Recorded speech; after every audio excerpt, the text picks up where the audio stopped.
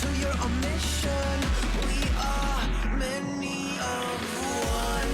We're coming home with a mission to tear you down from your undeserved throne. We can take your conviction. We are many of one. You may call it a virus, but we call it the antidote. It's an answer to silence. The future is here to revolt.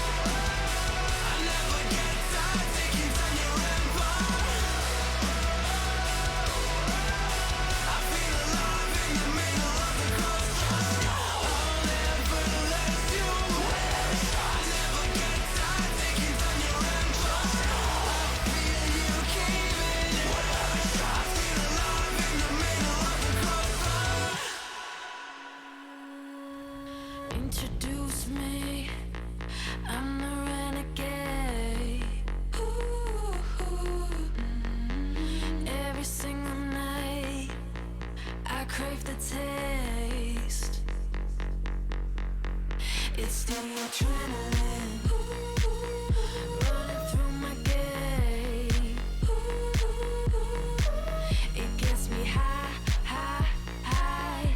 Got no time to waste. Ain't got time for small talk. I tell you the truth. I'm faster than you. I'ma tell you the truth. Not in it to lose. Just faster than you.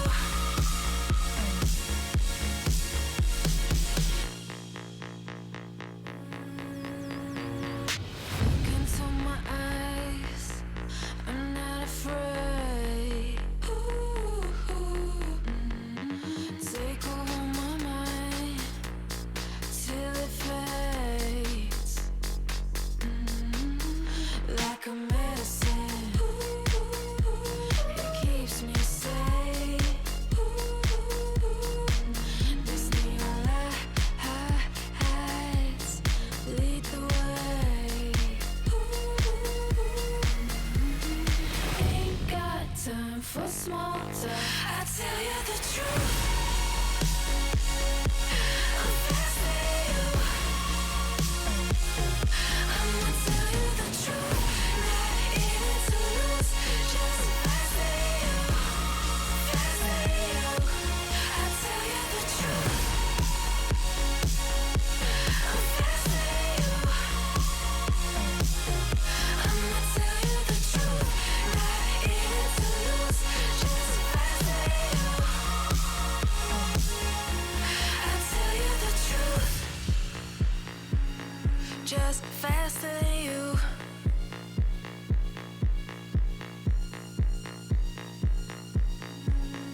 Just faster than you.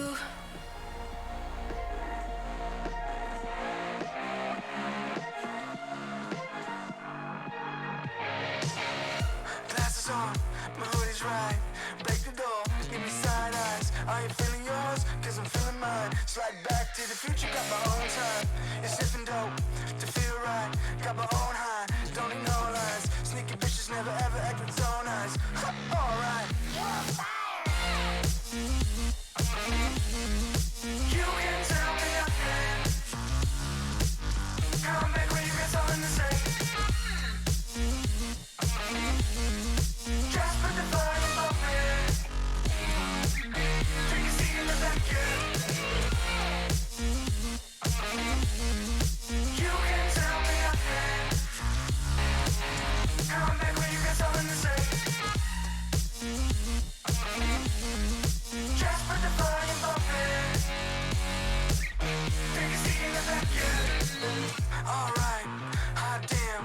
Not worrying about man's got a plan. It's not really about the dough, got a time frame. Matter of fact, about to blow up the Hall of Fame. So good, hell I'm all fine. Got a sweet little ooh, and it's all mine. My shoe games, class high, hear it all the time. You can tell me nothing. Come back when you got something to say. Just put the volume up, man. I'ma go get 'em. No time looking back, every day gotta do better. I'ma go get 'em. Blow the roof off for I really want to see, now go tell 'em. About to touch the sky, no helmet. Preparing myself on top, no weapons. On my own, I stop caring. Cause they keep telling me you can tell me nothing. Come back when you got something to say. Just put the volume up, man. Take a seat in the back, yeah. You can tell me nothing. Come back when you got something to say.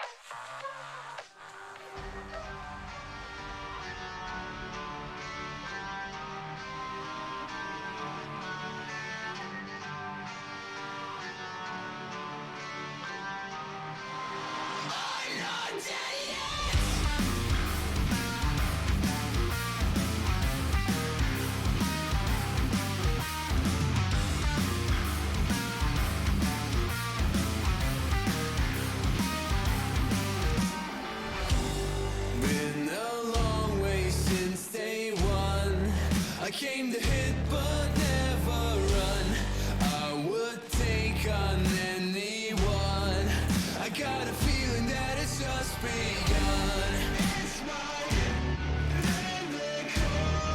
I got a feeling that it's just begun. I got a feeling that it's just begun. Oh, can you hear me? I think I'm still alive. High up in the clouds and I'm never gonna come back, never gonna come back down.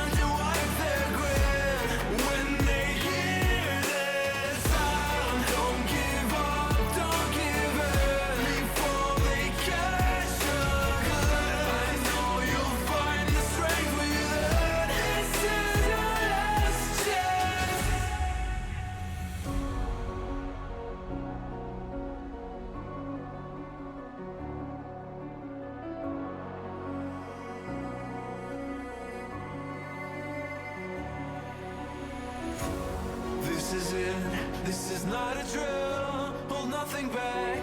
This shoot to kill, in this leap of faith that you're in me too. You stand alone, but I'll watch over you. The clock is ticking, the clock is ticking. A single second could mean everything. Time is running, the time is running out.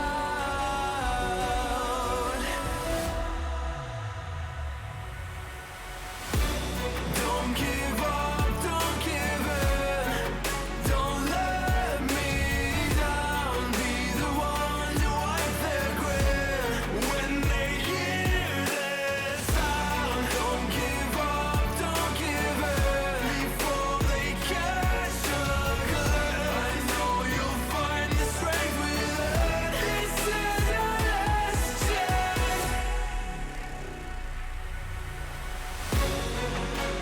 Now's your time to shine. Make it count.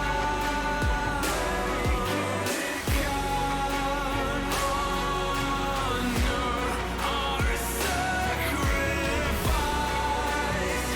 And now this is your last chance.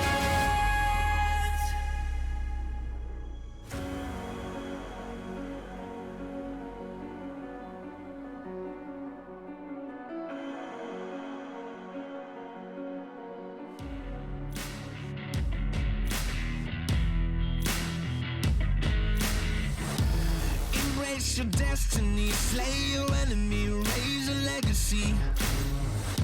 No more apologies, trust your abilities, gather the energies. Pull yourself back together, been staying off track forever. Child of the nation, go seek redemption, time for salvation. Today is meant to be day of victory, time for history. Reverse the tendency, fight the entropy, channel your rivalry.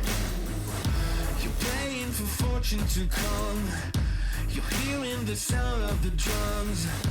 It's too late to backtrack, go pack your bag now. Keep your feet on the road and stand up. You've got what it takes to fight back. Don't stop until you black out, out, out, out. Stand up, up. You've got what it takes to fight back, back. Don't stop until you black out, out. Give all you got and show them how to make a miracle. Stand up, up. You've got what it takes to fight back, back. Don't stop until you black out, out. Give all you got and show them how to make a miracle. Go save your team, be a hero. Take home the cup, be a star. They waiting for you, take aim, shoot your arrow. It's your time to shine, show them who you are. Stronger, gotta go faster, gotta get better, gotta work harder. It's fight or flight now, get up now. Go make the move, go for the goal, lead up the stadium, you know how it's done. Stand up, up, you've got what it takes to fight back, back. Don't stop until you back out, out. Give all you got and show them how to make a miracle. Stand up, up. You've got what it takes to fight back, back. Don't stop until you back out, out. Give all you got and show them how to make a miracle.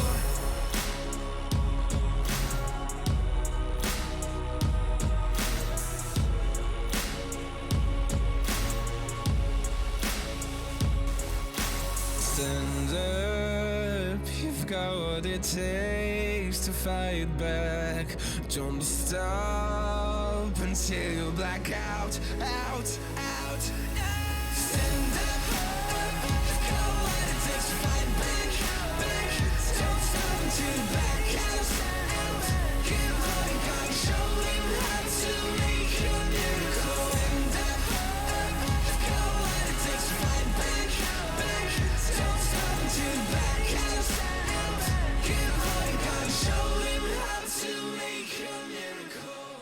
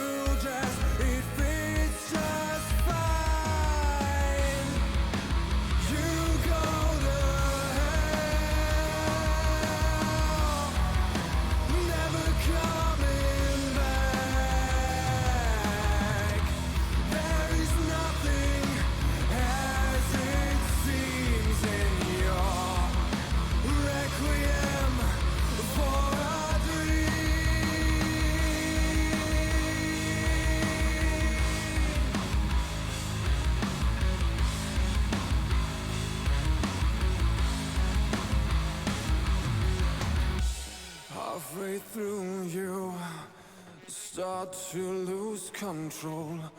Orange autumn leaves on the ground. At the end there's nothing, and you face yourself. Green is all you see as you fall. You go to hell, never coming back. These are those moments I don't think anybody else is going to forget.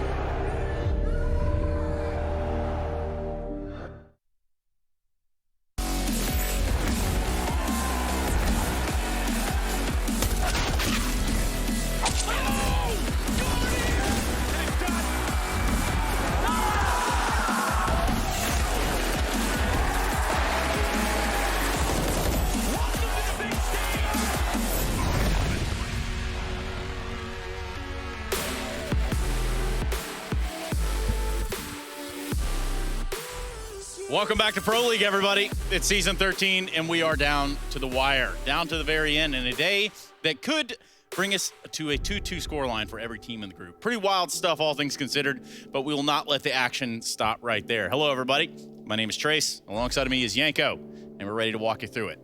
Yanko, how you doing? Doing great, Trace. I like your shirt. We all got an hour less sleep, daylight savings, or however you call it, summertime, CEST now. Yes. Thank you. Yeah. Oren. Yeah, it's not bad. Also, that whole hour thing, yeah, God, you know, I just had to go Can to you sleep, fathom you know. it? Like, can you get your head around it, how it works? Well, okay, I'll make it out for you. Time is a flat circle, okay? And it kind of works out like that. No? Great. Yeah. Where did you get your degree? Don't worry about that.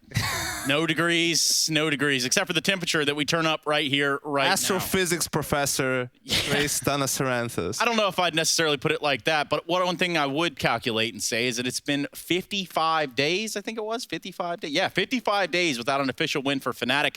It took them from January 31st to March 27th to pick up a victory, and we look at here where they draw VP this morning. First thing, bright and early, VP, one of the red hots, but also finding themselves in a precarious situation within this group. Again, a group that can go 2-2 all the way around. We've got Astralis endpoint thereafter, and EG Liquid. The battle for NA? Battle for NA, I think it's safe to say, yeah, that's going to be a barn burner. I think a lot on the line, obviously, for both teams. So I think we're going to see a matchup that's going to look a lot like what we would see on LAN in terms of the Counter-Strike being played. A lot of pressure. Yeah, it's cool. I mean, with this group, we have that flexibility. We have that option, right, that we give it that much of intensity. And it's so fun to watch, especially for a lot of these games like the Astralis Liquid game. Now we look at Liquid EG. A lot of storylines on the line, but speaking about being on the line, we have to call into our commentators who are here with us, Chad Lee and Alex. Chad, now I understand. Circles, good stretching. Yeah, I've been making weird noises in the green room all day. I've been stretching. You're getting old. Yeah, he definitely did do I'm that. limbering up, if you will. Now, Hey, Chad, you got a pop quiz for us? yeah, I or? do. I want Alex to do an impromptu jingle. What we're going to name the quiz is Counter-Strike God. Quiz Master.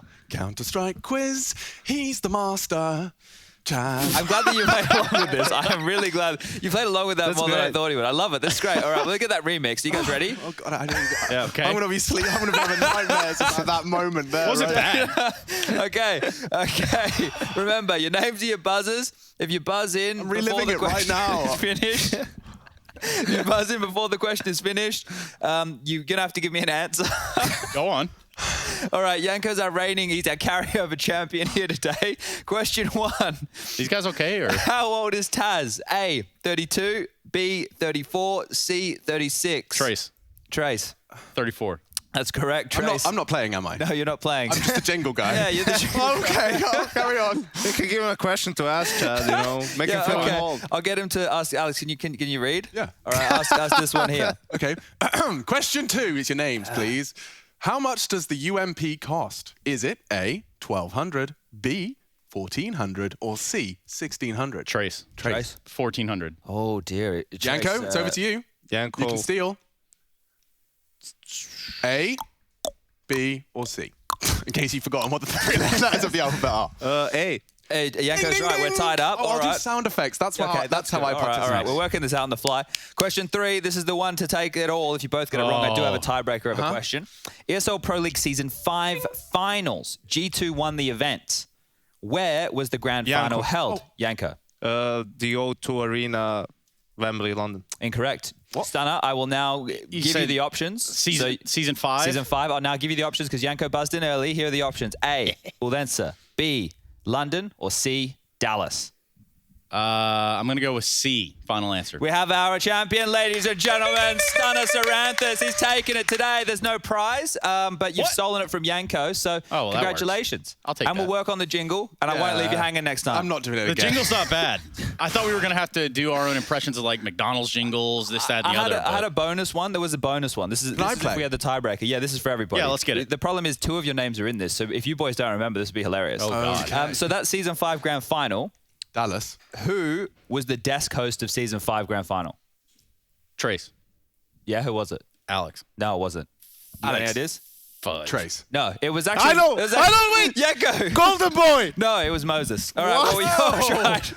Little I was Mo. convinced it was Golden Boy. I didn't even give you the options. Wait, I thought you said our names were in there.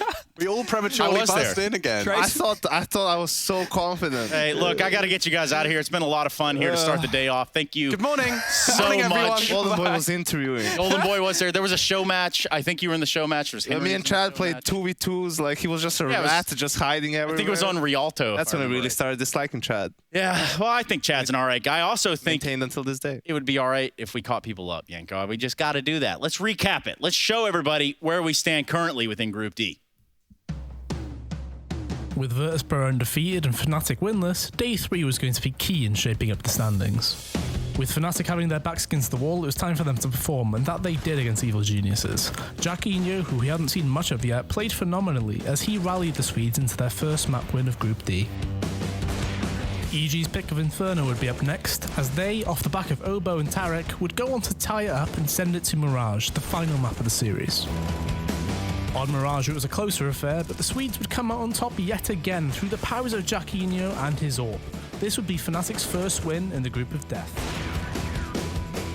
With VP's pick of Inferno coming in as the first against Astralis, it was destined to be an absolute slobber knocker.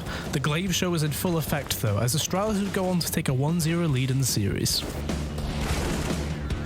Train was an absolute show. I'd recommend you go and watch this one back because there's far too many highlights and I couldn't do this justice in a recap. It ended in triple overtime with Yekindar sticking a defuse at 24-23 in a 1v1 to secure it and send the series to Vertigo. And with Vertigo as our third, we were able to witness the CIS squad of VP lose yet again on the map, primarily off the back of Glaive once more, who was performing incredibly. In our final match of the day, we had the Battle of Banana begin on Inferno, as Naf and Stewie would go out to deal some incredible blows to give Liquid a 9-6 lead at the half. Liquid would get a strong lead, but Endpoint would bring it back, if not for Fallen's incredible 1v3 to close it out and get a 1-0 lead. On Liquid's pick of Vertigo, Endpoint started capably as they gained a lead at the half, but that would be the only lead they'd hold, as Liquid would go on to dominate the second half and take the series 2-0. With no team through to the playoffs or eliminated just yet, it is all to play for in the Group of Death.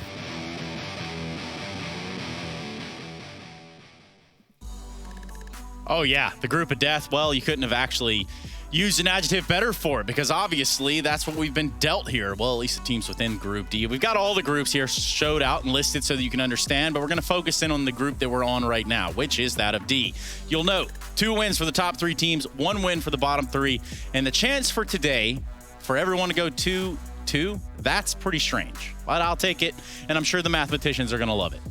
Yeah, I think that's the most important part to take away from this is that every team still has a chance to make the playoffs, which is maybe even the first time we had it so far in this I think so, yeah. Pro League group stage, right? Coming into day 4. So, yeah, it makes it really exciting. A lot on the line. We have a couple of very interesting matchups today, and I'm really looking forward to see Fnatic again and see what it is that they can do. Yeah, and in doing so, we need to understand where these teams were yesterday, or at least some of the stuff that transpired. We gave you a recap, but I don't think that's going to do it all the justice that it needs to. It was a wild day on the greens. Yeah, I think especially the Astralis VP matchup, Yep. that was a wild one. You know, you look at what happened on Inferno. Astralis having to come back after an early deficit, and especially on Train, like Magus had some mad rounds. This was crazy, like the quick scope onto Jame. I felt that was a lock for VP because Glaive, this was a 2v2, and Glaive was all the way above Pop. I don't think he would have had time to clutch this round, and Magus died. So, you know, you're thinking, wow, this is really backbreaking for VP. Astralis is gonna take it, but no, triple overtime, and VP manages to take it all the way to Vertigo, and then Vertigo ends with this, just double knives, madness, constant, you know, we're used to this on Vertigo, just constant retakes, smoke diffuses, right? So you could tell, and listen, I'm gonna tell you one thing. Okay. Katowice, Astralis wasn't boot camping, right? But they were saying that, you know, they had a talk and it's all like cool, they understand what's on the line, what's at stake and everything. This is a different team. Just in general, for every team, it's the same. It's a different feeling when you're at the boot camp. See how hyped they got? Like, you know, you can feel that emotion in a game where there's so many close rounds, clutch situations, right? Like, I think it really adds you that little extra to get you over the hump. And, you know, I think they've also realized that after Katowice and said, listen, like, maybe we should just, like, make our best efforts to boot camp. I know there's different situations for people because of COVID, right? But at least for the guys living in Denmark. Yeah, and you got to think about what sort of effect that would have upon a roster. That obviously shows its worth and its weight in gold right there. For Astralis, they come out victorious in that best of 3. For Liquid, they come out victorious in their best of 3 as well, albeit against Endpoint, a team that has kind of, you know, turned some frowns into smiles throughout this group. Yeah, I think they've been, you know, steady so far. Obviously, that loss was pretty crushing to Astralis with both maps going into overtime. So I like what I'm seeing from Liquid so far in general. It can still looks like you can teach an old dog some new tricks here. Fallen discovering his one-tap abilities, right? So to close out the game, that was pretty stylish. And, you know, here we saw also Stewie in the second pistol round having some highlights. It was funny, Stewie tweeted out, like, 2 maps, people just kept coming to my bomb site, finally, you know, had a good time, and Elise just tweeting out the complete opposite, you know, boring game. Yeah, I was going to say that. Like, the Elise tweet, that really kind of did summarize all the action that happened right there. And for us, I mean, obviously, Liquid get the chance to jump back into it, as do Endpoint, and we get the chance to jump over to Frankie. Miss Francesca, are you with us? Is that really your name? Is that actually your name? I think so. Francesca, it could be my name. It could be something else. I'll remain mysterious. Stage name. Although I'm quite upset that I don't have Alex right now to do a jingle for me. So can we get that sorted for next time, please? Or wait, that's already taken, isn't it? Whoops. It'll do. I'll take that. That's cool. How are you guys doing? Frankie, I think we're doing okay. You know, I'm miserable. I Okay, just lost to Trace in anything, so you do love to see that's it. really depressing. Hey, Frankie, you know, I noticed you've been surfing a lot, and I would ask you if you're getting the hang of that, but I really want to know more so about, you know, what it is that you're doing today, who you're talking to, some of the ins and outs.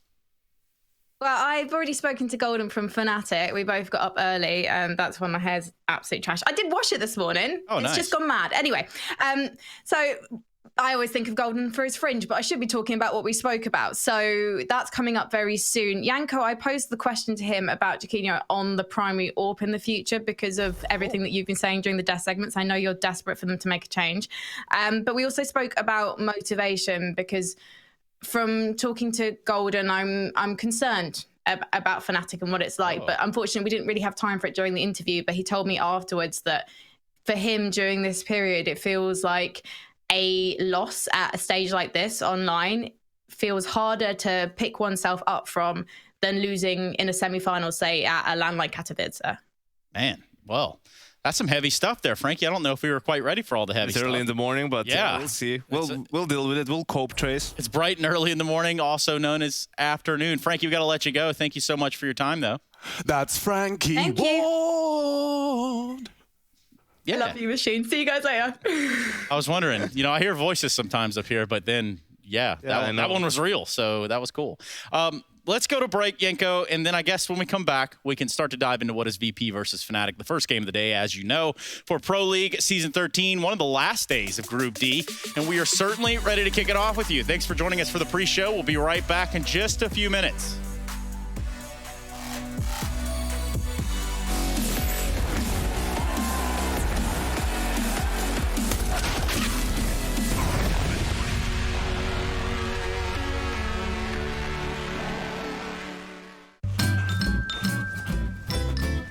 ready? Huh? Hey, he's a good boy, huh? You ready? Huh?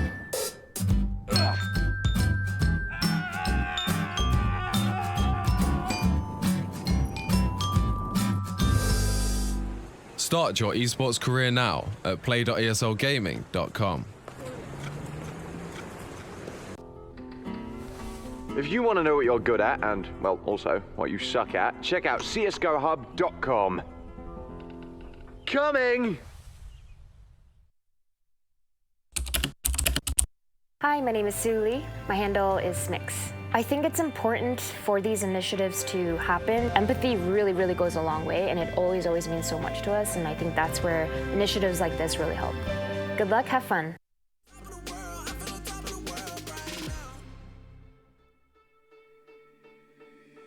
You thought that I was blind, but Только в голову. Справа. Клатч. Попал ему гол сейчас? Не. Да, 10 хп у него.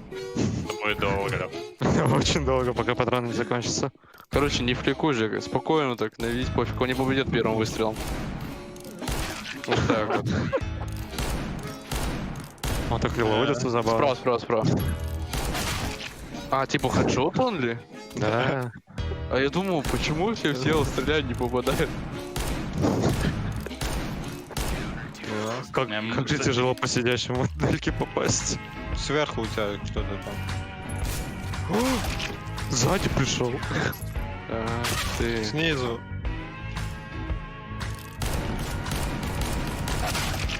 Я кое-что понял.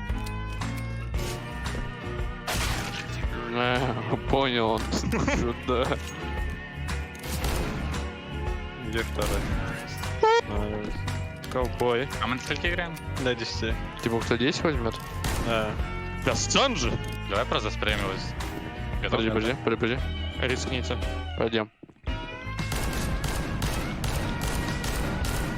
Иди сюда.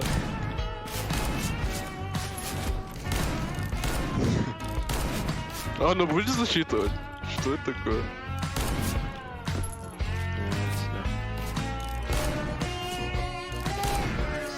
Ковбой. Да, меня убивают. Леха, иди сюда. Так нечестно. Отдохни. Леха, можешь с револьвера будешь? О, на шифте сам же слева. Двое слева. Пролетел. Сюда. Еще один ковбой в команде.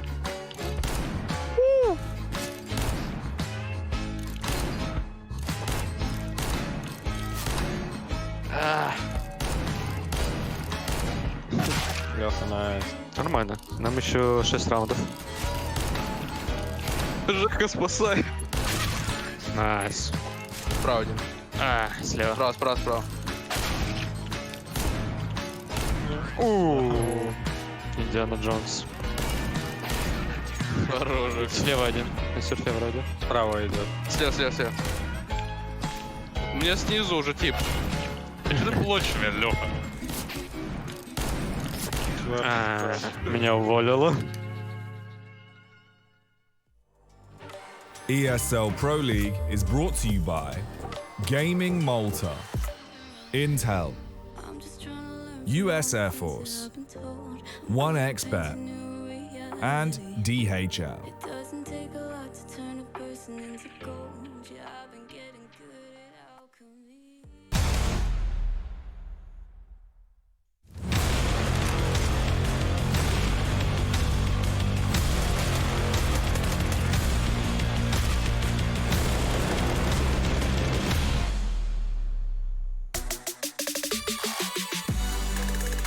And we're off. Fnatic versus VP to start out this day. We've got 3 best-of-3s headed for you. Fnatic VP, Astralis, Endpoint, EG Liquid to round it all out. And of course, as we've said before, this group coming down to the wire and to the very end.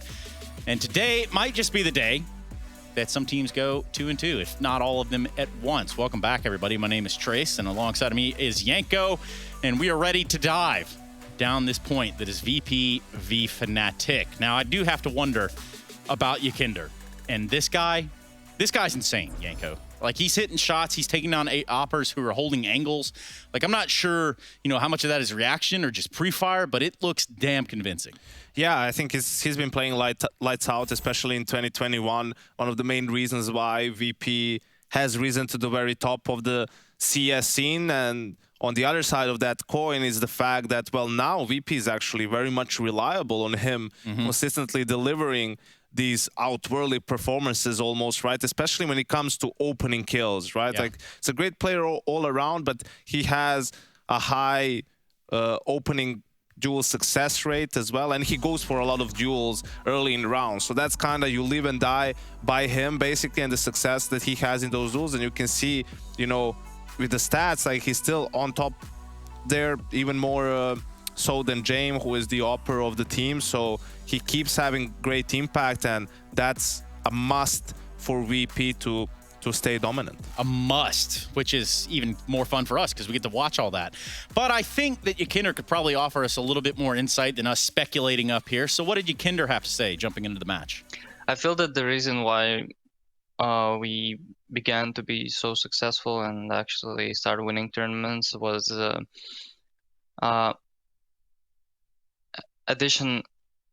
combination of adding me to the team with a fresh mindset and partly refreshing the team, as well as Buster taking a break and coming back as strong as ever. And I feel that James has been working really hard all this time, and it's obviously paying off now at the moment. He's doing really good as a captain, so he is now a stabilized captain. Like, even though before they could switch up the captain role, now James is fully the captain. He's controlling all our game, and I feel that those 3 things combined, those were the things that actually helped us improve and start winning tournaments. Yeah, at least that's their plan. James now at the helm. We just heard him say that, Yanko. Yeah, you know what? All of what he said can fit into one word, Trace. You know what that word is? Go on. Stability. Ah. They finally have stability as a team. They have stability and consistency across their roles, right? Buster being back, James being the, undisputed caller of the team as well. Yakinder, the great new talent, a very skilled player, and just having time to, practice, figure things out, how it is exactly that they want to play, which spots, roles fit everyone the best. And after that, it just comes down to executing, and they've been doing a great job at that so far this year. And my whole thing about VP and watching them yesterday versus Astralis on Train, it came down to the point where VP very much didn't give quarter to Astralis. They didn't let them fan out, take map control early rounds. They tried to hold their ground out in front, and that is, very admirable, especially against the likes of Astralis. But today's a little bit different. We actually do get that opportunity to hear from Golden, just like Frankie kind of alluded to earlier. Now we're actually going to hear from him. What's he say? Golden, thank you for joining me. The other day I had a chat with JW, and he was talking about this team going for a more structured approach. So tell me what you're doing to take the team in that direction and why. Well, the structure is mostly for, especially it's good for a new guy. We can expect a new guy to come into the team and be able to understand everything and adapt in the moment as we were used to as prior.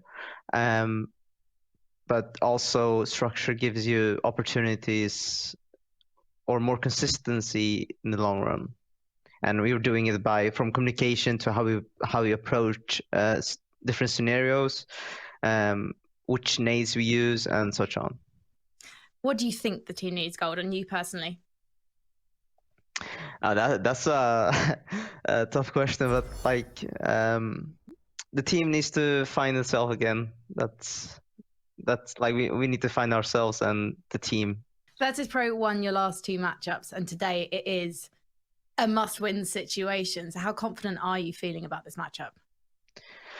Feeling pretty confident because just now we know what we did, like that small things, and everyone knows, like they can think about yesterday, and it's like, yeah, we did that this way, and then we need to keep doing these like mental stuff that we had problem with before, and then now we're fixing them, and then get that into the day and just have a little more fun and confidence going into any duels or just just laughing in the game. Golden, thank you so much for talking to me this morning. Good luck for the rest of EPL. Thank you. No, thank you, Golden. Yeah, we really learned a lot from that one. Well, what did you take away from it, Yanko? I have no idea what he was talking about. Yanko. I guess they're just like trying to be more focused on individually playing better, right? Like mentally not falling into slumps during games, not getting tilted, right? Just staying positive, having good energy during games, which is crucial. That helps, yeah. So I think that's what he was talking about. I think that's what he's talking about. Maybe we should start to talk about something a little bit different, and that would be map vetoes. Now, we've got 2 already out of the way in Nuke and Vertigo. Looking at Train is the first. Where's the second one? I was going to say a lot of things, but let's just see the maps. Yeah. Well, I think from Fnatic shouldn't have, like, VP picks Dust 2 here. The thing is that Fnatic should have vetoed Dust 2. I think they should have probably gambled on Vertigo. VP has been shaky on it the last couple of days, right? They've lost to Endpoint on it as well, right? So I think they lost to someone on it. EG, they lost to EG on it. So I think they could have gambled that and maybe VP picked something else. Train one was a little bit, it was expected from Fnatic. They had a good game against EG. VP, it is the map they have the lowest win rate on, right? They just had that excruciating game against Astralis where you probably ran everything that you could possibly run in your playbook. So a lot of things there for Fnatic to prepare, and Overpass is the third, good middle ground. So yeah, I think Fnatic has a chance in this one. Yeah, and for Fnatic, I hope they prepared for Kickert opening the door for VP, running across Train. He was doing it last night against B Astralis. Let's see if he can do it again today. Fnatic on the other side, VP in the other corner. We're ready to jump into this first best of 3. Train, Dust 2, and then a little Overpass for your liking. Alex and Chad on the mic. Let's do it. Let's rock and or roll. VP, they do start on the defense here on Train. Fnatic trying to replicate the success they found previously. 1xBet doesn't believe they can, or at least leaning towards VP likelihood. I'm joined by Chad Sponge Birchall. He's smart, he's suave, and he is looking for a baby mother. Let him know over on Twitter. DMs are closed. Oh, damn. Yeah, it's all been locked down.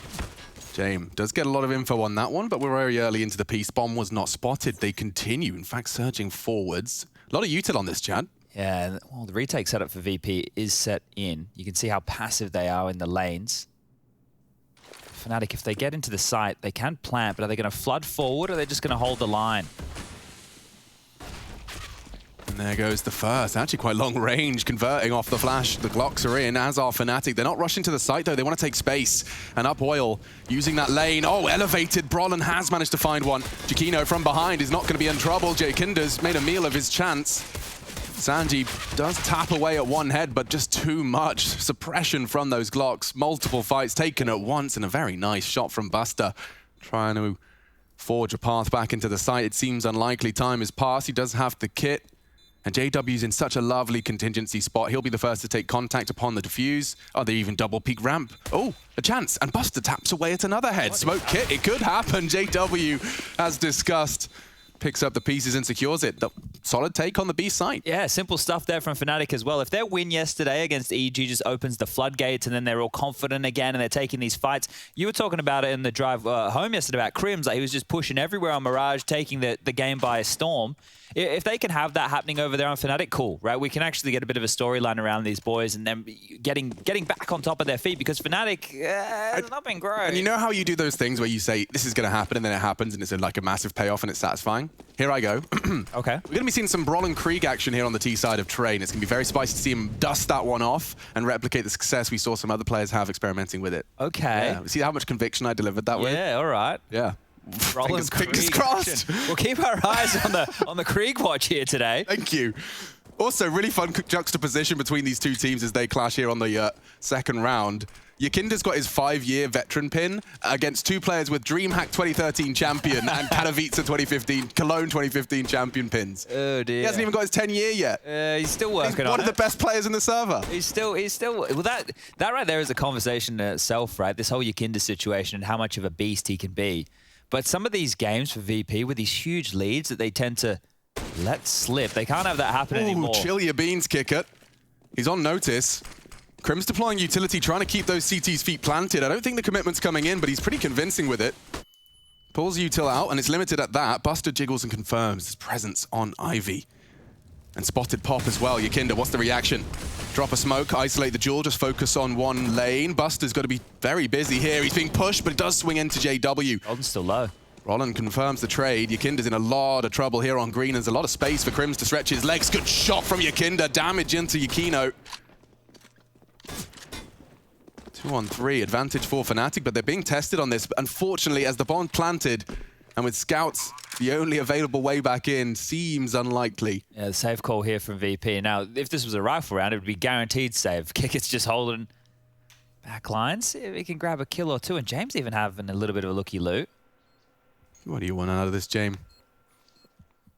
Also, good to have our questions answered. We talked about the previous instability. Obviously, this is kind of echoing the sentiment of the desk when they had 3 different leaders at various intervals. Yeah.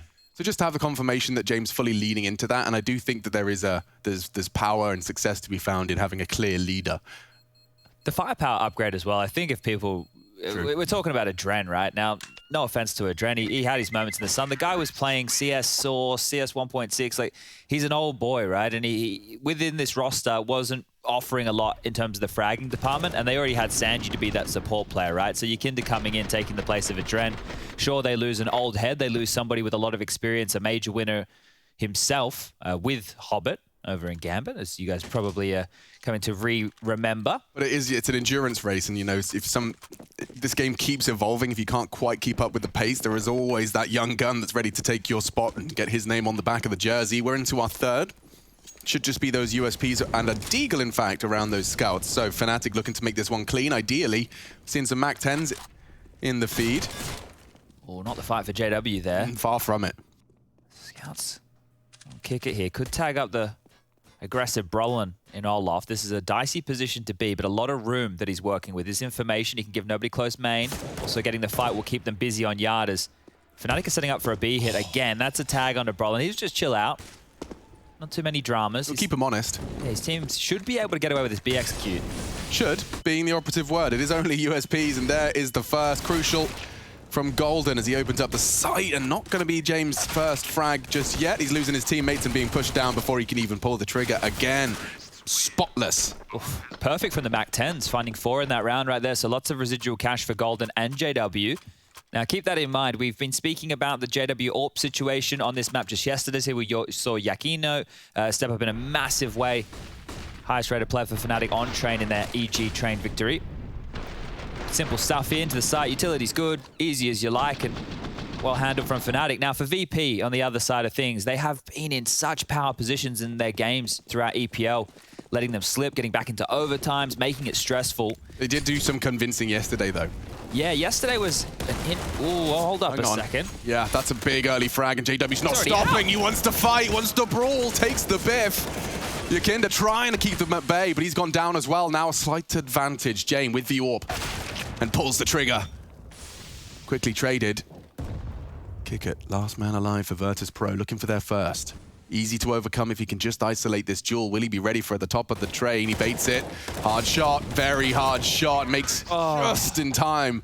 But the Molly's there to secure the round. Fnatic extend their lead. And they pick up the AWP there as well. So that was just those saved Mac 10s, finding an entry, getting out fast, and JW using him the way I think he should be used, right? Yeah, blunt really object. Aggressive, just get him in there. JW is so good when he can find that timing. So actually Jackie Boy to come on down Pop Dog and get that kill. Jacquinho. We could just call him Jack. I'd love to. We could get away with it. Yeah, but he had a, there was a whole story. We learned where it came from. He used to love football, used to play football. Such a European thing, isn't it? It is. Jacquinho. Bloody football and injuries. And we do have a player disconnecting, so it should be just a quick little technical timeout here. Rushley, how are you doing this morning? Yo, good morning. Hey, Future Pro. Rush, what have you been working on? Do you want to tell Alex? Oh, yeah, Alex, I came up with some outside smokes for Nuke, the L block. You've got L block smokes for it, like 64 tickers? Oh, yeah, 64 tick. Of course, 64 tick. Does that mean I get to throw one that's not the cross smoke? I'd like something a bit more complex. It's probably good to teach him. Well, it's probably good to teach him one of them. Teach me one of them. Yeah, of course, yeah. Like every time we're having that conversation, I'm always just, I got smoke for cross. I don't know. I can't provide or offer anything runs else. away, and forgets to throw his smoke as well. So it's good to have some backups. Yeah. All right. Well, we had a rough Nuke game last night. Terrible. Absolutely dreadful. I don't think the T half was the problem, but we didn't get as many T rounds as we did CT rounds. So if we look at the numbers, it doesn't add up. I don't know. Either way, we did get bodied yesterday. We got destroyed. I forgot about that. Yeah, I wiped it from my memory. Yeah, I think we all did. Yeah, holy moly. It's like, all right, well, that's done. Won our Ancient game, though. Undefeated on Ancient. If anyone wants to challenge us, head to the scrimmage realms. We'll be on. We'll be there. I'm desperate to get beaten on Ancient. We have Jay, right, throwing that. We have a player that we play with, just an internet friend, legitimately an internet friend. He has a smoke on Ancient to smoke off on the CT side the entrance to the A corridors. And that doesn't sound like a big deal, but I'm talking about for the Ts as they try and enter, they have to run in through a smoke. It's kind of cool. We got mid smokes. Henry worked on those mid smokes. We're probably the best Ancient team in the world. I'm not gonna lie. When I spawn in and I hear Rush and Henry going like, so we're doing poly pocket molly and we're gonna transition through bedroom, and I'm like, what? These guys have got strats off the spawn. We got a couple of fun names. Right. Hugo's bedroom. Yes, that's a good one. Yeah, that's of course in Ode. Hugo's ledge. Honestly, a lot of Hugo Byron influences. He's obviously a big influence of ours. In our lives, in the Counter-Strike. Well, there we go. There's a Fnatic. Looks like all 10 players are in the server, which is actually compulsory to start the match again. So actually, I don't know if it is. No? I think. What's the situation? It's probably somewhere in the rules. Like after wants to play 6 with hours? Yeah. Oh, they could? I don't know how it would go. What is that above his bed? I think that's actually where the source of his power. Okay. Yeah, he had it inscribed himself. It's, blood, sweat, tears. All of his old gaming mice, he boiled them all down. Okay. And created a mural. Above his bed. It's essentially like a dragon. It's a rune, essentially, and it's activated when he turns his computer on. All right. It's where his additional fragging power and prowess comes from. I didn't have Yakinda painted as Yeah, I mean, it's ritualistic. It's not particularly spiritual. All right. It's just how he raises his power level in the anime that is Yakinda takes over Counter-Strike. Right, well, I might tune in to watch that one. I would. For a new show to watch. What a protagonist. Will just be another... Oh, keep Dorky. That came real easy. Yeah, too easy. Big gap in the smoke right there. I was going to get talking about how it's just another partial upgrade here from VP, but maybe it won't matter. Could have run out of juice, old VP. He's got one in him. Sanji's definitely got one in him here. Could be the rifle. Brolin, however, is vigilant. And just above Pop, your aforementioned Yakinda jumps straight into Jaquinho. What are you doing? Playing with fire. Brave. Very brave. Brolin, however, does win his duel against Sanji. Sandwich is theirs. Fnatic set for 5. Bomb to be planted. No one to contest. Pop is held passively at this point in time. This needs a bit of workshopping, Alex, but what if like Sanji gets like a massive 3k spray down, and it's like once you let the Sanjini out of the bottle. Oh, you got to rub him the right way? Yeah, maybe. Maybe. There's a lot that can be done there. We'll try it out. I mean, yeah, let's brainstorm. Golden's easy. Also, brainstorming, I think this is the American version. Have you ever heard of mind maps? I think that's what we called them in school. Brainstorm is what we always did. Mind maps just it's actually quite an interesting comparison. It makes it's the same idea. Sure. You know what I'm saying? I do know what you're saying. I'm mapping out the mind. I think there was another term we used for it. Probably some Aussie thing. I can't even. Right now, the brain is not functioning. That extra hour of sleep that they stole from us. But isn't it exciting that now there's an S-C-E-S-T? Summer is on the horizon, Chad. Sunny days. Doesn't matter if we can't go outside. Beers by the Rhine. Oh, yeah, that's right. Last year was actually all right. Yeah, there's a lot to look forward to. We've got days off as well. That's true. We're not going to talk about Counter-Strike for a whole 12, maybe even 24 hours. We will, which is pre-recorded content that everyone will see a couple of days later. No, we will be talking about Counter-Strike. We just want to be live, making. And we are live, back into the action for round 6 of our first game of the day, Group D. It is ridiculous, and James has started us off with a bang. VP hungering for their first CT round here, and it's a big one. Every penny invested. Early blood drawn. The in-game leader of Fnatic will be now leading from the sidelines as he's been silenced by that AWP. JW has the same equipped and hunting. Smokes will fade on main. Buster floating between his 2 responsibilities. We do have a 3-2 split of the defensive resources for now. Why not when you have already stolen an early frag? There was 5 smokes out early from both teams there, and another 2 have just been limped. 1 towards main, 1 towards Ivy. There's a minute 10 on the clock, and Fnatic looks like the bomb headed over towards Buster's position here. First real test for him other than the Second round force. He's probably more than happy to turtle up here and allow Fnatic to whittle down this clock. Not a fight you need to be taking, especially when you've already hedged 2 players over towards B.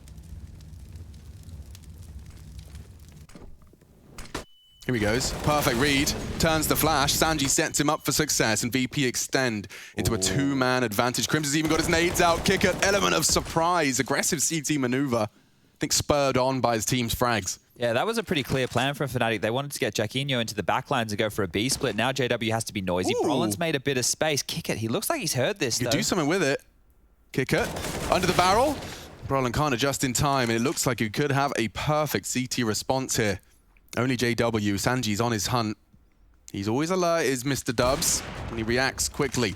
Pulls the trigger into the first with 8 seconds left. Maintaining this AWP could have large ramifications eventually. T's have got plenty in the bank after a 5-round spree, and they'll be happy to go scavenging for whatever they can on the CT side as well. VP post their first. A couple of AKs picked up there as well, and normally with VP, the story's gone the last couple of days. They have these flyers of leads. You know, we're talking, oh, it's 8-1, it's 9-2, yeah, this one's over. Maybe this is what they need. We're in overtime, right? So maybe if they start from behind, they can have that fire in the belly that they need to close this out, because closing games, it's a whole different beast, right? It's great if you can start off really strong, but if the opponent doesn't capitulate and you are the ones who do, then you're in a lot of trouble. They have their opener, Yakinda. He is the opener. He has looked absolutely phenomenal as far as being aggressive, getting those opening picks, CT and T side.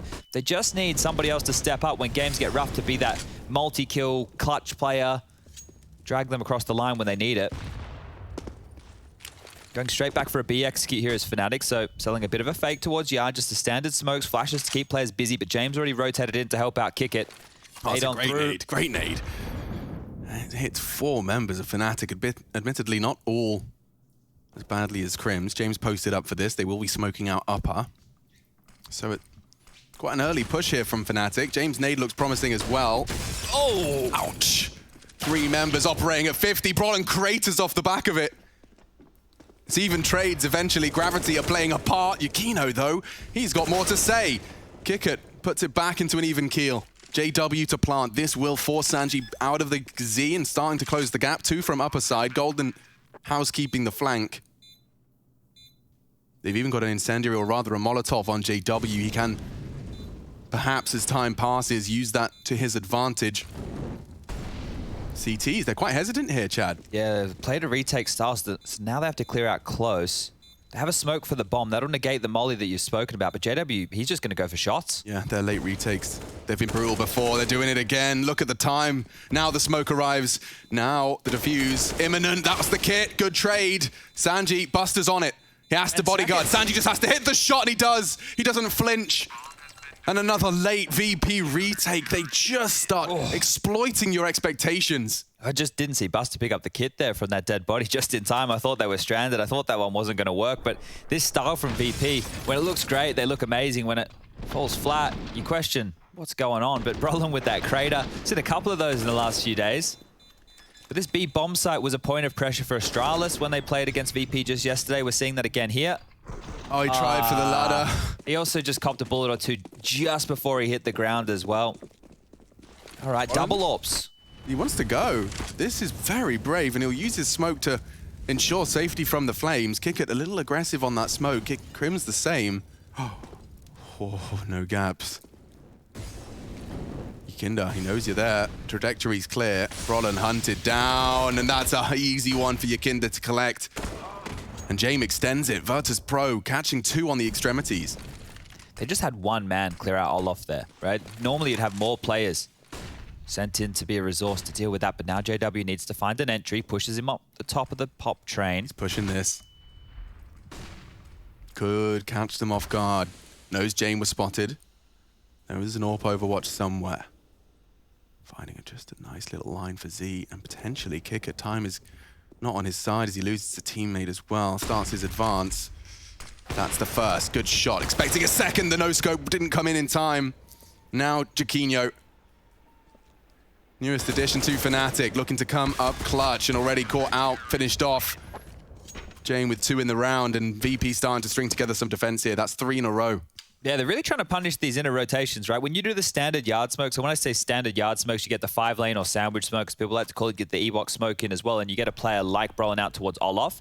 The idea here is that a lot of players traditionally are needed to clear that out. Yikinda's just doing it on his own. You can see how risky that was. There was nobody overseeing the main position while he was doing that. There was always a chance for him to get swung on. But when he clears that out on his own, that means that the setup from VP, they haven't left any gaps. And that was the gap that was exploited or was trying to be exploited towards high ramp inner.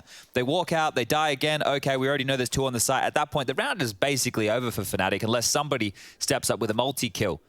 5-3, and it looks like a partial buy maybe on the agenda here. They do have enough if they want to go all in, but there's a Deagle on Crims. Brolin's bought into a Mac 10. I don't mind this call whatsoever. They're going to have enough to buy in the next round, and this here still can be threatening. The money hasn't built over there from VP. They're keeping it interesting. There's Tech 9s now. There's a couple bits of utility. A faster play. You get a couple of kills. You get the bomb down. You keep VP's comms chaotic. So Fnatic can try and leverage a few more rounds out of this half. Very quick approach over towards the box holes. 4 of them quickly. And I'm going to be interested to see when Kickit calls for the cavalry. Might already be on their way. Now, maybe. He finds the first, tucks in, another on the agenda, all 3 with just the M4. This one falls flat. The bomb plant unlikely now. Golden just going to go down with his knife out. Knife to a gunfight, VP 4 in a row. So much action over towards this B site still. The yard plays is what we saw early when they could get away with a bit of quickness against the ecos of VP. Now these gun rounds, it has been that focus towards B. And you were talking about the Krieg watch. Well, it's not in the hands of Brolin right now. Crims has bought into it. Okay. I mean, certainly, I was like, if you were looking for long fights where that scope and that dot and that first bullet accuracy are going to give you an advantage, Train T side is one I'd be willing to bet on. See what Crims is planning to use it for. Brolin at the moment is once again knocking on this main door. A smoke instead of a flame early. He's actually going to try and exploit that gap. He will have info should Sanji cross. Brolin holds. Sanji exploits it. They give them gaps and expect the peak. It's smart. It's punishing. Seen Gambit doing something similar. Sanji stands and returns the favor. He holds Pop in the face of the nade. That's the danger man gone, though. Brolin was meant to have all that attention, find them an opening pick again. The rest of them have no space, right? They're above Pop. They don't have box holes control completely. They do if they want, but they have to flash on in. That's indications to VP. They understand what Fnatic are working with here. And this double pop setup will be very strong. If they try and come pop late, they'll get mowed down. If they try and come out main, that's a crossfire you don't want to have to deal with. And if they go towards B, it's a fast flank. So it's a fake here from Fnatic towards the B bomb site. Utility coming in. They're making space for Jaquinho. He's actually not going to push on down. Ooh. Yikinda provides. Yeah, look at that. You've got to think about so many positions if you're Golden coming out, right? Connector, Olaf down at Hell, Ivy on top of the green train. Oh, Jaquinho gets away with a very wide peek. His toes spammed down to 19. Feels like it should be a save. Yeah, that's what I'm leading into. What are you meant to do? 20 seconds, dude. What are you supposed to do? Yeah, definitely just save. This is out of the VP strat book here. Fnatic learning on the job. Hold on to the Krieg, the AWP, the AK. The loss bonus coming through. Golden will be able to buy. Brolin's going to be a little bit light on. That is a small drum. He's going to have 3,500, so it might be an AK without head armor or a Galil with utility. But either way, this will be 5 for VP now, and that is 5 on the trot. And they've been able to turn this one on its head. So really quick stuff. They're back in it. Brolin was so... I mean, it's such a tempting line, right? You get that lovely gap in the smoke. You can say, I've got the pop cross, but Sanji knows. And he just waits for any confirmation. Just over there, and then the double pop setup. Golden wasn't prepared. And Virtus Pro stringing together 5 on this CT side. Double AWPs are out as well. It seems very likely that they can test Fnatic again. A different call out of Golden's mouth. Got 3 leading Ivy early. Brolin going to be more passive on his main hold. Crim's trying to be as loud and as obnoxious as possible above Pop. Keeps them honest and peeking in. JW. Big shot. Using the AWP to great success has opened up the round for favor of Fnatic. Golden tried to accelerate, but James so quick. They will continue to press the issue. Sanji in response. Jaquinho, this is a very important duel. Jiggles it nicely. Sanji the same. Backs up. No commitment on the bomb yet, but Sanji just corralling them back towards the now fading green train smoke. Sanji lives on. Fnatic applying the pressure slowly. Kickett's coming over to help out Sanji here. Oh, and it's a hard shot to hit. Kickett finds it in the rotation. Chiquino gone. Fnatic being whittled away out here, and they're now starting to take this space back. JW hit a great shot to get them in. He's missed a chance. Sanji lives on again. So much info, so survival, like so strong and capable of survival. JW tagged up as well. This is getting worse and worse for Fnatic. And Yakinda's on the flank here. This is horrible. They're out main. They're still looking for Yakinda. You can see their eyes towards Pop, E-Box, Heaven, everywhere, but the flank's still coming. Around the world. And Crims looks like a Daft Punk. Only Brolin, the healthy one of the two. 4 CTs still just slowly able to deny this plant. Perhaps not. Safe plant from Brolin. JW scoped up. Oh, and a shot onto Sanji, perhaps pulling them into contention. Brolin prepared for this flank, but above, this is a nice angle for Yakinda. If he clears his ZX, he's loud and enables Brolin to unload his mag. Now 2-on-2, they're turning it around, 2v4. JW started this round, but they're on the defuse, and they can't access it. Brolin does knock him off the bomb. Survival, he's just tucked it in time. It looks good. JW and Brolin working together, putting their heads together. James has it now. Oh my God, he might have it. Plenty of time. Oh, brutality. I thought Brolin could rot the clock. The plant so far disconnected, but James forces the issue and snatches it away from the potential. 2 versus 4 denied. Still got dicey though, didn't it? That is a wild scene right there from VP, and you can see how much space that they give. This gets taken very early, 1:30, and they think that players can already be in the back lines. Well, they thought right. The fact that they took this so slow and they isolated, they changed the puzzle piece around, that helped out a lot. But this flanker Yakinda, I thought that would have been enough. It was enough to make it almost sealed, but the deal had to be closed by James. 6-5 now. Double up still up for the CT side. Plant will facilitate yet another bite for Fnatic. JW, he's trying to push out this time. He's in the smoke. Oh, they seem prepared. Yakinda steps up to the plate. Nearly 2. It is. Snatches it from JW's erratic spray. Oh, dear. Very, very early 3-man loss for Fnatic. It gets worse as the nade lands, as Crims does try and force the issue. Down to 50.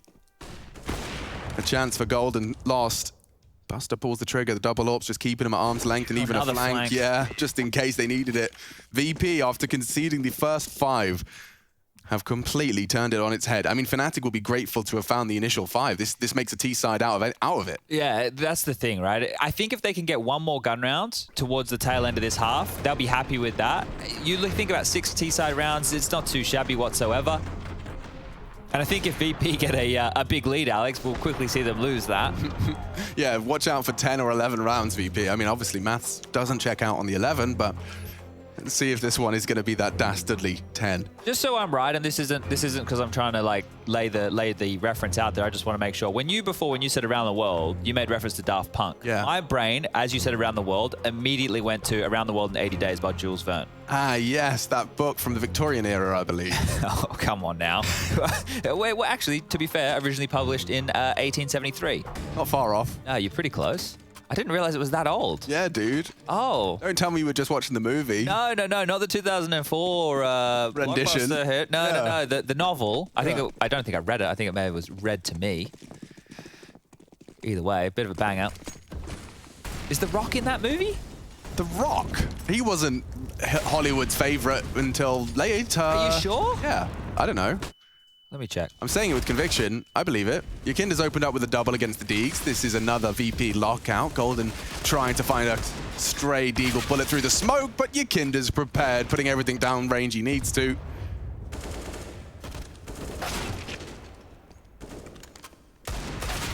And there it goes again. Crosshair in the right place, straight through the smoke. Beams another, even snatching away an AWP, just as if they needed to monitor their finances at all. VP have got so much in the bank. This is the double molly. You can see what it does to them. Nades, flames, bullets, flashes, pushes. You are not going to have main on your ideally slow Deagle round. It was Jackie Chan, the star of that movie. Jackie Chan. See, I told you. So Jackie Chan and Dwayne, they didn't really cross over much. That's true. They haven't. Yeah, you're right. Jackie was like Hollywood's heartthrob, and now we've got Dwayne The Rock Johnson. Yeah, that's quite the contrast, really, isn't it? Like Jackie Chan would have smashed Jumanji if it was 10 years early, you know? The reboot, obviously. Yeah, I don't like the reboot. I don't like the game angle. It's got legs, but yeah. Yikinda's up close again. This pressure towards main continued. More harassment of utility. And what are you meant to do with this? I mean, it's been so brutal to be in the Fnatic POV for these last 8 rounds. And it continues. Love that. Damage dealt. Well, they're going for another B-Exec here. They have the utility to do so. And when they do this, they try and thrust players, at least in the past, through this high ramp smoke. It's, we've seen Jaquinho get a couple of impact JW frags. could catch something here. James posted up on it. Well, they're halfway up the ramp. It's a bit of a weirder setup out of Jame and Kick. It's not the standard.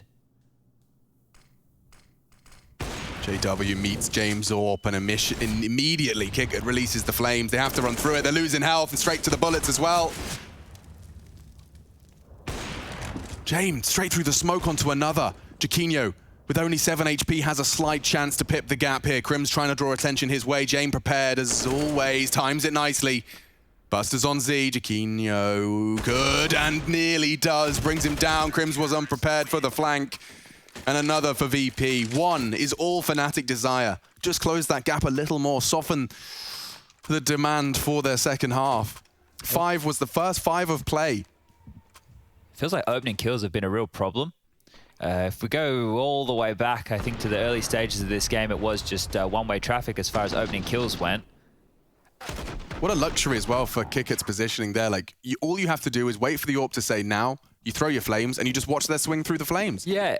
Who had lane for him? Someone in Z? I think that the rotation would come and pick it up, or because he was at more of a passive line, he could also pick up the swing towards back a pop eventually. So, but playing a more of a different angle there, and Fnatic rinse and repeat back towards B, try and crack this nut. No rotation from Jame early this time, so they might get away with it, but that deep nade from Kicket only does a little bit of damage. Jaquinho's sick of having every round at 80. They're popping down low ramp any second here. They're postured so far forward. Here we go. It's an immediate pop, and they have caught VP's gap. This is a real chance for Fnatic. We haven't seen this before. Getting in completely unscathed. So much space. Close. So much space. He unloads his mag, but the frags still go VP's way. Double out of Sanji. Awkward now. Oh, and it's all JW. So quick off the break. He throws out his nades, recovers a flash. Only a Galil for the clutch. They're already smoking the bomb. The util is so suffocating. They're onto the defuse. He's got 4 seconds to react. 2, 1, and there's the 10th. JW can't do a thing. Virtus Pro, 10 in a row. Swapping sides. We'll see what Fnatic's defense has in store.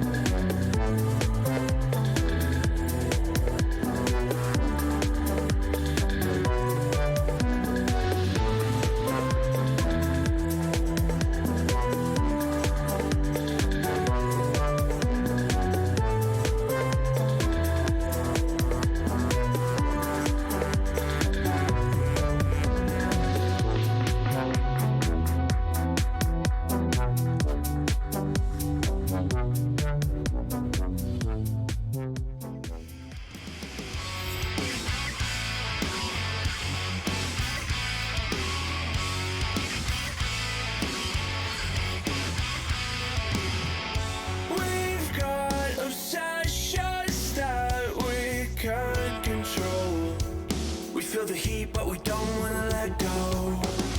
We answer questions that we ask alone. I hear the words, but they're coming out an echo. So, would you give up the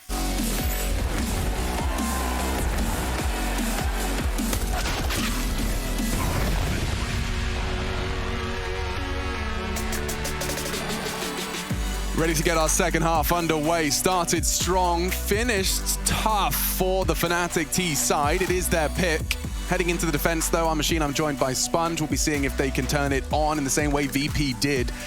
And a couple of players to keep your eyes on. Brawl and Crim's win conditions outlined by our desk. Neither having the best start. 0-3 in opening duels for Brawl and Crim's. No multi-kills so far. Kept quiet. Let's see if they can turn it on for the defense. It starts on the T pistol with P250s. A little smattering of util on the kick at bomb carrier. And this is a common info fight. Just Jamin battling out with Brolin for supremacy of the halls. They've gone for the double pop pistol here. Yeah, interesting stuff. Yakinda coming out late main as well could be curious. You can see if they're on the radar as well. Sanji tucked in, dealing with a very, very passive Ivy push. Just holding the bin, having a good time.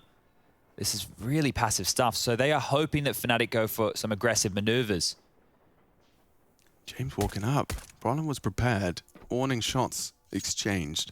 This is really simple from VP. They watched the game yesterday against EG for Fnatic, and JW pushed Ivy. He pushed all the way behind them. So I think that's the reason this one's so slow out the gate. Don't want that same level of aggression to come on through. And now as they pivot, if they drop down pop, this could be a massacre. I mean, yeah, Jaquinho and Golden are going to have first bullet taps here. They have to be patient. VP, here they come. The totem drop and immediately opened up. Yakinda set for success. He was at the head of the totem pole. And it is Fnatic that catch that brutality. He may not be done. He's got a USP, which does favor him here into Crims. Gets the info. Nice swing. It's called two players. They should just go fast in now. They will. Brolin, Crims, flashes to suppress. Bomb in. Jame guarding Kickett's cross. Brolin, he's been here the whole time. Sanji flank too. Oh, they've got it all. They've got it all. Fnatic need a frag if we need it now. Sanji, the latest of all the flanks. Let's keep an eye on that. Jame for now. Walk through the smoke. JW does throw out a couple of bullets. Shadow advantage for Jame. Sanji's close now. And he's already started to close the gap. It's too easy. VP only losing Yakinda after his double. It's so easy when they get to play passive like that because they know the flank's coming. In a lot of situations when we talk about train, maybe the pistol round or the force by rounds where there's deagles and stuff in play doesn't count. Here we go. Let's check this out from Yakinda's POV. Oh, the crosshair is exactly where it needed to be. The totem drop, it doesn't seem to work against the rifle rounds as much these days, but on the pistol round worked well. Nice detail as well is that the person that was dropping with him was facing the other way. That head, you know, yeah. Where you're placing your crosshair, it's irrelevant because you're completely mixing up the hitbox. Very nice stuff. All right, Fnatic, got to make this one count. This can be where they start their defensive comeback. It's a combination of Yakinda's AK and Kickett's Mac 10. Blood is drawn. Golden is lost. Throws out the smoke to recover his teammates. Brolin's already got main info, and you can see the passive line Yakinda's opted for there just to keep track of that. Curious as to where VP want to finish now. This is so early in the round for them. They're not thinking about that by any means, but they need to pressure somewhere else across the map. And you're right about the Brolin situation. If they clear that back, Brolin's probably good for one, right? Maybe even a bit more damage. And the fact that Sanji and Kickett now are operating at half HP-ish or less, Ivy might seem like the best route, but they're not heading with too many forces over there. JW versus Sanji.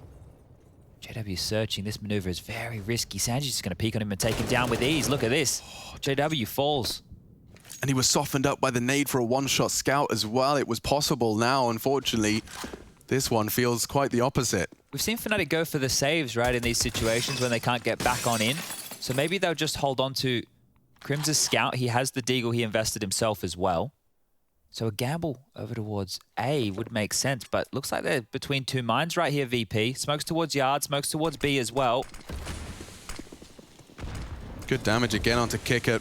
Chiquino, you got anything for us? They've crossed. He's swinging upon him. Good util as well. He's trying to pip the gap and does take one. A second compulsory. It's not there in time. The plant will be. Mopped up now. Oh, Get to keep a thing. Yikes. All right, 12-5. Should be 13-5 as Fnatic will have to take a full save here.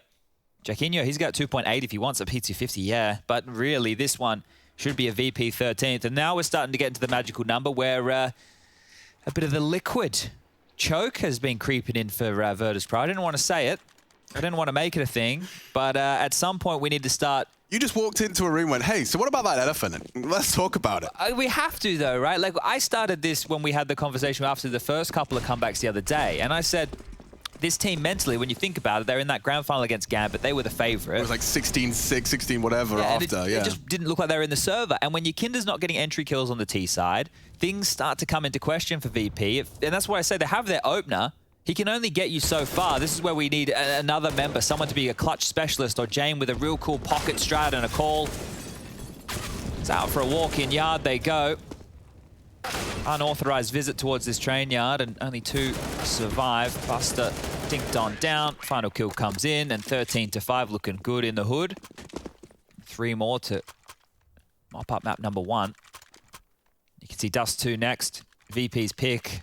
Yanko was talking about the potential of floating the Vertigo ban and getting rid of Dust 2 to put VP somewhere else. So it's going to be interesting to see how punishing it looks on that second map. Yeah, I think the sentiment there is, do we believe with VP's wobbles on Vertigo that they would pick into that map Precisely, again, yeah. right? And you'd hope that they'd have enough conviction in their map pool that they would, but it's always that thought of if. And if they go to something else like an Inferno, or if they went to something else like an Overpass early, that's a map that's much better for Fnatic, right? Roland is a bit of a pop dog nerd. If he's going to be able to, or if anyone on Fnatic's going to be able to trifle with the VP pop takes, it will be him.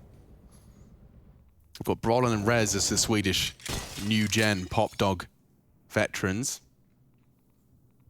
Org so close range as well. It's quite a nice weapon for the job. That nade softens up your Kinder here, but doesn't tend to stop him from running on in first. They're bombing box halls right now, and they're Such waiting. a wide spread from VP. Just denying all of that CET potential push power. Ivy looked after. Just now, the gap has been established in main. Pretty good stuff from Golden to hold onto his Molotov here. They've just thrown out a bit of a fake towards the B bomb site to try and drain this CT utility. Golden's held onto that Molotov. He's also got a bit of help in the backlines there of Jaquinho, who also has a smoke and a molly, so they can defend against this B here if it does come in late.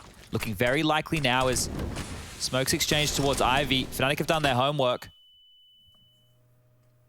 They don't move a muscle. Brolin for the fast flank. Jaquinho dropping the incendiary upper. It seems like good timing. Just about evades the shots now. Dinks, Buster's low. Jaquinho provides double and even a third.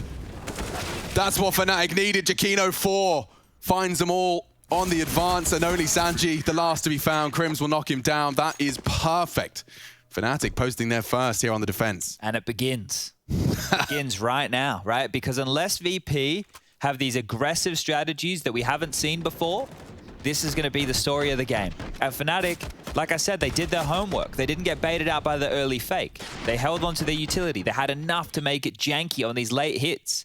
Where I was talking about EG in late round situations against VP. They give them enough rope to get into the site. As soon as they start planting, they swarm. People are starting to figure out this VP puzzle. And VP are the ones who have to make the next move.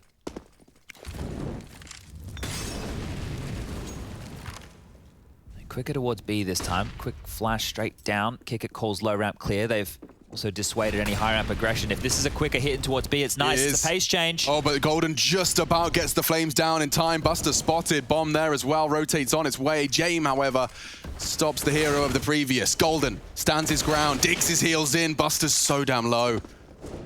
But Sanji's catching another on the rotate back.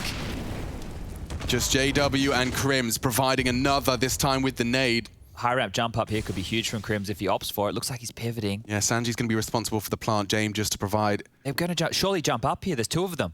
And they found him. Sanji got a decision to make now. 50 seconds thrust onto the clock and another advantage for Fnatic.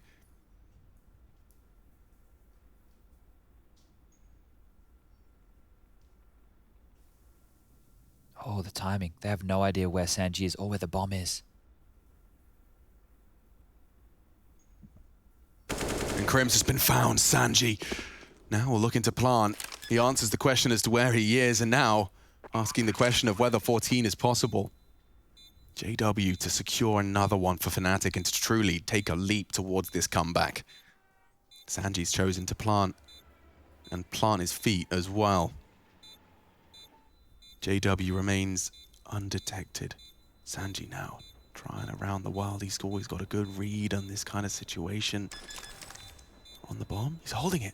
It's too easy for Sanji. He takes the head off, and VP given a gift, a clutch from the support master himself. If he becomes the closer for this team, that would be one of the best story arcs in all of Counter-Strike. The man who is the vending machine of weaponry for Jame gets a bit of room to work with once they bring Yakinda. Now we're seeing his impact for what it's worth and winning a huge clutch right here to put 14 on the board. Sanji. Oh, brilliant stuff. We needed that one. The VP boys are feeling it. The fist, it's clenched by Buster there, knows the importance of that. And those are the type of rounds they traditionally, or when I say traditionally, let's just say the last couple of days have had more of a rough time closing. The pace change was good. You could see it caught Fnatic off guard. They were scrambling, but they handled it well.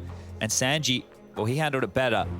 Under the pressure, picks up a big one. And of course, he drops a gun. I think Sanji's operating with... Is there a drop gun in T-Spawn? I can fly around. I shouldn't even ask that question. I don't think he has a gun. Don't tell me. I'm pretty sure he's operating with a deagle. That's so brilliant. Yep, well, there's a perfect embodiment of everything Sanji provides for VP. Like, I'm not wrong. There's no gun on the floor, right, Rush? Yep. That's a sick 1v2 to deny the Fnatic comeback, and the dude is celebrated by... Desert Eagle. Dropping a weapon for his squad. Chiquinho lost his life early. Tested again on his brown halls, and okay, lots of steps. Go on, lad, what have you got? Damage. Kicker gets away with murder. 1 HP. Yakinda's not stopping. What on earth? He's already into the site. They all are. Golden's the only man there. A Deagle, and they are just hunting him down now. Buster will be found. Good shots on the Deagle, advancing perhaps over it. Chance as well. Halves Sanji's health. And now Brolin, been very quiet. They've really kept a lid on him. This time he finds the crucial frag onto Yakinda. Crim's using the smoke to great success. However, with the loss of the Wonder Child, again, the advantage returns to VP. Sanji, so much power in this position. He can do. He can win the round single-handedly. Crims as well, though. Yeah, he knows where Jame is. And Sanji has got that flank through. Crims will survive. A weapon recovered as well. Not known to be an AWP, but now wielding it to save Fnatic. Sanji at the end of this. Bomb spotted. You know you have that info. But he still wants to push into the site. And Sanji on oil, still not spotted. Bomb under the toes of Crims. He knows he's in the right place, but the push from Kickett's coming in. Keep him moving. And there's the flank. Kickett times it to perfection. VP, that's 2 in a row. They overcome the odds. And Fnatic, they're running out of chances. They're running out of funds, Chad. This one smells like a very quick access to Dust 2. Yeah, this is got a different feel to it, especially with how these last few have gone. They've been brawly, but for once, VP are coming out on top of these rounds. Some big clutches, some good impact. They're keeping it calm. And one of the best things of these last few rounds is they've kept it with enough time on the clock. You know, it hasn't been a run in, limping in, trying to make something with the last 10 seconds. Watching the games yesterday and how they operate with those last 10 to 15 seconds of play, it's insane. VP cool as a bloody cucumber. And now just one more round. Hodgepodge by here. Sanji with some defensive utility as well. That'll push JW back. You're going... Ooh!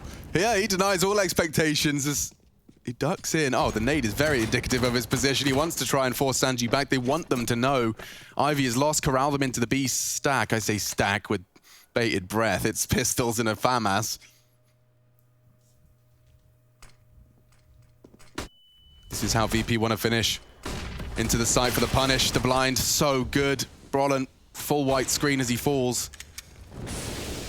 Ooh, and that molly's a gap. That's a chance. He can't jump through it. Buster's too quick. Just 2 more bodies for Fnatic. Crims. Oh, the gap. Something. Here we go. Crims snatches away a double. VP weren't prepared. Kickett can do it again. Double swing. Oh, and they've held on. 15-7.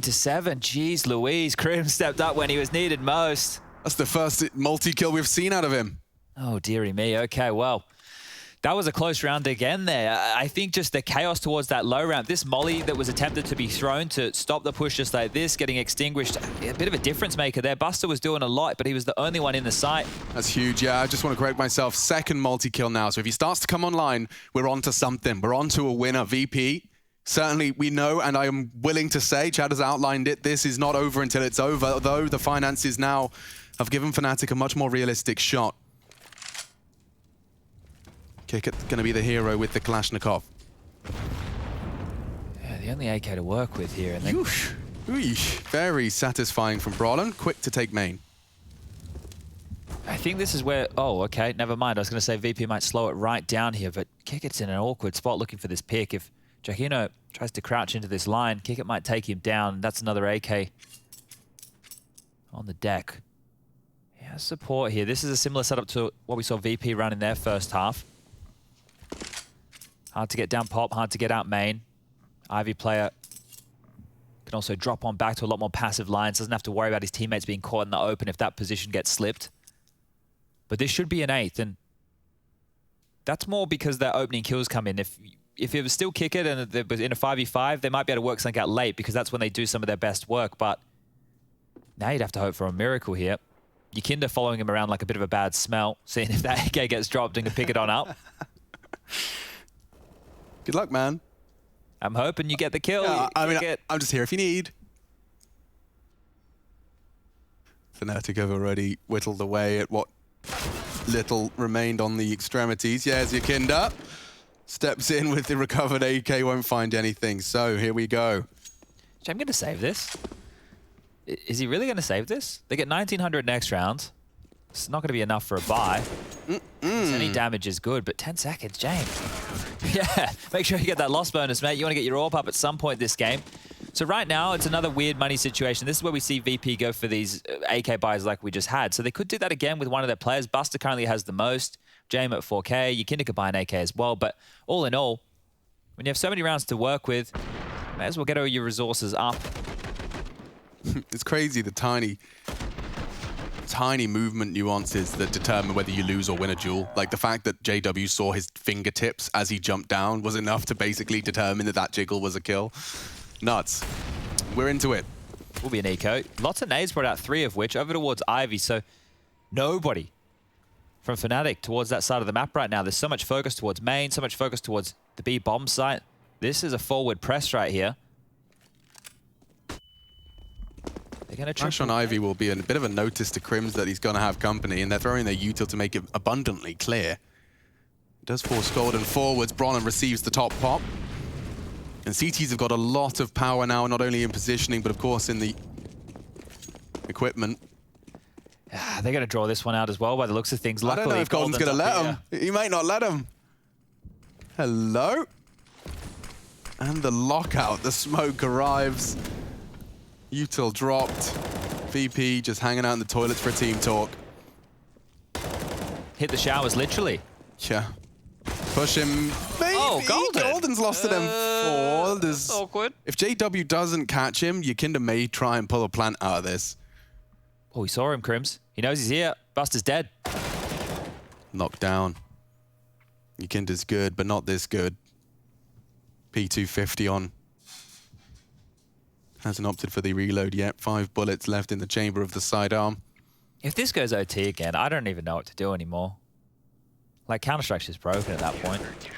Or maybe VP are broken. Mentally, they'd be broken, wouldn't they? If this game went to OT for VP, considering where they're at, considering the type of rounds that they've won, if they let this slip and it becomes close again, the problem isn't, oh, yeah, you know, they're not calling this, they're not hitting their shots. They're thinking what we're thinking. You're all watching at home going, VP, they struggle to close. VP, in the back of their mind, are like, we struggle to close. How close are we going to let this get? This is T-side train. Not the easiest to call, and when the B hits start getting dealt with, you can't find room. You haven't been conditioning other areas of the map. You're starting for your T half as an in-game leader from scratch at that point. It just has to be perfect from Fnatic. You give VP an inch, they'll mid-round a mile. And here comes Yakinda. He's looking to take space early, unchecked. Brolin's good in this position, hyper-aware. He has the support of Crims nearby, but Yakinda has found a gap. Pushing forward, Giacchino needed to hit it. Yakinda punishes. He's pulling VP into a 16th here. Crims forced forward. Oh, isolated. A chance for Golden. Elevated Yakinda hunting more. The pressures suppress on the defense. They will already get the bomb down. Another headshot provided. Yakinda's done it all. And just as the seeds of doubt are sown, it's VP and Yakinda specifically to uproot doubt. And JW's the last for him. 4, he'll snatch it away, and Dust 2 is on the horizon. We'll be breaking down your first, though. Fnatic's pick, they lose it. Yanko and Stunner at the end of the break.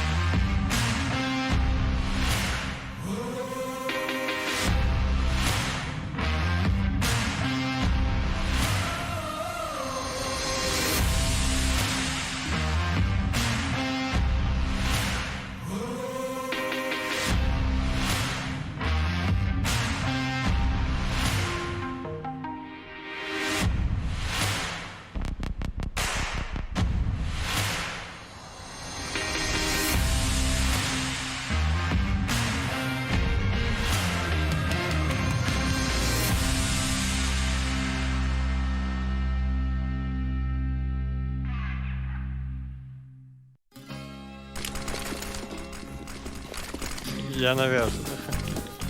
Контролит карту. Убил. Жека, давай.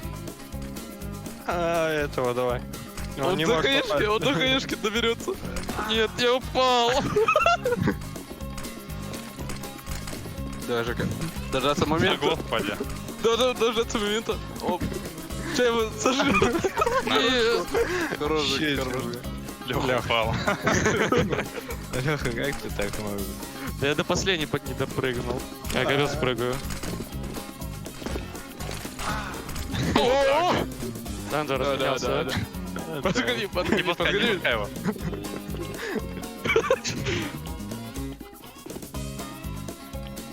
Ты можешь кинуть, ты успеешь взять, ты можешь кинуть.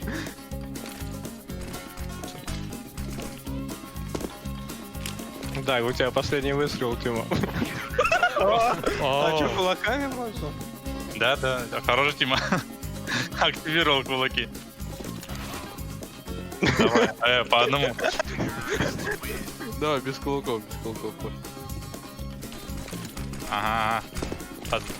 О, нормально, отвлекай. Давай. О, ну всякий. Ты видел? Как так? Да, я разбился. Там тяжелый. Куда надо кидать? В ноги?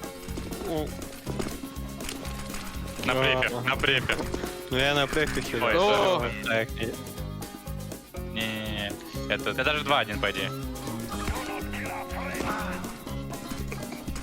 Курицу нельзя убивать. Наебали нас. А чё курица? Чё курица делает? Ну вот, попробуй убей ее. Вот она. Ух!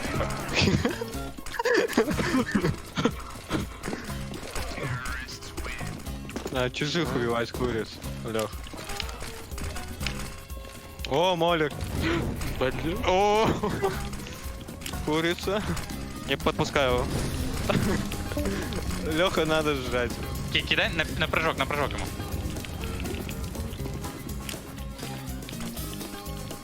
Забачен. Леха, стена уже появилась, когда двигается. Да. Там Тима пытается залезть. Почти. О, на стиле.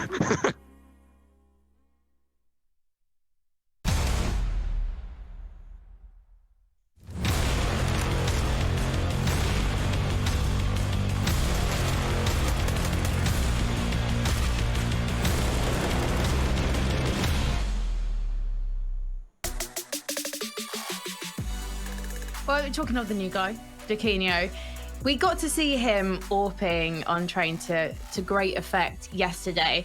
And there's been some questions, mostly from Yanko, about this primary AWP role. Yanko believes that JW should be free to go off and use that in-game experience, that big brain of his, to make flank plays, make info plays, for example, on your CT side, while Jaquinho should take the primary AWP. Is that something you're thinking about for the future? Not in particular.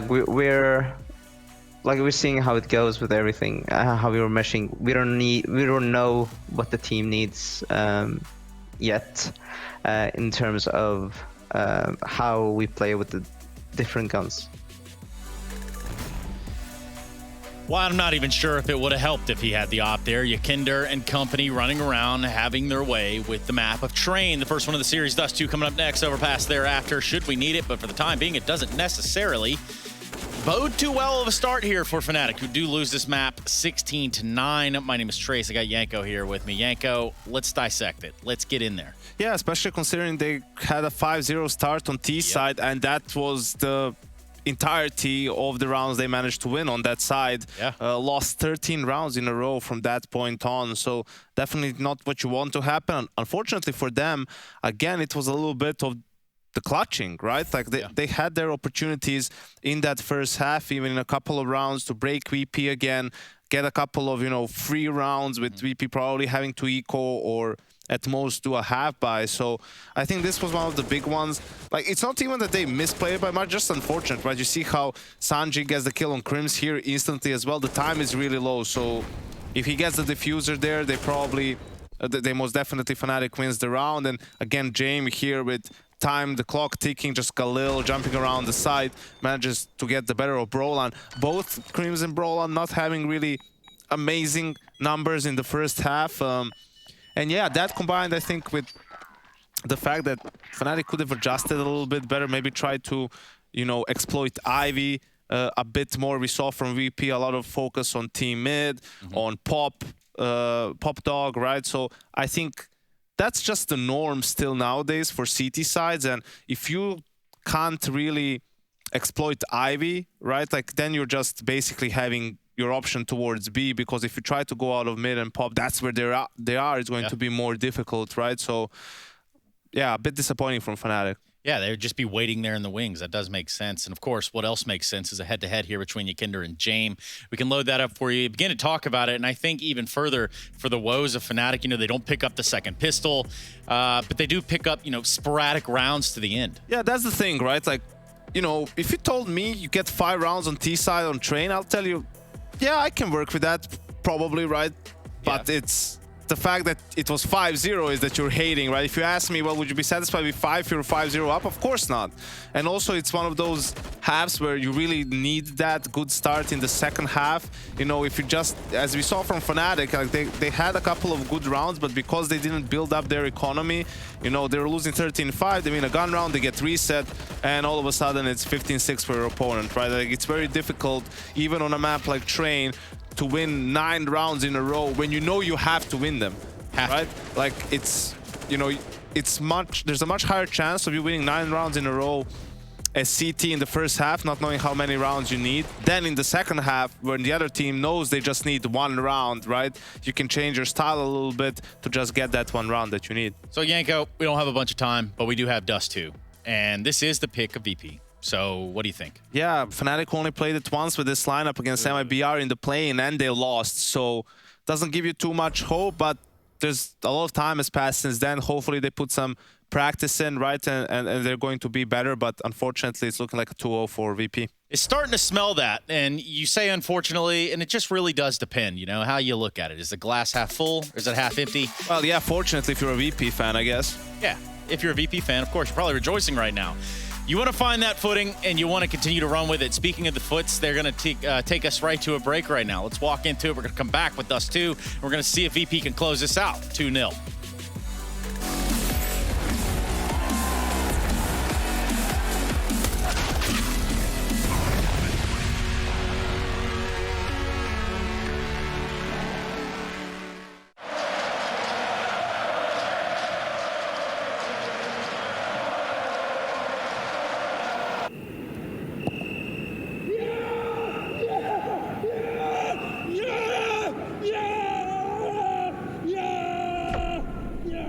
Start your esports career now at play.eslgaming.com. My name is Jordan Gilbert, aka Nothing. Hi, my name is Sue Lee. My handle is Snix. I think it's important for these initiatives to happen. Empathy really, really goes a long way, and it always means so much to us, and I think that's where initiatives like this really help.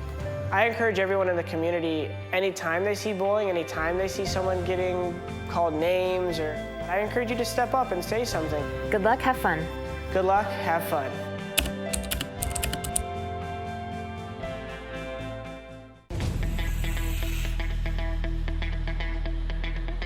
It's so tight. He has got a real opportunity here, a golden opportunity.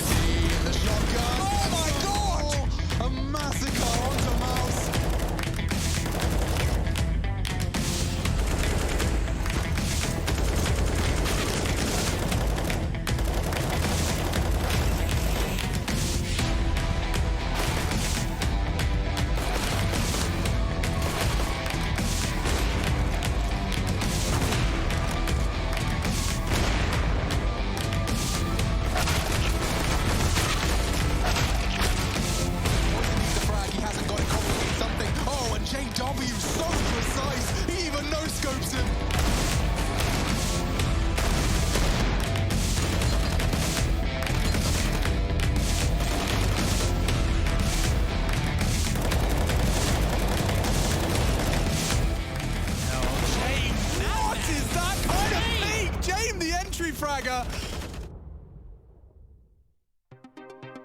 You've switched up the map. Yeah, this map is gorgeous, and it's actually a tier 1 map. This is one of the easier ones. Yeah. So it's staged. Has 4 stages. I think stage 4 is the longest stage at about 30 seconds, which can be quite long for people like beginners to play in a set like in pretty much straight. But it is one of the easier maps in the game. Shouldn't have too much of a problem landing a time on this. Kev, tell me about the ramp that tends to kick off these surfing runs. Like, how difficult is it to land that effectively in order to make the rest of your run flow? So you jump at the start. We call it a pre-strafe. And I would say I'd probably, before I even get to the ramp, I clip my feet on the start at least like 5 times every 50 attempts. It's probably one of the most frustrating parts of surf is the pre-strafe, because it is just so favorable. Because you're trying to clip the edge as close as you can to the best speed to leave the start, to just set you up for an instant advantage. So if you're in a competition and you clip your feet, does that count as a run, or do you get another go? So the competitions we've held so far have formatted around the idea of having, so say we were on this map and there's 2 people competing, the format would be there's 10 minutes and the person to get the quickest time in the said 10 minutes wins that that match. So it's not necessarily if they get a set amount of runs, it's just a set amount of time.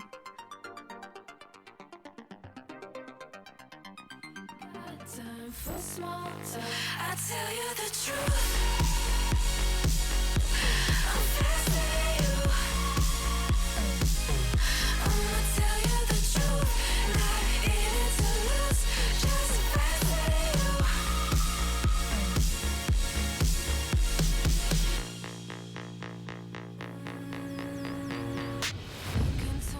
ESL Pro League is brought to you by Gaming Malta, Intel, US Air Force, 1xBet, and DHL.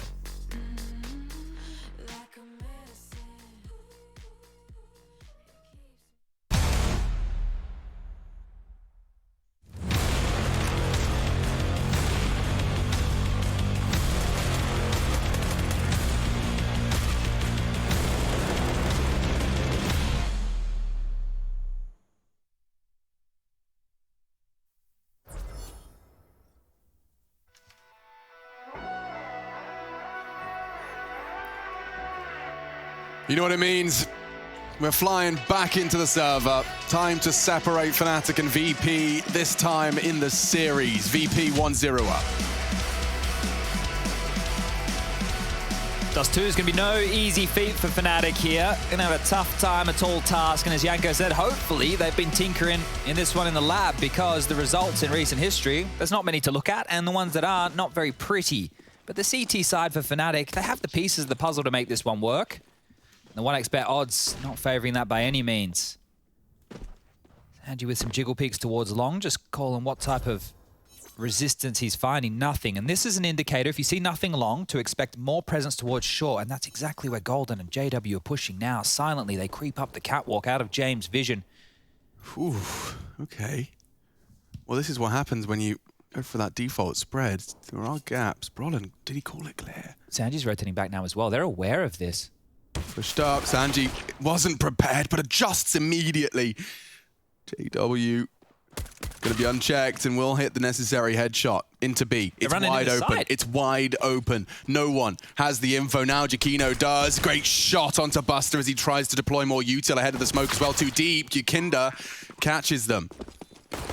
JW up close to contest. They do have a kit. Flashes as well for the push in. Crims will set them up for success, getting Brolin close before they do so. Here we go. First, second on the way. Brolin has a chance. Yukinda's so blind. They finally hit the headshot. JW's providing all the frags. It's James, though. He can come up clutch. It's JW. 4 on the USP and pulls Fnatic into a competitive first round. Big way to get that one done right there. Fuse comes through. And that one was looking good. You could see exactly what happened there. Fnatic were actually lured into thinking it was a long play because of this kill. Golden goes down. Sanji tries to run away. They don't see anybody T-spawn. They don't see anybody tunnels. They're all looking towards long, but it doesn't matter. They get into the site. They get the retake done. And a good way for Fnatic to kick things off. Now, the question is, how many can they get before VP just start a massive haul of rounds? Because on train, it was 5. This time round, VP with that plant. Looks like they're just going to be taking a light buy. We'll see guns coming out next round. JW already onto the big green, so 4 kills, the defuse, it's looking good for him.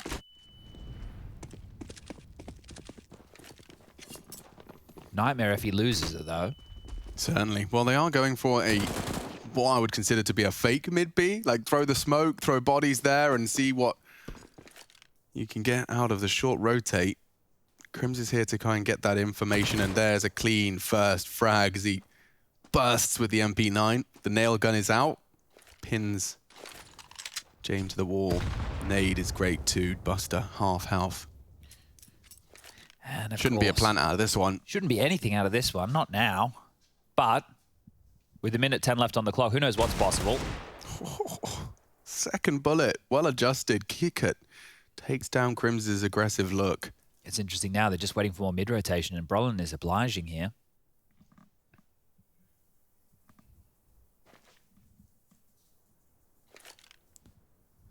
Slow, steady.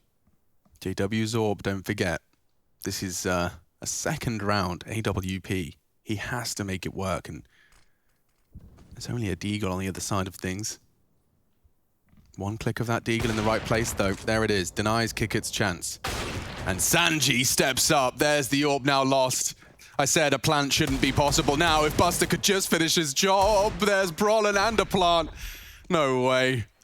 They can't get anything more, surely. MP9, Famas, Giacchino's on the rotate now. Incendiary to stop their retreat. Isolates, and Buster hits another on the deagle. Only Golden. Damage control, he needs this frag. He needs it now. Sanji's there and he will find it. My God, a sigh of relief. VP gets so much more than they bargained for. All right. That got way closer than it should have been. Golden even on there with a 10-second defuse. Sure, he saves the AWP, but the rest of them are going to have to purchase on in here. And VP with back-to-back plants and a threatening round. Us hitting flush going into round number 3. This one from Sanji where he just launched JW over towards the car position. That was beautiful. And this is Golden mopping up that mess. Can get a bit sketch in those final moments. And yeah, disappointed with that one, but you got to be happy with the rest of the round. It all worked out perfectly. They get that AWP back. They have MP9s around side it. Brolin and Jacquinho will be purchasing into those. Crims and Golden on the M4s. But the buy for VP, much better looking this time round. And they're going to go for this delayed Death Alley push, right? They have Jane post up with the AWP. They wait and see if there's any contact. Then they start barreling down.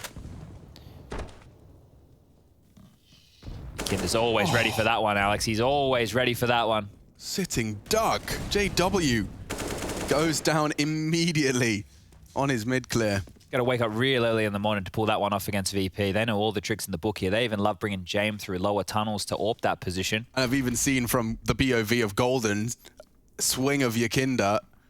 He's got the pre-fires, and they have got a flash pinned. I wonder what the plan is here to swing into Brolin. He is anti right now, so there should be a good Fnatic chance here. He's turning, though.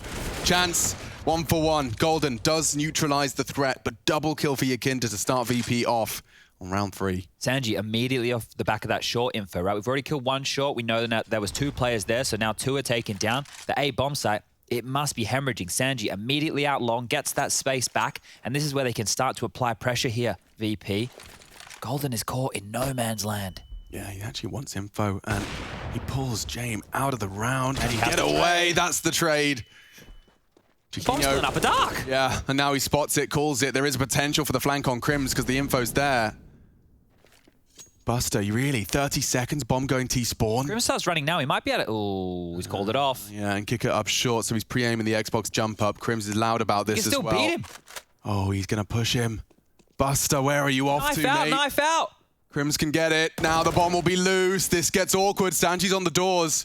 Kick it pushing mid. Timing is everything. Sanji will wait as long as he can. Another for Crims. Survival. All he has to do is survive. The hunt is on. Kick it. Can you find him?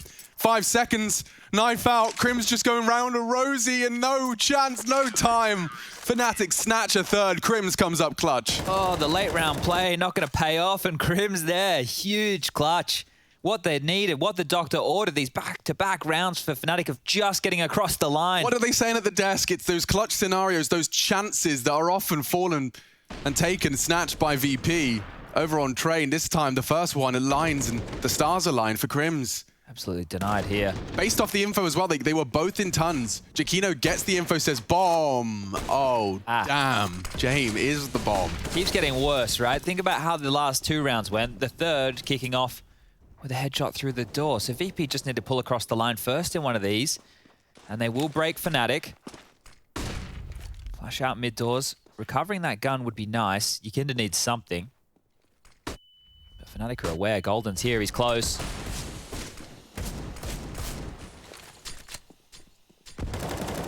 And Jacquinho goes 1 for 1 on B. They will start to surge into the site. Crims readies himself and does tap away at Sanji. That's the bomb, and JW comes up trump as well.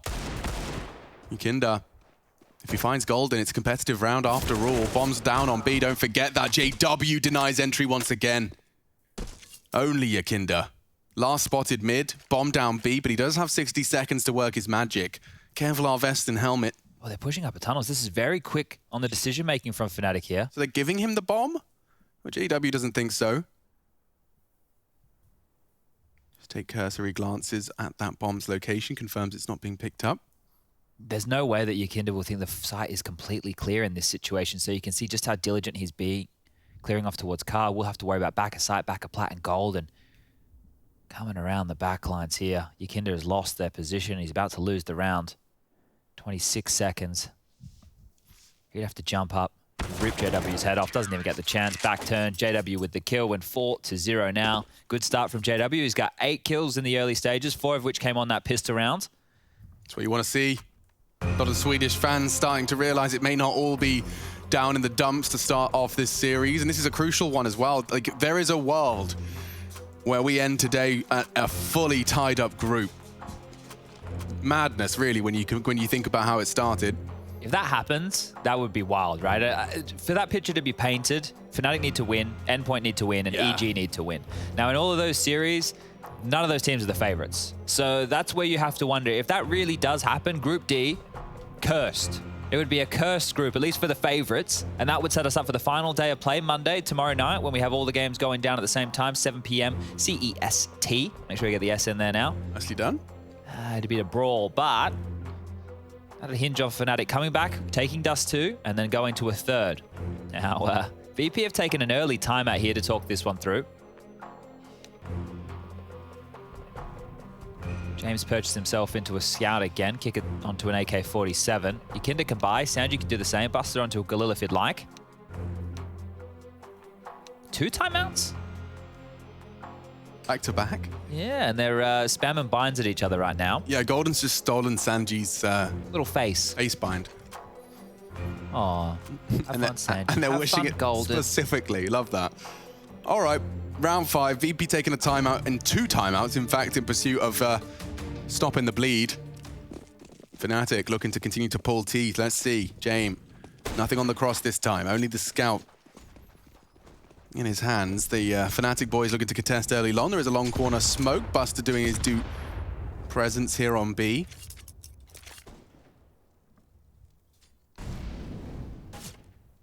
Yakinda's just tucked in on the doors as it fades. Always alert, always ready to pull the trigger.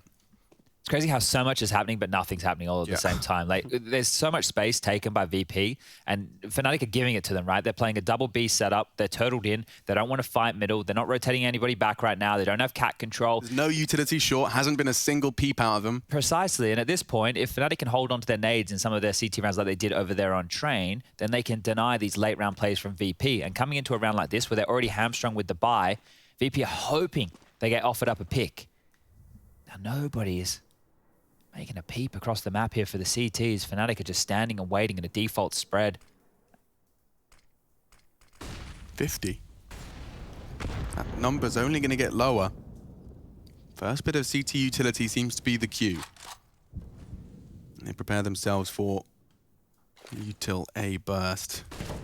Oh, they've just gone out. Yep, that's all they needed. JW dropping a smoke to play around. He's got a lot of players on his plate.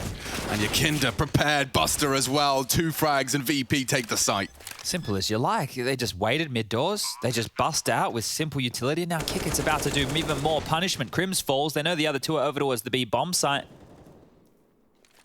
And they've just snatched one away from Fnatic with ease. Nothing happened in that entire round. Like, obviously, they got some kills and planted the bomb, but really, there was no back and forth. I think the flight paths from VP on these kind of takes are just so clear. Buster knows he's checking that long corner, and they immediately are hunting down 2 players focused. Yakinda's the one to pull the trigger onto JW on that default box. And they are hunting. They really want to make this hurt. He's going to get him back turned here, jumping up. Kickit can't see him. Takes a Galil down. It's an AK, in fact. He'll be happy to retrieve a nice bonus. 2 AK-47s for the CTs. Nice recovery in that sense, but VP convert off their timeout and are now ready to play some counter. Yeah, well, considering how bad that Fnatic money situation was, you can look at what's happened to their cash. Round after round, they were close. Round after round, Fnatic just get by. Well, it wasn't as pre-aimed as I imagined. It was just Buster reaction on that long corner. Kickit, I think someone was screaming at him, check CT. Immediately starts to spray in his blind spot. They will force here, Fnatic. Oh, it's so odd. Double scout. This could get messy if VP find an opening early. Buster's out. Lots of pressure there. Bullets into the smoke. They don't want anybody lurking around. And Fnatic, well, they'll drop on back. JW around the mid-smoke, though. Tags. It could really force VP's hand in around like this. He did spot James. And it is a scout-on-scout battle, so you don't even get the excitement of having to hit the headshot for JW. They can both get away with some tags and get away with their life. Kino. Lots of advancement here. Tucked in on short, looking for the tons. But this late mid-arrival might catch him out. He gets thrown out the smoke. He does get the punish immediately traded, but that's something. Fnatic keeping it level. Short to be taken. And it's loud. They want to fight this. Fast. Yeah, they do. They want to contest and crunch. Crims does pull the trigger nicely onto his scout. One more would be a dream. Buster immediately takes matters into his own hands. Pushed up, confirms 2. JW scout finds another. It's Buster to fall. Poised and ready, Golden one. Late from long is Sanji. Only Sanji now. Has time for this, but how's he going to get across? Especially against these scouts. Oh, the miss from Golden does give him a new lease of life. Still 100 HP and time. Another miss. The jiggles are great. Oh, speculative shots do connect onto Brolin. Lingering in the smoke. Bomb retrieval is priority. He's loud about this. Brolin knows. Will Sanji find him in the smoke? It's fading now. Brolin, oh, he gets caught. And he spotted him. Sanji can come up clutch and he delivers for VP. Woo! He's the closer. The one they didn't know they needed. Sanji coming up clutch again. Big stuff there, and Fnatic, yeah, take a timeout after that one. It looked good. They did a lot of work there, and Sanji's late long flank opens up the site, still finds himself in an awkward position. I mean, I thought Brolin was in such a power position there. He had such a good idea. Weapons were dropped. Just a little bit of info and a spectacular headshot into Golden, and that's going to even get Jame raising the roof a little. VP back firmly in control of Dust 2. It only took a couple of rounds for them to wrestle back into contention, and that's going to be a heartbreak for Fnatic. They've witnessed a few too many of them on the chin. Yeah, having to work hard for those type of rounds. Now with the economy broken, Fnatic will take a save here. 2.2 across the board. USP's only thing purchased into right now, and those are free. So this will just be a easy walk in the park. It's a stroll. It's a nice breeze. It's a summer afternoon. Oh, you're selling it to me. And VP are out just to do a bit of stat padding against the ecos. Everyone's favorite type of kills.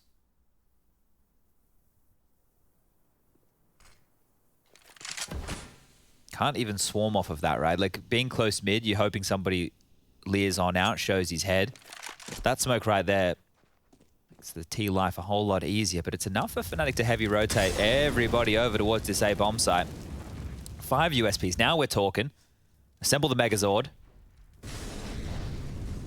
Oh, a variation. Reminds me of the... Cobble one? Cobble ramp. Yeah. The VP. VP Cobble ramp. They're always so cheeky. The thing is, it's only USPs, but they can be scary. Yeah. Watch this. Oh, hello. Hello, Governor. JW has his cowlick hit. And there goes the rest of them. All 5 line up. Yakinda's the one to pad the stats. I think he deserves that. 4-3 though, and Fnatic, it is still not going to be ideal for that CT economy. Just gets his head caught, just the tip, and then on the swing, all too easy. Everyone aware. 3 members, rifles at the ready, and all headshots handed out. So it started 4-0. We check in at round 8, potentially 4-4. And here's one of the problems I have for Fnatic is the AWP isn't being prioritized here. They don't have enough money to afford it this time round, and they have to buy on in. So for them, they're just operating with these rifles. I think having Jacquinho and JW on the double op set up, one at A, one at B, could give them at least some spears to work with to find opening picks against VP. We'll have to wait for that in future rounds. Operating with rifles to defend this A bomb site, needing to move on back. Crims is looking for help. They've done a 4-man A lean. That leaves a lot of pressure on the new kid on the block over towards B. Yeah, VP haven't even punished B that much yet. We know it's in their wheelhouse. They're going to get pounced on with short here. JW flash out. Golden and Crims ready to push forward. JW's holding the line. James holding the line even. Okay, and with James missing his shot, CT will drop a smoke to buy time and space. Golden, yeah, that's enough to deter. 4 A CTs though, all really leaning short side. Don't they? They haven't got much in the utility bank. They're out long again though. Big problems here. They're just walking out. Fnatic went heavy long to try and deal with this early. Then they gave it up. This, yeah. He just creeps out, right? Yakinda does go down. That's a crucial frag. Kicker trying to fill the gap. Survives just about. Does drop off the box. Kick it so damn low. Buster to bodyguard. He does provide a great headshot into the healthy Golden. Crim's next on his agenda. With the release of a crouch key, it could seal his fate. Brolin does provide from CT. Needed that. Jame, however, with the bomb on his back. At 25, they have to get across. What's the plan? Jame, look at the clock. Yeah, he has to go A. Kick it needs to get through short here.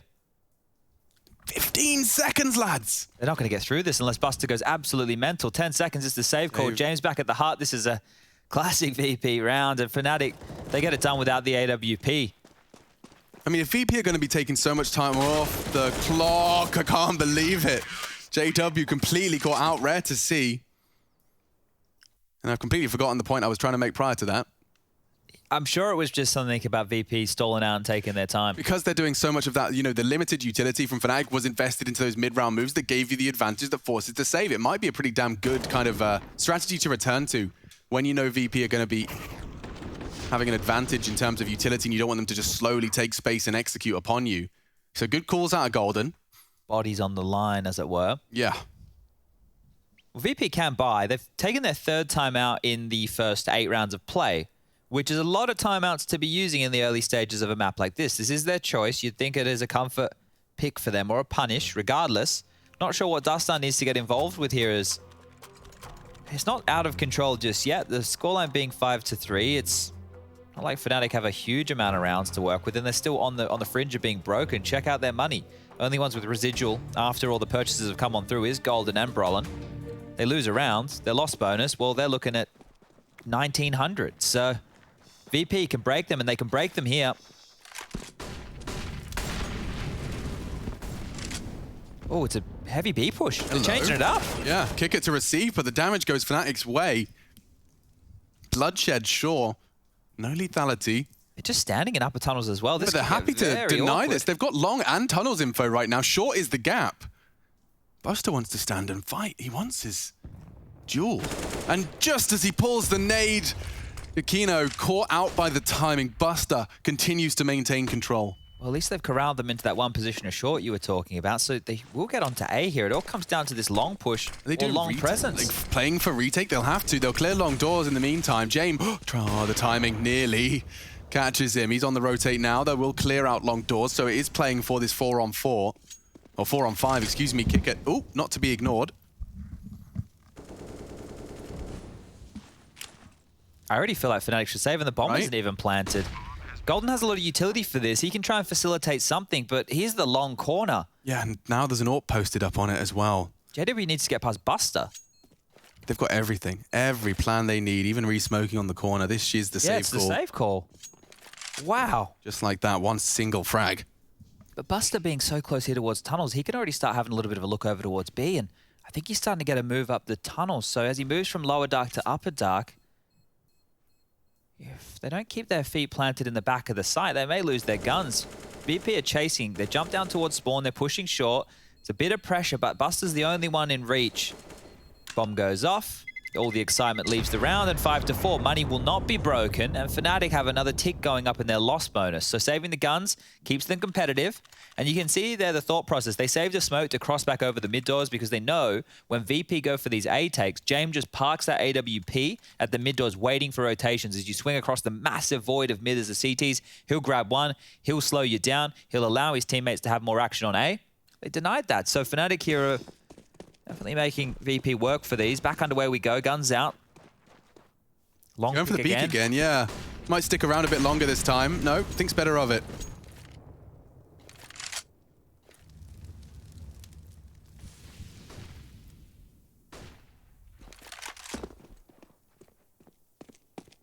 Can start applying pressure a bit earlier here, VP. They're getting what they want, right? This 3 long setup, 2 straight in towards B. Means you have the massive void of straight down middle, straight out the mid doors, all that short control. And they're grabbing short control here, but they're not making any secret of it. Mollies are plenty, and back and forth they'll go as JW loves on his own. That's some great nade damage there. Yeah, that's the best we've seen out of Fnatic's defensive utility so far. Still haven't been able to get the AWPs going, Fnatic. Just having to operate with these rifles, but keeping it competitive.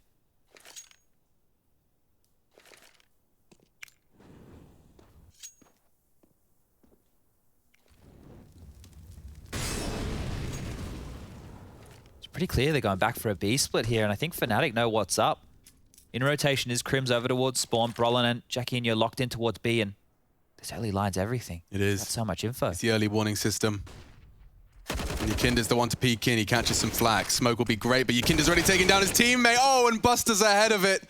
Fnatic collapse. They've even already fended off the rotate with Kick at Parks on CT. Another save secured. Oof, Kick it, trying to get a look in over that smoke. And I think they should chase this time round. There's enough money to do so. Try and take away a couple of these rifles. I guess if they keep Fnatic with these 3 rifles, they won't ever be able to afford AWPs until they take ecos. So maybe just leave it as it is. Just allow them to go for this save.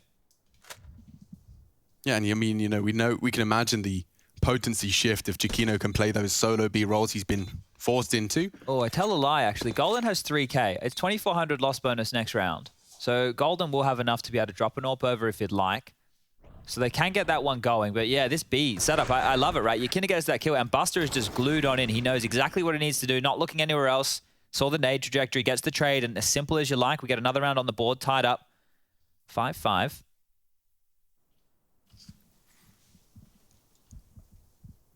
Feels quieter in here today. Does it feel quieter? It did feel quiet. I don't know what it is. Maybe the AC's not on. Maybe. It's cold enough in here without the AC on. Could cut glass with me, Chad. Could cut glass. No, I can't say it. I'm trying to be more on an appropriate PG-13 caster. Okay. Got 3 to contest long. James been trying this, trying his luck, tries to beat the nade for the first fight. And so our 11th round will start with a similar pace, a familiar pace to Virtus Pro's T side. Takes the space, mid doors is often cleared out. Flames followed by the mantle. Default simulator here, ladies and gentlemen. You're not even getting all the little details. You're just seeing how long it takes to get control of the map safely. Yeah, Yakinda's got it early. And nades indicate Fnatic won it back. He's going to hear these steps, though. Yakinda's going to hear something. And there's Grimms' head, put in the vice. JW locks down short. VP given another gift of an opening frag from Yakinda. Oh, they're not snaking out long this time. Sanji's elsewhere. Regrouping either to go short, force the issue, or out mid doors. Mid to B would be perfect with this turtle setup again. They can apply so much pressure to Brol and Giacchino. 45 seconds now. They're still just waiting. Of course they are. So many nades left as well. Look at all the kit. Golden's got a lot to do. Decides to get the hell out of Dodge. 30 seconds. Fnatic need to make sure they have the contingency plan, the rotate, the flank, locking the doors behind them. Buster responsible for it. It does have to be A. And there's Sanji caught. Spots another. Buster very quick to react. They have to commit to the site now. Giacchino can come in for the fast flank. It's JW first to be tested. And that's the bomb now loose as he finds Kick-It. Golden as well. Fnatic have done it. 6 posted and breaking their silence after the scattered VP rounds. That was just a little bit of harassment on short. Again, that's 2 rounds that Fnatic have been able to harass like that and just completely slows VP down enough that they neuter themselves. It's strange, right? If you're the T side and you get the short control and you get the mid doors control, you have upper tunnels, you've listened for long, you've gone through all those paces. Sometimes it's not enough. It can still be awkward with what you call. You can just call A executes into a brick wall time and time again and not always be aware of how you need to get out of those holes. But Fnatic are keeping this one competitive. Double AWPs are finally out here, Alex. We've been talking about it. Let's see if they shine. This is what Giacchino's been waiting for. A clean duel against Yakinda, tested again on B. The flashes are eaten. Falling back already. Kept him honest. It's a duel he couldn't have taken with the Org, at least not as confidently. And now, well, that's Fnatic passing the first test of round 12. What do you reckon they do for the next minute and 20 seconds? I mean, they're going to slowly retake all of the control they lost, and then probably do the same execute A. Maybe a late long. I mean, I'd be interested to see if they actually want to... I haven't seen a full team late long take. Like, Golden has not been tested in that capacity yet. One of the reasons they've been able to slip out late long is because the rifles have been needed from Fnatic to contest short and mid. Now that they have an AWP, they can leave an anchor and pit, and it's Golden. This is a different look from Fnatic here in a lot of the other rounds where Sanji's found success. I'm interested to see how VP take it, because they have shown that they're willing to just contact out. Look at Sanji, he's thinking about it. Oh, what? From Golden's POV, that's just ridiculous. And now the flash is Sanji, the entry fragger, the clutcher, and the support player. Top of the scoreboard for VP. Grimms trying to keep Fnatic in it. The potential early boost is denied by the Flames. They'll find an alternative. And up he goes. Sanji provides more. And only Brolin, the only one that can contest. He's lingering in the smoke. Buster already putting into preemptive shots. Oh, Fnatic just locked out that late long courtesy of Sanji. He's been a menace, hasn't he, this game? Brolin wants to get out of here, but he's got help from short. Giacchino's here, and they're having a look. Smoke will at least deny that long hold. Begging Sanji to peek. And James does get found immediately. VP post the 6th. And Fnatic set back to disarray in the economics. 4.4 on the high end, 2.1, 1900. It's not pretty. This is Sanji's second. He sets himself up. Yeah, it was good work from Sanji here. This one thinking on his feet. Those mollies were really good from VP as well to deny that boost. So the only thing left for them to do is get up close and personal towards that smoke. Denied, and VP should be looking good for a 7th. Now Fnatic will be taking just a pistol upgrade on 3 players, JW and Jacquinho, because the AWPs will just be sticking down to the USPs. Money not great for them. And the loss bonus is still in one of those situations where it's just middle of the pack. It hasn't been able to balloon on out. And that's really going to hamper the buys for Fnatic in the tail end of this half. Not the job for the solo USP, is it? Defending against 4 rifles as they flood into your site. Poor soul. Let him have it, I think. Knock on the door, let him in, ransack the place. Just leave the good China wet. Did you ever have that, like some good, your mum would bring out like a China? good set? We had the family, oh God, it sounds so No, I think we all would have had middle class and pretentious. Well, I hadn't said it yet. We had like a Richardson silverware set. Oh, okay. We'd inherited. Oh, all right. So we had the Richardson symbol on it, which is like some unicorn. I don't know what, a crest or whatever. Yeah. Used to whip it out for Christmas. You know, like you'd spend more time. Once a year. I think my dad would actually spend more time polishing it and putting it away again than we would actually using it. Okay. We did have one of them. Now we didn't have one of them, but we did have like the good China that Mum. I don't think she ever used. What did you use the China for? I don't know. What do you use China for other than like, I don't know, like a fancy bowl? I don't know. I think it was when important people came over the house, but we never really had any important guests. But you always have to be prepared. Yeah, I suppose. Yeah. I remember my grandma used to have just like a cabinet full of that kind of stuff, right? But on display, not to use, just display. Yeah, that's the older generation's version of all the chibi-weebies we have on our show. Oh, okay, like behind Mezzy. Yeah, He's got his Baby Yoda. His plastic Baby Yoda and his ASAP Rocky poster, whatever it may be, Travis Scott. That's the China of a modern generation. All right. Now then, we lose 2 Fnatic members. Oh, and a 3rd as well. Just look at the flash assist. Everyone walks out. Vision denied, round denied. VP snatching the win on their T side, Dust 2. B defenders, like you press tab. You press tab, you go, Jacquinho, Brolin. They are going to be diligent boys. They will throw their smokes and throw their flashes, clear their corners. Look at the bomb. The thing is, they're doing everything right, ladies and gentlemen. Like right here, everything that VP are doing right now is perfect. They're taking their time, they're using their utility, but really, we all know it's a save.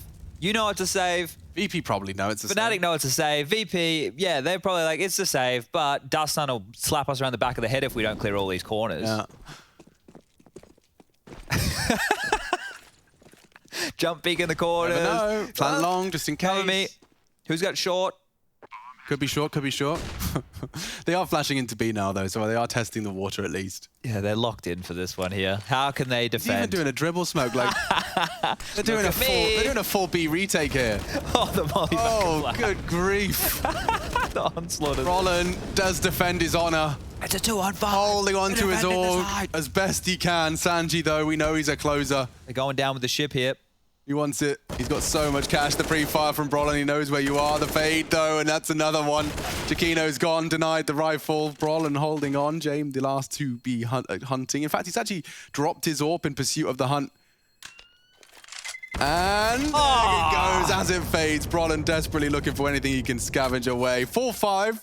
VP boasts the round, and they have got more funds than they can desire for this final round. So it makes a lot of sense. A little bit of deathmatch to wrap up this one. Let's go Dak or 3, boys. Come on. Keep it exciting. Don't be like that. Buster, don't just go with the AKs. So much money. Yeah, don't you want to just get the orders? Treat yourself. Come on, man. Treat yourself. How is it that the hunt for kills is more exciting than the opening 3 kills of the round? That is insane in the membrane. Insane in the brain. James. 1 tons does pass out as the smoke arrives. Well, they're doing the triple boost. There's no way Jacquinho is going to get caught out. He's tucked in on his passive line. Oh, there's such a world where this works. Hello. Yep, hello, Governor. Brolin responds. Re-smoke immediately. No idea. Quick reactions on that AUG. That's a dream for Fnatic if they can keep this gap close. Yeah, 8-7 on the half could be miraculous here. They'll get rid of that AWP. Don't want to play with it in this round. No one will be picking that bad boy up, and good thing. Still not pretty though, Chad. That Deagle, no util, Scout, MP9, and we know, we just discussed how thorough VP are. There are still ways in which this one can come tumbling down. Losing Golden to Sanji's slow crawl could be a way in which this starts to be destabilized. This is the hardest part of Sanji's adventure, right? The shadow advantage for Golden. Yeah, but he's probably got his fair share of tricks. You can see his position is intent of not giving any shadow info. Nice shot out of the Scout. And here comes Sanji. Golden will convert a crucial frag. And now they have the A site. It's just wide open. Short was the gap. They jump through, kick it. Conservative, safe plant for Short. And they love this smoke. Completely gives them so much more positions to hunt for frags. Look at that, Buster giving us a prime example as to why. CT is no longer an option, at least not a comfortable one at that. Fnatic going to have to go for the late retake. There isn't smoke fading in a too second. many kits. Util thrown out. Yukinda's the first fight. Crims does go down. It looks good. Buster taking contact next. Into the site. Buster stands and delivers. He's all alone though. Time. If he could just find all the shots, and he does! Fnatic on the advance. Late retake denied. Buster pulls a clutch out of his bottom. And now VP chasing the double digits on the half. 9-6. We'll be right back.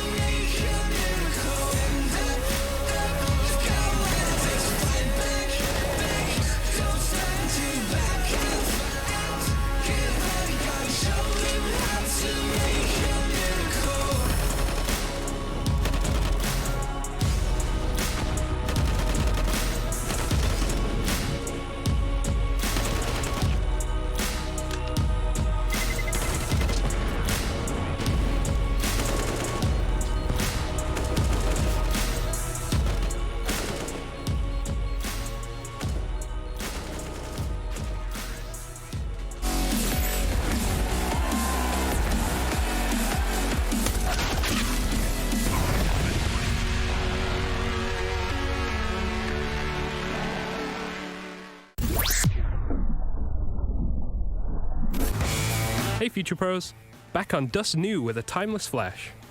This is the new map's take on the old faithful short flash. When thrown correctly, this flash should affect any CT playing short for an easy frag.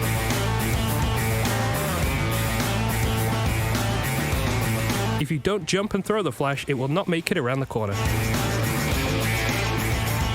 To do this flash, you need to be running up the short catwalk. Align your aim so you are aiming below the open window, but also along this smaller window. You want to jump throw the flash just as you get close to these planks on the floor.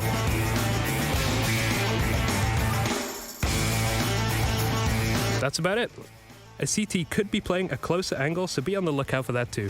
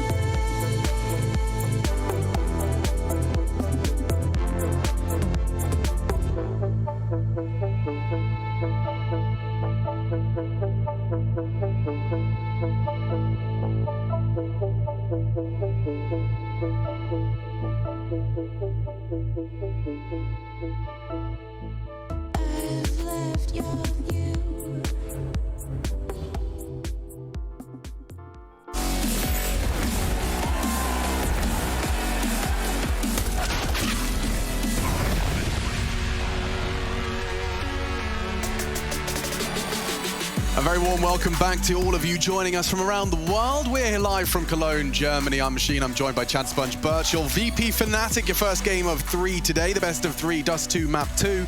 Getting into it now with the second half, and Fnatic are on the back foot, downtrodden a little bit after Train, and a resurgence from VP in the second half of our first. And we're into the pistol already. Kick it, a little aggressive stance in middle, no one calling his bluff. 1xBet thinks VP's got this one in the bag, and I'm sure a lot of you at home are leading that way as well. Smoke for Xbox, Brolin provides. Sanji wants the info, doesn't catch anything on his initial glance, and will tuck on in close. Will have to be checked, otherwise he can punish significantly. Does have support from Yakinda should they commit. This is I think as cliched as it may be, a very important pistol here for Fnatic, the conversions as well. This is all on Sanji now. Yakinda's left him high and dry. Flashes don't touch him, and first is so good. He even has a chance onto the second. Chiquinho's boots don't touch the ground. Crims does lock down one. James needs another. This is important. Yakinda providing support. JW, oh, he can get another. The reload's enough, and James 3 kills on the USP. Sitting around Goose, tapping heads. VP snatch a 10th early. Oof, well, Jane was kept relatively quiet in that first half, right? And he had 4 kills here, 3 off the bat on the pistol, and I think he's going to come alive in a big way with that CT-sided AWP. This is it, just plucking him out of the sky. Yakinda even with that defensive smoke to try and help on out. And they get a lot done. Sanji's initial shot there was beautiful too, just plucking him out of the sky. I think Sanji's been hitting the bloody pre-fires lately. Yeah, he's looking like a real complete product. A lot of his jiggles are getting tastier and tastier, as it will just be the Glocks for Fnatic here. Rock out with your Glock out. The only way to do it. The 5 Glock strategy. Everyone's favorite. Not fun.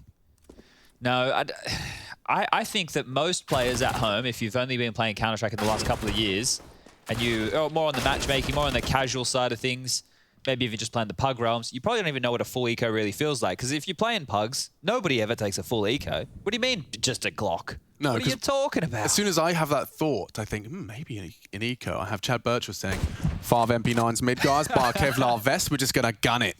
Yeah, it's more fun that way. We don't have time to mess around. Look, here's the thing. If we were getting paid per minute like VP was, it might be different. Our casting, if we were getting paid per minute, You've seen their I would want contracts. to do VP every day. Yeah, let's see. VP every single day. Let's see if they were going to rot any more time off of the clock. Not this time. James going to go ahead and start this second half with 5 frags in the opening 2. And that conservative Fnatic eco leads us into our 18th with the AKs. Going to have to see some convincing stuff now out of the Swedes. JW on glass, Cannonator VP. Give it a whirl, mate. Not stuck in it. It will be the AK, so that'll be across the board. Golden last to buy, the in-game leader, making sure all the utility for the exec is there. The losses to Liquid and Endpoint will haunt Fnatic if they can't convert against a big scalp like VP. This will be a death sentence in group of death.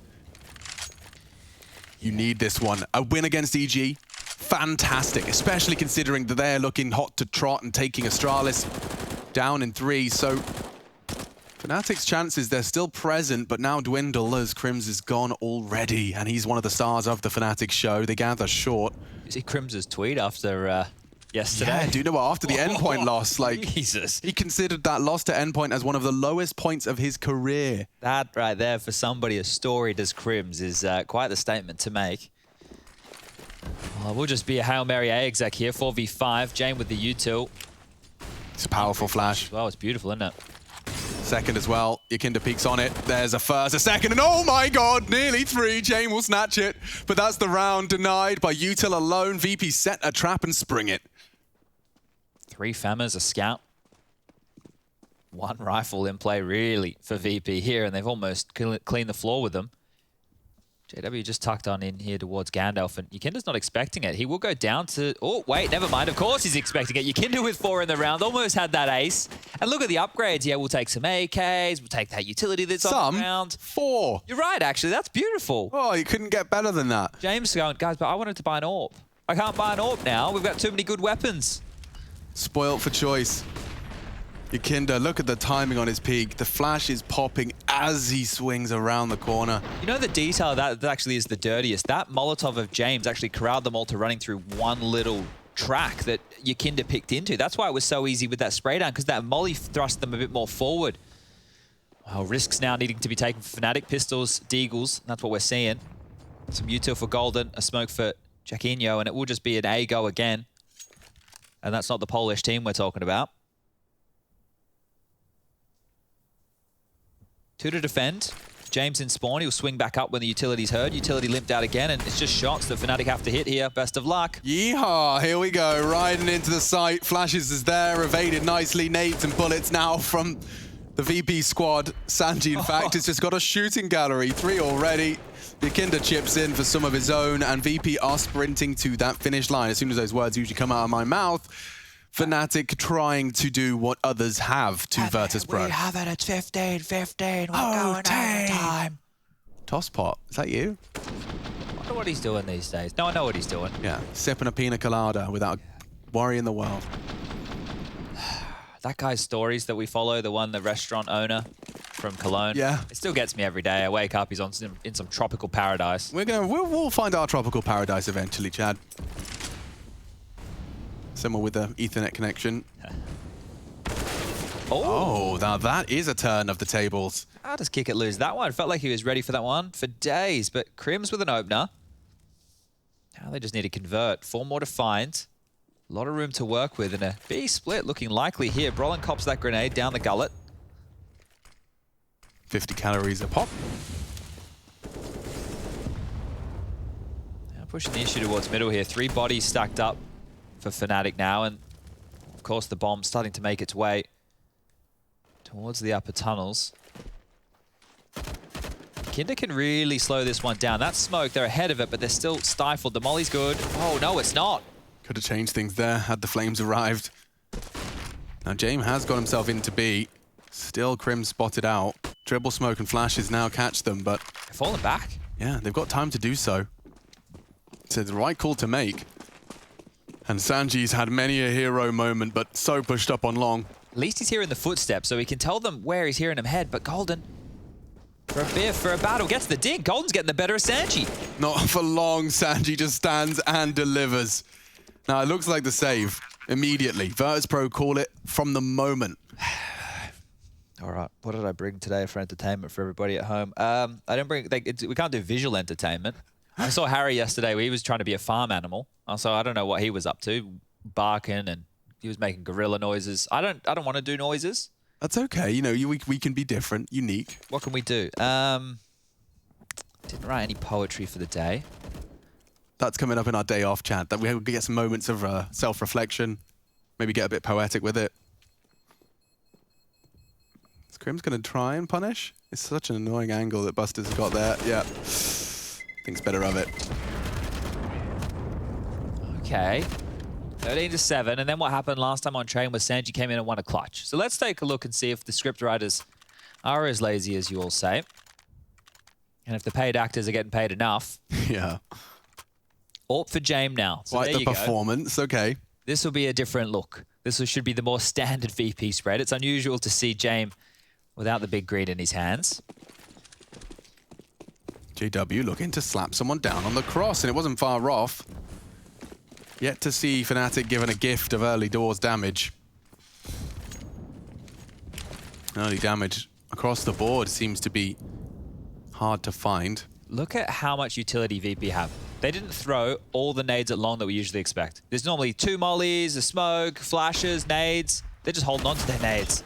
Yakinda posted up on mid, will go 1 for 1. James to fill the gap, smokes will bloom, and well, at this point, they can go anywhere they want. It seems to pivot A with Jaquinho to sell as best he can. James on his way. He'll be back in time, but Sanji's position doesn't fill me with much confidence for They're going for it. This is just to hold the W and avoid the L. Sanji can't believe his luck. Had a chance and doesn't convert. The incendiary will stop them. JW's holding the line. They are trying to get that bomb down, but it's Sanji continuing to be a thorn in their side. Advantage VP. Flash for the repeat. It's high. There's lots of bodies here. Kickit's there in support. Crims with 1. JW didn't expect the repeat, and that's enough.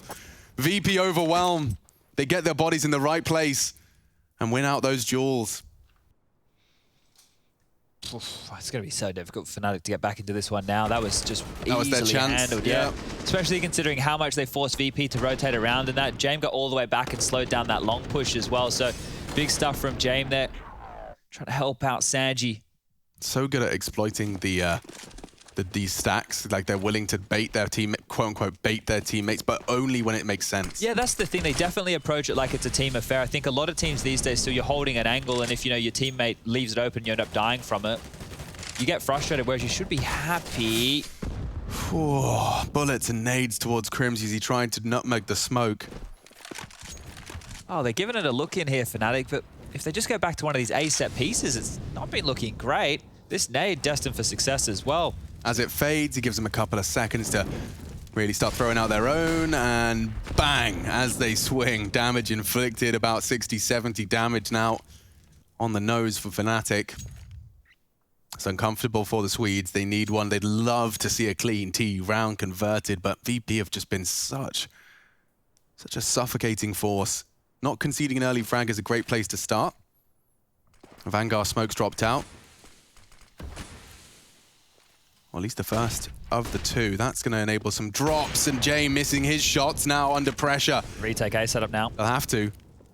This is what they dreamed of. Fnatic with all 5 alive. As just as I try and finish my sentence, VP want to finish this game. Yakinda catching another. Chiquinho and JW, the double Js. We're going to need to get that on the replay. Where the hell was Kick It?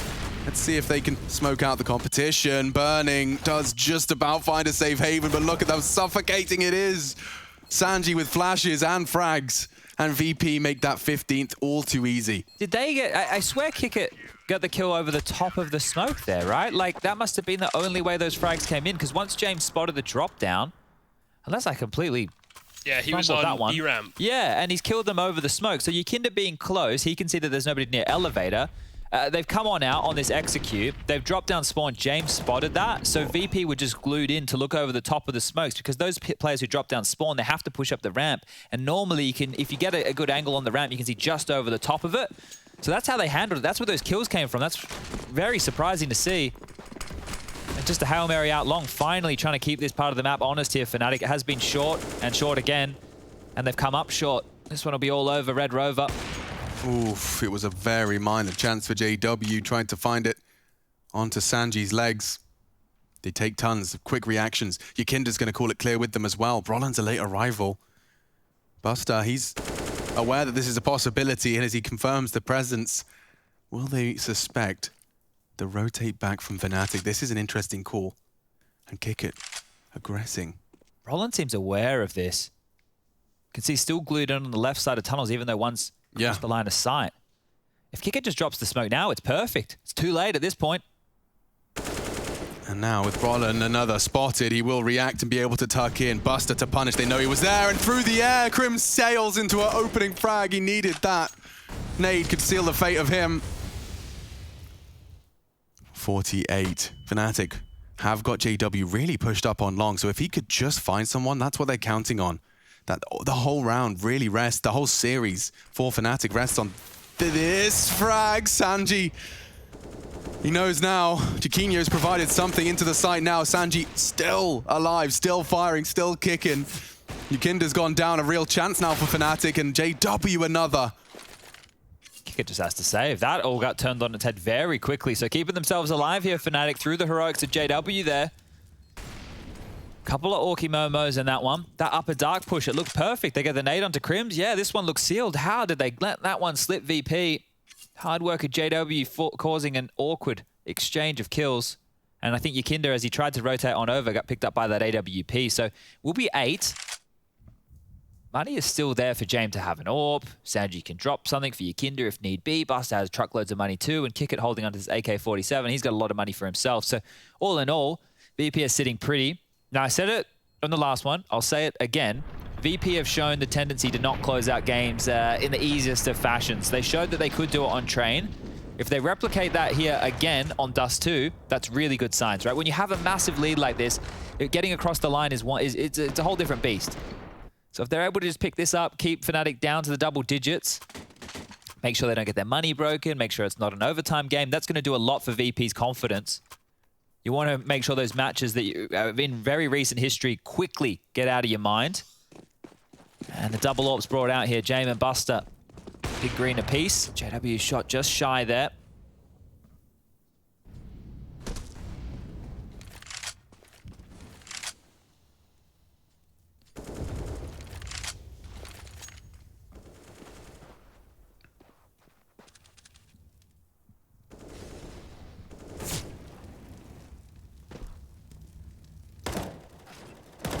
Oh, Kinder's done his homework. He knows these wall bangs. Straight into the head of Brolin through doors. Well, they're still going to get away with the short control here because it's been gifted to them. So the flash comes in, they swing out together, they call it clear, and again we go for one of these A executes. At this point, Fnatic can start pivoting. They can drop down spawn, they can do the mid to Bs, but if they go back, Kinder's so close. Yeah, he's got all this audio. CT smoke, immediate extinguish. They're going through? Surely not. That smoke, it's so difficult to get past. It's back to B. Yeah, they're smoked off. The second AWP as well. This is stressful now. Golden caught out as it fades. Buster's ready for this. He is. The AWP postured kicker unloads the mag, doesn't find the frag, need a note. Quick shutdown, and Yakinda's providing the support. Buster surely not good for any more. He does go down. A chance now for Fnatic to defend their honor. A series point on the crossback. Brolin slapped into submission. Needs to jump across. Just about evades the shot. 20 seconds of fake. He has to get it down now. And it enables Sanji to start close the gap. Another fake. Sanji calls the bluff on the flash. Now he can push and punish as Crims looks to hold it. They both push in. He's open and it's closed. VP sail to the top of Group D, and Fnatic on notice as well. That EG result will not secure enough presence in this group of death. That's just the first series of the day. We'll be breaking it down at the desk. Don't go too far. Would you give up the fight if you had no time to even surrender? Would you give up your rights and let your life slide away?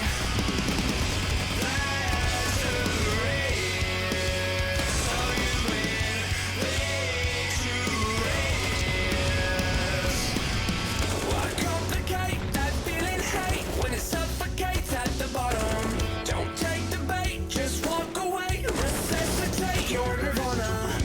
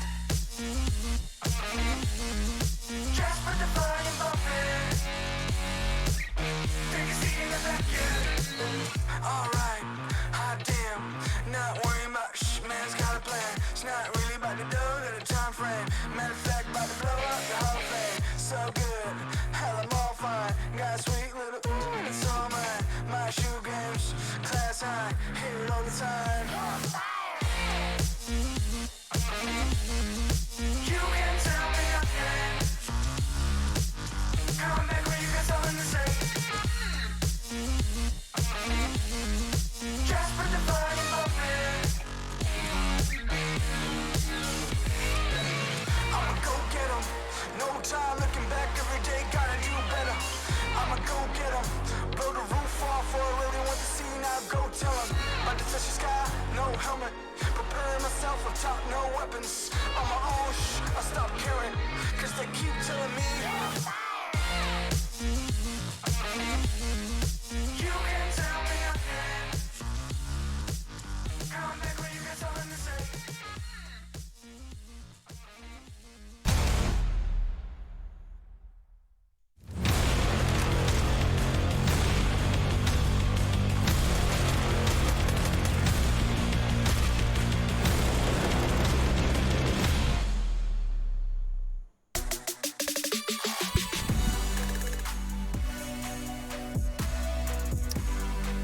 The matchup was Fnatic versus Virtus Pro, but Virtus Pro were the ones that showed up today. They threw this one into disarray, and well, for Fnatic, it really was a slow, perhaps even a non-starter across two maps. We do have the conclusion. Train and Dust 2 is all it took. Overpass was waiting in the wings. That's if Fnatic could have shown a little bit more of a lifeline. However, it did simply not go their way. Yanko, what do you think?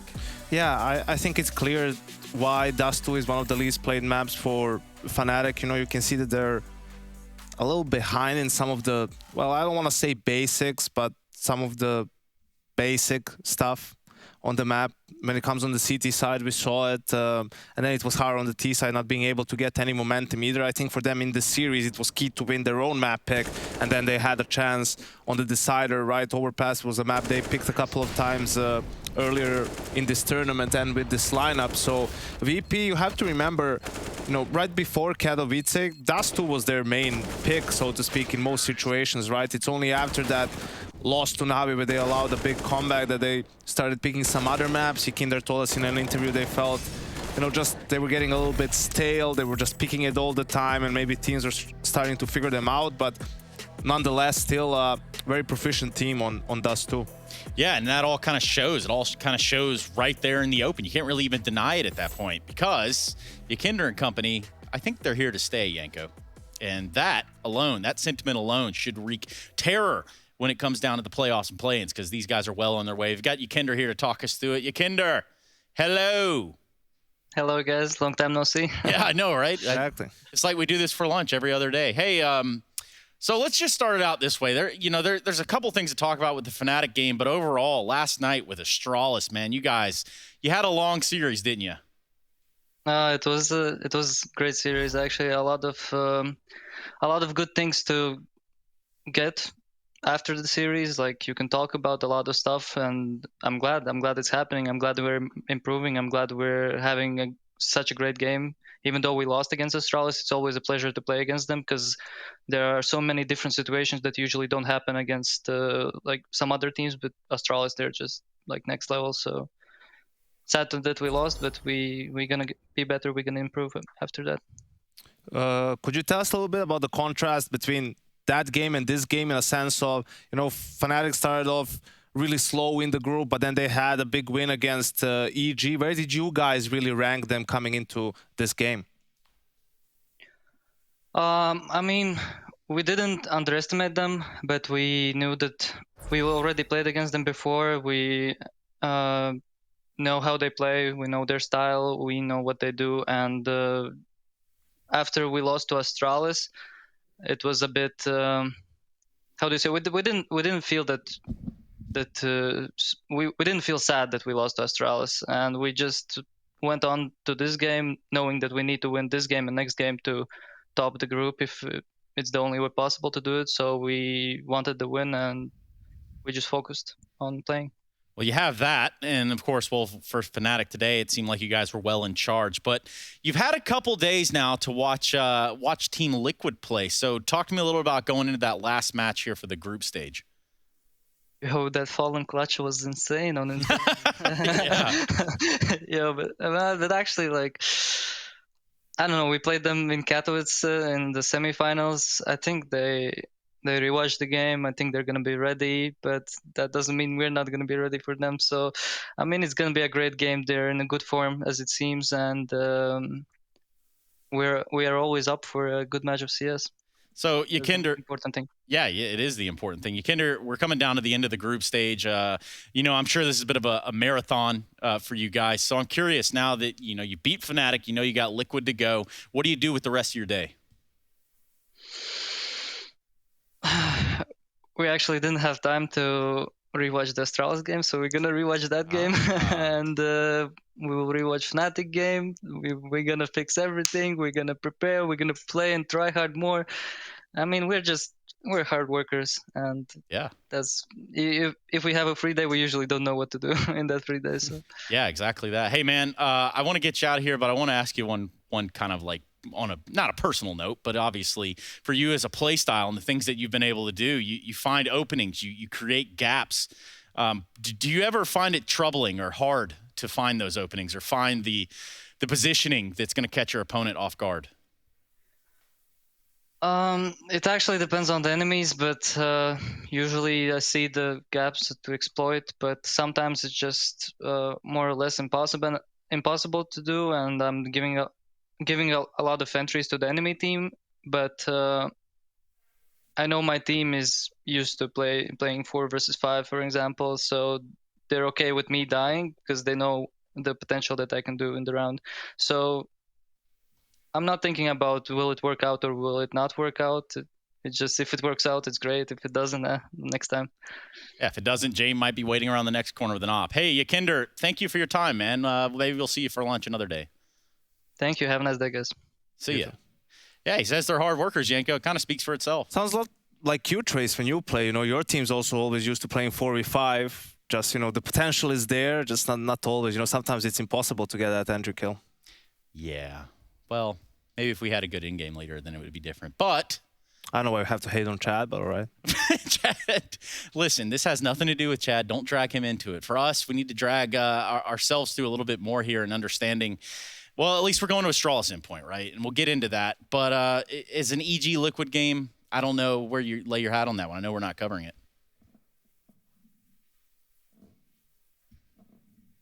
Team Liquid.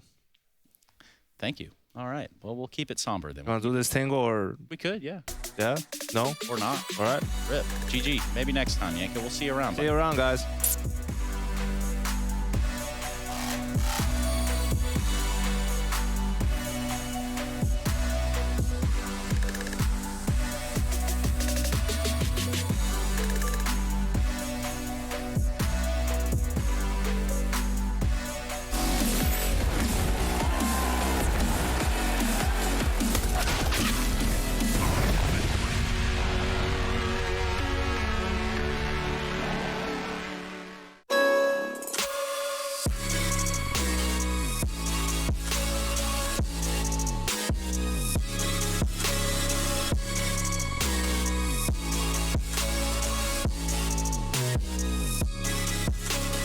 You love it, you wear it.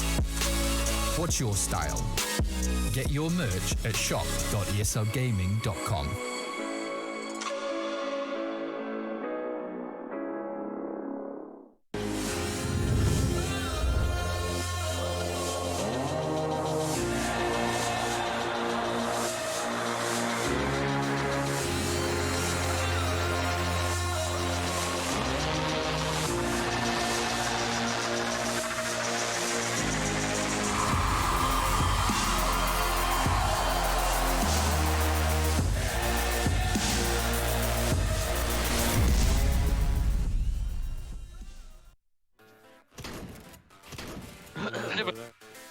Возьми их, Лех, снизу стоит.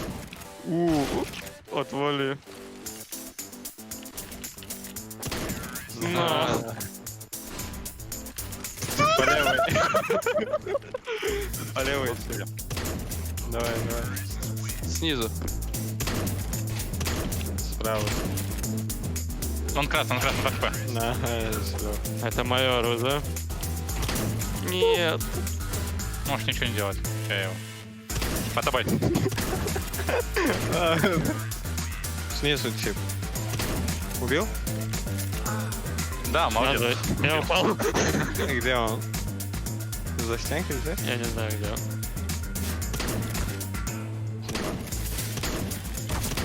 Ладно. Найс. Поверху идет. Справа.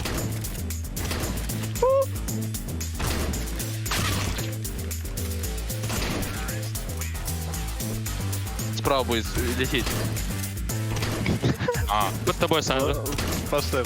У него все плохо. Переигран просто. Дави. Жека, помочь, нет? Сверху.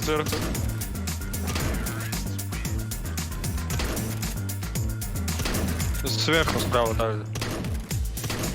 У тебя преимущество, да. Я проиграл свое преимущество.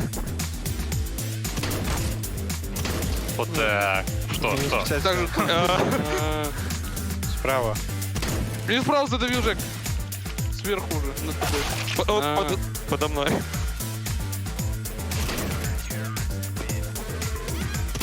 О, открыто поле. Птичка. Справа. Я в него столько раз попал. Смотри, хп у меня стоит. Пошел вон. Жека. Да, он тут. Да. Нормально. Еще есть шанс. По правой тип стоит. Он вниз ушел. Нет. По правой. И упал. Нет. Да. Я ему в голову попал. Упал. Бил? Один справа сверху, далеке. Обходит. Ух, сову. А это справа один? Полево, давит. Убил. Лево. Хорош. Нет, слева. Вот тут. Давит меня, давит. Давай, бля, поиграемся, братишка.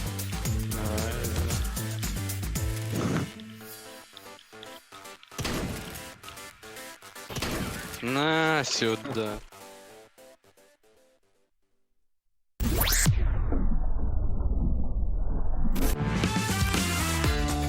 Hey Future Pros, do you hate it when those CTs push B short? Me too.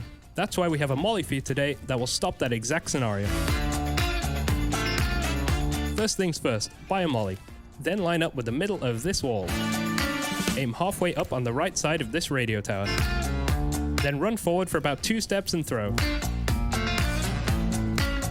Voila, no more CTB pushes.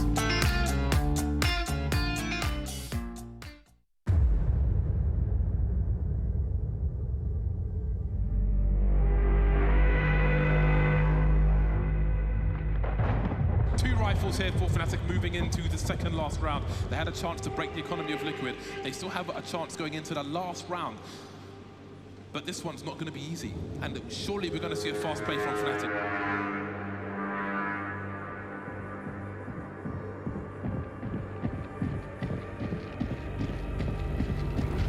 Look at this, Liquid want to get more aggressive in middle there. Not giving Elephant the space to breathe, but the spray now comes into play. It will be the Flames to finish off Olafmeister, but he's done. Crims and Dennis still stand, and they cannot be counted out at the moment as they are holding on to some pretty dangerous weaponry. They don't have utility to aid them in their eventual push, but what they do have going for them right now is time. They're very spread out at the moment, and Fnatic should be able to get engagements. What is that? Long-range shot connected by Crims. JW is history, and maybe there's a chance now for Fnatic in this round. 2 players now for Fnatic, just holding up again. They're waiting for the peaks. Who is going to be the recipient? It is going to be Hiko. That's a big frag. Simple is creeping. They've seen with the AWP now, and a desperate play into B comes in. You see double smokes in the same place there. Simple just jumping casually into the site. He's going to fall down and get a different frag. What is this shot from Simple? Are you serious? What is that? You can't do that, Simple. That's not allowed. This is not FPL. This is a major. He didn't even... He had one button on his mouse pad. He had one button. There was no zoom.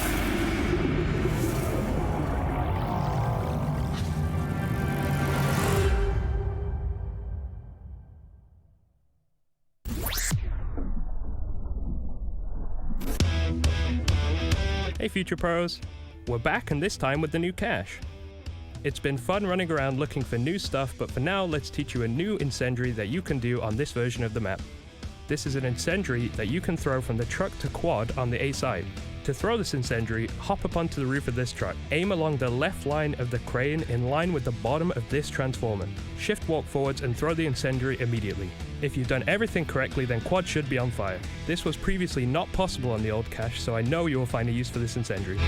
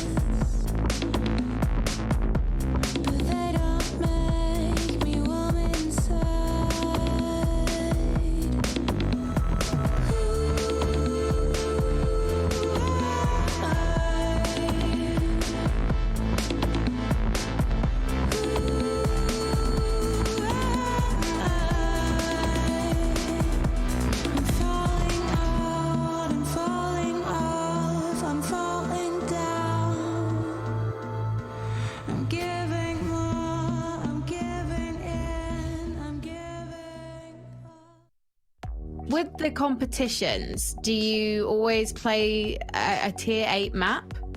Or do you have like stages maybe for newbie surfers like me? So for tournaments or just for competition? For competitions. We haven't really had many competitions other than just the surf tournaments. But the surf tournaments are usually, the tier is capped between 1 and 5 because it can be kind of difficult to land a run on a higher tier map in the 10 minutes time limit. So we just cap it between tier 1 and tier 5. And you have vetoes in tournaments as well. Yeah, so that is a very cool thing about is you can pretty much just copy the format of how like ESL will host a tournament and just add it into the surf tournaments we do, which is very helpful. First tournament I hosted, one of the players actually beat one of the WRs in the tournament. He just went insane and just beat one of the WRs that had stood for like, the map wasn't being around for years, so he just beat the WR in the tournament, which is insane to think about because I get nervous playing in the tournament, and I'm sure most players do. So to do that with nerves is crazy to me.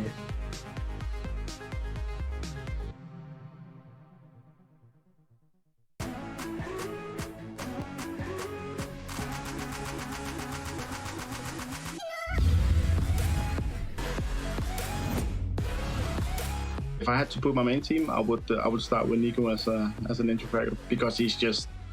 I remember at E-League Season 1, and I saw Nico playing Deathmatch, and he was just destroying that server. And then obviously we felt the same thing an hour later when our match started against him. So yeah, I would definitely put him out first. I'd have to go with my boy Sibix. He's a guy who is extremely good at reading his opponents, obviously, especially in clutches and when you are that anchor position. Yeah, he's by far seen over the history of CSGO, the most valuable player on that position, in my opinion.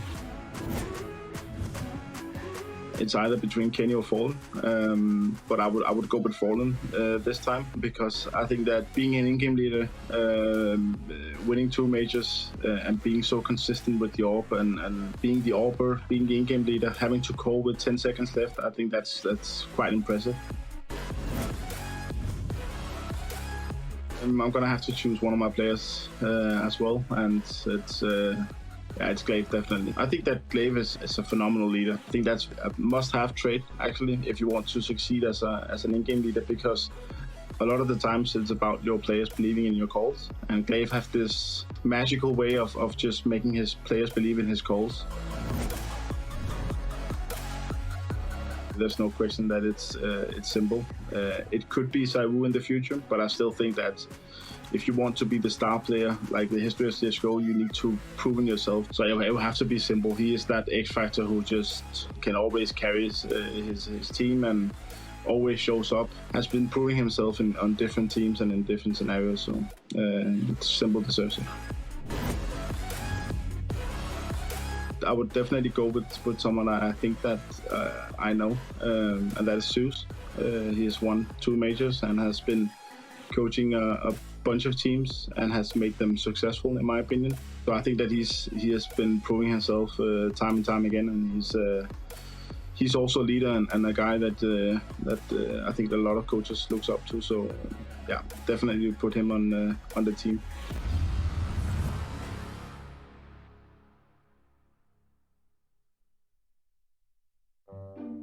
Run. You're running into the B bomb side now, and he's top. So I can plant?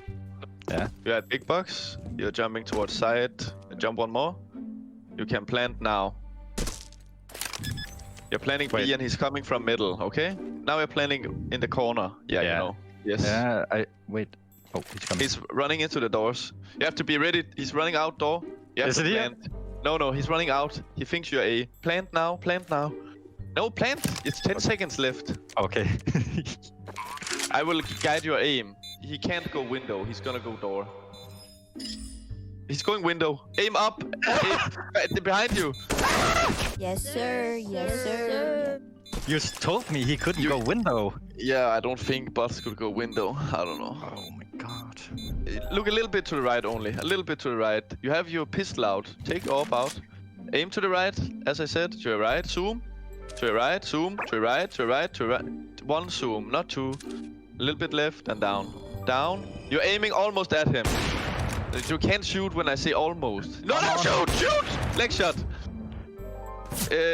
He's hit the doors. Don't go so I can't. What are you doing? Go to the right. He has a P90. He's not gonna kill you. Go to the right. You're taking out the pistol. Where is he? Oh my god. I can't. You are not listening. Look Okay. to the left.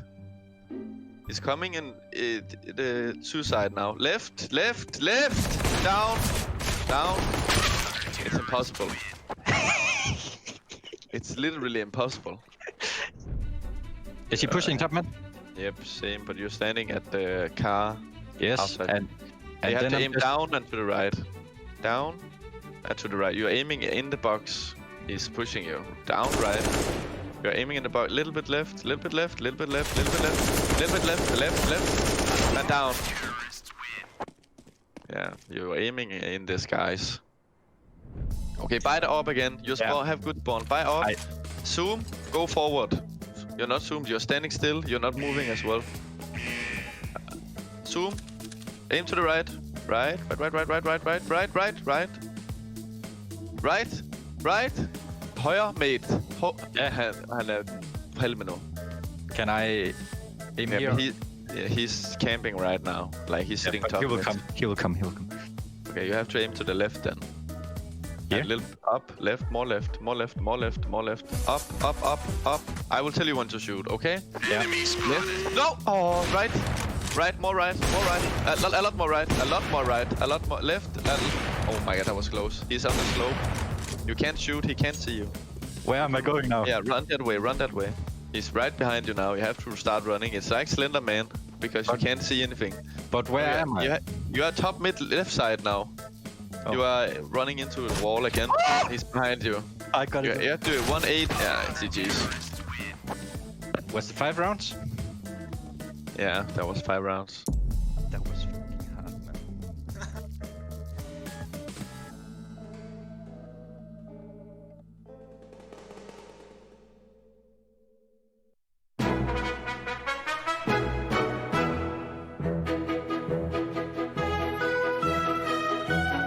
Stay rush.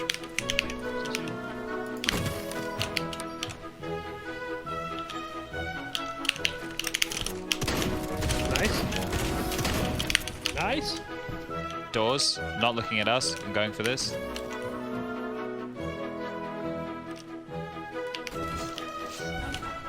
Nice. Inside, inside. Yeah, I see him. Going. Oh, I can reach him in the hole. Oh no. How have you managed that? I didn't know you could get stuck here. Did you know you could get stuck I here? had no idea. Alright, should we see if this works? Yeah. Oh, saved! Oh! One more. Yeah, hold on.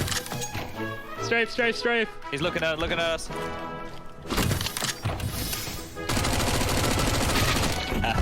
Okay. I would Everything have is saved. takes that. Parachuter Bertram coming in. Commando. Guy on top of the tower parachuting up as well. There's so many parachuters. We're gonna try and pluck him out of the sky. Oh, he's got a shotgun!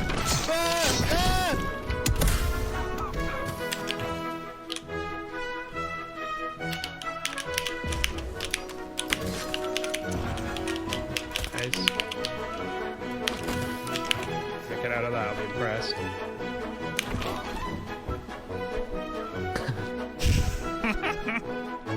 He was shooting at me, but I don't see him. Yeah, he's somewhere in the trees.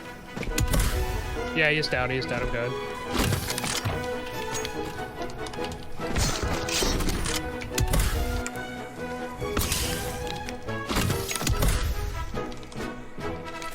Under the... Oh! Perfect. How about that one? That's pretty nice. Impressive performance. Thank you in advance.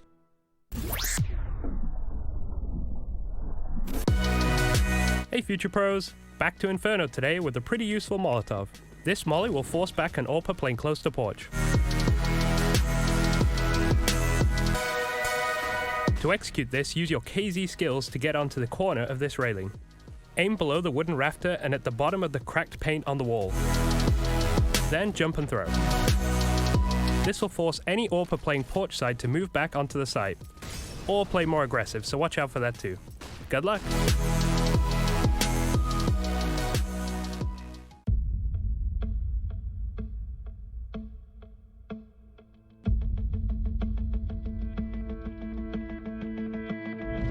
2015 was the prime of the famous Polish Golden Five, and the tournament in Cologne would be no different for Taz and his crew. At least not until the semifinals, where the Poles clashed with Fnatic. Two giants of Counter-Strike battling for their place in the final was a true feast for every fan at the Lanxess Arena. And at first it would seem that Virtus Pro had the upper hand. However, on the second map, Inferno, the Swedes took the initiative. But even then, Pasha Biceps sent a clear message that you do not mess with the Bears. As Pronax finds Snack. Oh, Pasha! Oh, my God! In 4 seconds! You blink and you miss it. Jesus Christ, Pasha. Insane spray down. Big shout out to Virtus Pro as well. They played an amazing series.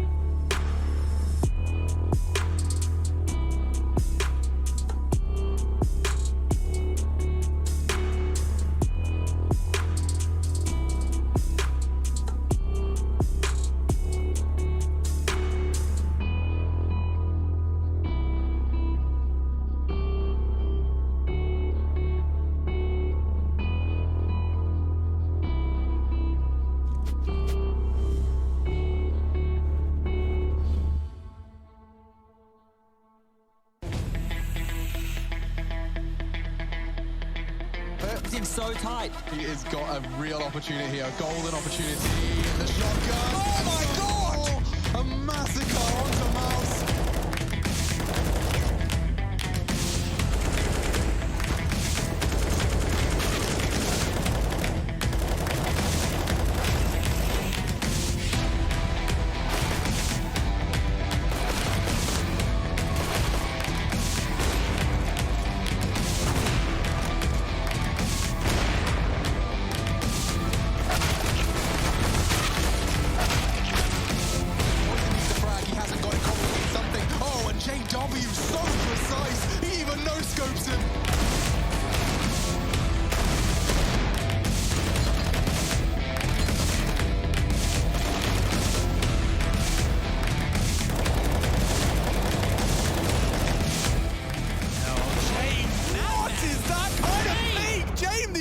Fragger.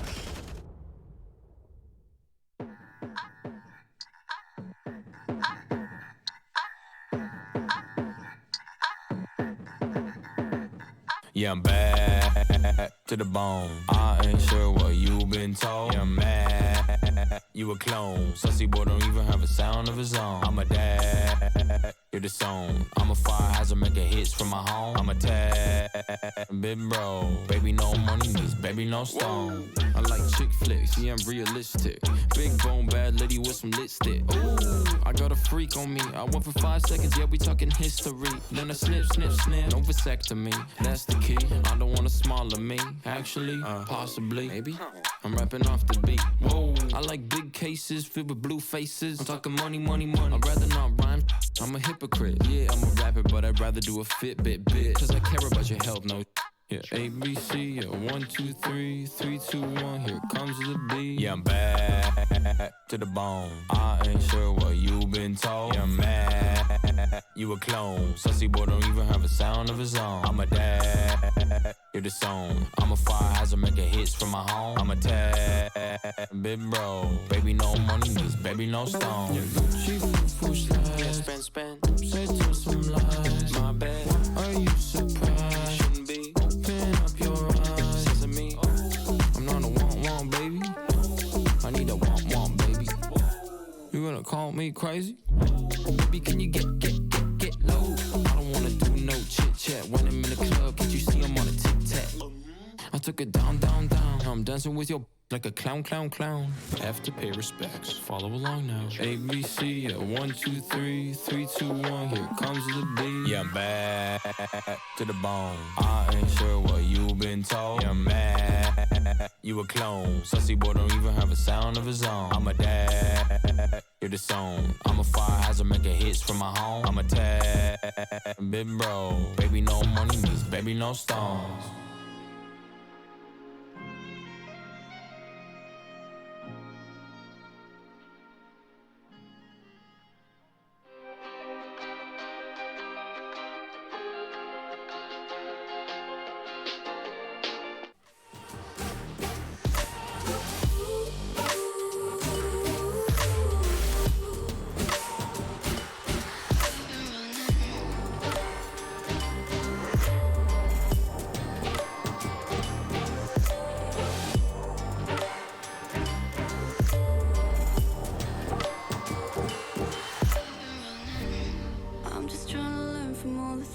I've been told I'm gonna paint a new reality.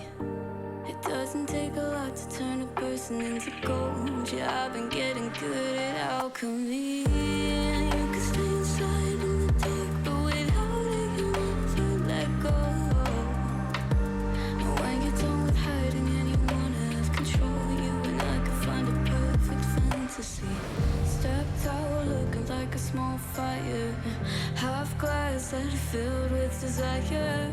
Head down, but no, I can't deny it. Life is fun when you're a liar.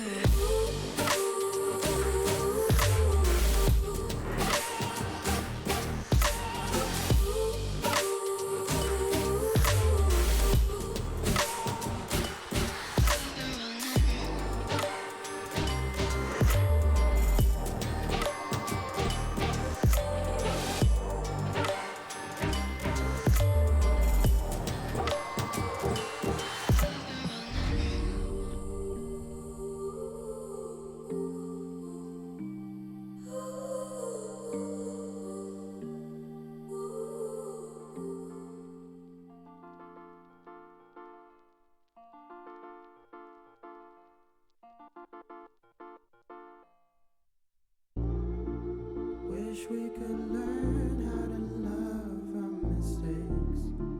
Straight from the jump and not wait for an answer. Wish we could smile when shit's rough nowadays. Change our reactions. Feelings don't die around this neighborhood. We used to sell a double pills, young and misunderstood. My homie, tell me what is changing from your point of view. A smaller circle, but the range is for some deja vu. I recognize my future, and there is nothing with you. Unless you turn your boat around, success might come recruit you. But unless you analyze in depth that we're steps away from death, 1,000 possibilities, act on it, Johnny Depp. For real. Cause we're lonesome childs, trying to know what father brought us down to here. I don't wanna be stuck in countless doubts. I just wanna smile and run away from here. I swear to God, man, I just wanna be a model for my brother. Hey, I just gotta work until I'm on the covers. Hey, I just gotta work until my songs are covered. Hey, I just wanna make it proud to be my mother. Wish we could learn how to love our mistakes. Straight from the jump and not wait for an answer. Wish we could smile when shit's rough nowadays. Change our reactions. You just gotta love yourself. You just gotta love yourself. You just gotta love yourself. You just gotta love yourself. Hope you learned your lesson, girl. I cannot teach anymore. Hope you show some faith in men. I am not like anyone. Cause I am over being sober with myself and I'm with you. I am over being something I am not. I'ma turn it to the man now. Hey, finna get my money, ain't no handouts. Hey, finna be a legend like I'm playing now. Hey, I ain't gotta focus on my friends now. Huh? I'ma turn it to the man now. Hey, finna get my money, ain't no handouts. Hey, finna be a legend like I'm playing now. Hey, I ain't gotta focus on my friends now. You just gotta love yourself. Yeah. You just gotta love yourself. Yeah. You just gotta love yourself. Yeah. You just gotta love yourself.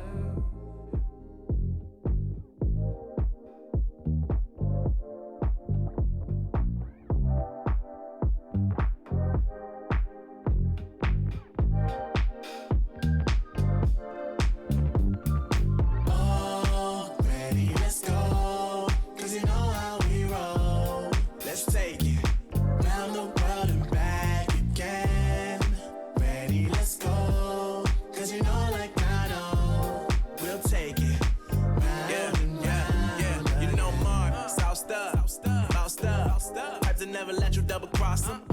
Moving through the city like it's Gotham. They told me get one, so I got one. Stop saying you're a boss when you not one. You ain't sacrificed, nah, you ain't lost none. All over the gram like you got a bag. You ain't big dog, we ain't hearing none of that. I'm in the gym looking like a running back. How you know the flow, got him coming back. Who I was in the past, I'm unattached. Only focus in this moment is bringing the summer back. Oh, respect my grind, elevate souls and I spread good vibes. Young divine, you know I gotta shine. Raise your hands for a good time. Aight. Vibe until the morning, sleep until the noon. You said that you want it, so I got it for you. Let's all get together and show them how we move. We move, we move. 3, 2, bringing summer to you. Oh, ready, let's go. Cause you know how we roll. Let's take it round the world and back again. Ready, let's go. Cause you know like I know. We'll take it round and round. Yo, hold up, let me switch my flow up. Back in high school, they were telling me I'll blow up. Doing talent shows and man, everyone would show up. Got in an accident and still made it for them to go nuts. You know what? I'm so what? I'm so That means I can't describe the way I vibe, the way I slide. And with the rhymes that make the dimes, I'll close their eyes and fantasize. Young divine calling their phone number. No, you know I love you. And you know me, I can't sleep without blazing beats on stages for their ones gracefully. And I got a smile gets stressful. Though life gets stressful, go and vibe out with whoever you next to. Live until the morning, sleep until the noon. You said that you want it, so I got it for you. Let's all get together and show them how we move. We move, we move. Bringing summer to you. Ready, let's go. Cause you know how we roll. Let's take it down the world and back again. Ready, let's go. Cause you know like I know. We'll take it round and round again.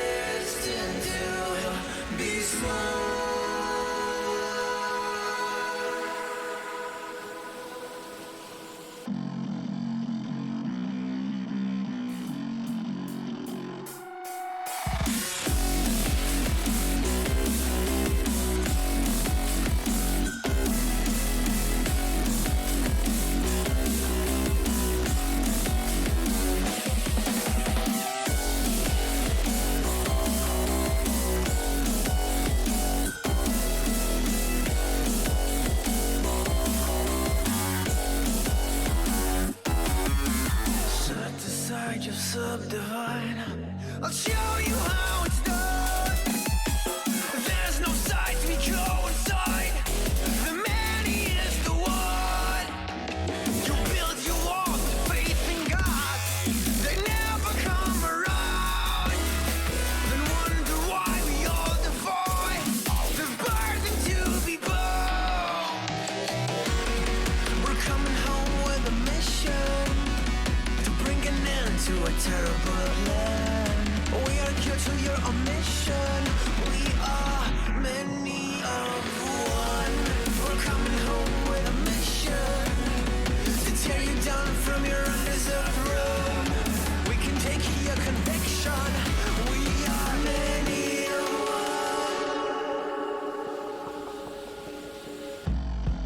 one. You may call it a virus, but we call it the antidote. It's an answer to silence. The future is here to revolt.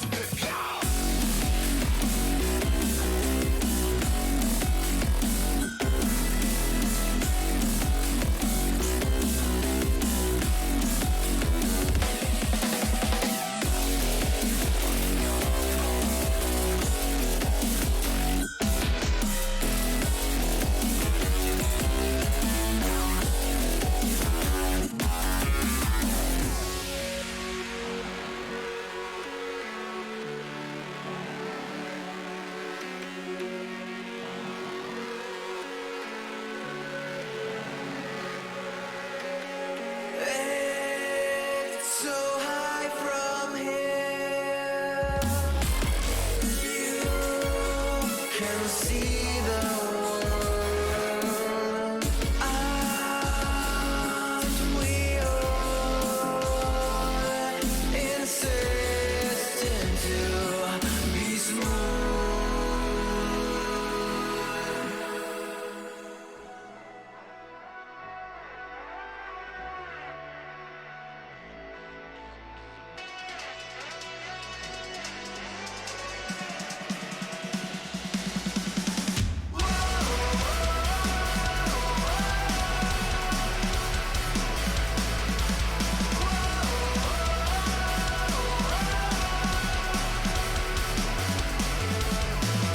Sometimes I like the way you try, even though you know you will fail.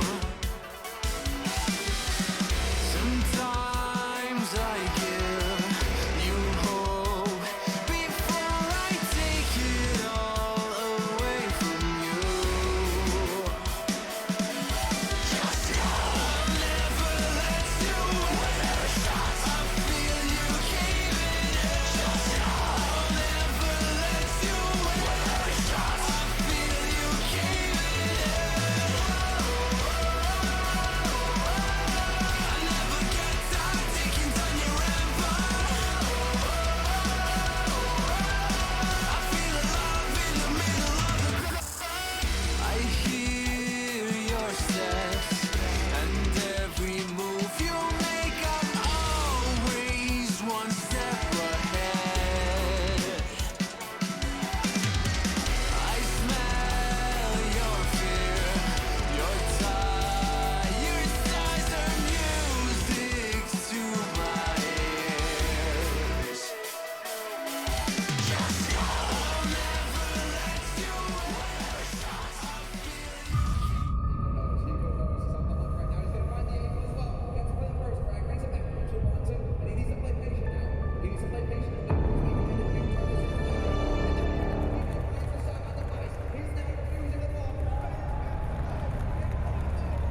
Debutantes, underdogs, rookies. In 2014, there were many ways you could describe Cloud9. However, that could only apply to the organization itself, as their CSGO roster they acquired from Complexity just 2 weeks before Cologne was far from inexperienced. And that experience manifested itself in the most crucial moments, with one of them being a battle against Dignitas. Thanks to Dupree, an even duel on Mirage could soon end with Cloud9's defeat.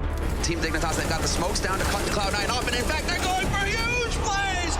Dupree! But with With someone like Hiko on the defense, even the best entries might just not be enough.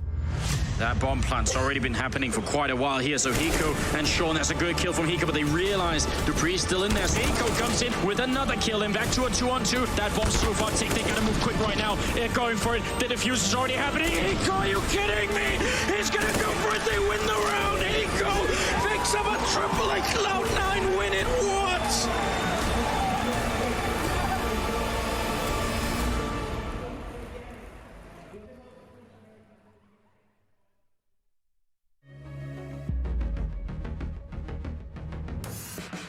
Well, it's pulled everyone away from Stewie. He's the only one here. First shot is his, second shot is his, bomb is his as well, and he's got another one. Stewie just tears them all down. Great smokes from FaZe. Bomb plant goes down, Rain, unbelievable shot. He's going to double it. Can he get any more? Of course he can, it's Rain. All the players grouped in the apartments. Olaf, he's got to deal with his push from Get Right. Oh, he will. Gets his revenge for the last round. The issue is so many players here. They're going in one at a time, and Olaf on the other side of this smoke. 3 kills to his name. He has sent NIP packing. Even as Lekro gets the first man, Olaf's going to put him down. He's on for the ace, and is he going to get it? Dennis on the other side, but the nade. And Shoxy pushed through with the UMP. What the hell? He's going for 4 kills here. The USP could be enough. That is absolutely magnificent from Shoxy. And now we've got Olaf Meister led in a compromised position. It's the ace. I can't believe it. We've got Voxic, who's just been an absolute beast here on Nuke. First kill comes in. There still is a chance at low HP. It has to come in right now, though. Chris J has the frag. It's going to be Voxic. They have a chance here. They can actually do it. Chris J's jumping. It could be a problem. Elise stabilizes. Surely. Oh! Voxic's an animal. He does not want to lose. 32 frags as he gets a smoke onto the bomb. He has the kit. Nitro's going to spray. He's going to... No! Oh, he's done it! They will not go down! And twist in the corner. There should be no way out. My God! How has he done it? Picking up a quick triple, and he's going to win the round. Absolutely godlike. Contact has been made when the teams start to advance in. Fur around the corner quickly. Nice double tap from Meyer, and he's got the first 2, and a third, and a fourth. My goodness. There's no stopping this man. He tries for the bomb plant. There's surely no way he can do it. They have got him boxed in right now. He's got nothing to work with except this rifle. He gets the headshot, turning it around, and no!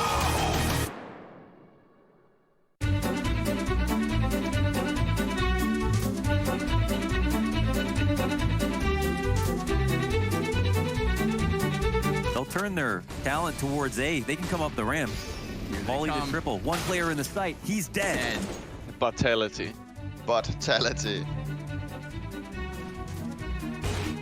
Oh! Starting out good. Nope. Oh, bit of a miss. Oh, great shot. Oh my God. Oh. You hit the most insane shots, then you couldn't hit these one. Yeah, exactly. That's how it is being an AWP. An ocean of fire in front of them. Device who's had a really rough game. Flashed. He's going to get that shot. And that has to feel a little bit going out middle of the air to take down Alex. And now they're pushing. Oh, you've got to be kidding me. He takes every single one. That's how easy it is to be an AWP. Okay, let's go, boys. We can do this. Let's go, Heroic! Why are you not throwing the flashes? Amazing grenades. Uh-oh. Oh my God. No! And the real glaives come in with the There tree.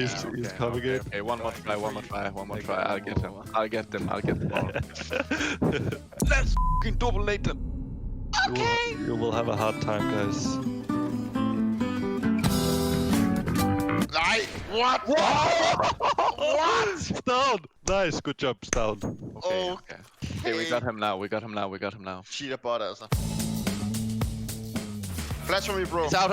He's out. Apps. Nice. Oh. He's on the balcony. This is on the balcony. Flash him, bro. I have used both my flashes. Kadian? Oh my God, Kadian, you're not listening to the info. It's Thesis versus Dupree.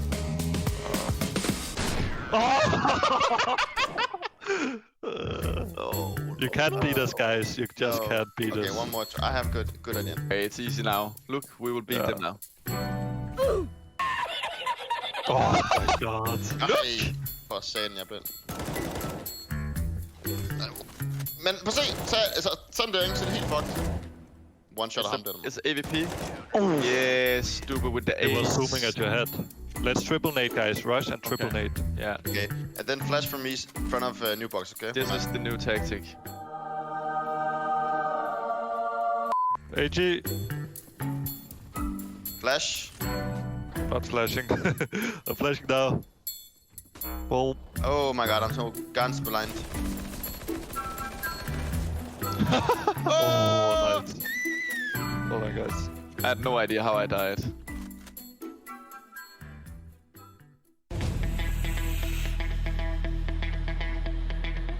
Seems so tight. He has got a real opportunity here, a golden opportunity. The shotgun. Oh my god! A massacre onto Mouse.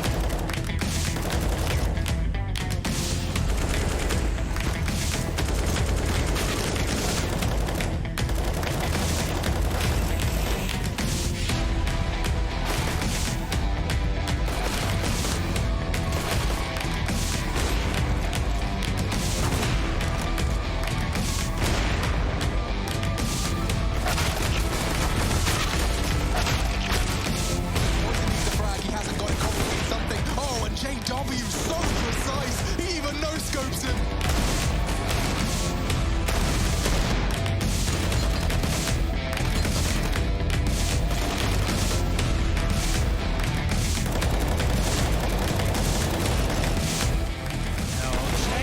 What is that kind of feat? Jame, the entry fragger.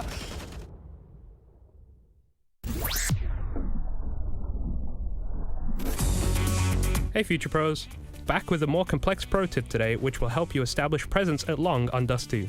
For this execute you will need 2 Future Pros. The utility required will be 2 smokes and 1 optional flash for this take. Future Pro number 1. To throw your smoke, you will need to line up with this metal bracket. Then find this corner and aim your crosshair so it lines up with the satellite antenna. Then throw. Future Pro number 2. You will need to line yourself up with this dark spot in the shadow of the car. Aim upwards and find the gap in the palm trees. Then position your crosshair so you're aiming just above that gap and throw. Optional Future Pro number 3. If you want to feel like a part of the team, you can stand at the back of the car and line up this flash towards the top of the doors, which will help your teammates get out of long. If the smokes have been thrown correctly, this will help you segment long and fully take control of pit.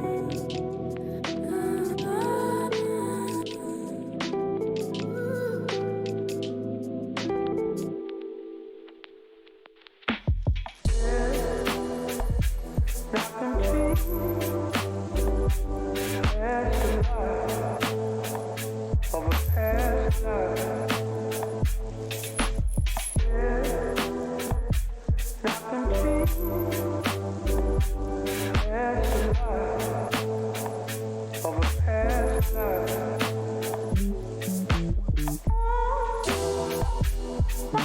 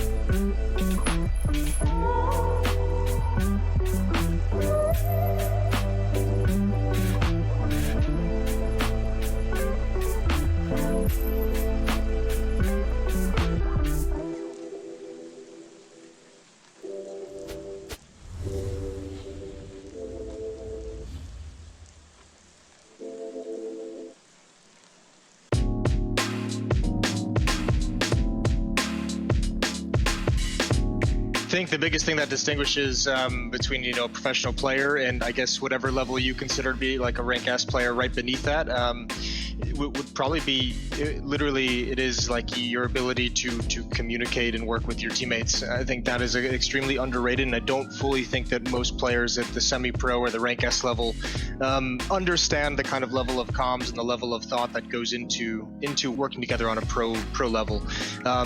It comes down to being able to come up with plans ahead of time, being able to communicate kind of and anticipate what's coming next with your teammate, being able to have your protocols set in place so you know how to react without even communicating in the heat of the moment.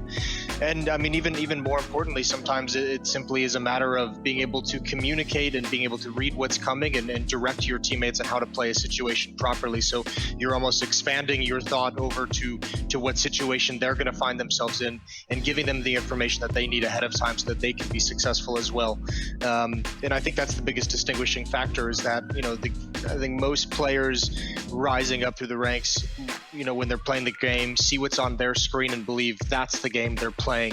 When in reality, they're playing the game with, they have to be thinking of 4 other screens, right? They have to be thinking of all their teammates' screens and even potentially what's happening on their opponent's side of the map as well. So, I think it's just a difference of, opening your mind up to truly be able to understand what's happening on the map and not just what's happening in your little section of the map. One of the biggest misconceptions young players have when they get to the top level is that playing the game a lot is enough to play on the very top level, let's say top 10, top 20 team level. I think there's a lot of stuff that people that are technically very, very good already have to learn to compete. We see it with all the young players that we add to our team. The longer they are in our team, they get so much more consistent from learning from our more experienced players. We have this team where we have 2 older, very experienced players and usually 3 very young guys. And you see that over time when they put in the work and maybe practice in a different way, more of an analytical approach to preparing, how they get way more consistent and add a lot more value to the team.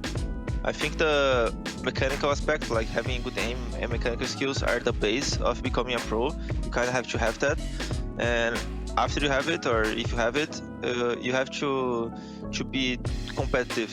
Otherwise, you're not going to improve as fast as you have to.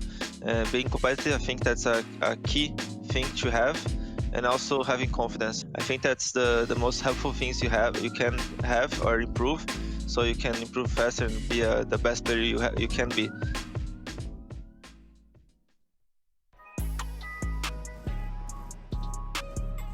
Top right. Served. No, no. Behind the ramp. And he's close to me. Oh. One top right, probably. In the Yeah, middle. top right. 30 HP on Magix. No, we that go was so together, close. we stay together. That was a close for a double, man. Fight together, we win together. Oh, Sip. Close. You are just camping. What to? I only have 2 bullets, and one is for noob.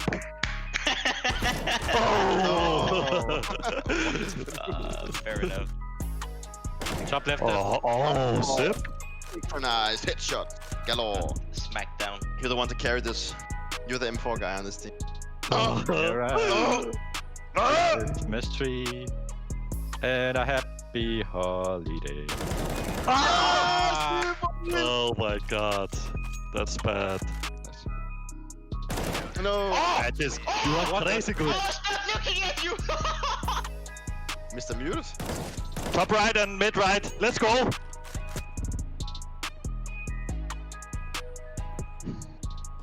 Top right still. On the ramp one. Pushing right side. And where do we have I Magic? think he either served or then he's top. Oh, he's top left now. Top left. Nice. Why? Magic. Keep an eye on him. Just doing Sip tactics. What's that? Hiding? Down left and top left. I'm dead. Nice. Magic. Good team play. Magix then take me on a 1v1 again. Oh. Right. Top left. Top left. Right. He went down the ramp. Yes, I'm holding him. He's not falling back. He can't He's fall not back. falling back. He's coming to you. No. Nice. I was baiting. I wasn't holding him. I know. Top right one. Saw him. Careful for serve. Are you not Holy shit, that was bad. How are you not dead? Yeah, I you hit you I think one served. I think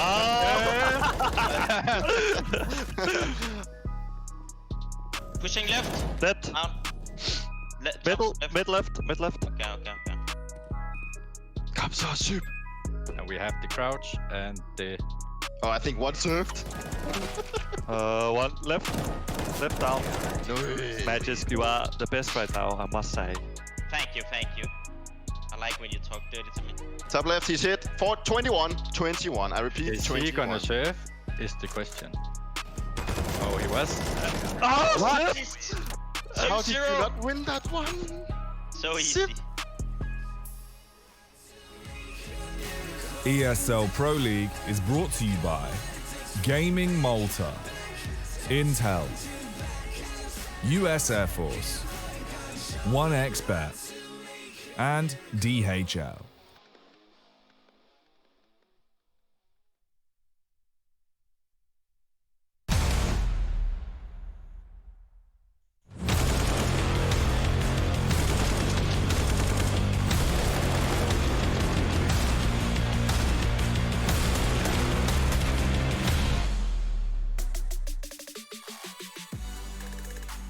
I think the hardest opponent we've got in our group is either Astralis or Virtus Pro. We've run into VP a few times. Sometimes it's been close and sometimes it's not been close at all. But obviously Astralis as well are one of the best teams in the world historically. So I'd probably say Virtus Pro, but a close second would be Astralis. A close second, my goodness. He talks about Astralis, and well, they are certainly not to be taken lightly. Boom, shakalaka. And Yanko, you know what I mean by that? No. There's only one team that's about to get locked out of the playoffs, if I had to guess, and that would be Fnatic. They don't find themselves sitting exactly where they want to, I can tell you that much, at the very least, especially when you think about Astralis being the upper hand within the matchup, Endpoint being the underdogs. Group D shapes up in a way that if Astralis beat Endpoint, big if, you know, because anything can happen, Fnatic are out of the running. They can't make it any further. Yeah, unfortunately for them, and Fnatic's last game is against Astralis as well tomorrow, right? So that's not gonna make it any easier for them. And you know, everyone was after that first game against CGO, Astralis is terrible, like they're in a slump, nothing, and they go back with like 2 wins in a row, probably a third one today against Endpoint, and then also a matchup against Fnatic in which they're favorable. If they win both of their games, I think there's a high chance that they will make it out in first place. I mean, this is going to be a contrast versus what we saw last night with Astralis VP.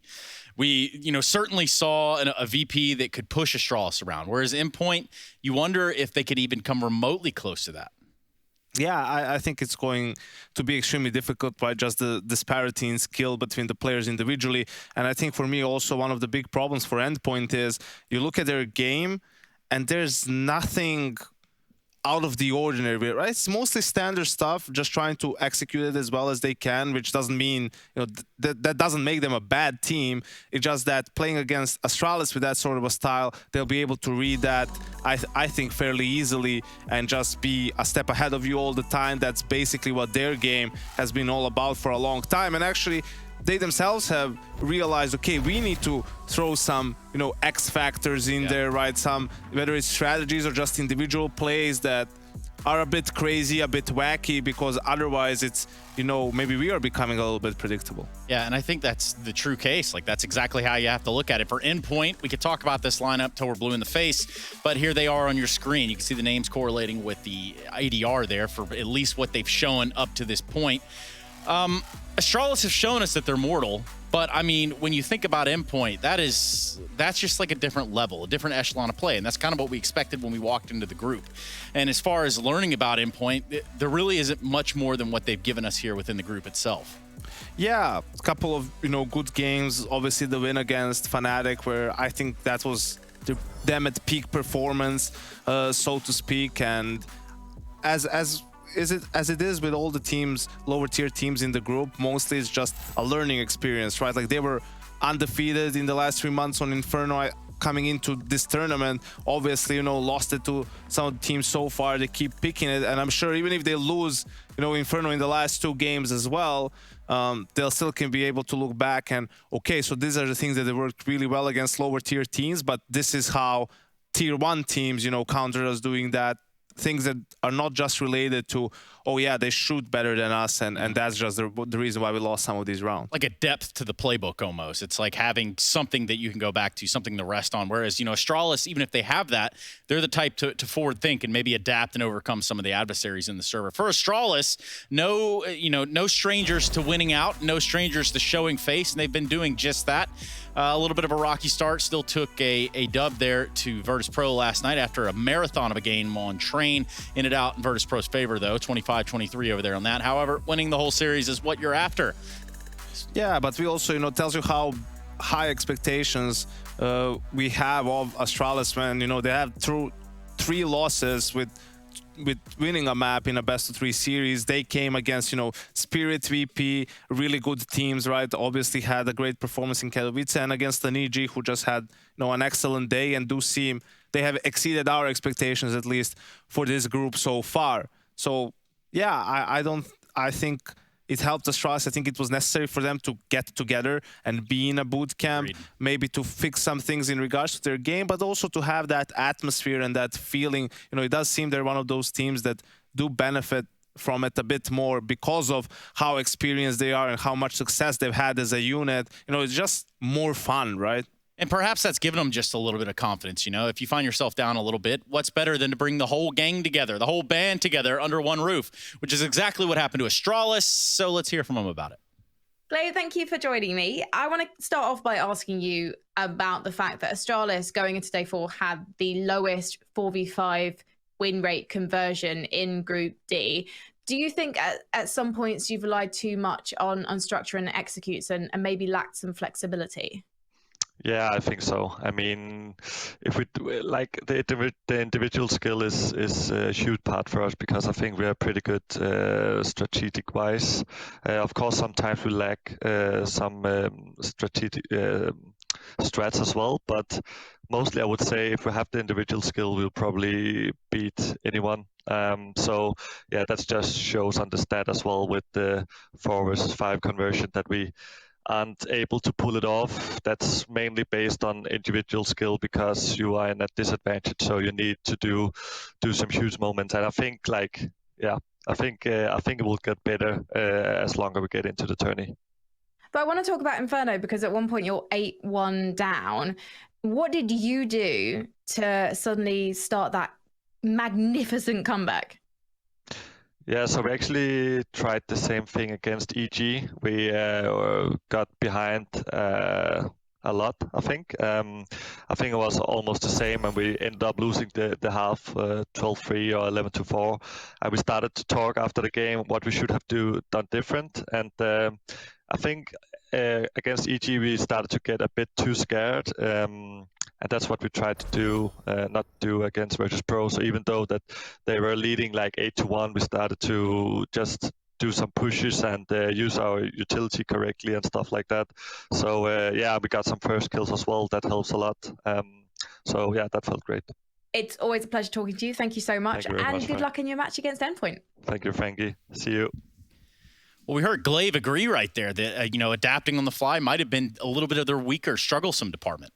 Yeah, as we were talking about, a bit maybe too reliant on their strats in a sense of with a man down, that sometimes does seem like the best option. But, online people play a lot more loosely and with a lot more freedom. And, Yanko, we could talk about map picks. Honestly, we could also just go Inferno. We could probably get a Dust 2 in there. Yeah, I think for Endpoint, it's just, they really seem stubborn almost to an extent about picking Inferno. It is their best map. We know it's a very good map for Astralis, but they probably feel any other potential option isn't really that great for them. It could have been an overpass, but they're just sticking to their guns. And I think at the end of the day, as we've discussed, they will at least have a great sample size playing against some of the best teams in the world on what is their signature map as well, just trying to, see what are these things that they need to adjust, change to get them to that next level. So you're saying there's a chance that Astralis lose? There's always a chance.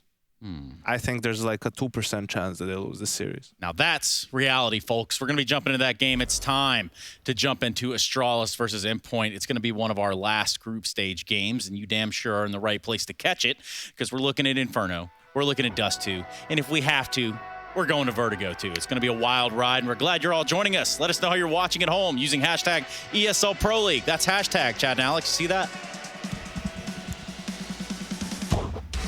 So that's what hashtags are. Okay, I understand. Trace and Serenthis with a tutorial and Chad Sponge Birchall to be providing all of the equivalent insight into our second series of the day. I'd have to get into this one quickly. Ladies and gentlemen, boys and girls, a couple days ago when Endpoint got into the server, I told you that Flames came to us and he said he wanted to be known as Flamesy. Well, he DM'd me. He said he doesn't like the sound of Flamesy. He wants to be known as Flames again. So back we go. Now, all players out there, you get one. Once it's done, once you've come and you said what you want, that's it. For the rest of time, unfortunately. So it's going to be Zipnix in the apartments with the Julies. Up close and personal, ready to deal with Surreal. And the Julies strike first, but they're not going to find the frag. Just some light damage. Bullets back and forth. This device has also copped a bit of a licking over towards that short side. And Endpoint have come, they've achieved, they've done exactly what they wanted to do, and that's forcing this Dupree rotation back over from the B bomb side. I will say it's rare to see so much util on a CT pistol.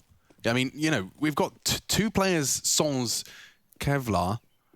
The drop Julies combined with the flashes for Glaive, and that's the B smoke now at the 60-second mark. Now that will enable rotates unless they commit through, which you can see. Max is posturing 4, the nade looks promising 2.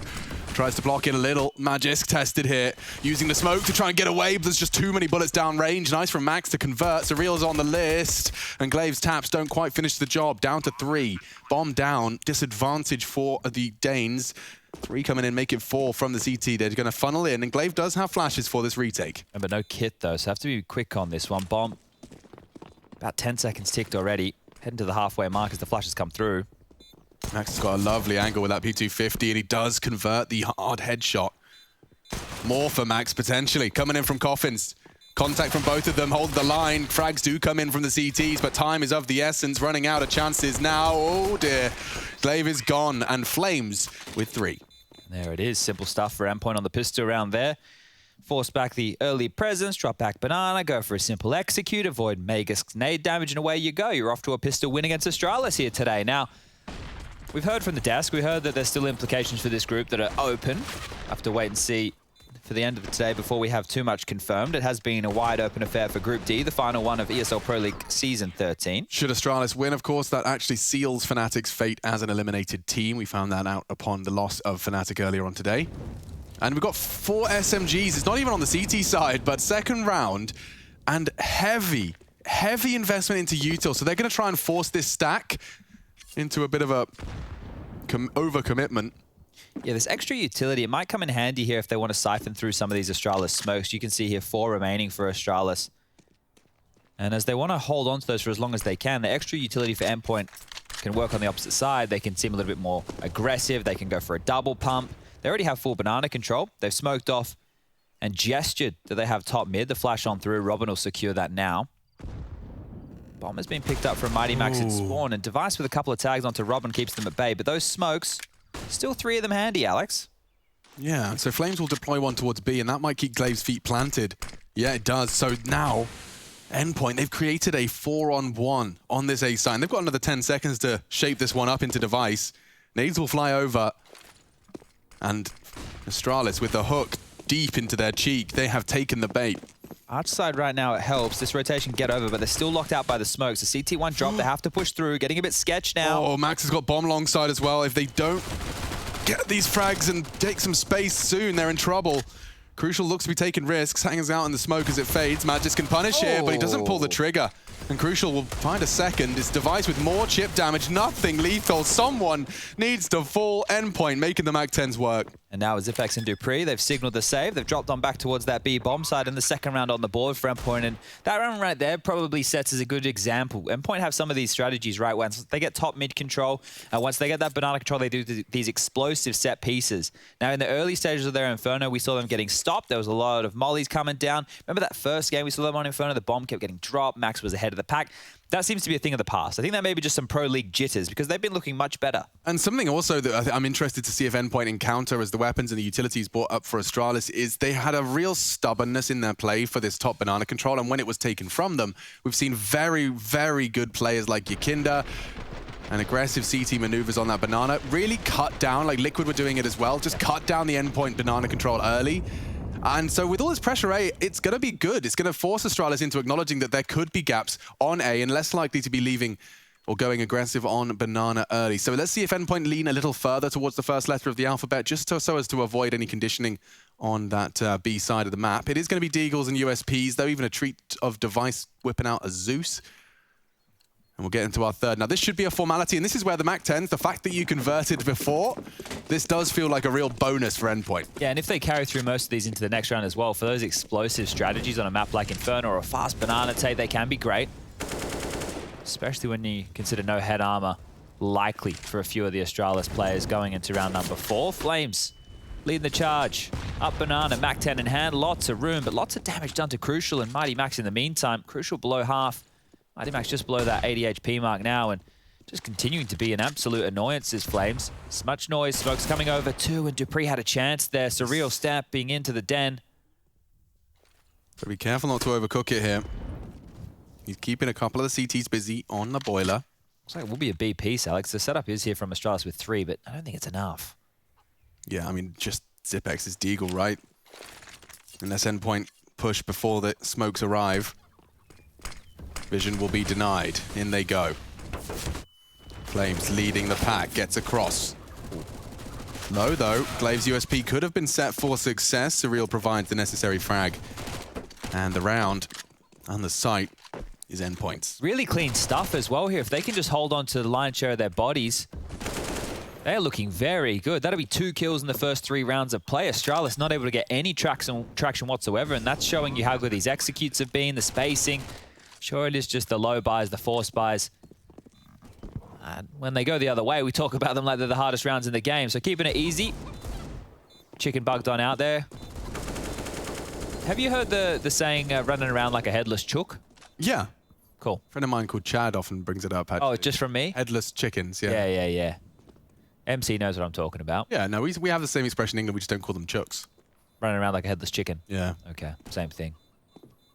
Chook sounds all right. It does sound good. It makes me, it's just you just sound cooler. Like, you know, Australians are just the coolest part of the Commonwealth, obviously. Canada tries. They try. They've got like skiing and manners. Device not going to get anything done there, and, well, everybody survives that bonus round with the 4 MAC-10s. It is on the table here today, and look at the residual cash left over. Dude, they're making a bank right now. They are actually in a dream world. This is what everybody loves, and if they want to play fast or slow, either way, why the hell not? The MAC-10s, they don't look threatening compared to the rifles being brought up, but I mentioned lack of hand armor. Device, Magus, Zipex, Glaive, they have all only got Kev. Oh, I see what you're saying. There's a world where this dream, they don't even have to awake from it here in the 4th. If Endpoint can manipulate the game state, close the gaps, mid-range and short-range fights, they've got the utility and they have the AK to close on their fearless leader, Max.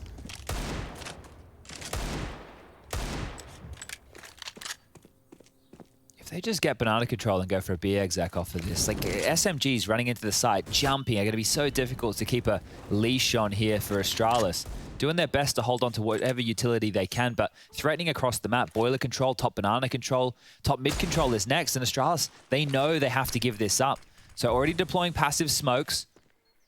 They'll be under the pump. This just comes down to defending in what may be like a 3-on-5, a 2-on-5 situation, because Endpoint, look at this. All the map control they'd possibly want. Yeah, they're posturing, they're forcing the CTs back into the A site, B site as well.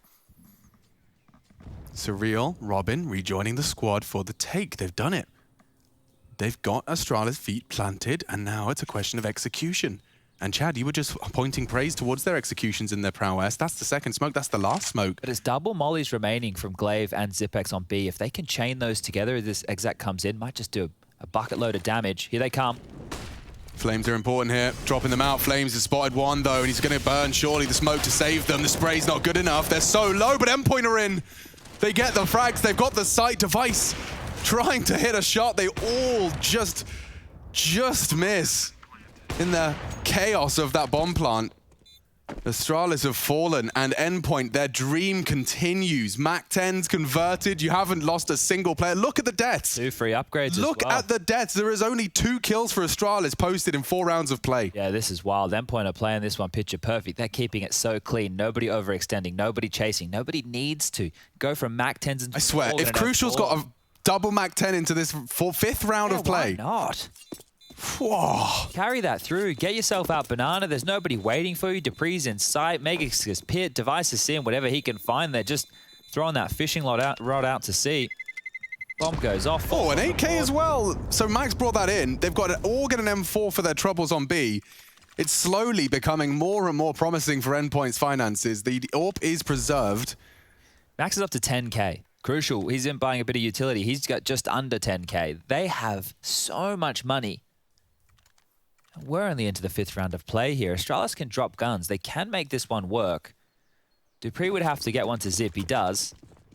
Bit late on spawn. Just low on util again for Astralis here. So it's hard to take the fight. It's hard to really force the issue here in Device. He needs to have a look. The AWP wants to point forward. Yeah, they're going for a different look here. And Glaive really wants information. So boost him up. Second molly's a bit short. Smoke will deny any info on that peak, and that's powerful. That's important. That's exactly what Endpoint were looking for. Because now, no call from Device, no comfort in leaving the AWP solo B. It seems that they are willing to gamble Zipex over to the correct call. They love Arch side plays as well, Endpoint, and that's the weakness right here for Astralis. Zipex just got back to Arch. Yeah, and with the smoke arriving short, they can focus all of their attention up here. 3 from Endpoint. Device and Glaive are rotating on over as well. If this is all a ruse and they fall back, Endpoint have got Astralis moving throughout the map. Device and Glaive have just called it off as they made it into CT spawn. They said, no contact here, boys. Get on your way back, and they do. Fakey boys, Endpoint. They've sown their seeds, and doubt has crept in. This is difficult to pull off now. Just a smoke, a flash, and a Molotov to get into the B bomb site. Device would have to miss. Yeah, or you'd have to use that one flash for his tight line. Here they come. Unlikely he hears them coming.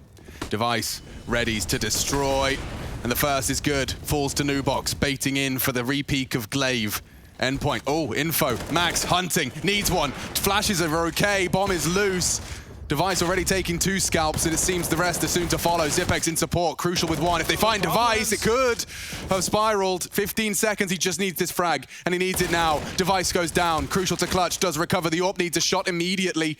When he goes for the Brave and Brazen plant straight in front of their noses, 2 CTs. He has his signature weapon now. Can Crucial come up clutch? He has caught Dupree. And a second as well. Endpoint continue their spree. And the Dutchman pulls a 5th across the line. What a play right there. As soon as he gets that AWP in his hand, you know it's possible. Just pivoting around the new box, planted in their face, like you said, and easy for Endpoint. Oh, with the MAC-10s, they convert their bonus. It continues. Device his heroics. Nullified by Crucial. Grabs the Dragon Lore and writes his own little chapter. Bang. Poof. Good stuff. 5-0. This is... Look at Astralis' fight. Yeah, call the timeout. Zonic, help. Yeah, get in their ears right now. I think just a partial necessary for Astralis to establish their full CT gun rounds here. They haven't had full utility on any of these rounds they've invested in just yet. 12 grand, dude, on your AWPer, typically. Yeah, now if we talk about Endpoint for the remainder of this half, if they continue to keep rounds close and get into bomb sites with plants, that would be likely to buy for the next massive string, right? It's going to be Astralis gun round after gun round, having to whittle this economy down, having to try and bankrupt Endpoint. Not going to be an easy feat. And Astralis will go for that partial that we were alluding to. Deagles with a bit of SMG action on the side. Light util, so they're going to have to go for some form of a maneuver here to find an opening. You can't just stand and wait and hope that they limp on into your crosshair one at a time. Endpoint have looked very organized.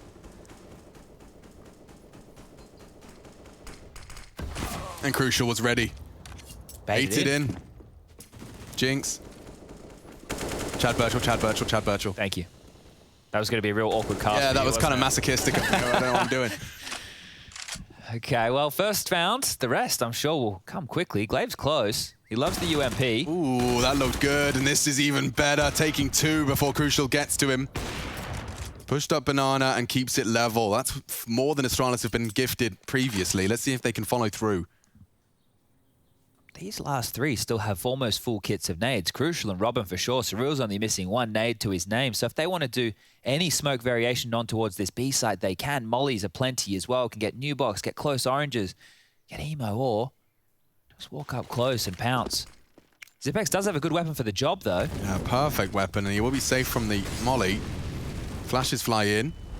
Here comes Endpoint. And Robin, the first to fall. Surreal nearly on the list as well. Down to 16. The rotates come from Banana fast. They should give this one a chance. A real chance here, Astralis. Oh, he's fast. Very fast, swinging in. And oh, the bomb does go down. So a chance for Surreal, but immediately stolen from them. Magis just puts pedal to the metal.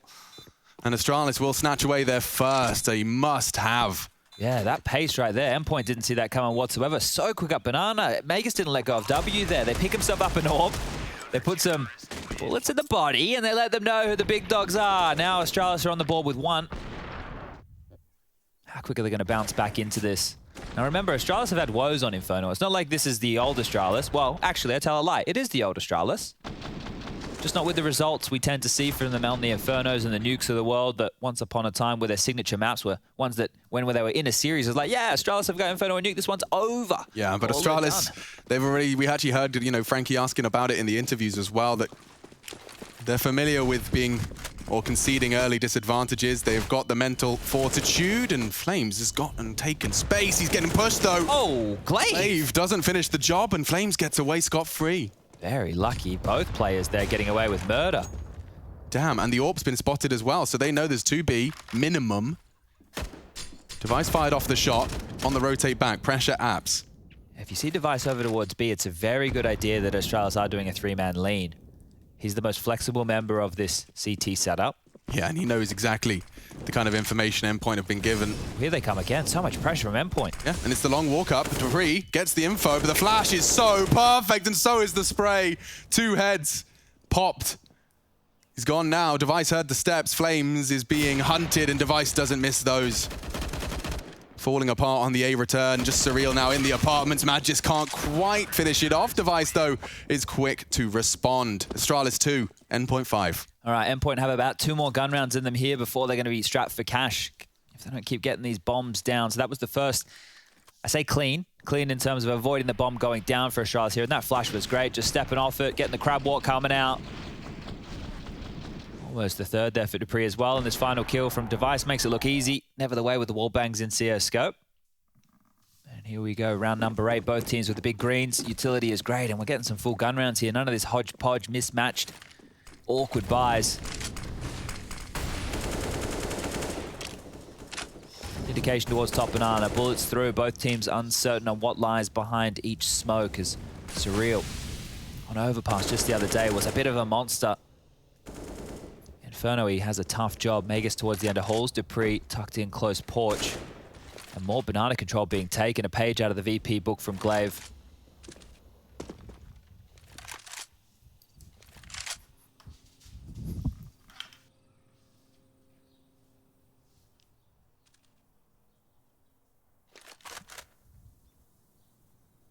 It's fading now. Nade does land. Device ready for that T-stairs swing. Flash is good. Forces Device off the line. And the isolate for Glaive. So far, so good. A miss from Device. Endpoint advance. Pressure on the wallbang. Max does take a bullet. Zipex has been called to back him up. They could commit. He knows it. Flash ready. Should he hear steps, Device just holding the tightest of lines. Mollies don't touch him. Looking for safe haven. Nubox is not the retreat. Coming in. Here comes the flash and push. Zipex wants to contest this, and the backs are turned. The spray is good. Device's dig as well. Okay, Surreal would have to find it cleanly. Dupree does not go down. A single point of health keeps him in the round. And well, with 18 seconds left, that AWP from Crucial might be better saved. Dupree spots him on the T-stairs as well as he jumps across. All right, saved AWP, 2,400 loss bonus. Crucial could drop an AK. Should be able to buy going into the next round of play here, but Astralis are starting to wake up and are handling these maneuvers, stopping them before it gets too dicey, disallowing these plants. Making Endpoint have to work real hard. Still 2 more needed for Astralis to tie things up. You getting hot in the studio now? It was freezing cold earlier. It was cold, but that's because I think we had the door open when we were out of the room and the door outside. So it was almost like the fresh air was filling the void. Do you mind if I crack open the door? I think it's fine. I'm just more worried about the people walking past. Yeah. Will that bleed in? Probably. You're right. Let's just cook. Let's just cook. Let's just focus on the Counter-Strike and get a little sweaty. That's what the players are doing, that's for sure. And Endpoint probably sweat on the brow as they realize that it's not all going to come as easy as the first 5. Glaive demands respect on Banana. Throws bullets down. Smoke another 10 seconds or so on that, and Device setting himself up for the half-wall hold. Okay, well this time it will just be Device left here. That allows Glaive to rotate back over on towards A and set themselves up for a defense. Passive over towards the short and pit side here with the balcony castle crossfire. That means they have no presence on mid, so the only info they have is these... Oh my lord, all right. That is something crucial. Entry onto Graveyard. AWP in apps, toes spotted. Mighty Max's sketches. Visible on the jiggle. Robin's actually provided another. They're surely going to lean into A now. And Zipex, the last man on the site.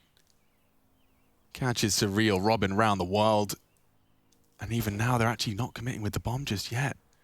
They'll see what Robin finds. Zipex sound cue. Robin pieces it together. Around. And Zipex ready. If he finds Crucial, this is insane now, though. It starts to peter out. Yeah, I think that he's been spotted towards Library as well. So getting on out of dodge and Crucial, he was huge in that round. That shot onto Magus, I didn't even see it coming. I didn't think somebody would peek that aggressively. Well, you know, Magisk likes to pivot into that Graveyard position. We saw him close out a round previously from that exact spot. Crucial, though. He's got a damn good read. Into the site, 6 for Endpoint, and this is exactly when it needs to arrive. Endpoint were just about to start running out of their ridiculous bank account. This is good, and it is very good for the round count as well. With Astralis kept to 3, if Endpoint go 7, 8 rounds here on this first half, happy as Larry. Astralis will be able to buy again. There's enough across the board to do so. And this shot here, yeah, you're right. He is just more than ready for that exact pick, just stepping straight into it. That one there onto Zipex seals the deal, and you think about the clutch he had in that round right there. They're 2 very impactful rounds. That's all from Crucial. Now, Astralis, they're getting the banana control that they're looking for. They just lost the fights on A. Maybe we see them set up for more of a porch boost, something a little bit more aggressive towards that boiler side. Here we go. Maybe the 3-man B lean out the gates here. Max tasked with Banana. We loved his work just the other day. Ollie's down. In exchange again. Nobody wanted to get stuck in early. Walking through the smokes, and lucky Waited a second or two, because guess who's pushing? It's Glaive, and through the smoke he finds Max. The Argy-Bargy, you don't even need to be in Banana to get the damage. Still going to get taken on down. Oh no, another falls. Flames caught on the spray. And Astralis set up, ready to play. 4 should be theirs. To change my mind was Robin, but Device holds Boiler firm. Just Surreal, you know he's the Sap's lurk, you know there's potential. Magisk though, faffing around with nades, having a look as it fades, and Surreal will provide. Crucial and Surreal, trying to make it costly for Astralis. The flash is good enough. Could have dropped Pit, Device aware of it. And a bit of a gap for Crucial to maneuver with that bomb. And oh, an angle, a slightest of gaps. Crucial walks up, wasn't ready for close. Now the bomb is Dupree's, and the round likely Astralis. Still there, holding his line, and Surreal, AKV, or fair play. It's just not going to come to him. And Astralis given the gift. It was Glaive just controlling Banana and sends him straight into the AWP on A. Yeah, it's great when you get 2 kills through the smoke, isn't it? Glaive is all about that. He's the master of getting the kills through the smokes. But I think we might see a bit more of a primitive buy coming out of Endpoint now.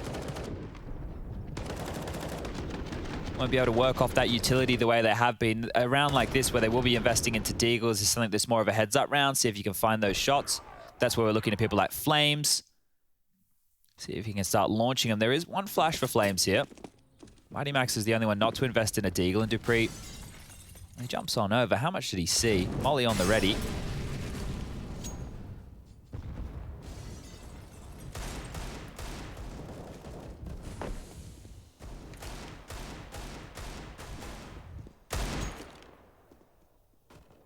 They're not being quiet about the fact they have Deagles here. Very, very loud with the spam.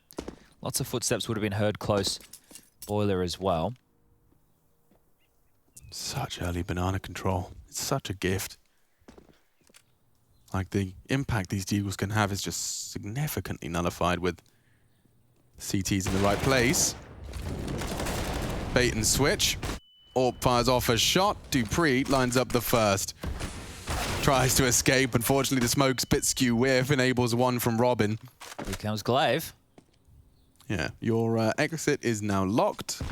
And M4 doesn't sound bad. And Zipex does pepper into Crucial. Device is ready for that smoke to fade. Seems Crucial's pretty hyper-aware. The nade's not bad either. And Magic's not going to let Robin slip away. Glaive on T-stairs would need to hit a banger headshot, but it's enough to distract. And 5 for the Danes. Do you think we're going 3 here today, or do you think Australia's going to come up and just level this out to? I think we go 3 if Endpoint win Inferno. Yeah, that'll be the only way. And look, I'm surprised that Australis didn't pick into Vertigo. I thought they were trying to make that their home map, because we've seen them play it a bit. It's a map that I think is a lot of teams for the longest time were ignoring. So the teams who oh, I guess it's almost, it is Trailblazers. Oh, we've seen a lot of that. That was a right click as well. Yeah, that is Max's face says it all. All right. Thanks. Play on. Crucial barrel, head, ducks, Mighty Max vulnerable. Oh, it's a disaster. T-ramp smoke.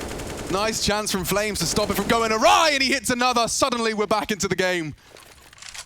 All conversations about saves and pushes cut short by Flames. I didn't forget about that team knife as well. I think Max will forgive him. Crucial, little less red face now. His flushed cheeks return to normal as Flames has put us back into an even keel. Well, they have been able to isolate the fights against Magisk in a couple of these rounds, right? The Graveyard fight, Surreal when the smoke was fading, so maybe they try and pressure him some more. Run with a flash up top Banana to dissuade any more aggression. They're going A. Zipex is even hedging his bets towards CTB. Magisk has to be the hero, Chad. You're bang on. He needs 2 puberty, here. Excuse me. That's all right. Let's see if we can hit it again. Magisk, he's got a lot to deal with, but Surreal found before he can get down. Flames are the third. He's pulled his team into this round. Now he wants to close it. Closing in the gap is Zipex and Glaive. Robin. Very safe plant.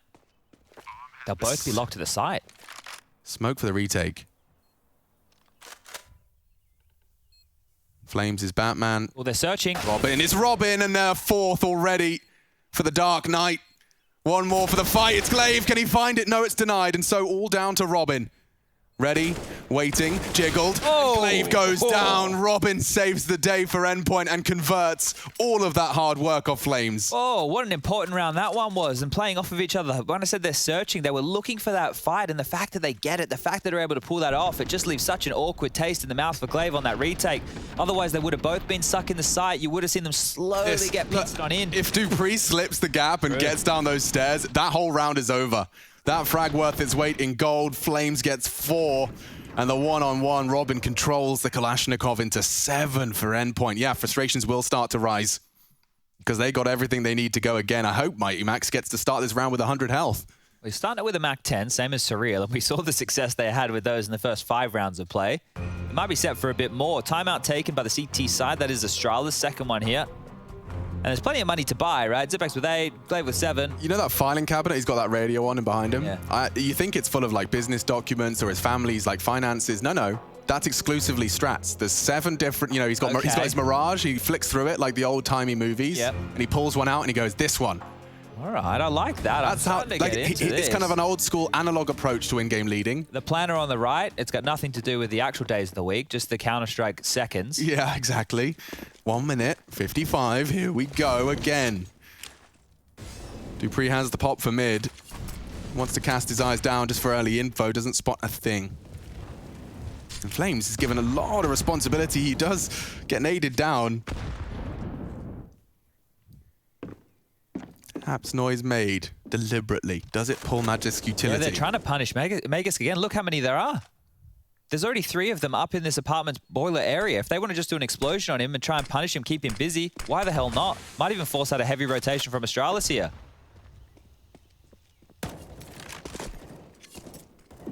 Oh, they've looked in and they've called it off. It felt like it was impending. Yeah, but up mid, they are not going to quit too quick.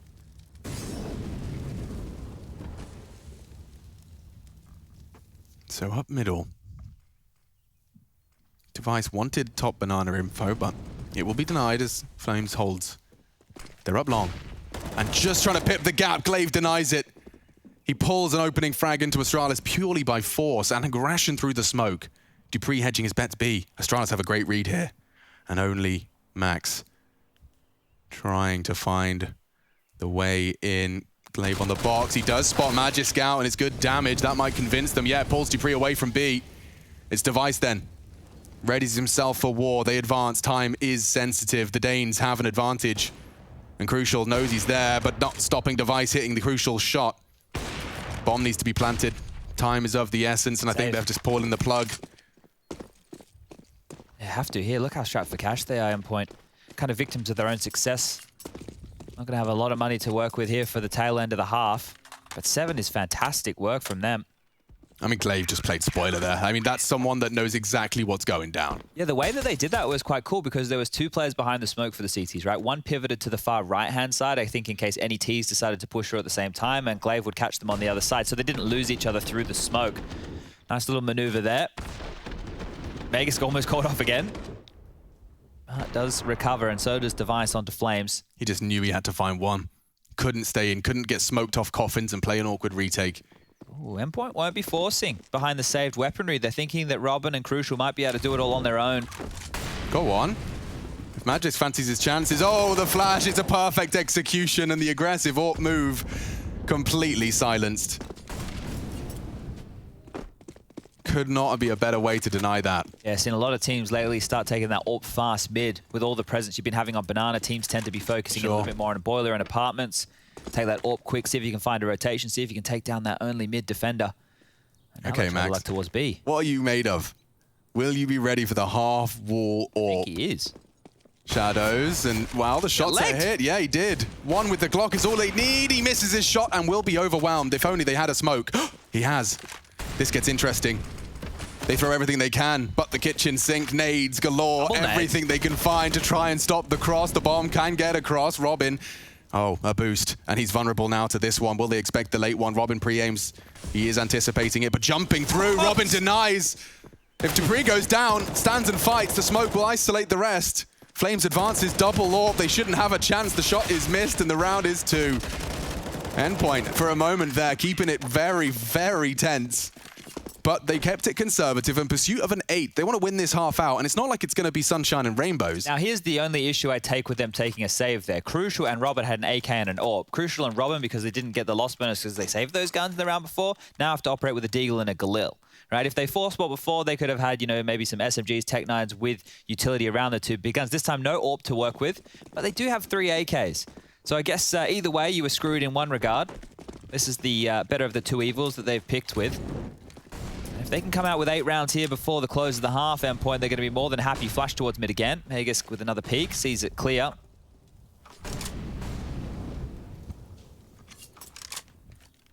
And endpoint have enough utility to go for one of these other fast explodes up towards A, up towards that wrap side.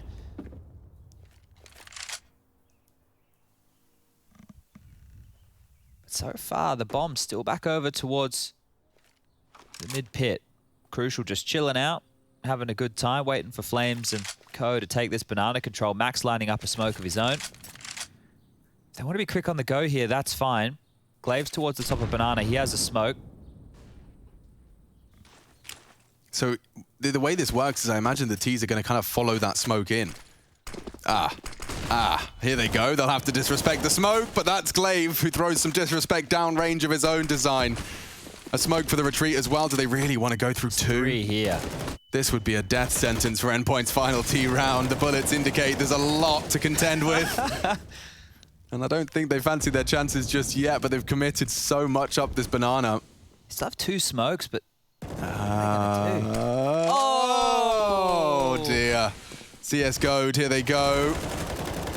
And down goes 2. Mighty Max, Surreal, all meet Zipex, and that's it. 8-7.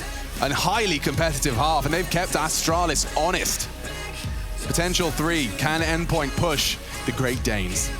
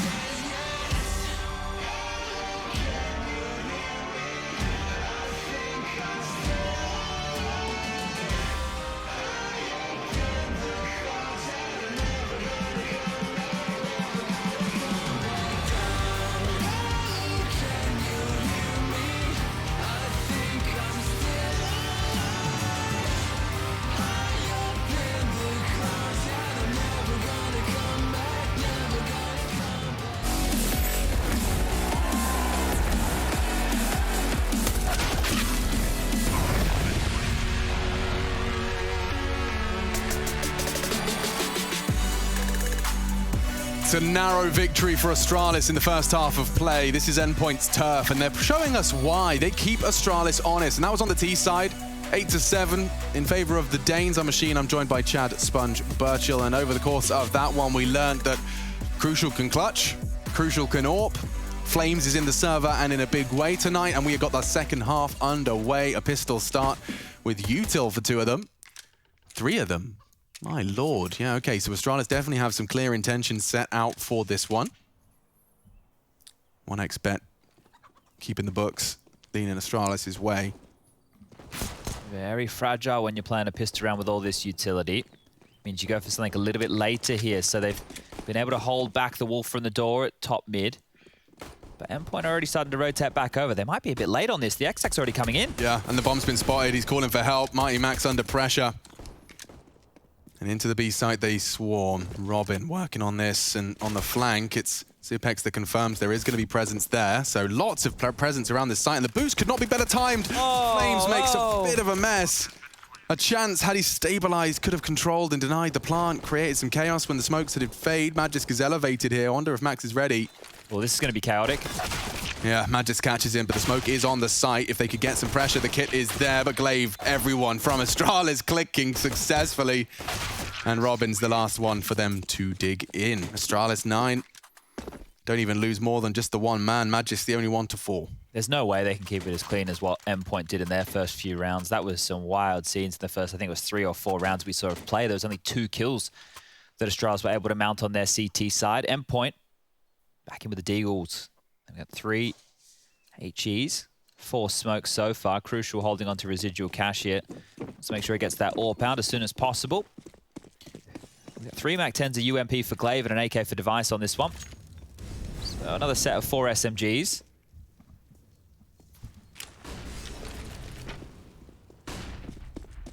Oh, the flash doesn't get anybody. They're all out of the vision there, and it's just information. Those footsteps would be heard. Astralis now piecing this one together. Slowly just taking map control. And Mega's going to have that one down the back pocket. Isn't that going to hurt? 54 for him. And Device beams into Flames. Robin ready, but that's Device's second. The only AK in play, and he just walks into B. Might be a save call here for Endpoint in these remaining 3. Endpoint throwing away their goodies for nothing. Smokes into the site now, taking their time, letting Device take all the fights he's looking for. There will be nobody to find. And the bomb should be going down momentarily. So get that 40-second timer on the clock, and maybe you guys can put the kettle on. Yeah, check in with Rushley. Make sure he's still doing all right. Hello. Hey, man. How you guys doing? Well, people aren't going to get that. No one's going to get that. No, I don't understand your private jokes either. So when I had my old headset, when I would pull the bar of the mic down, I would start talking immediately, but it would always take a second, and it would make like a noise. Okay. Yeah, that noise. Now with my new headset, it doesn't have that problem. No, you are wireless, which is really suspicious because you never know when you are listening or you're not. You go AFK just... I go AFK all the time. All the time? Yeah, it's just like I hate sitting at the PC if we're not fragging. I don't want to be on the computer unless we're shooting other people in the head. Are we doing any fragging tonight, Rush? I hope so. You got it in you? You got it in you? Yeah, I think so. Why not? Not going to be doing your little bump club clique thing and excluding me from the party? No, it is so awkward though. Rush and I had this conversation last night. Like, we're talking about being in the private channel, NTS, and it's like, yeah, Rush, what do we do when people poke us and we're playing? It's like, Rush's like, oh, I can't ignore them. You'll have to deal with it. So now we're just going to let everybody in. I think that might be Maybe the like play. a doggy door. Yeah, I don't think a passworded channel, it's just, it's sending the wrong message, you know? It's like you're hanging out in the VIP lounge, where the people have the little glowing bottles and flex on the haters or whatever it is you do for Cool things and stuff. Yeah, clout, that's the word they use. That's the one. Little sparklers, little velvet carpet. I have seen a few of those in the Instagram stories. You got a different sticker on your hand or a stamp. Never been to a party like that. No. It's not my scene. It's certainly not my scene. Just exacerbates all of the social anxiety I have. There's a lot going on, and I don't like a celebration at the best of times. Yeah, everyone look at us. We spent loads of money. It's 400 euros on a bottle of liquor. I hope it tastes better, though. Yanko's having a meltdown right now. No, but that's the thing. We're attacking his personality right now. No, we're not. I would never attack anybody. So then, pistols, not going to get much done. That was the best bet from Surreal. He had the Deagle. A couple more in the mix. Dupree's here to make sure those CTs don't get to keep anything. He's been lingering around the apartments for a while. Rush, can you bake something for the playoffs? Bake something? I can do banana bread again. I do have a cake mold thing now. Yeah, make us a cake. Like a carrot banana cake? A banana cake. Banana bread comes in a loaf tin, Alex. Yeah, but I understand, but why don't we just throw the norms out the window and make a banana cake? Banana frosting, maybe? I don't live for the banana concept for the frosting. Well, I like a nice carrot cake. Ooh, okay. You like carrot cake? Yeah. Or a coffee cake? Oh, I do love a coffee cake. You decide, and I'll make it. Yeah, but let's let Twitch chat decide. Yeah, send us your suggestions. Hashtag ESL Pro League. And tweet at Rush. Tell him what you want him to bake. We'll turn it into a whole segment on the show. Rush was actually saying that he's actually really worried people aren't following him on Twitter at the moment. Really? Yeah, because we're not saying his Twitter handle enough. You mean at Rushley123456? That's at Rushley123456. Not 7, 6. Just 6. Right. Guns are out. 11-7. Remember, no 7. Battle for Banana. This is going to be an important and telling trial for Endpoint CT side. If they can't prove that they can maintain and contest when appropriate, Astralis will start to bully this spot. And look at Crucial's angles. Aggressive AWPing. Stops the bedroom advance. Dupree will no longer be a threat. Bomb is in no man's land towards T-spawn for Astralis here, so if they wanted to get a move on and go for a fast... Oh, that smoke has not landed as it should. Very, very deep. Might be something for Device to peek on. Exploit the expectation that it's clear. Oh, maybe the smoke just over the top of the half wall gave enough for Endpoint to not have a bit of a look in, because if they did, Device would strike. And look at the util left over for Astralis here, Alex. They're not operating with very much whatsoever, so this is going to come down to hitting their shots or hoping that Glaive can slip the net. Crucial's flashed off the line. They don't want to force the issue, but happy to deny info. Still 3B, though. Yeah. Oh, Flames. Oh, Flames pushes in. Another on the cards. He gets Magisk. Oh, and Glaive as well. The multi-kill master for Endpoint. Pushing the issue. And now, well, Zipeg's pushing towards B, towards his certain doom. Robin's not going to respect that smoke. You think he's going to let you smoke him off? He'll stand and fight. He delivers as well. Good stuff from Flames there. Just the heads-up fights. Flashed out, gets 3. And that was just as Robin's going, good, oh, maybe I need to go A, maybe I need to go A. He answers the question. You know, if anything, that was info, but he goes for more than info. He gets the round winners. Look how ready he is for that as well. Aim so high there, Crucial. This was the... Oh. 2. Oh. And then even has the audacity to peek out for a third on Glaive. Okay, competitive half. That's what we needed to see. That's the first from the CTs of Endpoint. There's a bit of a bonus round there for Astralis other than an AWP that was invested into. So now it's AKs across the board. 3 banana lean again for Endpoint, and we know that... Ooh, that nade almost doing a chunk of damage. Robin only licked on down to 95. Flames, though, takes a big chunk. Magisk fancies his chances, continues to advance. Robin's there to contend with him, and Magisk gets away with murder, nearly 2. Through the Molotov, no less. Just need a nade or a molly here to flush him out. Flash is great. Forces them to turn away from the line, and they concede banana.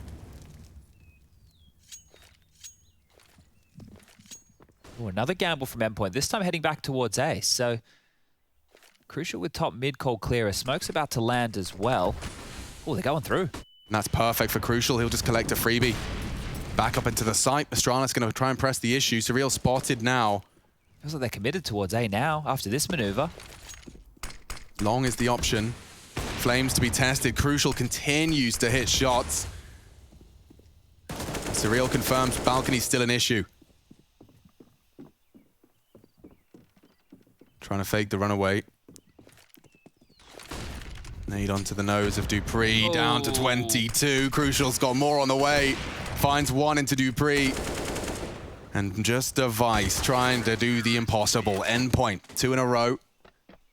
And Flames with more impact across the map. Breaking the bank there of Astralis as well. Will be an interesting conversation to see what they want to do. Megas with 4.4, Glaive with 3.7. Not ideal money situation for a buy for the Astralis squad. If he gets the double here, that's round over, right? That shows you the difference maker right there. I was really surprised to see them push through that smoke. They do know they're up against an AWP player like Crucial here. And he's had more impact. So it will just be this light bite. Maybe a faster maneuver, see if they can stifle top banana hold of Endpoint. Up they go, flashes are coming in. It's quick, and the nades are good. Robin mantles onto the sandbags to stand his ground. Has the support of Flames on the flash, they'll swing. Too easy for him, one more on the list. Okay, Dupree, not going to find anything off that. Endpoint, that one was just another day in the office. Happy to have collected it relatively quickly. And they can just stamp their card out within just a 1-round gap now. Okay. Now, we did know the other day that Surreal had a rough go of it when he was isolated for some of those pit fights, when the rotations were forced. He got caught in really awkward timings. Kind of what happened to Megaskin in the first half of this game, right? You could see he was ready in positions, but then as he jiggled, he had a nade out, and he's quick switching, and just gets overwhelmed. Astralis could start pivoting into that, but they need to get past Crucial. They need to silence this guy. Getting away with a lot here today. Don't forget he's clutch in the first half, and now the impact on that AWP in the second is already being felt. The exchange of utility and Banana holds the CTs back, and Device. He's doing everything right. Nades a bit deep this time. And Device just trying to slide into that Banana fight. He's been watching some Mir demos. Force that smoke out early, and this is the key right here. And you've said Mir, that's bang on. Those type of plays, just snaking on up, getting behind, using the timings, forces the rotation. So now if they pivot back and try and isolate this short and pit player of Surreal, could be a bit of traction to get off the back of that. Setting up the flash peak again for Flames. So the timing on this is everything, actually. Astralis need to get a move on back towards the A bomb site before the pop flash top Banana. They have created a favorable A take here. This is by virtue of their own utility and positioning. So will Crucial be able to play spoiler again, or can utility alone deny it? Grouped in the apps. Util to be thrown out. Device has a flash for them. He's dropped himself a smoke to play around. Surreal got a lot of pressure to deal with, and a miss from Crucial. Magis does not go down. Surreal will. More misses. Crucial in trouble. Jeopardy for them both as Dupree lines up a double. Flames is late on this rotate. Device will spot him out. Max tries to put the incendiary into Magis, but he's just popped on the box. And this flank, Flame did check it. Max is all alone, and it's over for them. Astralis into the A site. Force the rotate, as you highlighted, Chad. And you just broke it down to a T. Astralis given a favorable fight, and they convert it. Yeah, it's difficult to ask for the AWPer to be on that short side. It's just not natural. We do see a lot of AWPers playing that more and more. But the thing is like, you think, okay, AWP, long ranges, makes sense. The rotation, the gap, but what Surreal has to do in a position like that, it's very, very tough. I know we see rounds where you see Electronic, pivot around that smoke and get the triple spray down, but that's because he has teammates flashing above him. He's got other people drawing the fire. It's in the last few seconds of the round, and they have to focus elsewhere. In a situation like this, they know the positions that Surreal is playing, and as soon as they're able to isolate that, they know he's in the pit. They can all flood on in. They even are able to keep their head tucked while that arch smoke picked on through. But the AWP back out for Crucial, so not done just yet at Endpoint. They lose this one, then Astralis are looking good to take us over the finish line nice and quick here for map number 1. But have a look at the scores on the doors, ladies and gentlemen. It's one thing we haven't been highlighting in a huge fashion, and you've got Flames, 21 kills. Is Surreal... That's a straight-up dressing gown. I haven't been a dressing gown gamer in many a year, but Is he wearing a dressing gown? Either that or it's some new furry jacket I'm not familiar with. You gotta be comfy. Yeah, no, absolutely. I mean, I was a dressing gown gamer for most of my life. I just don't own one now, or I don't travel with one, I should say. We have one in our room. But that's like the towel-y fabric. He's living like that fantasy. Nice from Max. Brings some aggression into the mix. Device, big scalp to take. Top fragger right here for Astralis down. Just takes his spawn, takes his aggression, and now a nice deep smoke to completely corral Astralis' remaining 4. How does Flames have a 10-year coin? He's only 17.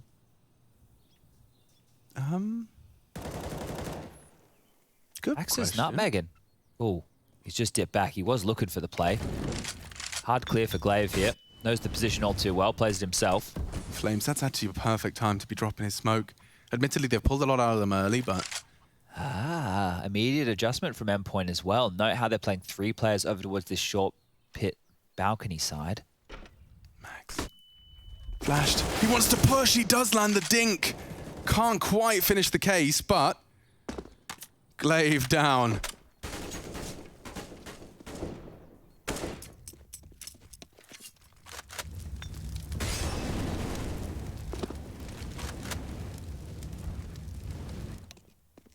Oh, they're coming back to Flames here. Yeah.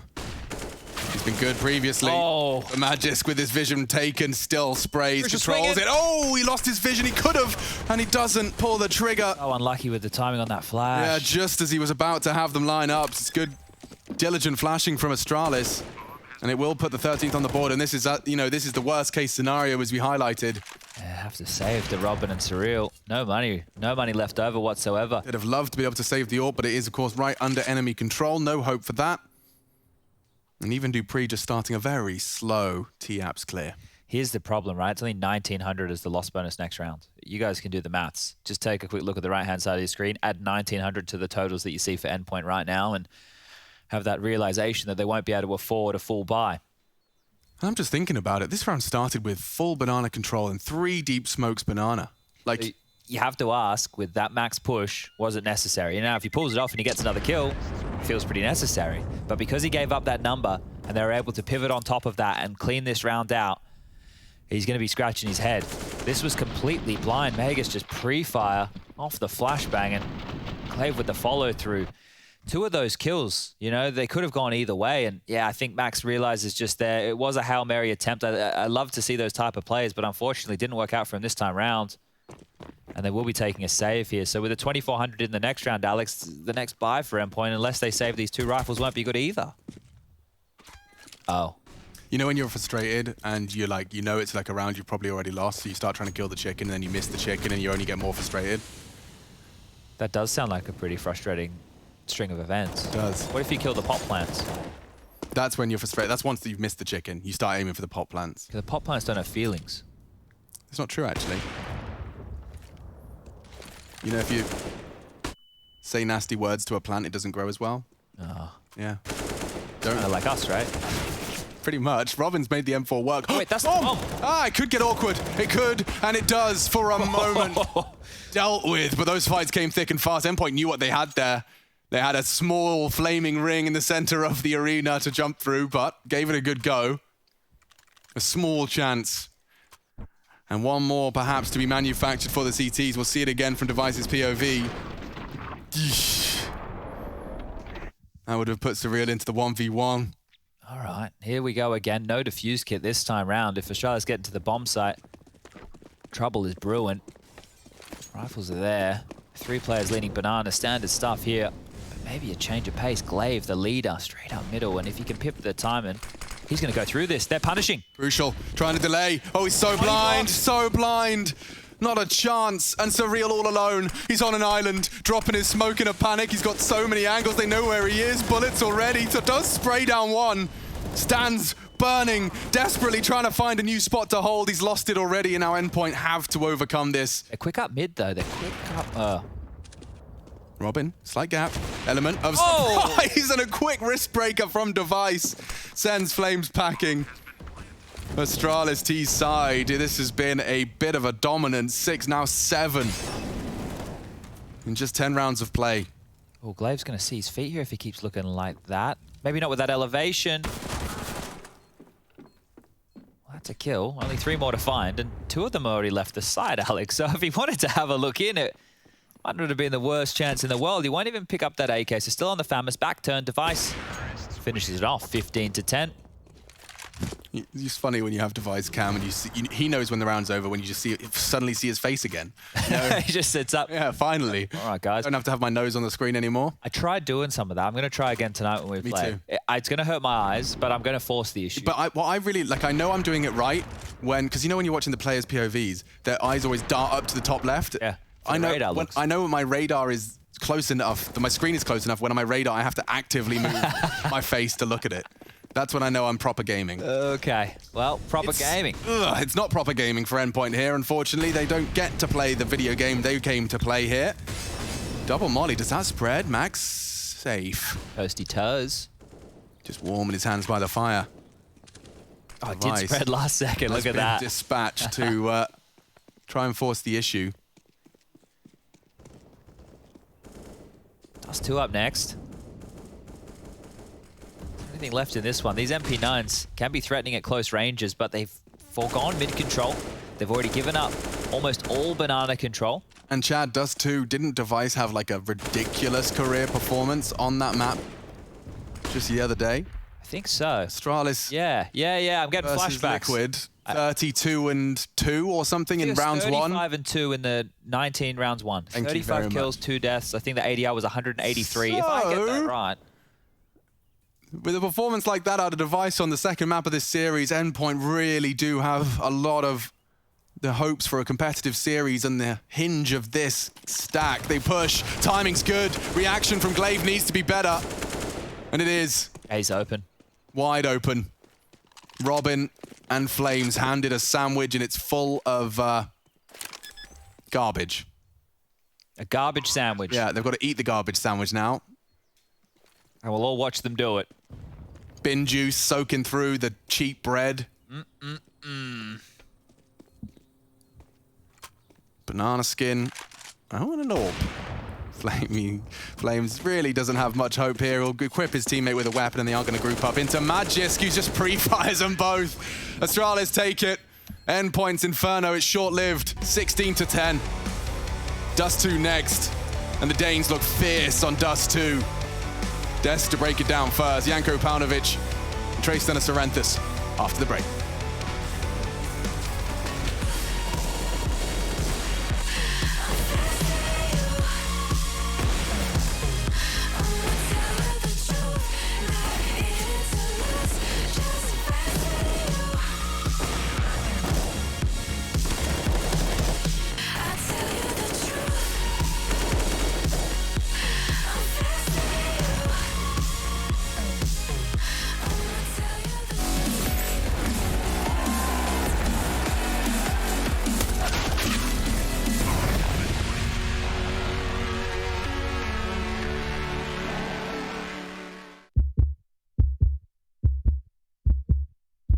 Malta has truly its finger on the digital pulse. Malta, game on. With 300 days of beautiful sunshine across the calendar year, it's the ideal location to take a load off, relax, and enjoy. Our World Heritage and UNESCO sites showcase the oldest megalithic temples in Europe, the breathtaking capital of Valletta, the silent city of Medina, and so much more. It's gamification in real life. Everything about Malta, namely its architecture, local village feasts, basilicas, entertainment scene, and multiple iconic film sets, make it truly unique. And with a vibrant video game studio ecosystem, major iGaming companies, tech startups, and esports companies hosted across the island, coupled with a passion for innovation, Malta has truly its finger on the digital pulse. Malta, home of gaming excellence.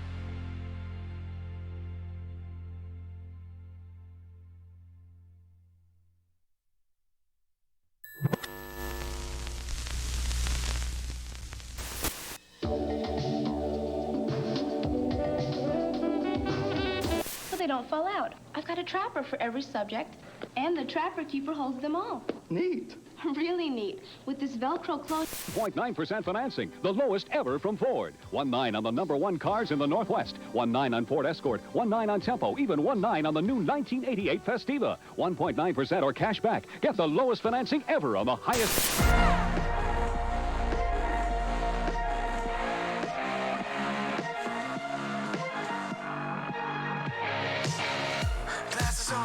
My hoodie's right, break the door, give me side eyes. Are you feeling yours? Cause I'm feeling mine. Slide back to the future, got my own time. It's sipping dope to feel right. Got my own high, don't need no lines. Sneaky bitches never ever act with so nice. Alright. You can tell me nothing.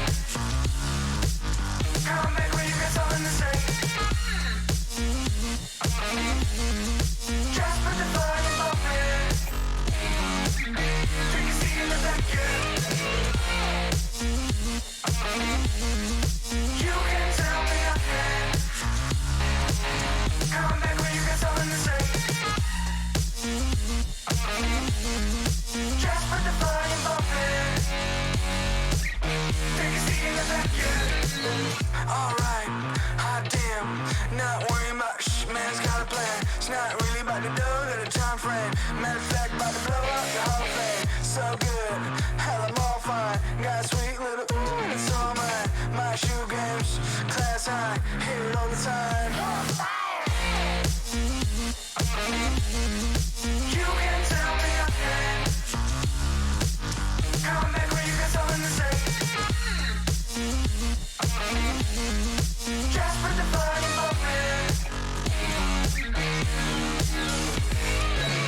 I'ma go get 'em. No time looking back, every day gotta do better. I'ma go get 'em.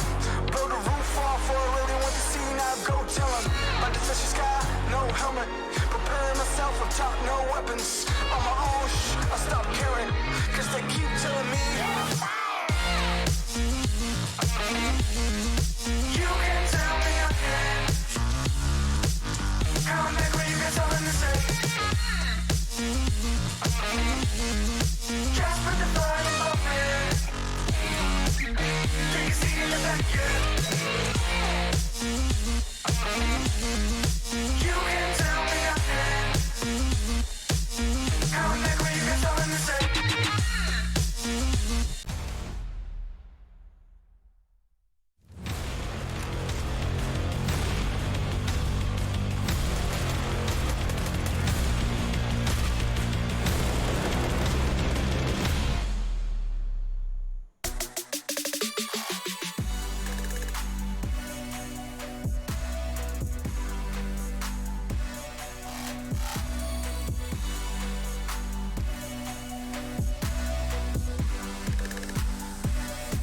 Well, you can see Astralis taking the headset off. A little bit of a stressful first half, but you can't really stress the Danes too much. Welcome back to the Pro League Season 13. We are getting it done. I think the reaction says it all, like where Astralis is at in this series, right? It's just business as usual for them, really, right? The results, you know, yeah, it's competitive, so to speak, but the feeling for them in the server is, you know, at no point did they feel threatened that there was a possibility for them to lose this game, and I think that's fair to say from what we saw in game. It's got to be fair to say. There's all kind of coulda, woulda, shouldas that were there, but what I would like to see, you know, like endpoint, right? You're not going to beat Astralis doing standard stuff, so you're 5-0 up, right? Like, start taking more risks. Like, it doesn't sound proper. Like, you already have a lead. Why would you risk it? Like, you should risk things more if you're losing, right? But you're not gonna keep winning rounds doing default stuff. You got to that great jump start, like pistol, converting pistol, first gun round, right? And that gives you 5 rounds. So try to like repeat the same thing 2-3 rounds in a row, like explosive mid play, right? If Astralis decides to start 3B, there it is for you, like a gambling call, but it can pay off, right? And if it doesn't pay off, and Astralis shuts you down, well, then they're going to definitely go 3B. They just shut you down trying to explode mid, right? They're going to think you're going to switch. You're a lower tier team, right? There's no way you're going to do the same after getting shut down. Then if you do it, that's how you try to steal away, right, a half against a team that's much better on you. To be fair to say, like, individually and as a team in basically every facet of the game. So you need to think outside of the box if you're going to have a real shot at winning, if that's your goal, right? Instead of just, I don't know, make this being like a lesson for you. So that's something that I, you know, dislike nowadays when I see. Before it was possible, like teams were more complacent when they were the favorites, right? And they were more prone to making mistakes. But nowadays, like, it's not going to happen very often. It's just not meant to be. You talk a little bit about, you know, applying some pressure, keeping the pressure turned up on Astralis. That's kind of how you can shape the rounds and shape the halves that you want them to be, but that is not what happened. Yeah, remember the game against Fnatic? Like, there was a 3v4 or something like that. They were on a half buy, saved up. Mighty Max jumping over half wall to sandbags, getting the entry kill with the op, right? Like, some unexpected wild stuff going on, and, you know, we didn't see too much of that. Even, you know, even worse, in some of the rounds where they did have an advantage, they were kind of throwing it away. They were getting overzealous, getting a little bit ahead of themselves, and there's not a team in this world that can allow themselves to do that against Astralis, right? Let alone a team that's objectively below them and that's, you know, having to fight tooth and nail for every round. Head-to-head features Device and Flames, not to be confused with Flame Z or any therein that we... Or Flame E. Or Flame E, also not to be confused by him. And in terms of toe-to-toe, I mean, the AWP, yeah, sure, it made a presence. But just to kind of circle back to what you're talking about there. Was that a head-to-head with Device? Yeah, that was Device. You know what? They also have this. What's also a similarity between the two of them, Trace? Go on. Device also at some point in his career tried to change his nickname. Yes. And fortunately for him and everyone else in this scene, Valve actually stopped him because he already submitted, I think, his sticker as Device, right? And he literally wanted to be called Deve. Deve. Because that's how his grandma called him, or aunt, or something like that, or friends. There was something like that. Maybe we'll get to ask him in the post-match, and that's assuming that they win. We do now need to go into Dust. But that's not a given, Trace. It's not a given. Nothing's a given. And it is still Sunday. a chance. Fnatic is still not out. Don't forget that. There's still a chance for Fnatic. Endpoint turns it around. They win all their games, and I don't know, a million other things happen during the playoffs. Yeah. See that pig fly? Nuts. Anyway. Spider pig. Spider pig. It's exactly what it is. A spider pig right up there in the rafters. We're going to find ourselves on the ramparts of Dust 2, wherein which Astralis have picked the map, and we're going to find out if they can shut this series 2-0, Yanko. That's what we want to find out. Look out. There's a spider pig.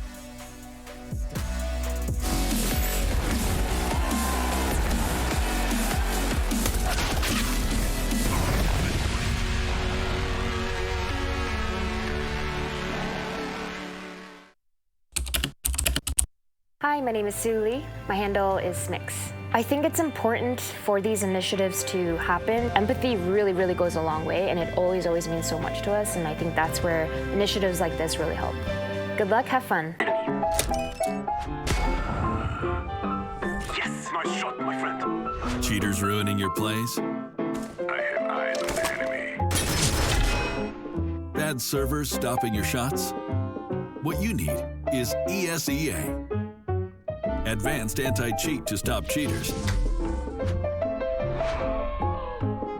And the best servers around, all with 128 tick rate. ESEA, the best way to play CSGO.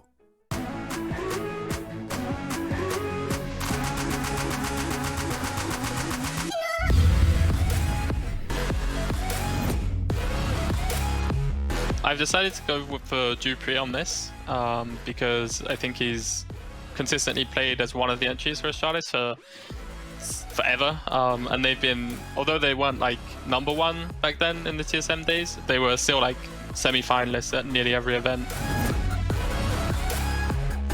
So I've gone for ZywOo on this because I think I could have put him as star as well, but I think obviously he's an insane AWP. Could have gone with Device as well, but you know, we're not rebuilding Astralis here, so yeah. Another Astralis player, obviously, because they've been the most dominant in CSGO. I've gone for Glaive. Not much to say really.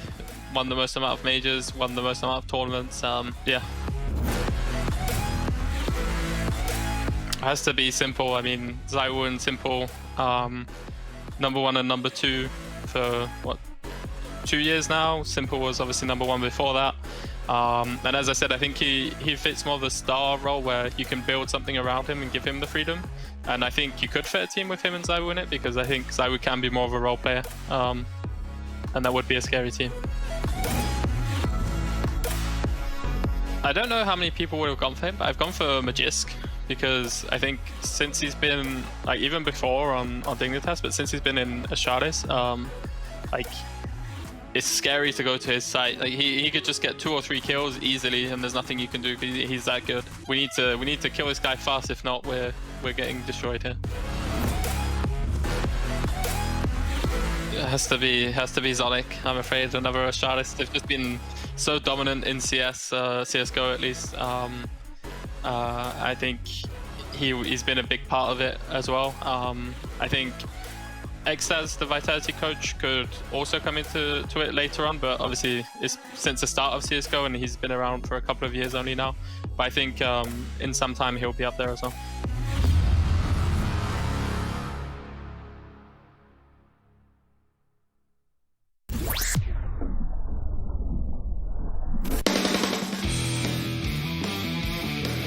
Hey Future Pros! Retaking the B site on Inferno can be pretty tough. However, the Molly or Incendiary I'll show you all today will help clear out one of the little hidey holes a T could be in. To throw this Molly, secure runes first. Then get into the corner next to the sandbags. Aim up and place your crosshair in the midsection of the ruined roof between these 2 points. Get your crosshair in line with this kink in the scaffolding, then simply running jump throw the molly. As you can see here, this T did smoke the molly, but from this angle you can see that the molly does in fact completely coat the area in flames. Good luck and happy retaking.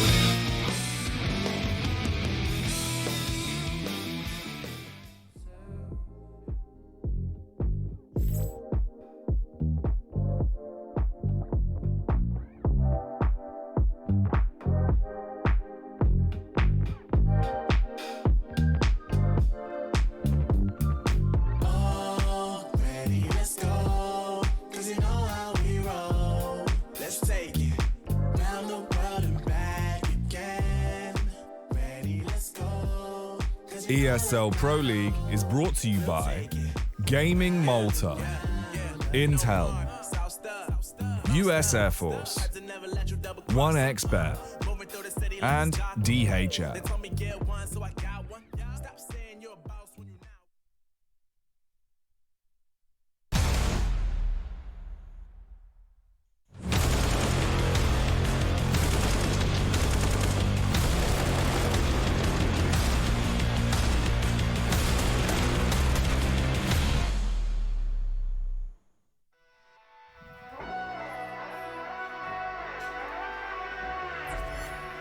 We're back in business for ESL Pro League.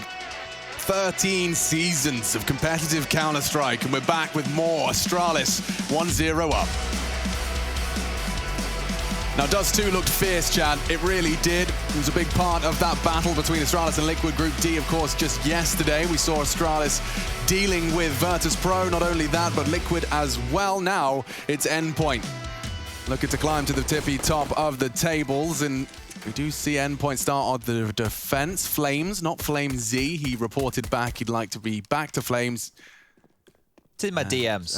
Yeah, he slid into Chadney's DMs, as everyone can't stop doing. I thought they were closed, Chad.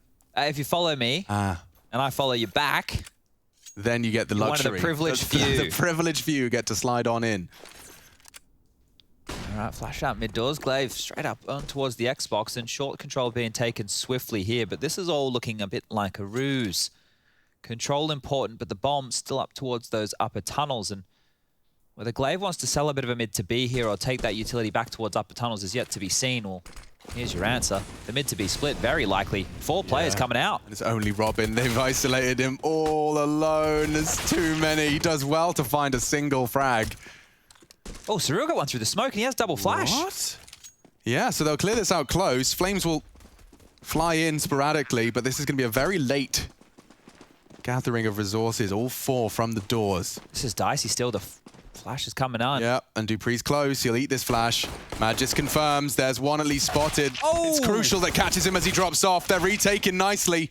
It's only Device. The first tap, Crucial. The second, Magnificent. The third is on the cards. Can he get away?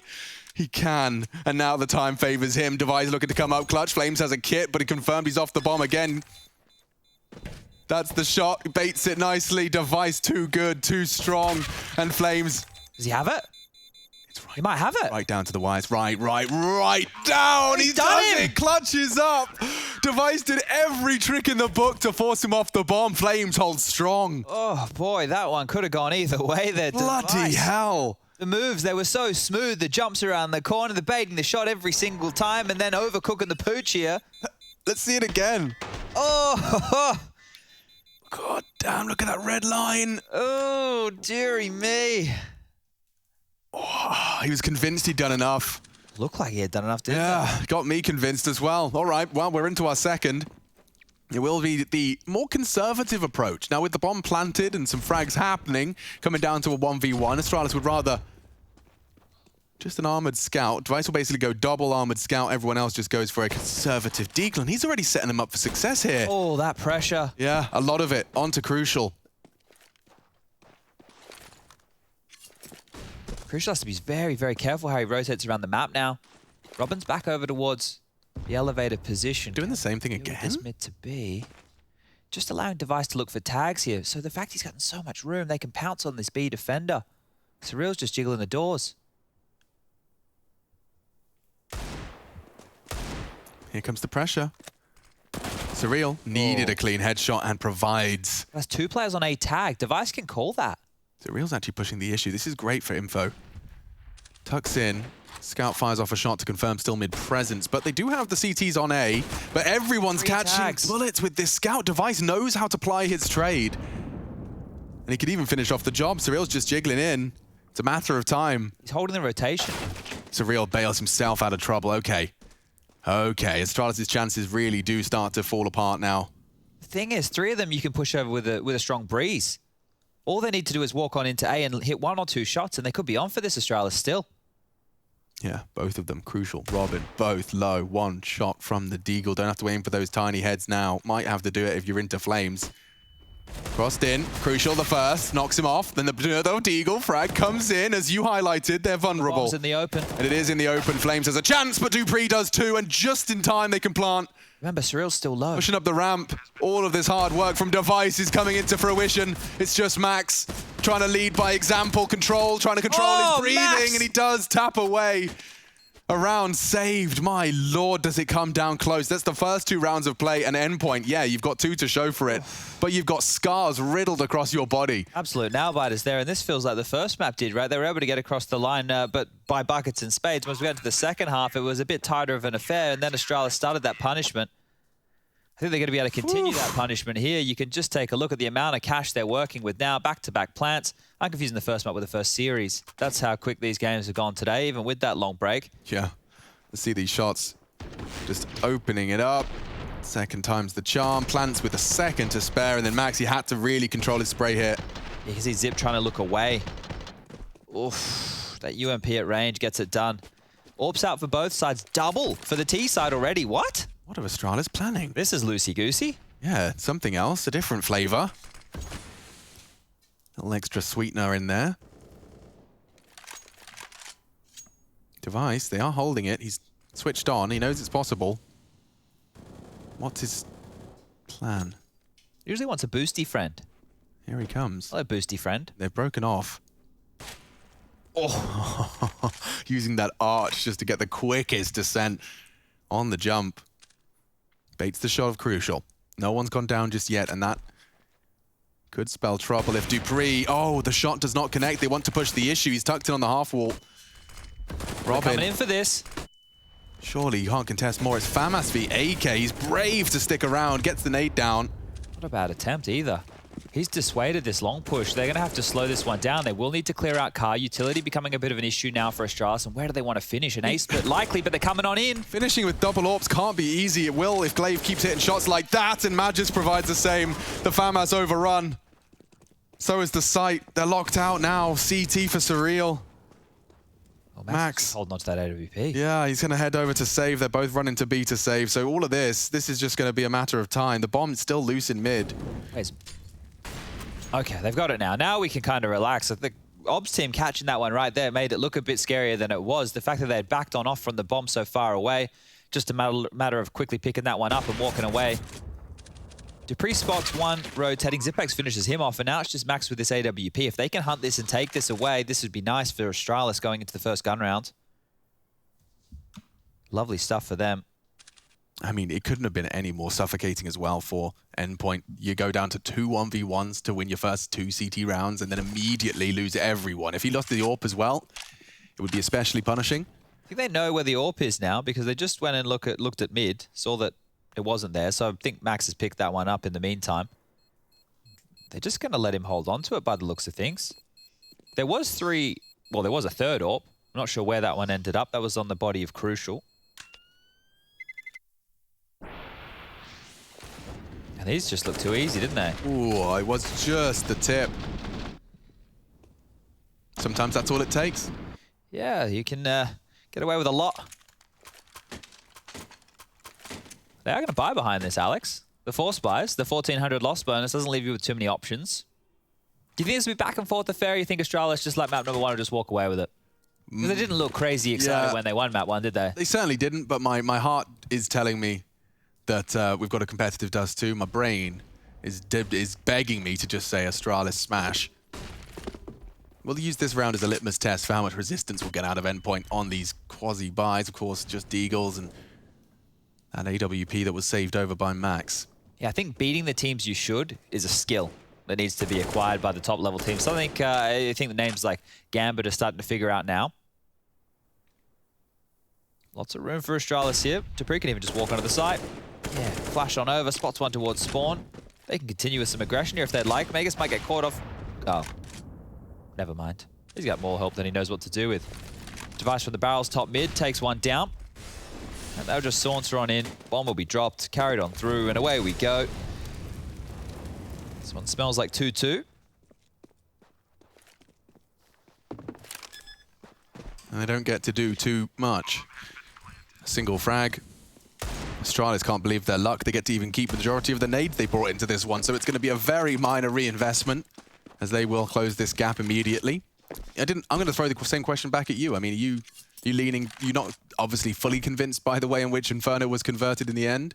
I think Endpoint, they've got some good pieces. I think we've seen individuals step up in certain moments. They have a decent understanding of how they want to approach the game. But I think as we spoke about on day one, when you look at the Lions that they have around them, you know, these guys unfortunately have been drawn into the hardest group. If they were in Group C, the one we just had, with the 3 Brazilian teams, you know, we had Gambit Na'Vi in that group as well, how janky that one got. You know, maybe they get through in a group like that, right? There could be a real conversation about that. But in Group D, against Astralis now, and Astralis who had wobbles at the start, and now they've had these really long games. They're in the same room together. They're getting fired up. They've got that whole LAN situation going on. There's a lot of positives in the Astralis camp right now. Yeah, I mean, you know, you go from Fnatic into Liquid into Astralis. Everyone's had an era. 63 days to complete their Grand Slam run did Liquid. Fnatic, of course, one of the very first organizations to be considered a legacy org alongside the Ninjas when the Swedes ruled supreme. It is a stacked group. Time has passed. Let's see if Endpoint can show us. They've still got some bite left and some fight. Going to be conservative, keeping around 2K in the bank account and a little smattering of aggression. You can see they want short control. Might get one here. The bomb's on Xbox. I like the angle he's found. That's a good boost for this. Oh, never mind. Maybe a little trick you can all pull out at home there if you want behind a lurk smoke. I think the average level of Counter-Strike players these days, especially in Europe, is getting better and better. So most people will have something like that up their sleeve. More boosts. Boosts on boosts on boosts as Dupree mantles the box here to cover off this short aggression. And if they peer on in, he has a great angle. It's so hard. You're going to be flicking hard left, especially because about the right. You're even thinking about the potential of under the stairs. You might be looking at the floorboards. I think for Endpoint, as long as they hold on to this AWP, this round's not a disaster. Dupree doesn't realize how close they are. Very threatening on the other side, and that's enough to make them drop away. Max and Surreal, the two UK representatives here on mid. Astralis changing the plan. They confirm there's no action mid. Surreal realizes he's got a lot to do here and not much time to get into the right spot. The jump just as they come on in. Crucial saves the day. One caught on the cross. 18 seconds. They have to get this bomb across. They don't have a smoke. They'll use the molly instead. Vision, it's there. Minimal though, and Zipex puts the right bullets in the right place for the cross. With a couple of seconds to spare, he wants to deny it, lays his life on the line in pursuit of glory. Astralis will deny. I'm surprised Crucial got involved in that. I said as long as they didn't lose the AWP, the round's not a complete disaster. They lost the AWP. Now they won't have an AWP. That's a disaster. That is not what you want. If Endpoint now could have been operating with that AWP, they could set up their gun rounds as they'd like. I think Crucial is an integral part of their CT rounds with the AWP, so going down here is going to sting. And you can see that immediately reflected in the buy of FAMAS and an MP9 instead of rifles and AWPs. And, well, guess what? There's also only one defuse kit in place, so how are they going to fare against this one? Device waiting in the smoke, takes a pot shot. No damage done, and ready to hit B they are.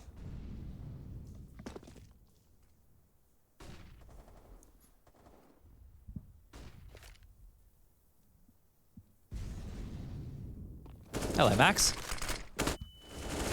Oh, they'll even call that off. Astralis, they're just doing this pack roll style. We've been seeing, this reminds me a little bit of Spirit.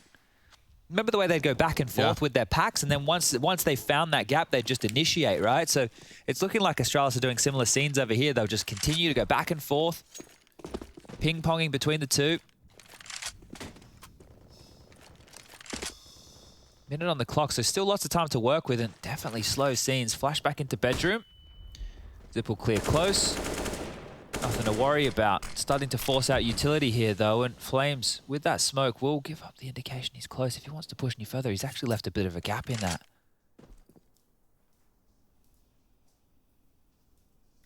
Seems like Astralis do want to force the issue at B again. Oh, this is a lot of info for Flames. Yeah, if he times this right.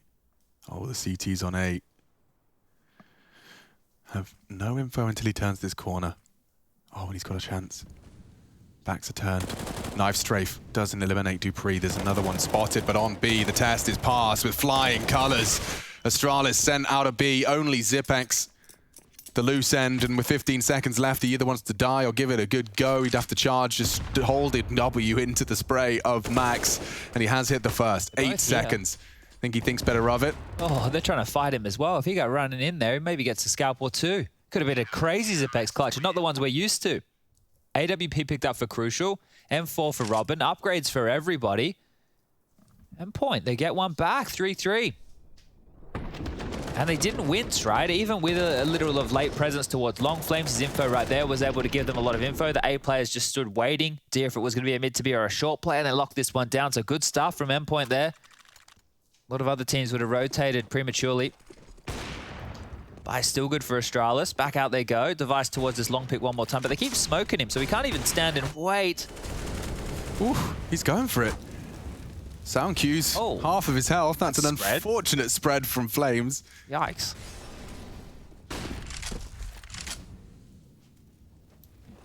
Split and pick. Crucial set up on this line. Robin to nade on the first shot. Glaive's already walked up. He'll be completely blind and immediately tested. Magis Max went catches down. Max elsewhere. That was on a B push. That really does slow things down. Glaive on the site. They don't have the info. Flames trying to provide something, but now the swing from dupreeh is coming. Caught out. They have the site. Astralis are pulling Endpoint around this map, and again, they just have to accept their fate. Oh, the chase is on. Glaive wants to take these guns away. Ooh, all right. Calls that one off. That's with more damage from back tunnels as well. That's a second kill. Another save, or another attempted save. Yeah, I don't know. I don't know how much Astralis are going to give for this save. If he just walks in through doors, there's such a massive gap. I don't think they know that a player can be this close. Yeah, I think Crucial being posted up here is a bit of a false sense of security. There they go. Both weapons found. Astralis punished. They really do add additional salt into the already gaping wound. CT are in trouble. 1900, 3K on the high end. And just from one round, Tracer Fire was all Magisk needed. Yeah, I was so perplexed by that because I saw the type of kill and where Max was positioned, and I wondered if it was just a blind spray from Magis through the smoke. Well, it wasn't a blind spray. He had the tracers to work with, but still picture perfect to hit that one. Pistols again for Endpoint here. A couple of Deagles, 4 of them, as late one ball out of spawn. A little bit of util, and Crucial has a P250, so they all managed to get an upgrade. Joy. Yeah, it's the best of a bad situation. But just going through the paces right now. Business as usual. Another day at the office, literally for Astralis. I think that must do wonders for your mental state after, you know, being cooped up at home playing from your own bedroom for the better part of a year, and now you're in the environment with the boys, you're getting that camaraderie back. We've been speaking about the power of the boot camps, the power of the facilities. It's no coincidence that all of the best teams in this year period have been those at boot camp. Heroic, Gambit, to name a few. You see the reactions from them as well. We're in the room. They're a lot more fired up. They're a lot more hyped. It's not just yourself in your own echo chamber and the team speak. So Robin fully kind of screwed himself with the Kevlar vest here. $500. So let's see if you make it count. Ooh. The answer's no. Yeah, they don't get a lot of loss bonus. So this is just going to peter off, I think, for Endpoint. We'll have to wait till the guns get back before we see if they're too threatening. A kill. Two. Ooh, is nice. All right. So hold on. If Mighty Max hits that, and if this duel isn't quick, Glaive, he's being hunted. Flames survives just long enough. The Glock is out. Pressure is on. Max caught with his pin pull. Glaive with the moves. The burst into the backside. 10-second defuse for Max. He needs this kill. He needs it now. Glaive just being so dynamic. Keeps moving. Max needs this frag. And now he's opted for the smoke 10-second defuse and his toes are sticking out of the smoke. Not ideal. Unfortunate end to a valiant attempt to double from Surreal, excuse me, with a Supreme Deeg. Always had to eat my words for a second there, didn't I? Oh, he identified where they were both coming from. A quick jiggle, spotted Max, and then immediately got out of dodge. It looks so chaotic at 1 second, and then I think that head shake is kind of what I was thinking too. It's like, really? What? Like that's what you're going to go for? What? The smoke diffuses with 10 seconds? Oh, Glaive, more than he bargained for, my lord. They just had their world rocked. Magisk and Glaive, legs shaking. The 23 for Magisk on the low end. That's a punish from the double nades to start us off. It is only Deagles. That was all of their util aside from the B defender. Coming back to dupreeh, if they can deal with dupreeh mid doors, that'll give them a chance in the round with all the early damage that Glaive and Magus have sustained. And B is the right place to finish. Surreal showing off his paracord knife there.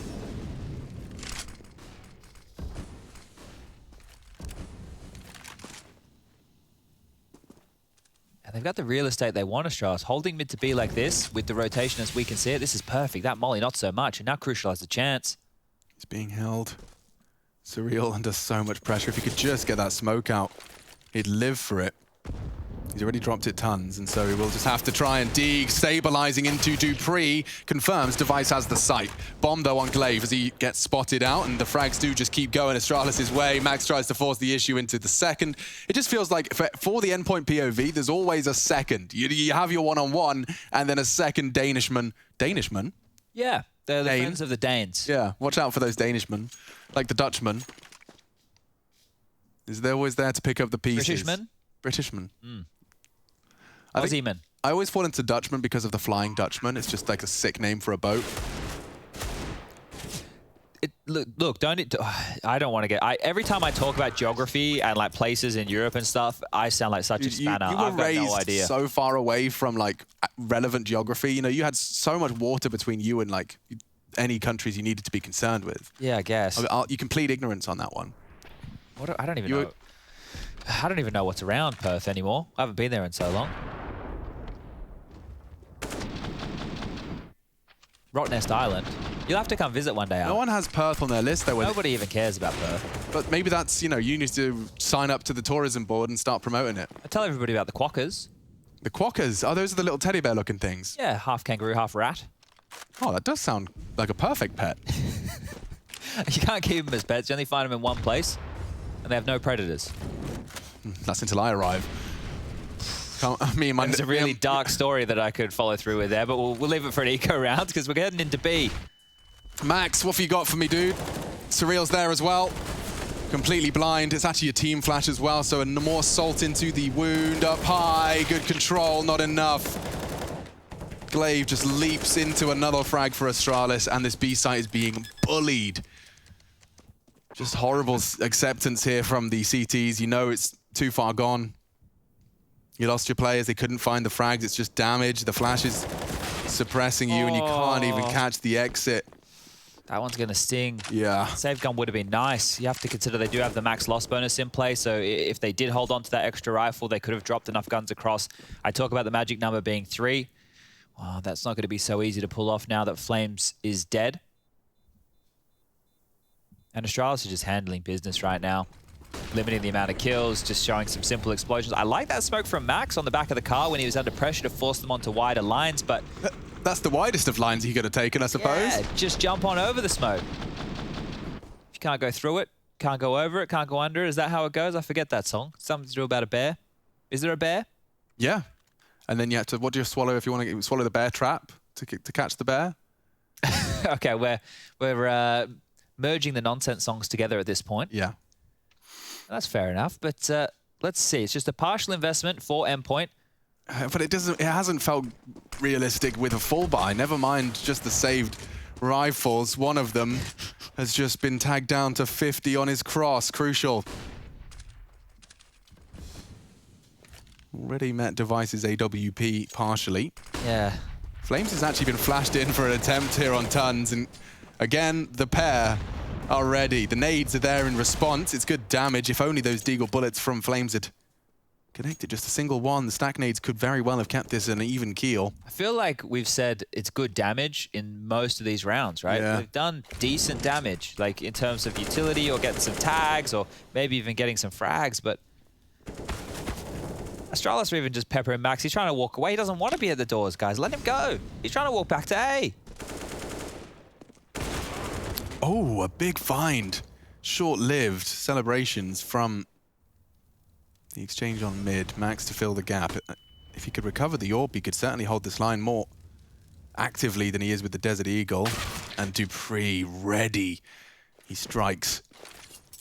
Mid open for business, as is Dust 2. Robin, Surreal, last two. They're in the right place. If they time it right, Surreal does convert onto Zipex. And that enables a lot more space, but just walking in willy-nilly, Dupree announces his presence, and now Robin on long for the first. Glaive already planting on the short box. Oh, he's just waiting. He's just hiding. Biding his time, yeah, and he's going to assume it's clear. The smokes and the flashes, he lives on, only just. It's interesting now, though. He has a flash of his own design. If he could just isolate Magisk and no, just the crab walk across. Posting an 8th. Astralis look very, very comfortable now. I know that that round was more of like a wait and see where the guns were from Astralis type of round, but Dupree had two players just walk into his line of sight. At mid doors trying to get the AWP backs, Mighty Max goes down. At long doors trying to pick up the rifle, Surreal goes down. So just walking to their demise right here, endpoint. Now we will see the guns come back out. It will be a double AWP setup, and this might be the last chance. Hurrah, as Astralis are already up to 8. No tag on the cross this time round, so we can all take a big breath. Setting up for at least some B harassment is, oh boy, Magus can 2 towards the lower tunnels here. So the default spread, they've already taken the initial territory, and flashes are good to keep Surreal at bay as well. Oh, flash, smoke, blind, bullets, everything. And that's just one man.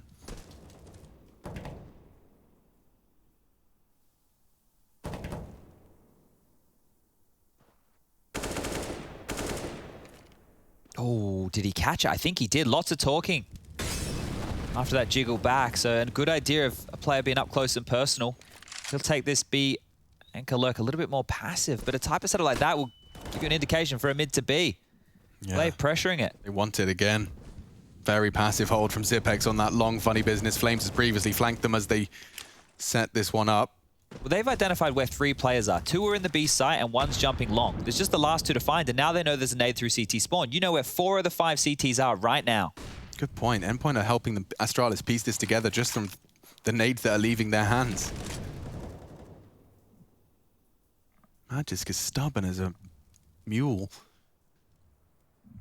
He's trying to nutmeg onto Max. Tucked in on the corner, loud. Going in. Oh yeah, and Magisk does catch a timing. Max just couldn't react in time, and now a lot of pressure onto his shoulders here. They're walking in. He peeks on the flash, but Device is too quick. Just before it pops. And another horrible and harrowing moment for Endpoint as the realization sets in. You can see just the sound and the utility being used against Endpoint there, right? That Zipex camera that we showed was perfect to show that the jump peak of Flames at the doors, that's 1 player. We had already noted that the spam coming from back of Plat, and as Megas jiggled away from tunnels, he saw the player close. That's 3 players. And then once that nade got thrown from CT spawn to mid doors, that's the 4th. You would assume that the last player either playing mid long, goose, something like that. It's a fair assumption that a mid to B, you're going to get away with at least not going into a stack. And that gamble play through the upper tunnels there to catch one off guard, brilliant stuff. 9 on the board, looking fantastic. Astralis at a 2-0. I'm sure they'll be happy with that after how stressful some of these games have been. Yeah, it's been a long time coming. Just finding something convincingly for the Astralis squad.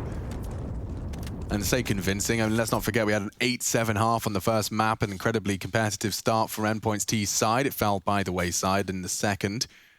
Kept honest with 3 CT rounds. And here in the first half of this second map, second series, it's not going swimmingly for the mix of European nationalities. We got opening kills check-in. It's everyone. In fact, multi-kill check-in is better. Zipex, Magisk, both with 3 apiece. What's Glaive cooking up now? He's just going to walk through the doors. Oh, he even spotted the jump. This harassment is unreal. Surreal is pinned. What are you going to do? You always feel under so much scrutiny. Yeah, he's had to cower away to CT. That's going to leave B completely vulnerable. Just Max over there, and they've had a tough time of it against Magisk. Oh, here we go. Looks like Glaive's got something fast. Jumps up. Nice frag. Crucial. Saves the day. He even spots the shoulder of another. Doesn't pull the trigger in time. But a first frag for Endpoint. They cannot afford to lose another here, and this is the timing Surreal was waiting for. Anticipating another, confirms the bomb, or the AWP at least is there. May not have spotted the bomb on his back. This should be an Endpoint round. Two-man advantage, dude. They have to hold on to this. Well, still Max over towards B to be dealt with. He's tucked in towards Car. If Dupree wins this. Oh my god, Dink exchange. Now the smokes can completely obscure the cross. They'll even find another as it blooms. Oh dear. Bomb in, planted comfortably. Oh, he can't be too noisy. He's going to get hurt tunnels. Zipex very passive line, and he's ready for you. Flames too easy to go down. Now Dupree wants to force the issue, stop the save. Surreal with his knife out and his back turned, just ratting the smoke. Confirms it's clear. And Astralis, another B plant, another on the board. 10 in total already on this D side affair. They should send 2 out for a hunt here. They have so much money right now. Astralis, take away this AWP, take away this rifle, give Endpoint absolutely nothing. Zipex is clearing out T-Spawn, tucked in towards green box will be Surreal's position, so hard to clear him on out, and Crucial tucked in all the way towards Pit. So the guns will be saved, but that was a 3-on-5. Crazy how that 3-on-5 quickly became a 3-on-2. It was simple as this. Dupree, entry onto Max, he gets the dink, but it's not enough. Through the smoke, the second, and at that point, you're already locked out of the B bomb site. That's it. Flames was the only way back in, and Noisy through Spawn. Maybe he was heard there by Zipex. Regardless, the point was covered off. 10-3. The best Endpoint can get now is 5, and 5 would be pretty good, all things considered.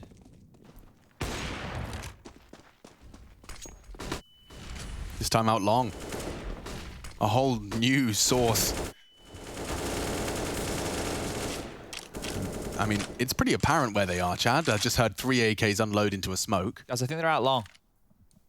All right, well, pushing tunnel is a pretty good response, but depending on when they cross, Glaive might be back here to deal with this push. Oh, and Device has also got Crucial on the cross. Nothing they do is working right now. It's just walking into the crosshairs of Astralis. And then when the issue needs to be forced, they get the damage, but they don't get the kills. I can understand exactly what's happening in Crucial's mindset there as well. You know, they know Long's lost. He knows that they cut noise, potentially going back up short. Robin's desperate for info so he can focus on the long cross. And in doing so, Device collects another. Oh dear. More headshots, more destruction, death and demise. It goes both ways though. Bombs down. That's something from them. Molly onto the default spot. Flash for the walk up. And they want to contest this. They actually catch him perfectly. Flames flashed. Frag from Robin. Device. Oh, he's not ready. And Robin hits the shot he had to. Double kill from Robin. He'll scavenge an AWP. That is a save from Endpoint. That's a big round to win, and I said 5 wouldn't be too bad. They're setting themselves up for at least 4, 11-4. Zonic, the man, the coach on the other side of the server. We've heard what he has to say about that scoreline. Let's see. How far can they push the issue? Lots of money in the bank balance here. Astralis will be able to buy in this maneuver, right? Just dropping down a spawn, changing the elevation. Device was not ready for that by any means. And the Dak is out. No damage found through the door. Surreal and Max wiping the sweat off their brow, and more contact towards Long. Look at Device. Look at him go. Look at him go. Oh! It's Crucial who's ready. Not this time. He got there so quick. Yeah, but they are going to continue to hurt. You know Astralis like to turn these tables. All it takes is a frag onto B. They're walking out the smoke. Max is unprepared. He's even been spotted. They're coming from every angle, and it's just a disaster. Endpoint crumble with a man advantage, no less, and you're smoked off CT. This is 11 every day of the week. What have you got for us, lads? Such short-lived celebrations. 2 mollies for this, one back of plat, maybe one towards the car position. Like, this is the equivalent of after you've had the confetti, realizing you have to sweep it up. Oh, and Magic's even coming right on behind him just to play spoiler. You just feel humiliated. Robin, couple, 3 in quick succession. My God, has he got any chance? He has to hunt the box frag. He knows where he could be. Needs it now. Dancing around the box. You naughty boy. Zipex denies the heroics. And it's 11 for Astralis. We'll be right back with what looks like your final half of this second series.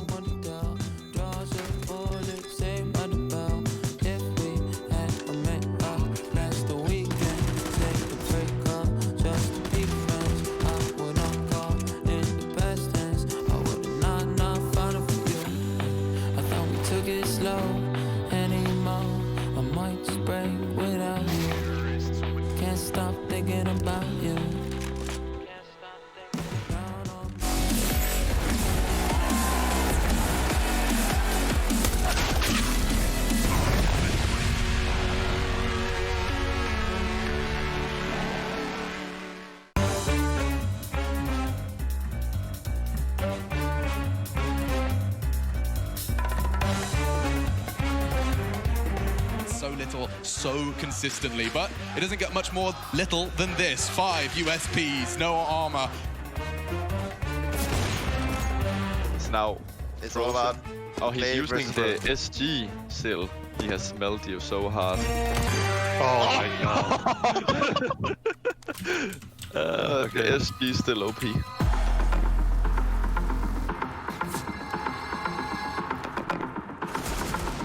One-on-one, Frozen versus Frozen again. Frozen again.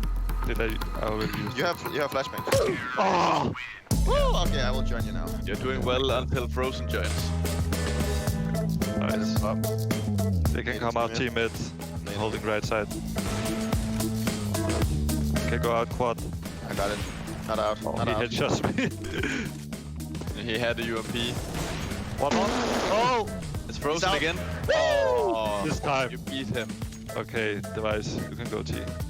Let's go Ivy. Pop with drops or what? No, what? I just had to help him a little bit. Yeah, that was amazing. But that was cheating. Holy. What is Chris J shooting at? Oh my god. I swear, Rob's one-shot me while like dropping down the stairs, like running down the stairs. Suddenly he's behind inside. He's in the smoke team. Oh my god. They are trolling. Why is... Like, what the hell? Suddenly the round went loco. Rubs went inside. Oh! Yeah, he rushed on the inside. I don't know why. Rubs, Don't run around like that and shoot. Chris, Chris, what are you doing? What are you doing?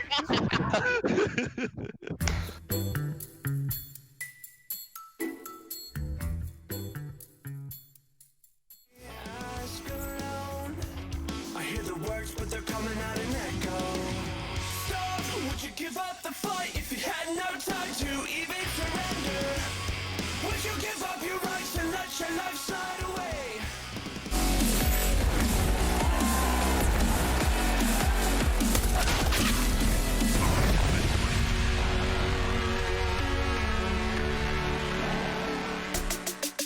Howdy everyone, how's your Sunday going? You well? You chilling? You killing? You got some fragging coming up after this, I'm sure. You're just getting inspired, getting warmed up, getting the juices flowing, as are we. We're wrapping this one up, our second cast, second best of 3 of the day. I got Sponge Birchall with me. That's going to be on my birth certificate one day. Yep, that's it. Do you think... What should we call him? Sponge. Sponge. Oh, dearie me. Okay. Because he's so self-absorbed. That is actually a good way of putting things. Been getting more and more these last couple of years. But Zipex, he loves forcing the issue with these jewelries. Look at this. This is a naughty one because, I mean, Flames, he's played this tunnel's position on their pistol default for many times, you know, and I don't think many times he's encountered a jewelry double push straight behind him. Device as well, is that's going to only worsen things, and the double Ds are out tonight. Everyone loves to watch those on the cross. Glaive is there as well. That's a perfect flash. They can get across on that. They don't, though, because that kept at bay. It's still more from the double Dupree Device, all 5. And they're speedrunning their way towards a quick 2-0. Yeah, and these jewelries, I'm curious. I really want to see them. Why is everyone buying them? Well, I remember the Keto play in Banana where he gets the ace, right? I remember that only play. Exactly. And sure, maybe there's a couple where there's a multi-kill. You can justify top hut. But it might be something that's getting run in practice all the time that we never really get to see come to fruition. So I'd love just to have one of the players in front of our eyes here. But it's going to be the full economical. Okay. Never before seen. The stunt. Wow. Oh, yeah. How long can he keep it up? He's slipping off. He's slipping off. Flames. Okay, they've created a whole new game show. Hold on, let me get the timer out. Getting my stopwatch out. 3, 4, 5, 6, 7, 8, 9, 10, 11, 12. Oh, he's over the 10-second mark. Oh, this is like bull riding. It's exactly what it is. We found a Counter-Strike equivalent. Someone needs to be kicking the football, and it's a full play park. Why did I say I need to get my timer out? There's a literal timer at the top of the screen. Yeah, that's what I was looking at. What am I, an absolute idiot or something? No, you just wanted to have the actual stopwatch. You wanted to live the fantasy. I understand. Well, why are they fighting him? Come out and play. This is what, guys, for everybody at home, this is what they do in the warm-up. This is what they all just run around, do silly stuff. They play with Rush. Everybody's friendly. And then we get in the server. It's action. It's headshots. Look at that. Oh! Glaive. Oh, yeah, anyone else putting their head in the vice? They're having fun with it. Yeah. I gotta respect it. Everybody's laughing in the server, and so are we. Yeah, fair play. Good sports, Endpoint. Good sports indeed. They have really, I mean, they have risen to the occasion. They were put in a disastrous set of circumstances. We've said it once. This is the last time I'll repeat it. Because we're not working tomorrow. Yeah, that is true. Having fun with it all the same, but yeah, I love this it. Game losing its competitive nature unless we see these AKs convert something here. Crucial, tasked with it, and Brave taking long against Astralis. Let's see if they can contest. He's fast, so fast he catches off Device. If Zipex is gone too, we have a chance, but no, immediately regains control. Nade onto one, swinging out, pushing forward. Zipex forces the issue, and another for him. Jumping around, it's too easy. Bloody hell, Zipex. Living his John Wick fantasy. How many guns he picking up? He's got an AK now. I don't know what Endpoint did to his dog, but Zipex just demands respect. 17-5 as he pads the stats nicely on this testing gun round. Oh, and it's far from a test for Max. This one is pure punishment. Oh, he's even told him where he is. Surreal. Got himself one with the element of surprise alone. Glaive's not going to give him anything. They consider the blue box boost, which would really set Zipex up for another. Surreal needs a quick one. The molly to blue bin, not ideal. Might be enough to segregate. And there they are with the double. Make it triple peak. Astralis, they're not pulling any punches here. They want to get this one done. Don't want to give Endpoint any chance, any respite to start equipping more AK-47s. We said that previous round was important, Chad, but this is the fallout of that concession. Looks like Endpoint are conceding 15. They're not going to shove all their chips into the middle of the table here. They're going to keep it conservative before they get into round number 20.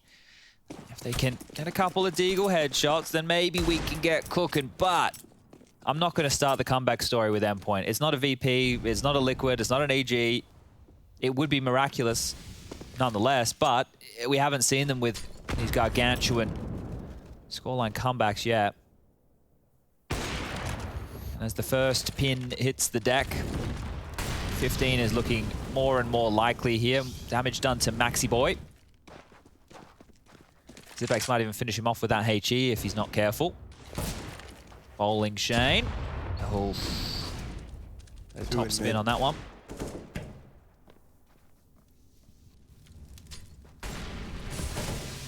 Well, there goes the smoke, so they've only got one left now.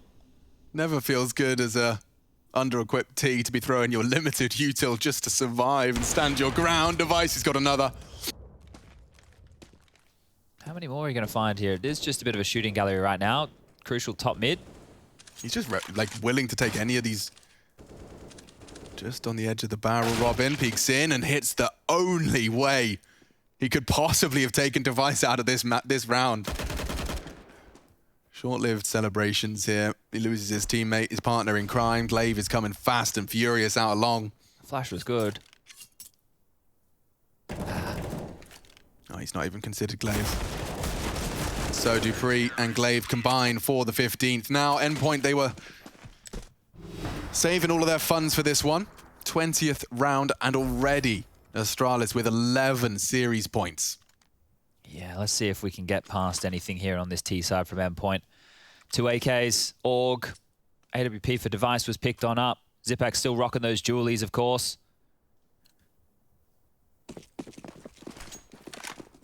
The final round of play here. Scope up in mid. Nobody going to oblige with a fight. Lots of presence over towards these tunnels. Flames outside long. Just a default spread, so if Device gets a kill in mid here, we might see this one quickly fall apart. He's fired off the shot. They know he's there. Flames is working long right now, so it's just behind these smokes, making sure nobody can push. Even firing off a couple bullets to let him know he's home. But look at this rotation back from Astralis. Heavy to deal with the mid to B. The boost up and over. Dupree will now be able to help out his compatriots over towards the B bomb site. Gonna get a bit smoky on A for a sec. The CTs, though, throwing out one of their own in order to completely nullify that first one. I mean, They do have enough for the next sec, so pulling that util out, and Crucial's given a gift. Pulls the trigger as his screen goes white. Device no longer a part of this fight. 50 seconds, gathered on short. Flames late long. And Glaive still holding on to his incendiary so he can throw this behind the wall they're about to establish. And wants to push the issue. Slight one way, Surreal has provided another.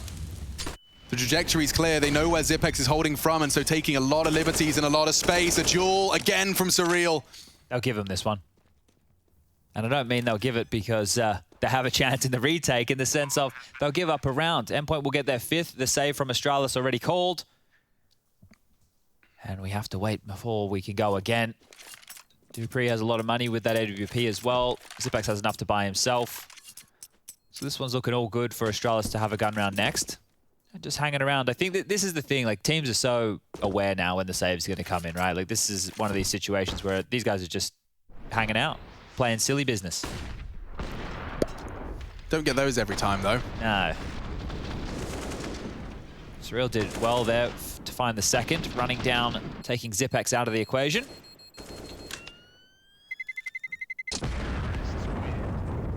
(15-5). All right.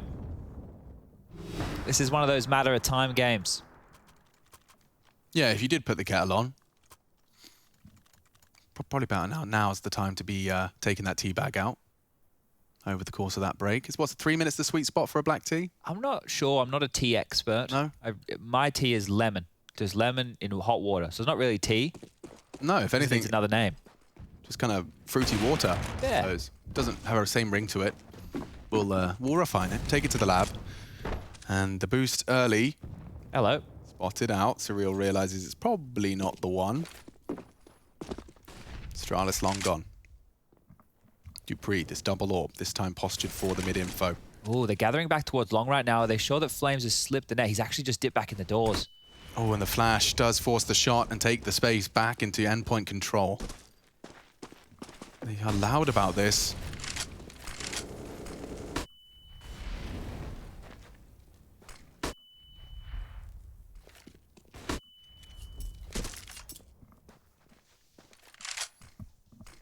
Smokes on A. They're doing it again.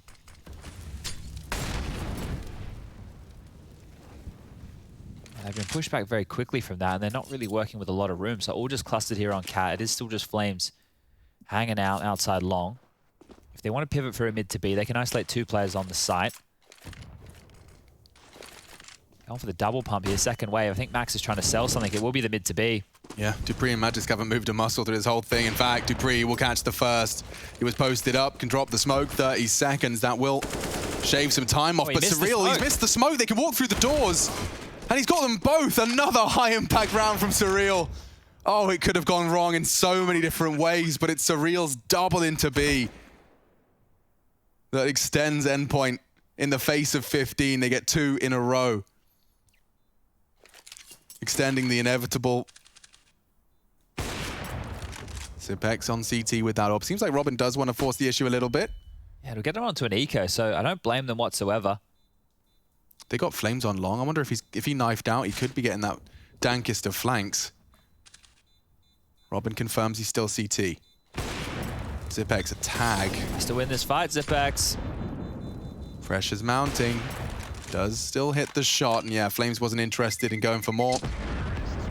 Zipex lives on and preserves the orb, so that could play a large role into what's coming next. Maybe it won't be just a full eco like I was prescribing, but you can see to the left-hand side there as Surreal comes in the door, that's dupreeh's smoke. He completely missed that one, and that was likely to be the difference maker, right? They would have had to only worry about 2 channels. One would have been window, one would have been upper tunnels, but the fact he misses that means Surreal can just stroll on through. Device has been dropped across the AWP, makes a lot of sense, and some light upgrades across a few of the members. So this is about enabling Device. They need to set him up. They need to hope that he can search and find them a frag or 2. Works so well in this mid line, though. You really can't give him any tests. He's jumping for info as best he can. Didn't spot too much on Suicide. Mighty Max, however, is he going to assume it's clear? If he's not alert on this Xbox, dupreeh can catch a timing. Early smokes for the mid push. And look at Surreal go! He's so fast before the smoke's even bloomed. And now he's already through. Max will catch the one on CT, but Surreal's tucked in on B, and Magisk is all alone. Shouldn't have much more to say about this one. Looks like Astralis are already positioning to save. Device on A with the orb, the rest just to see what they can get. Magisk is still in B. He's flashed now. Perfect. Yeah, all right, well, they will just try and hold on to what they have. A couple of exits for Zipex and Dupree would be nice in this one, but clawing back in it now, Endpoint, they're up to 7. And after the first half, it's been a tough battle. Now they just needed the pressure of being down. Lovely shot there. Dupree's going to find himself an AK-47. How much more can he get with this? Dupree's birthday the other day. 28 now. 28 years young. Still seems to have the drive to compete at the highest level. It's his priority, and it's very clear. They really don't want to let him get this AK. Oh, and he will not succeed on his little adventure there. Dupree goes down. Now there's enough money for Astralis to buy. Still with that device AWP. Can't get the secondary out on Dupree just yet. Good long spawns. Not for the AWPer. I mean, Surreal has had 2 high-impact rounds in these attempts since Series Point was found. Yeah, interested they're not going to use that long spawn on Surreal. Like you said, he's been pretty good on those openers. They just keep sending him in as a bit of a crowbar. He's just walking straight out middle again. Xbox jumping on up. Calls close, short, clear. Mid doors called clear. They sell a bit of a short play here and pounce onto B. They could isolate that one defender. Yeah, the smoke's going to come out early. It's worked for them before. Glave's util confirms he's holding from close CT. Surreal doesn't take any damage just yet, and they're walking in. Magisk, what have you got for us here? Robin in flames. They need this frag. They need it cleanly. Far from clean. He does adjust in time. Magisk doesn't finish his task. The nade will. Smokes are there, though. Robin has the sight. The bomb's on its way. Dupree and Glaive, they want to contest. They'll go on a flash. He's straight through into Robin's warm embrace, and Crucial will take another.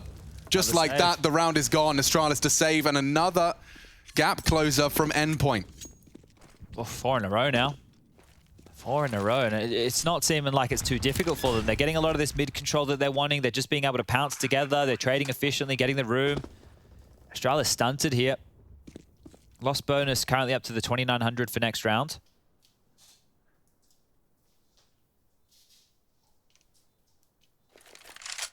And if we take a quick look at the finances, it shouldn't be a buy. It can be another partial around the 2 saved guns.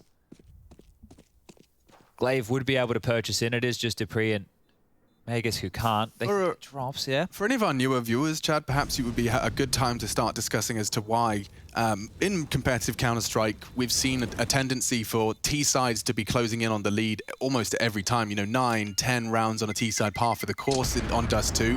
What makes the CT side so difficult? On Dust 2 specifically? Yeah.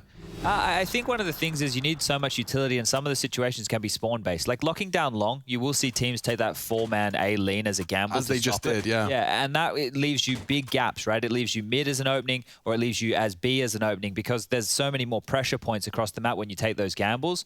You also have to consider the economy situation. If you lose a bomb site like B, and you haven't traded efficiently, and you're not even close to get in for a retake, you may as well save, especially when you're sitting on such a lead like this. Oh, that's a bad death for Crucial. He'll be hating that one. That was just the scout as well. Glaive was supposed to be the bait, and then the switch was the orb.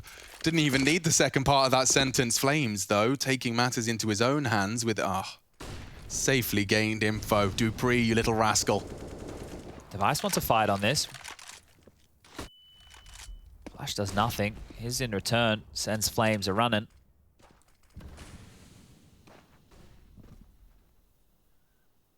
Well, I mean, Astralis could not have asked for a better opener to close this one out. Admittedly, there are still the Deagle asterisks. Hard to pluralize that one. Asterisk I. But they're in entirely the right place, and everyone's committing to this. Now, let's make no mistake.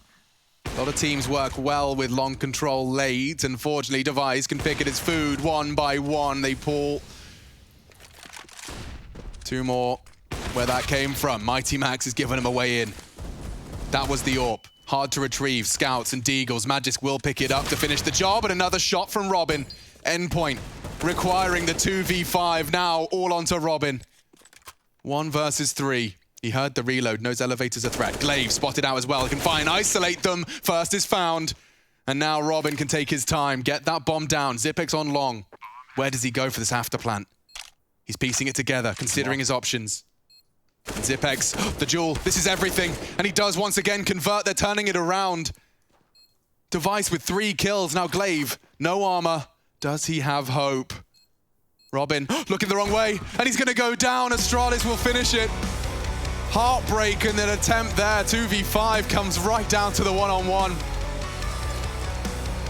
Defuse to seal the deal. Astralis, a big win. They needed that. The ESL Pro League Season 13 in his Group D, baby. Endpoint fall.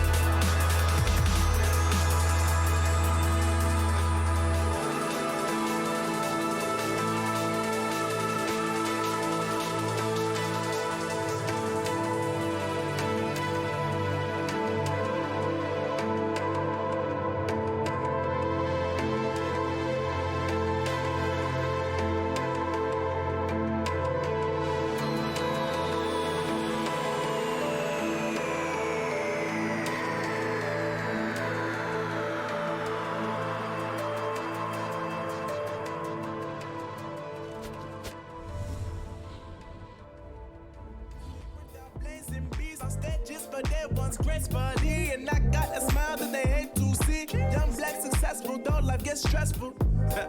Though life gets stressful, go and vibe out with whoever you next to. Live until the morning, sleep until the noon. You said that you want it, so I got it for you. Let's all get together and show them how we move. We move, we move, bringing summer to you.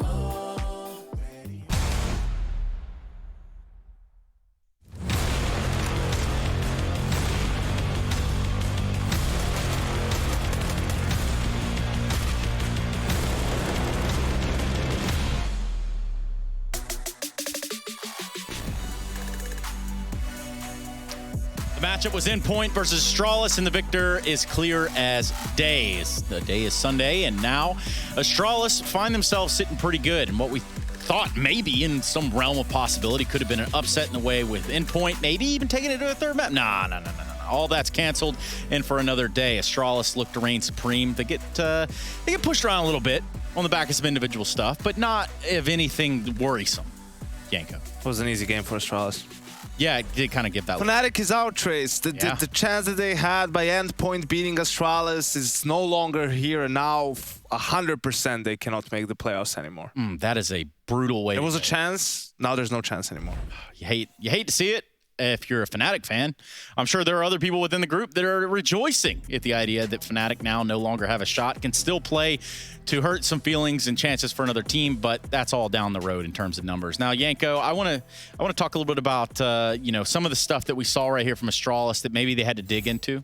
Yeah, I mean, it was a pretty dominant first half, no doubt about it, and even in the last round we can see an example of them running something a little bit more puggy and utilizing it, right? Something that we see a lot is obviously focus on that long area. So what teams tend to do as well, other teams have this strat, you just try to send one guy out to keep the CT players occupied towards long, and then you're going to try and run out Cat, right? But what Astralis does here is basically they're using a bunch of utility for Zipnix to try to keep the players towards long, while Device is going for a fast pick with Yop. Unfortunately, he's not fast enough. They weren't able to draw as much attention as they would have liked from Endpoint, but the rest of the team, as you can see, is already focused for a B split, and it happens so fast that the Endpoint players are still worried about Cat. They don't even realize that players are coming up mid, and just you can see the pinch maneuver from window and from tunnels. The B players didn't have a chance to hold that bomb site at this point. 4v3, you can position yourself however you want in the site. It's an easy round for Astralis. You can see they were even paranoid about the player standing, still staying close near CT on mid, working the flank, and yeah, they just pretty much had their way with Endpoint on their T side. Yeah, and by that point, I mean, once you get into the site, it's not like Endpoint are, going to come beating down the door with a battering ram. That was pretty much case in point right there. What we can do is bring this case up to Mr. Zipex, which is what I want to do. Zipex, sir, how are you? I'm good. What about you guys? Hey, great. Thanks for the 2-0. I do appreciate that. I want to ask you right off the bat, I obviously know that you guys are playing all together, and this is something that Yanko and I have been talking about. I want to know, with the decision to bring everybody in-house to play in one location, how much has that boosted you guys? I think it makes a lot of difference in terms of preparation. It makes it a lot easier, and I think we go through things a lot quicker. Also gives time for a deathmatch more. So yeah, I think it gives us both a boost preparation-wise, but also just mentally, and like a boost, like a feeling that you're a team, right? I think we're all missing that kind of connection with our teams. So it's great to kind of be back together, but not at the big arenas, right? Mm-hmm. So do we count you having a roommate as a plus or a minus for this, or? I think you have to ask to brief about that. All right. Yeah. On a more serious note, you guys, I don't want to say you've been struggling so far this year, maybe not just had the results that you would have liked to have, that maybe we're used to seeing. Obviously, there's been time to practice after Katowice and all of that. Where would you say you sit now, in your opinion, right? Are you at close to 100% where you want to be, or are you still dissatisfied with where you're at? I think we are kind of dissatisfied at where we are at, but I think our practice results lately has been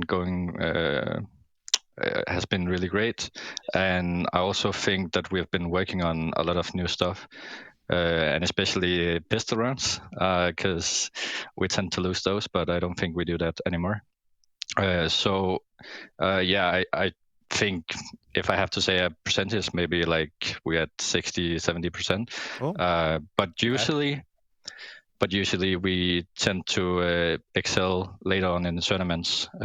Sometimes we have rocky starts and go to the lower brackets and stuff. So yeah, I don't know even if we're through yet, but maybe someone can tell me. Well, I can tell you one thing right here. Fnatic is out. Yeah, Fnatic's out. How does that feel to you? You just knocked Fnatic out with that win. That's one thing we know for sure. Well, that's kind of not good, kind of, because if we play them tomorrow, they have nothing at stake. So they might play a bit randomly or maybe without that much fear. So might be a disadvantage, but let's see. Hey, and I just got to know one last question, because last night you guys had a hell of a series against VP, and that train game looked like it didn't have an end in sight. Tell me a little bit about playing some of those super late overtimes. Yeah, I think VP is really great at like pulling the clock down and just keep us guessing where they're coming.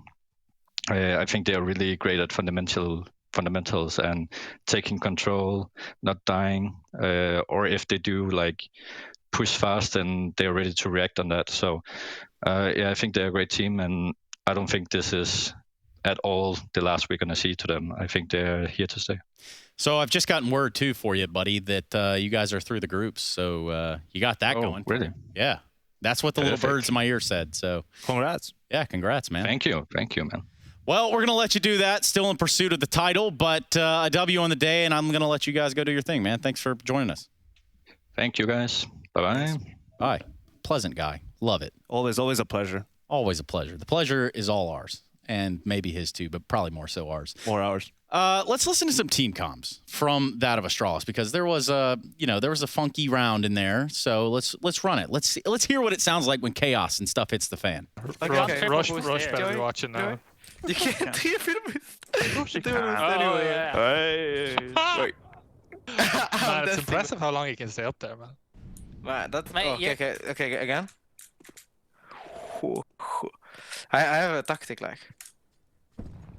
Where the nades are, winning the round.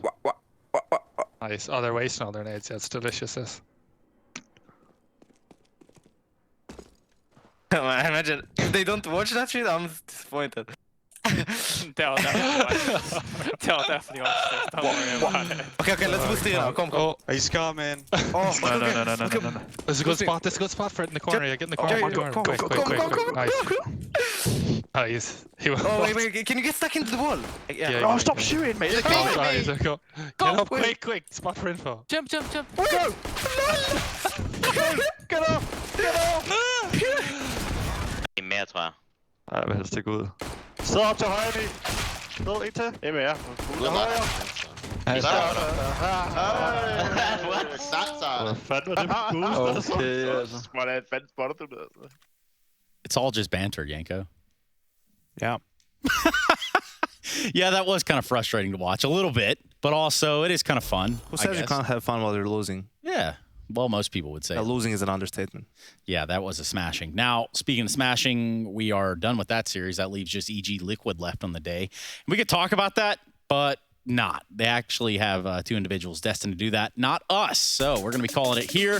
Into a break we go. We jump into Evil Geniuses versus Team Liquid, one that you could tout as a battle of North American Counter-Strike right here on European soil. This is the ESL Pro League Season 13, and you better believe that's what you're watching.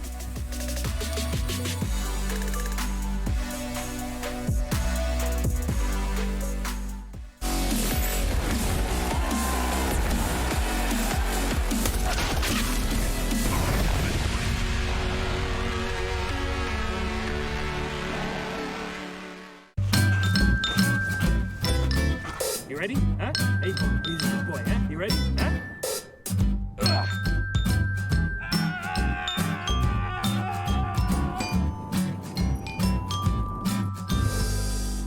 Start your esports career now at play.eslgaming.com. If you want to know what you're good at and, well, also what you suck at, check out csgohub.com. Coming! Hi, my name is Suli. My handle is Snix. I think it's important for these initiatives to happen. Empathy really, really goes a long way, and it always means so much to us, and I think that's where initiatives like this really help. Good luck, have fun.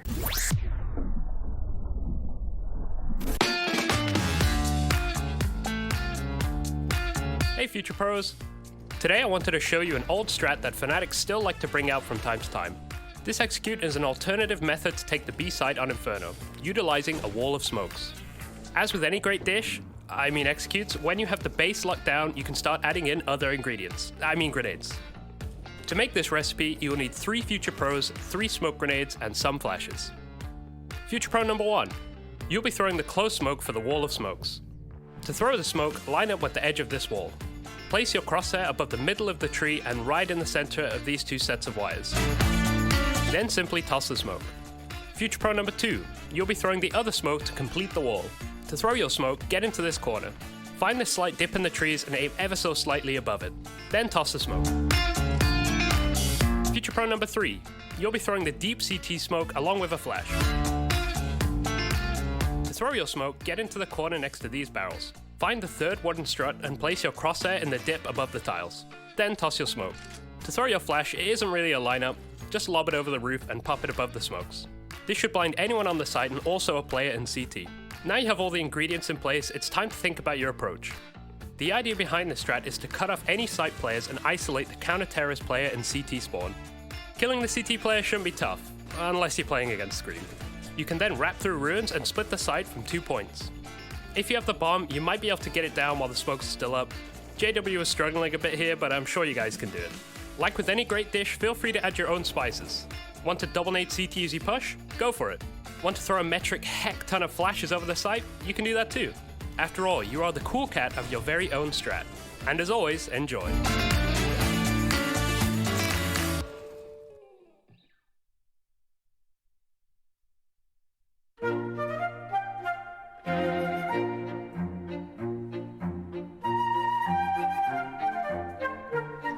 He's going for the big gun. I'm gonna go for this guy, okay? This could be a big goom. It's not a goom, it's not a goom. One more. Okay. He's inside. Oh, he's outside? He's inside? He's outside?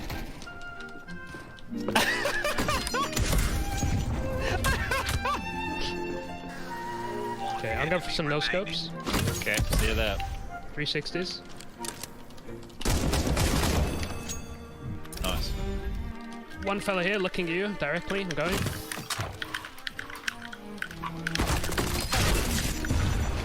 Does that count? Okay, I just got tanked like crazy. I'm probably dead here. I will never let you down, Rushley. Behind the fence line, Okay, I'm going. I might be able to scrape around the back of him. Oh, he's moving back towards the gates of hell. Bush. Try and get out of it.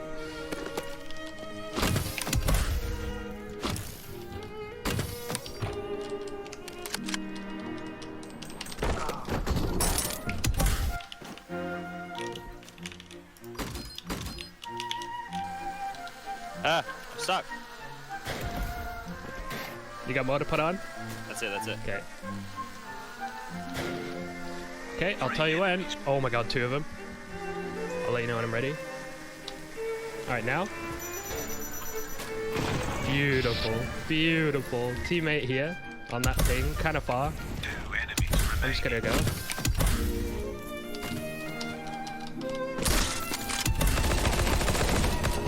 One left, apparently.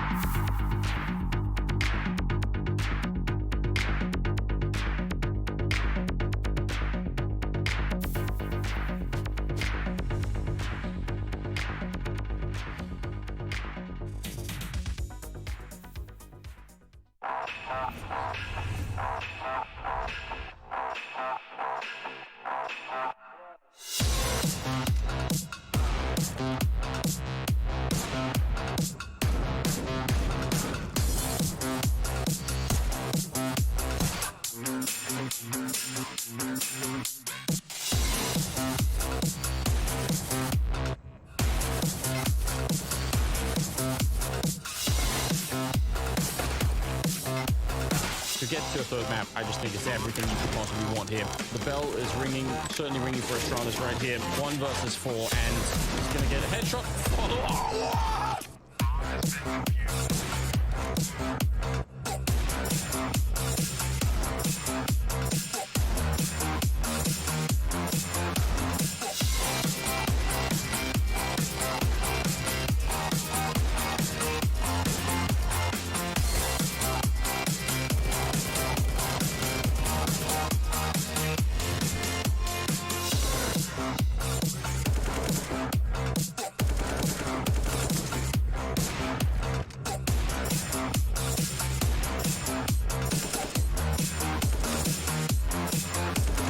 Fights are about to come over. Device is even here to help out. And now they give it the respect to get back to the car. Device reads it, burning alive, and the collateral in the flames.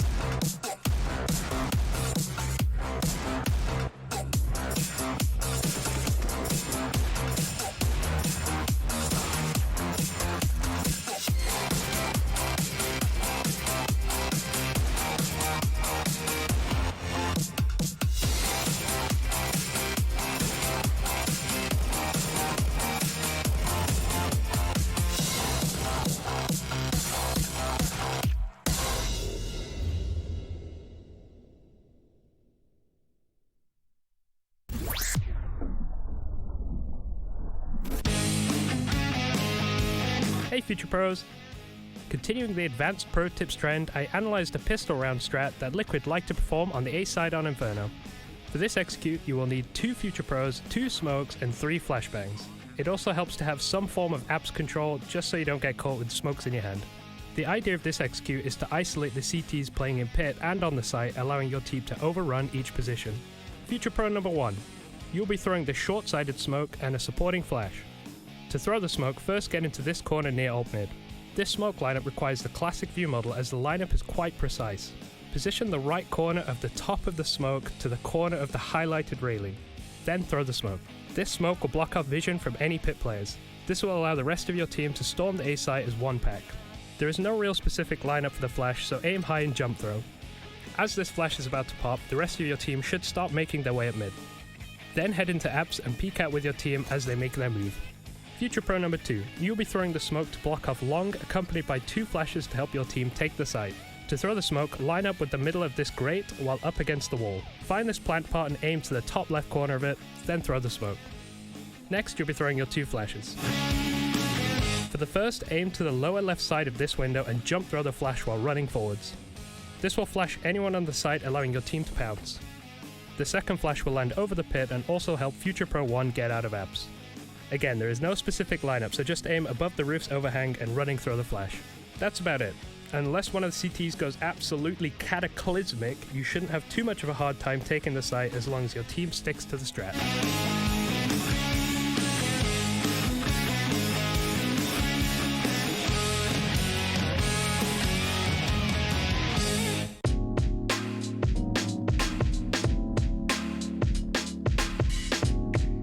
We as pro players and coaches, we say this so many, stats don't tell the full story.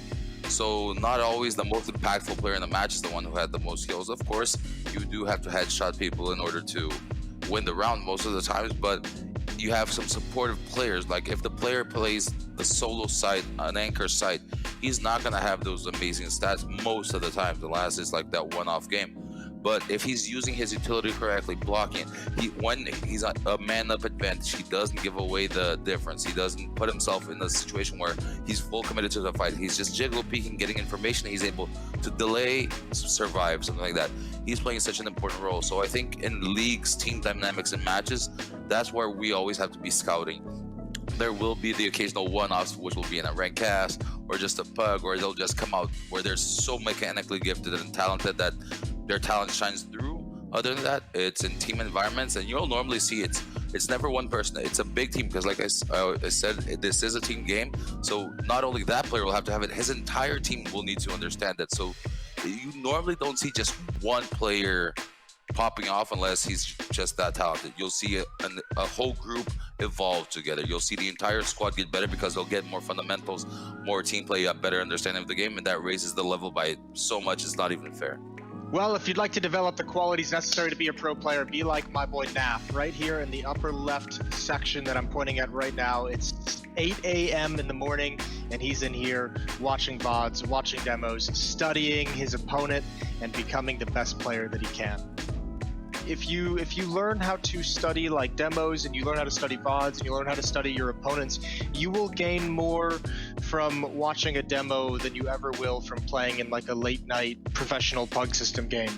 If you kind of learn how to understand, you know, oh, I like this play that this player did, now let's go deeper and let's discover why he did that. Now let's go deeper and discover what did his teammate do along with him while he was doing that. I think once you start looking at it on that level and breaking it down to the smaller details, you start to really investigate why players are doing certain things. It's very easy to kind of just, I don't know, brush off the intelligence of pro players and just see that they're playing the game and just see the decisions and not think there's a deeper thought to it. And I'll be honest, in some cases that's true, but I think for the large majority of pro players, there's a very good rhyme or reason for every decision they make in the game. Even if in the moment they have the wrong read, there is a reason to why they did something. So I think once you start to learn how to kind of dive into that and understand that, you're going to learn, you'll learn so much more from watching a demo and watching a VOD than you will from just playing the game casually with a bunch of other pro players. One of the most important things you have to do is sacrifice your own gameplay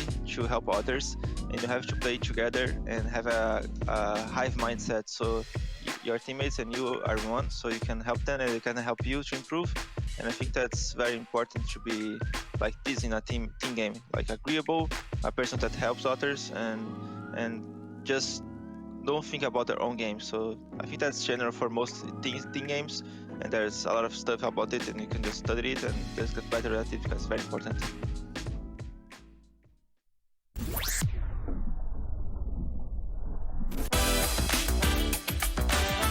Hey Future Pros, back to train today with another advanced pro tip. This time we will look at an execute which should help your team successfully take the B site. This execute will cut off connector and one of the alleys of vision down the site. For this execute, you will need 3 Future Pros accompanied by 3 smokes, 4 flashes, 1 molly, and 1 HE grenade. Future Pro 1, you have a fairly simple role. You will be throwing the smoke to block off connector along with a couple of flashes to help your teammates down the low ramp. To throw the smoke, get yourself into this corner. If you lean into your monitor, you will see this lamp. Use this to aim and then walk forwards and throw the smoke just before you hit the railing in front of you. To throw your flashes, find this line while stood in the same spot.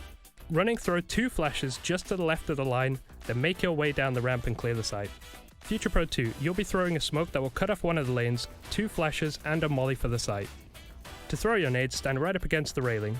You should position yourself so that the lamp cable lines up with the left wall as shown. For the smoke, you will aim at the bottom right corner of the left window. Simply line it up and throw. Throw your first flash against this wall and then aim at this dot and jump throw your second flash. The first flash will help your teammates get out ramp, and your second will blind any CTs playing further back. Finally, your Molotov. Your molly will land at the back between the bomb train and the blue train. This isn't a full lineup shown, but I find if you throw the molly at the bottom right side of the right window, it has the best chances of fire to spread behind the bomb train. Future Pro 3, you'll be throwing a smoke to allow you to take upper control along with a HE for the site. To throw your smoke, you shouldn't peek fully out as you might get slapped down by a CT orb. So if you line up with the wall with the right side of the door, you can walk forward and throw the smoke. This will allow you to creep up next to your smoke without being spotted. Once you're behind your smoke, you can throw your HE down to the site. There is no lineup for this, but I'm sure you can handle it. You are a Future Pro after all. Once you have all these nades down, you should be able to get on the server and practice your flight paths. Your first 2 players close to the ramp should push down and move forwards rather than going directly to the site. This will allow your potential Future Pros to clear the site from behind and get into an advanced position, giving you the best chance of winning the round.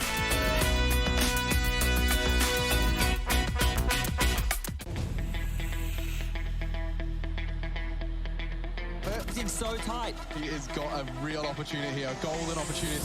The shotgun. Oh my god! A massacre onto Mouse.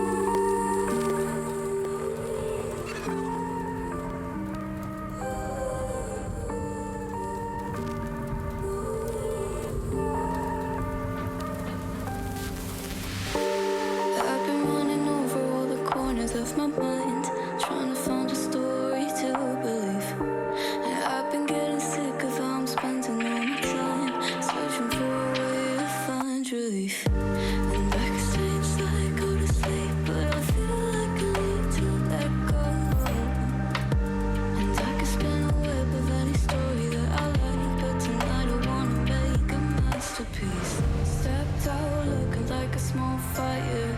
Half glass and filled with desire. Head down, but I know I can't deny it. Life is fun when you're a liar.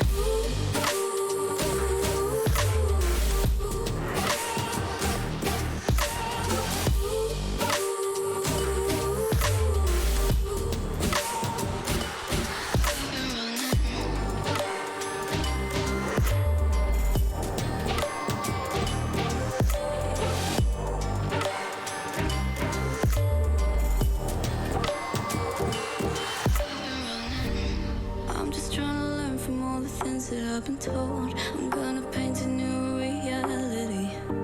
It doesn't take a lot to turn a person into gold. Yeah, I've been getting good at alchemy. You can stay inside in the dark, but without it, you never let go. And when you're done with hiding and you wanna have control, you and I can find a perfect fantasy. Stepped out looking like a small fire. Half glass and filled with desire. Head down, but no, I can't deny it. Life is fun when you're a liar.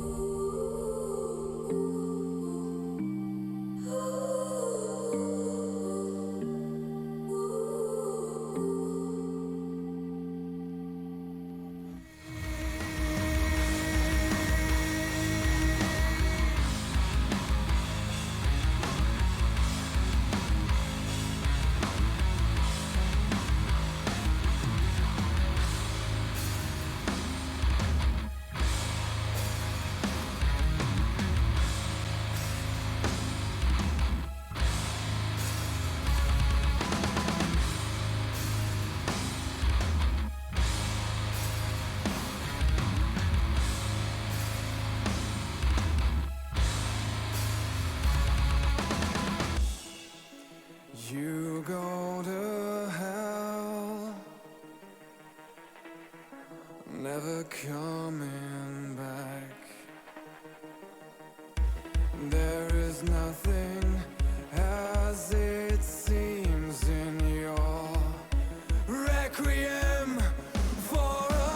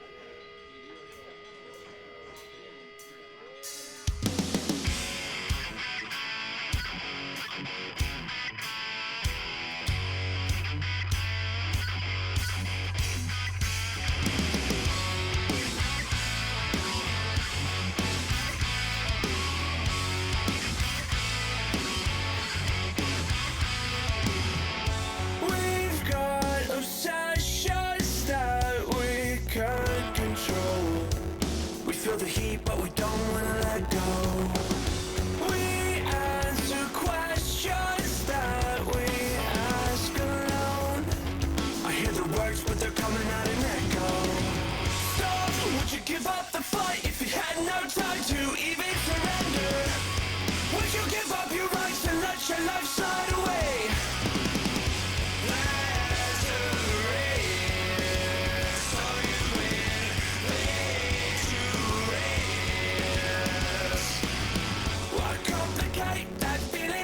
When it suffocates at the bottom, don't take the bait, just walk away, resuscitate your nirvana. I feel a way I've never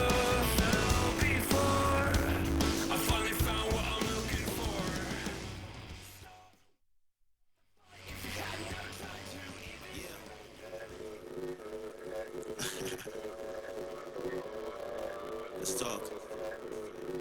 Look, hey yo, we rose from the dust to the sun. They claiming that we the one, never one-on-one. Teamwork till we done, sent on a mission, we done.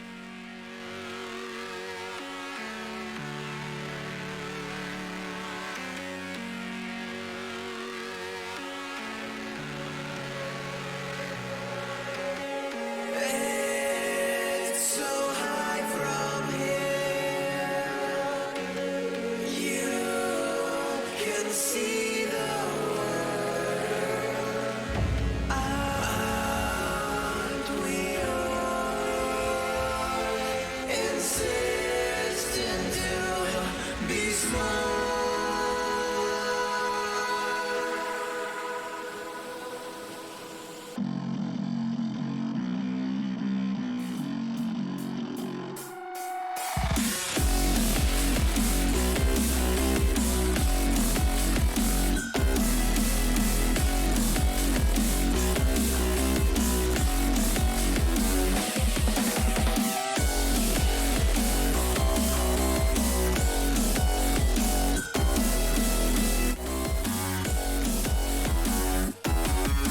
Set aside your subdivide. I'll show you how it's done. There's no sight we go inside. The many is the one.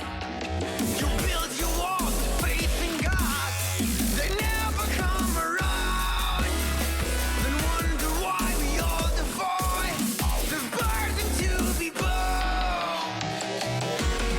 We're coming home with a mission to bring an end to a terrible land. We are here to your omission. We are many of one. We're coming home with a mission to tear you down from your undeserved throne. We can take your conviction. We are many of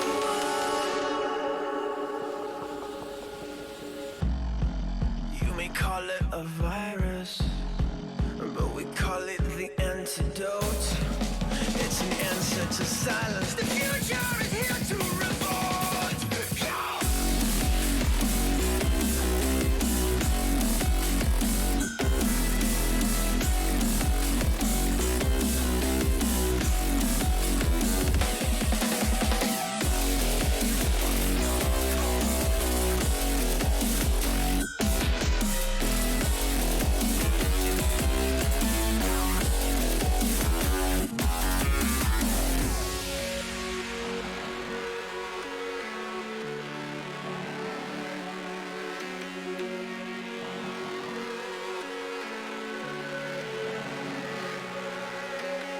It's so high from here.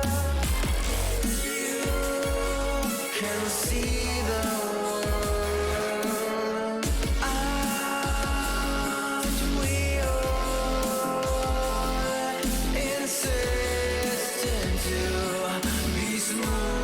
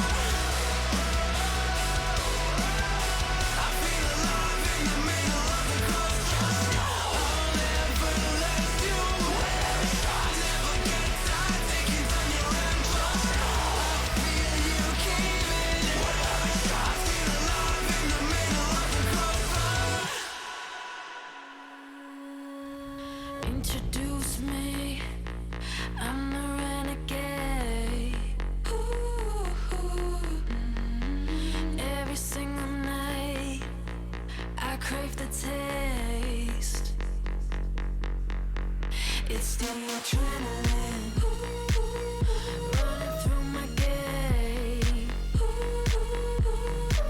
It gets me high, high, high. Got no time to waste. Ain't got time for small talk. I tell you the truth. I'm faster than you. I'ma tell you the truth. Not in it to lose, just faster than you.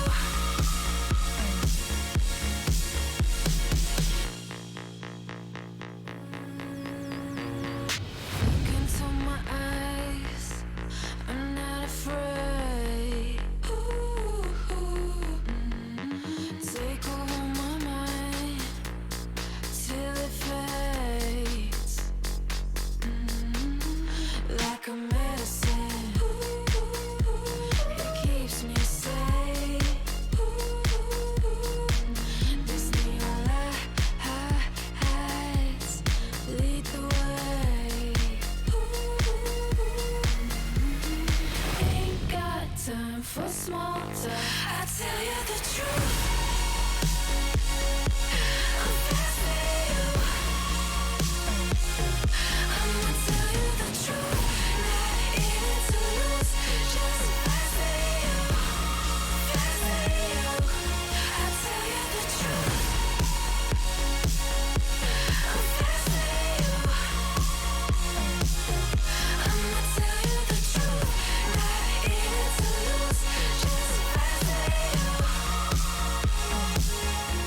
I tell you the truth. Just faster than you.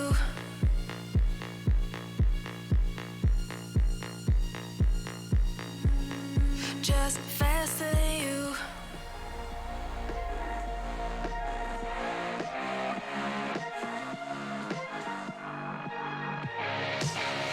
Glasses on, my hoodie's right. Break the door, give me side eyes. Are you feeling yours? Cause I'm feeling mine. Slide back to the future, got my own time. It's sniffing dope to feel right. Got my own high, don't need no lines. Sneaky bitches never ever acting so nice. Alright. You can tell me nothing. Come back when you got something to say.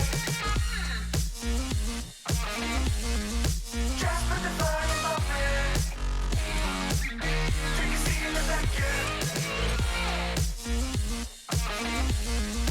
You can tell me nothing. Come back when you got something to say. Just put the fire in my bed. Take a seat in the back end. Alright, hot damn.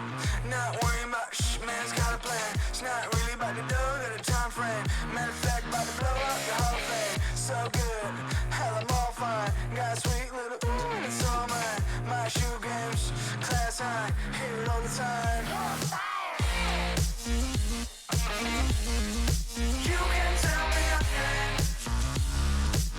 Come back when you got something to say. Just put the fire in my bed. I'ma go get 'em. No time looking back, every day gotta do better. I'ma go get 'em. Blow the roof off for I really want to see, now go tell 'em. About to touch the sky, no helmet.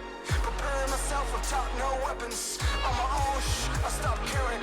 Cause they keep telling me you can tell me nothing. Come back when you got something to say. Just put the fire in my bed. Take a seat in the back end. You can tell me nothing. Come back when you got something to say.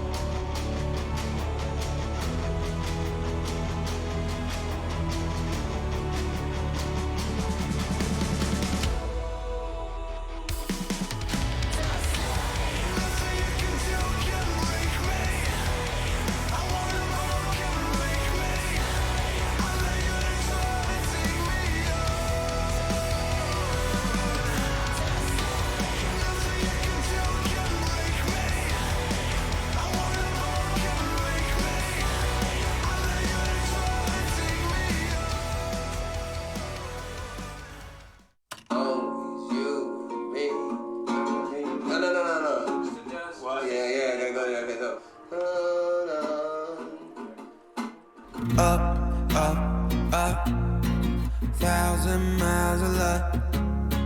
Don't look down, we made it. Feet far off the pavement, and we go up, up, up. 1,000 miles of luck.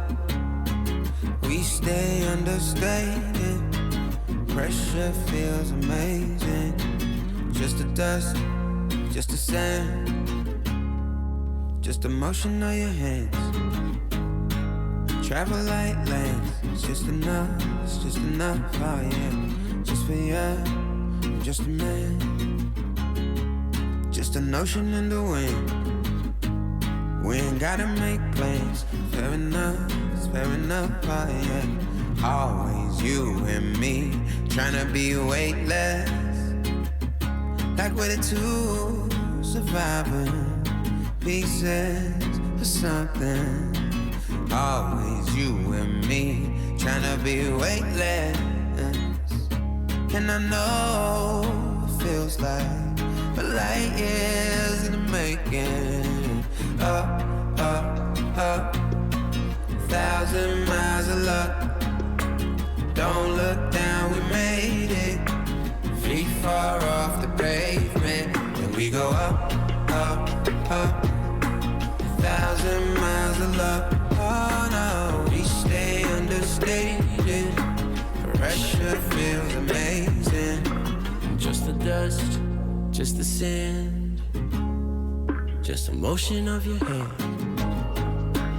Travel like land, just your hype man.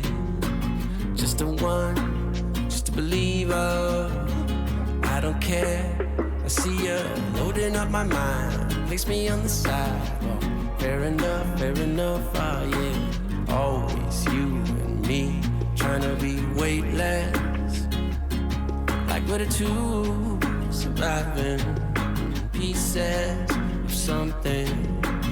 Always you and me, tryna be weightless. Yeah.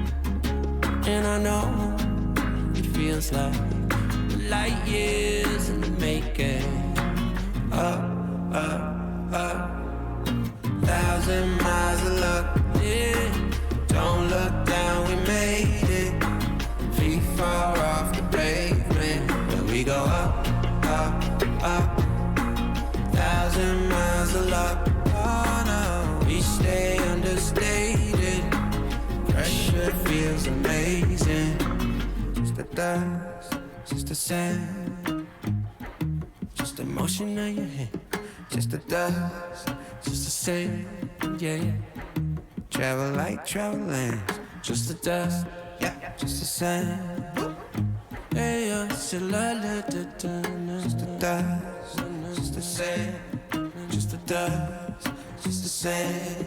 Always you and me, tryna be weightless. Like we're the two surviving pieces of something. Always you and me, tryna be weightless. And I know it feels like light years in the making. Oh, duh, 1,000 miles of luck. Don't look down, we made it. Feet far off the pavement, and we go up, up, up. 1,000 miles of luck.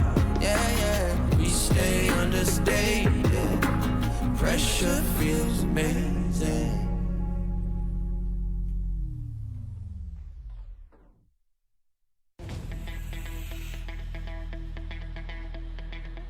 Him so tight. He has got a real opportunity here, a golden opportunity in the shotgun. Oh my god!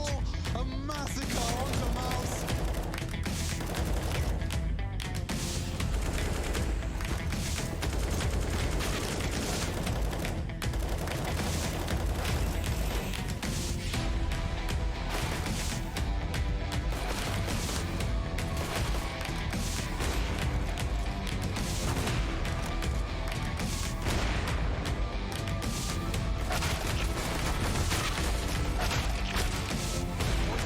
He hasn't got it.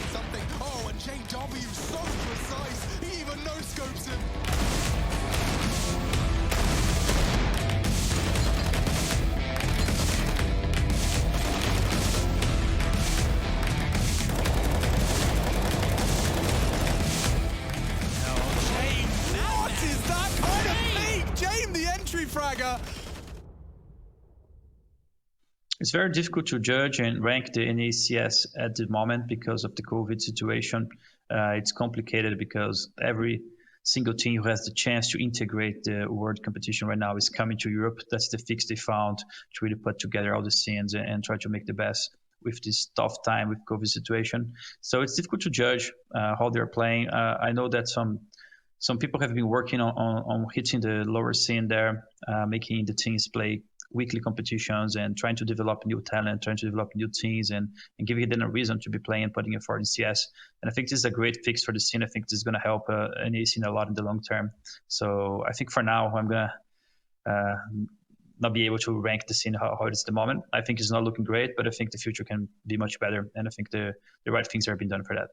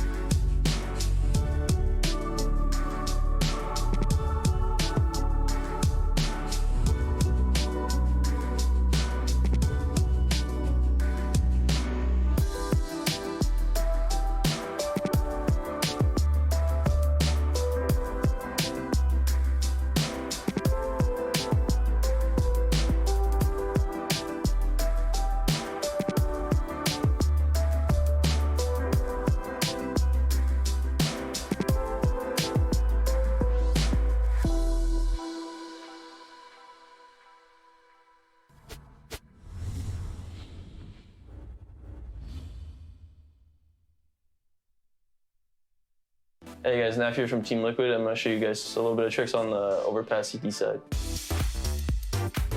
So I guess kind of just like at the start when you're coming in, you kind of just want to molly off short.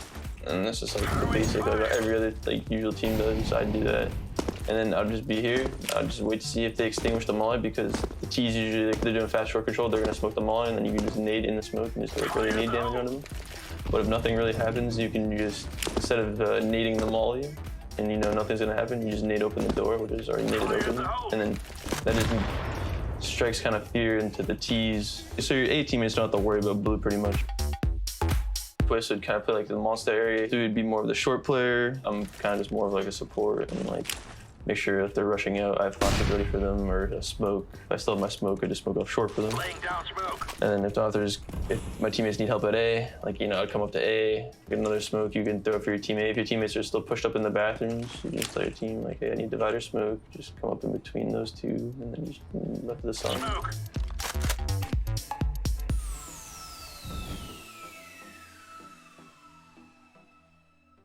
I mean, our group right now is really stacked, so it's hard to say who will give us the hardest time. It's hard not to say Astralis. It's our opening match.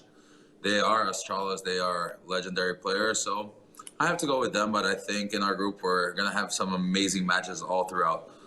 Liquid is going to be a fun one for us, just getting to play them again. I think playing Na'Vi, it's just gonna be fun. There's not much else I can say. It's just gonna be a really good group. So hardest match if I had to say Astralis, but everyone's gonna be a hard match, and we're gonna be a hard one too.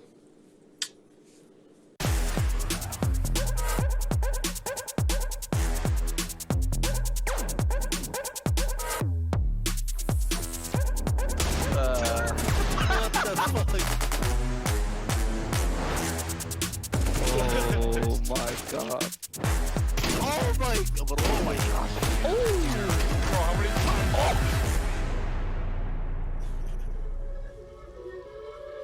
Let's talk. Look, ESL Pro League is brought to you by Gaming Malta, Intel, US Air Force, 1xBet, and DHL.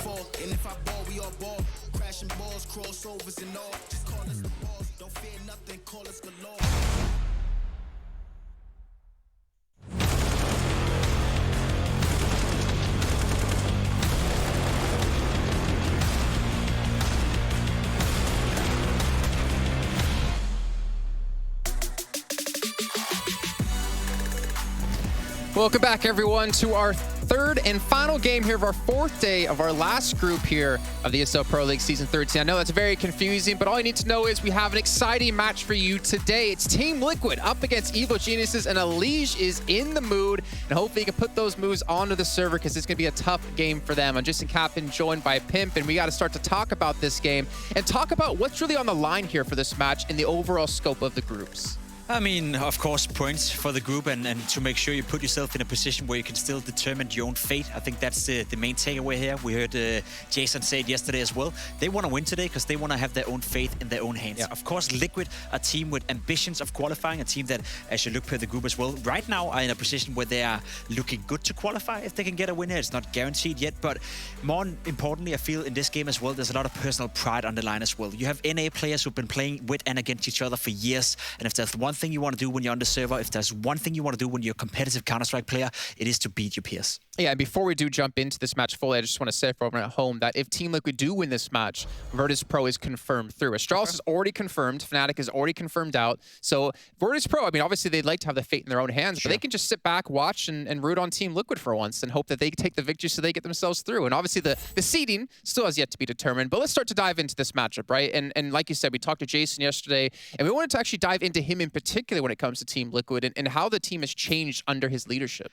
Yeah, I mean, bringing him into the lineup, I think first and foremost was a very good decision looking from the outside. You know, bringing in a guy with a lot of experience, with a lot of maturity. I feel like Jason is a guy that he's been involved with Counter-Strike for such a long time, of course, as a commentator. He had hair when he was first involved in Counter-Strike. He has hair when he was first involved. That's many years ago, and he'll probably never get it back. But besides the point, in this case, I think he brought in a lot of vision for this lineup. I think he brought in some stability. He brought in a figure where he will put himself in respect, right? If a player is not listening to whatever he's saying, if a player is not willing to sacrifice or meet up for practice or whatever, there will be someone who holds him accountable. And I think that is one of the first thing he brings into this lineup, that he holds people accountable. He holds the players accountable. And that is so, so important, because previously we heard about Adrian, him being a coach for Team Liquid. Of course, they had this fantastic run and stint of tournaments where they just won and they won the instant Grand Slam in record time and all that kind of stuff. So from the outside perspective, of course, he's doing a good job. But we also heard rumors about some players maybe not always listening to what he was saying, etc., etc. That cannot happen on a team like Team Liquid, not in modern days Counter-Strike. So for Jason, bringing in that maturity and bringing in, I guess, that father figure for the team as well is a very good attribute. You know, I think you bring up a really good point there, because I think he pretty much commands respect. You know, whether he's sitting there casting on an analyst desk or he is coaching for you, I think the players are going to listen to him. And of course, he's always he's ready to throw down if players won't listen. I'll say, not from any personal experience. I saw the black guy from it. But anyways, it's great to see, like, you know, obviously a talent kind of transition to the coach role and have success. And we're taking a look now at kind of the head-to-head here between these two teams. Now, we understand a lot of it does not include Obo on the roster for Evil Geniuses, but EG seemed to have them beat. They do. I mean, it's been the strength relationship between the two for quite some time. Liquid have been in a period where they've been struggling a lot lately. People forget that Evil Geniuses half a year ago were the #1 team in the world, right? Yeah.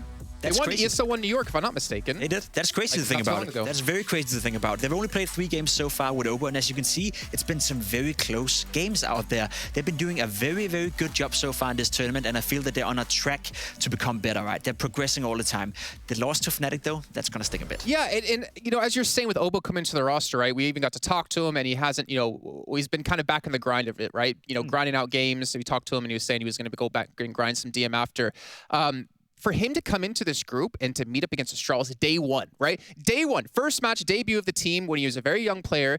That's tough to do, and they took that victory. And obviously had a very tough loss against VP that they could have won. And then, like you said, Fnatic, that one kind of, I think, caught us all off guard, not really expecting that to happen with how we saw Fnatic play against Liquid before.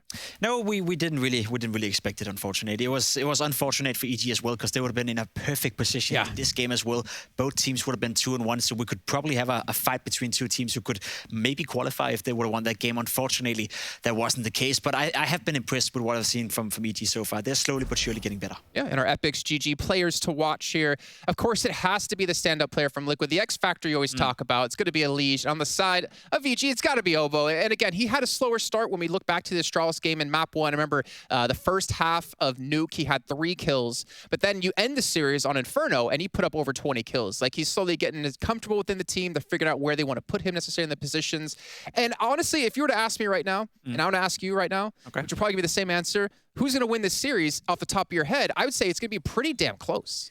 It is going to be close, and especially because both the lineups, they know each other very well. Domestic lineups, players who play Face It against each other, they play ESEA against each other all the time, they know each other in and out. It's going to be one of those scenarios where you can call this a domestic lineup. So I expect the game to be close, but on the top of my head, I will give the favorite role to Team Liquid. I think they've been looking very solid so far in this tournament. Yeah, and honestly, I see a world where they could have been 3-0.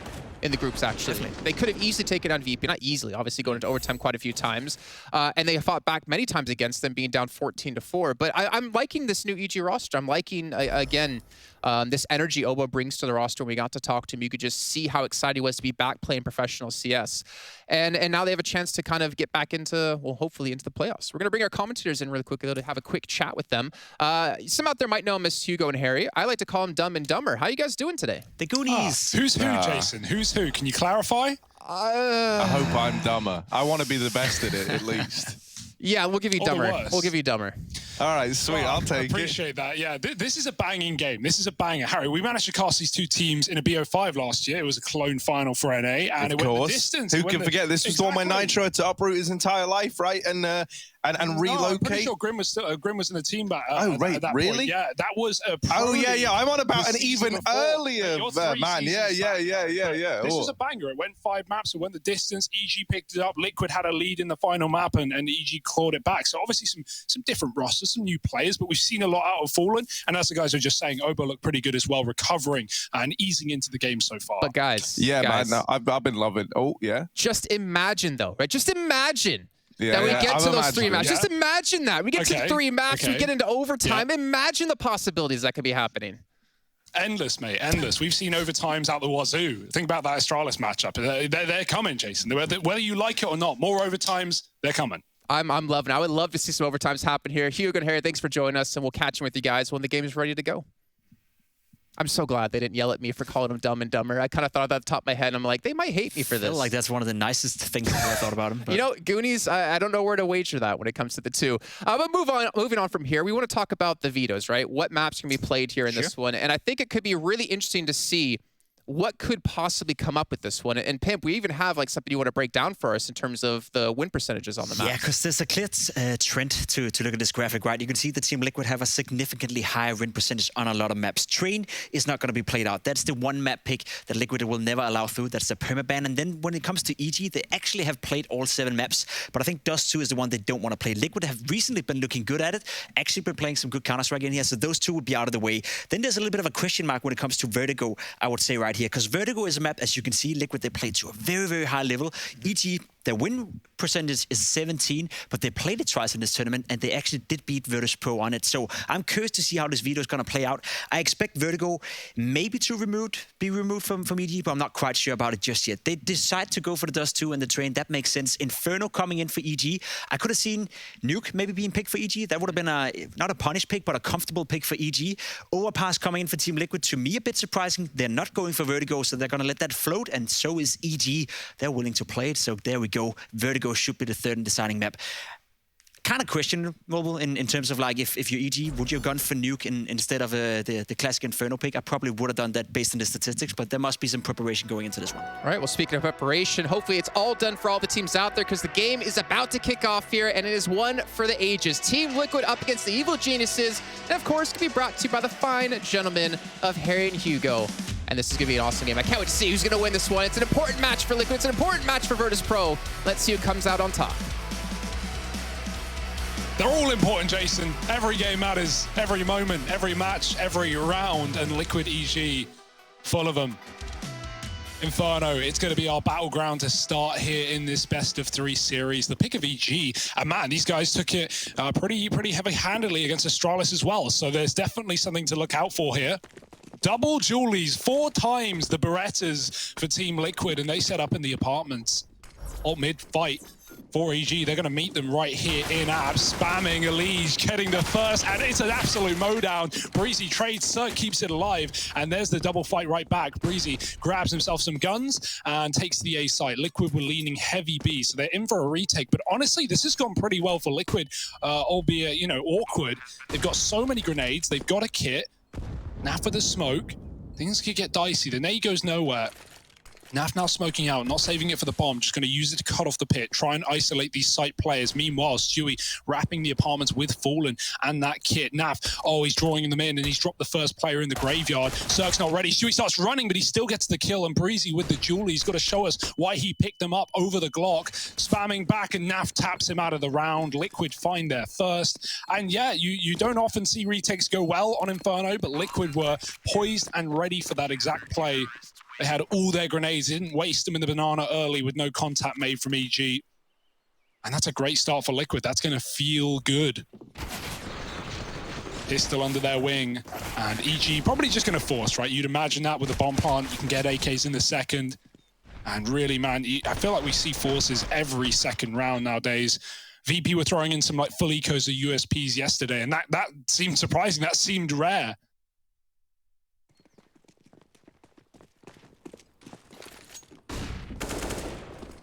So what have we got here?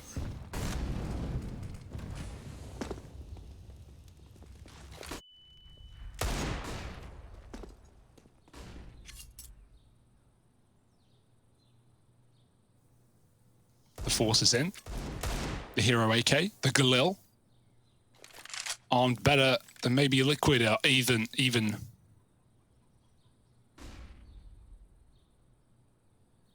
Breezy trying to put that AK in the right place, moving up on the middle. The 1M4 on Aegis sat short side, but Breezy avoids it for now, goes towards Fallen. Molly in the corner, and now that's pretty much given away the fact that EG are forced, although no surprise for Liquid. Fallen caught, dropping a Molotov, and it's Breezy to open up. Now back towards the short side, double pit setup. Grim can be quite a beast in this position. He may not be armed well, but he has also got a Liege side by side to help him out with some fire. Grim trying to bait them in, looking for a spot. A Liege gets dropped and Grim deked out of the round. That might be the safer Liquid. You can see the immediate hesitation in that 2-on-5. They know this might not be worth the while. So exits, that's it for Liquid. EG finding their force and upgrading their guns as well, finding that M4. Gonna feel pretty damn good.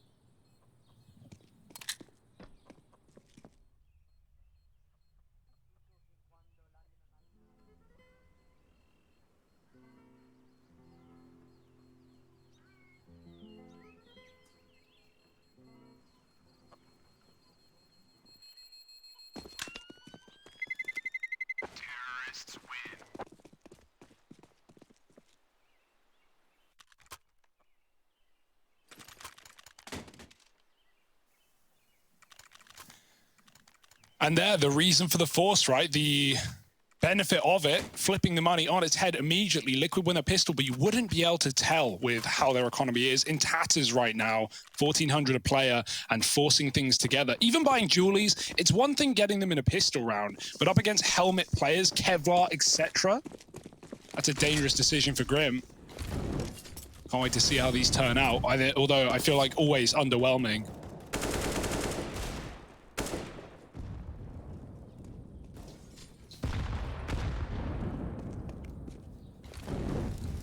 Ooh. We got the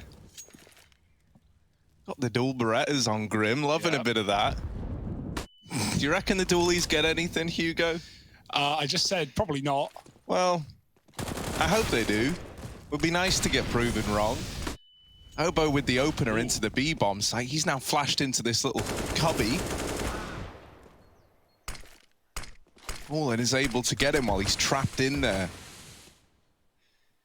Now EG moving back towards Banana. While this is happening, Liege and Grim have started to clear the apartments now.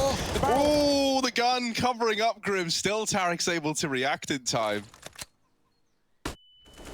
It's a little bit sad, man. If Grim was never spotted there, EG, you know, now they could even go back to A. Options really are open to them. Flash goes high, Elige through the smoke, and Fallen gets picked back at Coffins. Now Elige on his own. Now, lots of damage done. Maybe there's a hope. Maybe there's a chance here for Elige, but Breezy, the man of the hour, getting that bomb plant and full health to cover it as well. So Elige not really running back into the fray here, more so looking to save or get away with exits. And his retreat's even been cut off by Tarek as well. Oh, almost gets the spot. And of course, it's Breezy, the only man to stay around to fight. And that's all fine and dandy for EG. Up 2-1 right now. They get rid of the force buy of Liquid. It's down to flat USPs, nothing more, nothing less.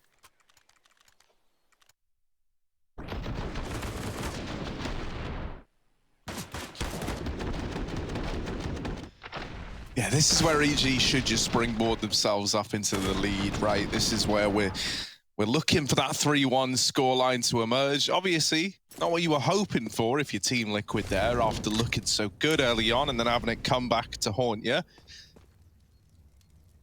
But let's see. Obviously, this round's pretty dead. I'm saying let's see. Like, anything can happen. Hugo, do you think the 5 USPs are going to win this? Something tells me no. I think Asai will do it. Yeah. Especially with EG walking in B and not even going into the stack. Yeah, I don't think the USPs will even see EG before the bomb's planted. This flash is lined up, but they won't even throw it in. They hear the nades go off the B. They know the site has fallen. And if anything, it would have been nice to see that flash because EG was still hanging around for the mid picks. Stewie gets one. So that should be where it comes to a close. EG clean it up, and Liquid coming in with their first gun round. Fallen's been saving. He's got that AWP in nice and early. Sooner the better. And it won't be the same case for Cirque just yet. I mean, he could, but no real reason to rush it. He's still playing with Mac 10s. Oh, actually, Obo, maybe not interested. But honestly, 4 players, all 5 actually, without helmets. Yeah, Obo stays with it. Good decision. Can certainly get kills here with that MAC-10. Very, very dangerous territory for Liquid. They couldn't afford the helmets. They needed utility into this first gun round. What's this, Elige? What is this? What are you doing? I'm really curious. That's grimy. The boost. And now you one-way it? Oh, Elige. You've been saving that one to use against EG? Oh, despicable. Grimy. Oh, Tarek very, very quickly makes us forget. How did he do that? Yeah. He's just bypassed them, jumping out through the apartments. While this has happened, Obo has taken CT spawn away. Liquid is still trapped in the pit. EG are kind of wondering if this pit setup even exists as well, because Tarek was just able to get out so freely. It's obvious with Elise dropping this smoke that someone's here, so they do have their eyes towards the pit. Liquid is still flanking through Banana. Oh, this is a messy round. This is all over the place. Grim is someone who could deliver a lot. Stewie as well, having just arrived from the B-side rotation, draws the attention away from Grim even longer. They still don't know about him. And so Stanislaw drops into his death. Obo, who was holding for CT rotates and never given any, is left in the 1v2.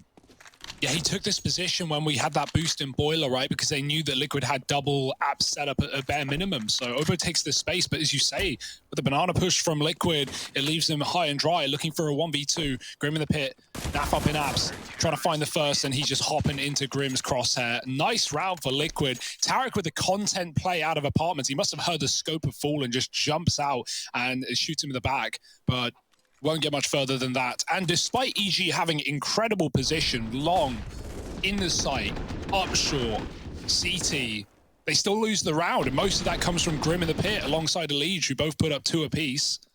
And Grim obviously dropping the bomb really is the saving grace there for Liquid. Suddenly the objective is a lot harder for EG to play out. But they've got money and they come back in with guns, including the AWP.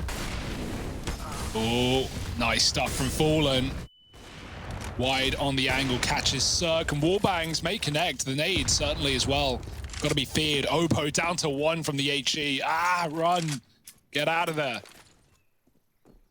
Liquid gunning for a third.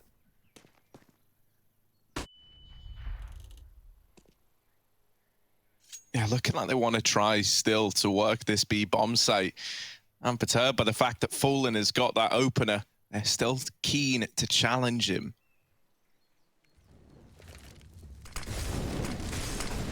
Gonna drop the Molotov, try to slow down the push. They decide to run through it. Now, for Obo, that's not an option, so he's having to wait back.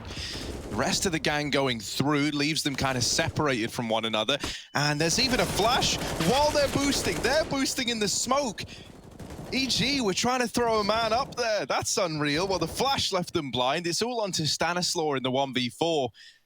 And Stan in a pretty rough spot here. They're holding CT, no more smokes to get them off this angle, to give you safe passage into the site. And yeah, truthfully, for Stanislaw, this might be the end of the line. Yeah, he's waiting for Grim, but Grim's making a really nice play to just sit in alt mid, and he has that line locked in. He can make a call if Stan has gone back to the A site. Won't happen. Stan moves forward into another fight. Oh, the barrel can always let you out here, let you go. 15 seconds.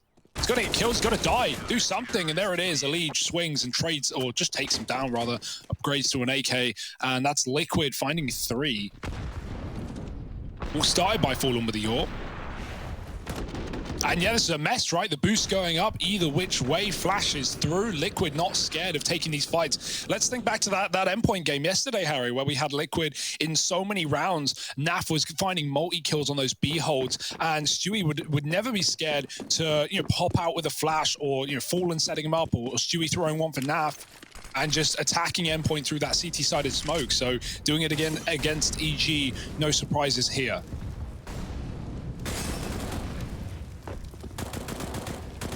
Smokes aren't walls, folks.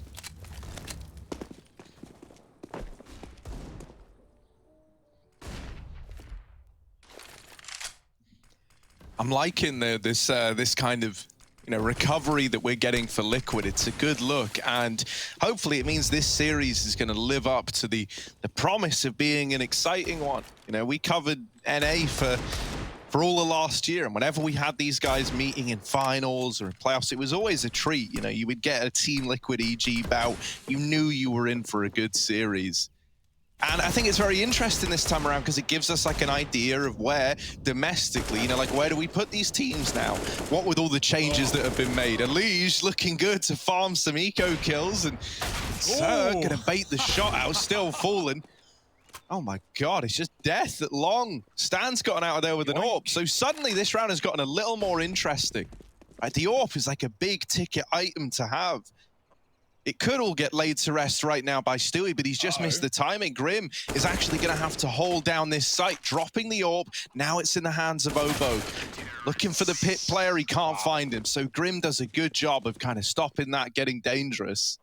I love that play from Cirque where he jumps and he baits the AWP shot out of Fallen. Like no one's, well, firstly, Cirque has sick movement, right? Everyone knows that. But on top of it, no one knows how to get an AWP off an angle like an AWPer. So Cirque, he baits the shot, Fallen whips out his sidearm and just taps him.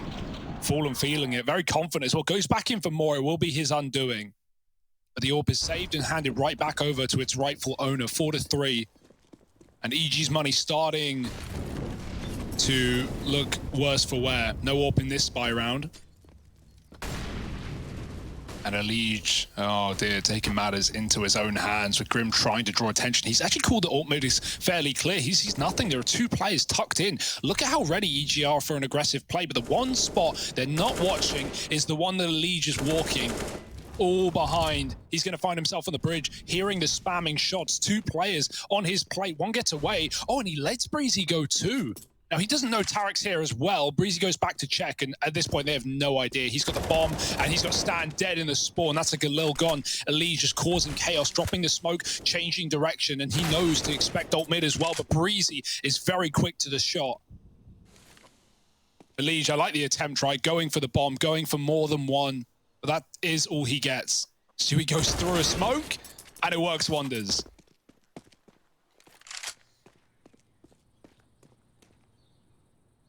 Yeah, so like last year, right, like moving through the timeline of 2020, coming into it, Team Liquid were like routinely beating EG in these. Then we actually had it go the other way with EG stringing together like multiple series win, including that grand final that you were talking about back at Cologne. And then, you know, like the most recent time we saw them play, well, we didn't actually have Obo in for EG yet. While we had Fallen for Liquid, I think he's really come into his own as of late, right? It's been a few months since we last saw this head-to-head bout. And so it's a really good chance for us to see where these teams stack up against each other. Liquid dropping the bomb. Stewie 2K. Oh, man. The clay remover. They wanted to build pyramids, but there's no more of it. No time. Stewie's won the round. Yeah. And it's 5 on the board for Liquid. Yeah, all right. We'll give you that. They're like putty in his hands. 5-3. There would have been more excitement in that if it was, you know, major final, crowd everywhere, all screaming, all yelling, getting overtime on the cards. You and James and Dan. But he got 5 rounds, so that's still something. You know, still deserves the mention of just stopping the B play. Fallen with the tag down through middle. No way he hit 2. Really? Or was that a grenade at the same second? I think he did. That's, yeah, Fallen, man. No, no. Obo was towards top banana. That was the nade damage. He just hit Stan. Oh. Well, anyway. This round should really go nowhere for EG. They got pistols. Naf lining up a flash here for the coffins.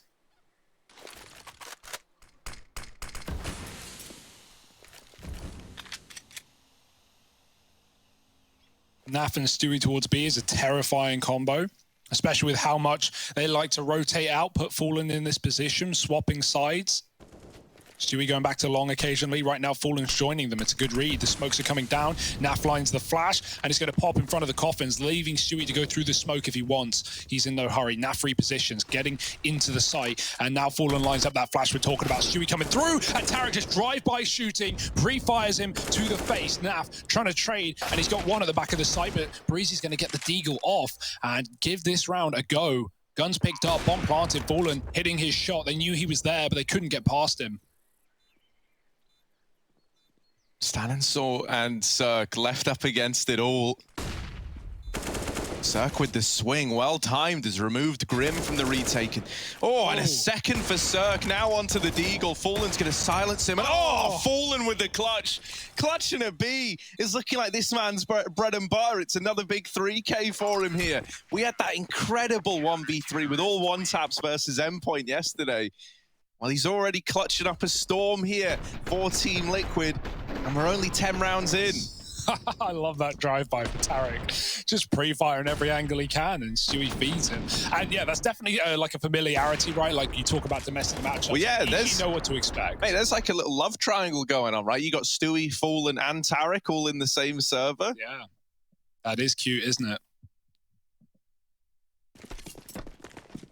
Cirque's back on the AWP. Last time Fallen killed him in the banana at the start of the round. Cirque won't be going anywhere out of spawn, just holding for the mid-cross.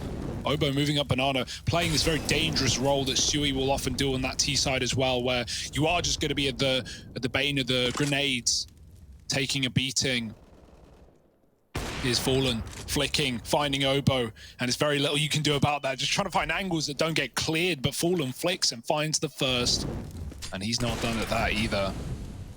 Oh my, Fallen.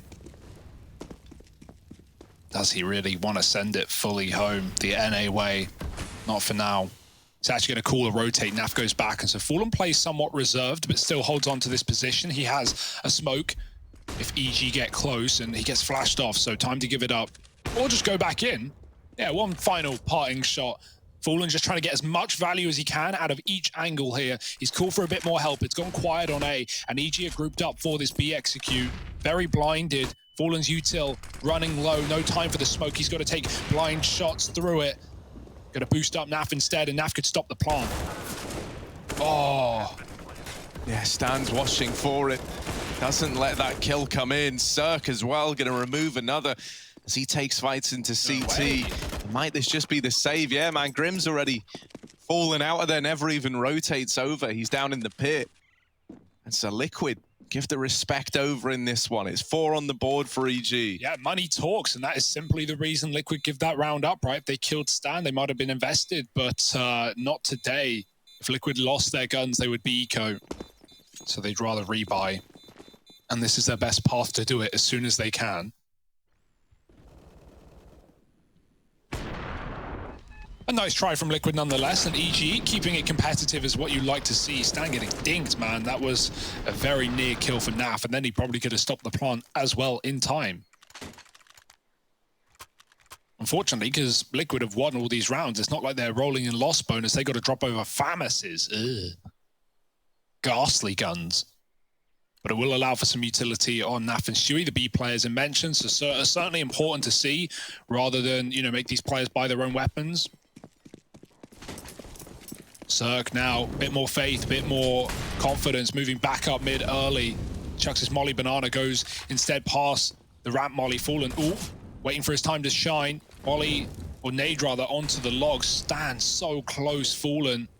Could still kill Obo before Stan sees anything. Oh, Stan hears the scope. He knows Fallen's close, but he doesn't want to walk into the AWP. Fallen has no idea that Stan's in this position. He can only guess. Oh, Fallen, you animal. You can't believe it. Just peeks him straight up the no-scope as well. Oh, it's beautiful.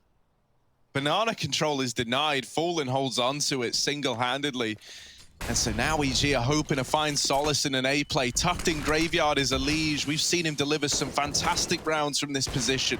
A smoke falls and Elige is playing around it, trying to hold on to the apartment. Cirque is blind while he gets Elige.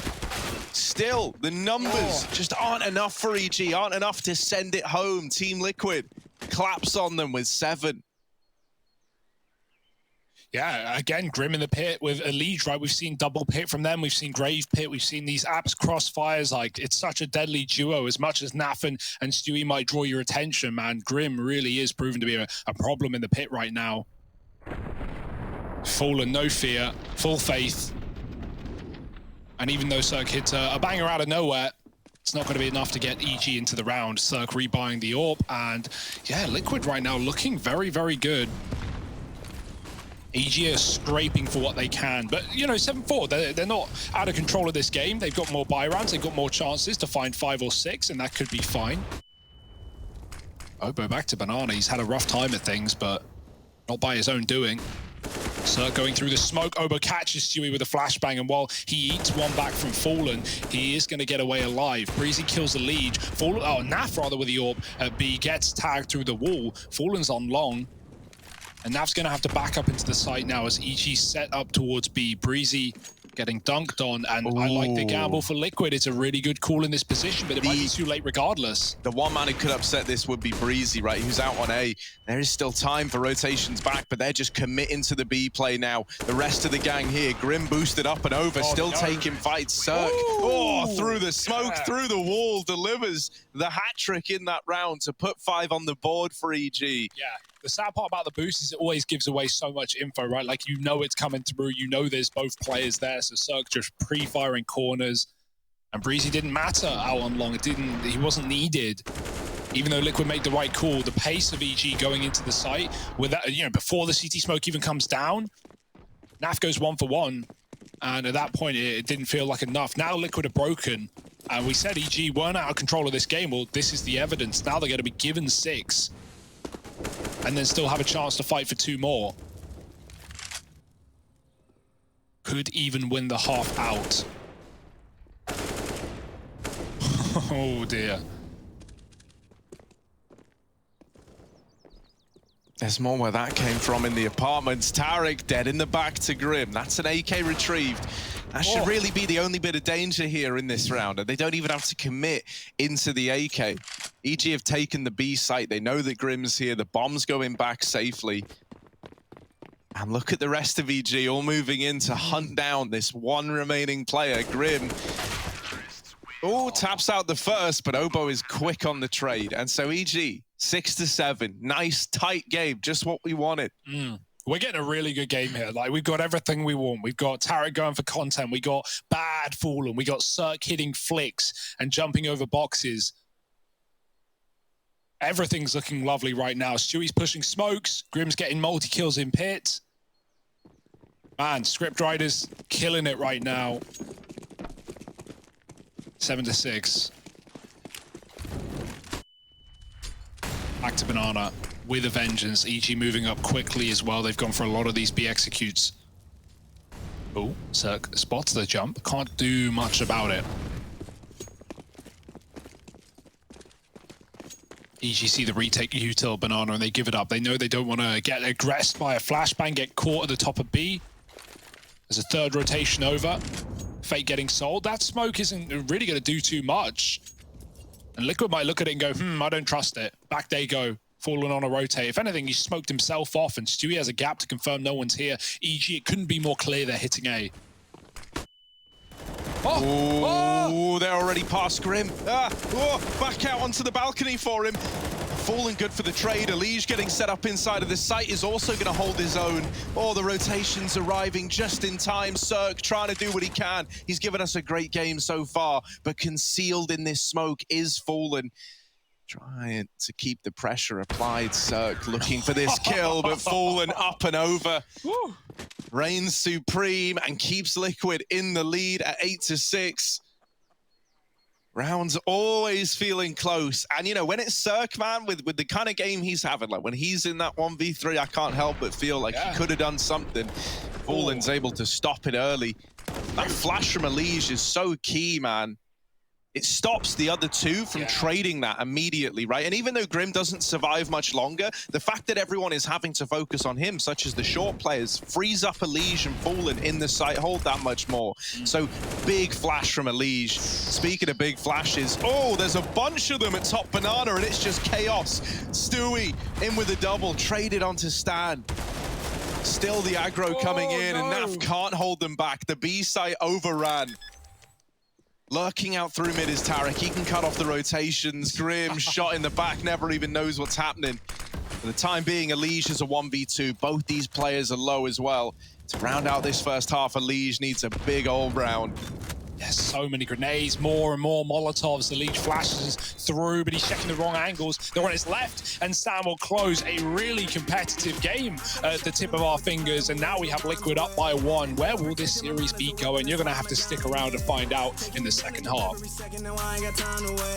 all tryna sign my name. They want me to sign my name. Counting the blessing while I count that in my winnings. We take 50s and 100s and throw them up to the ceiling. Everything I envision, not everybody gon' witness. Only difference between us is I ain't stop till I finish. Yeah. I feel on top of the world. I feel on top of the world right now. I feel on top of the world. I feel on top of the world right now. I always wanted the world. I wanna conquer the world right now. I feel on top of the world. I feel on top of the world right now.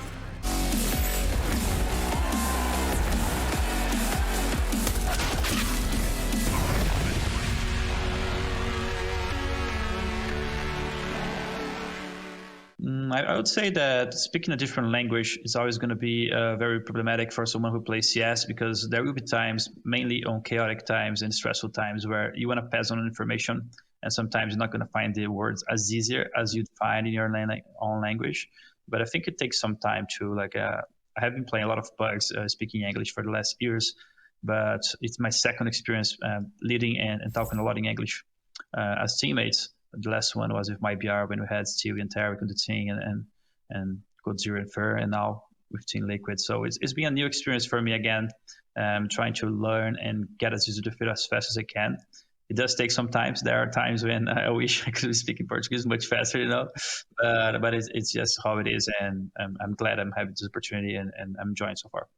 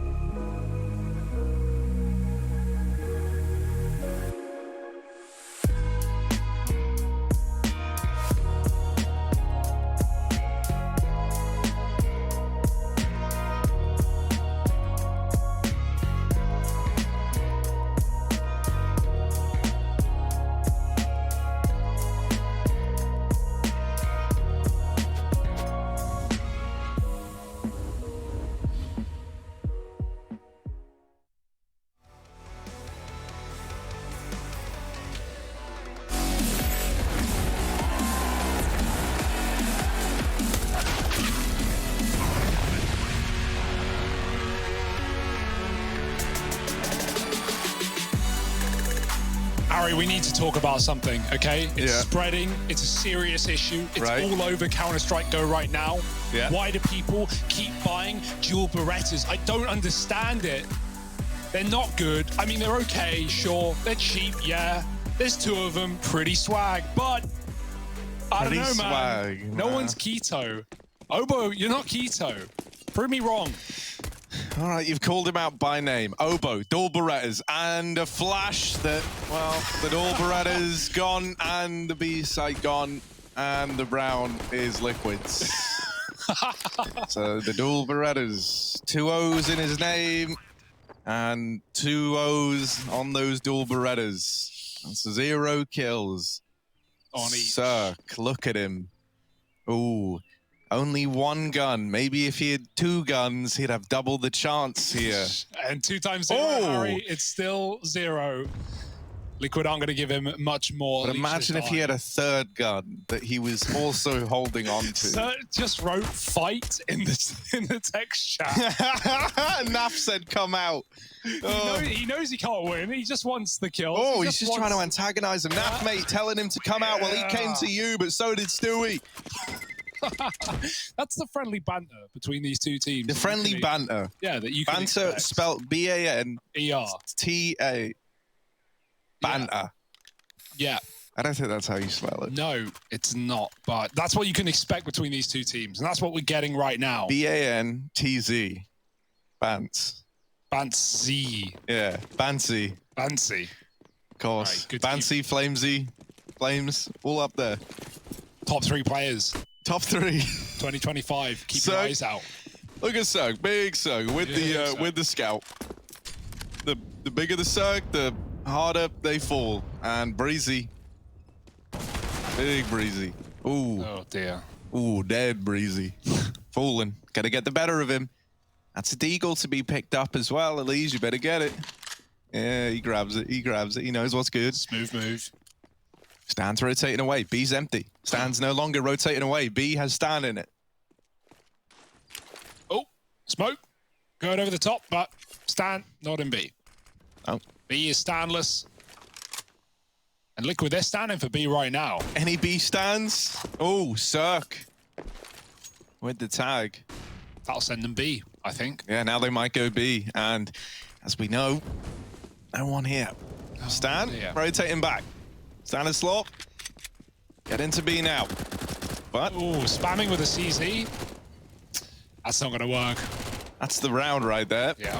Not one of the most exciting ones that we've got so far, but it will be 10 on the board for Liquid, right? You got to play these out. E.g., they take the gamble. They put everyone over towards that A bomb site in the knowledge of the Team Liquid go there. You know, 4 on 5. You take that. You take those odds.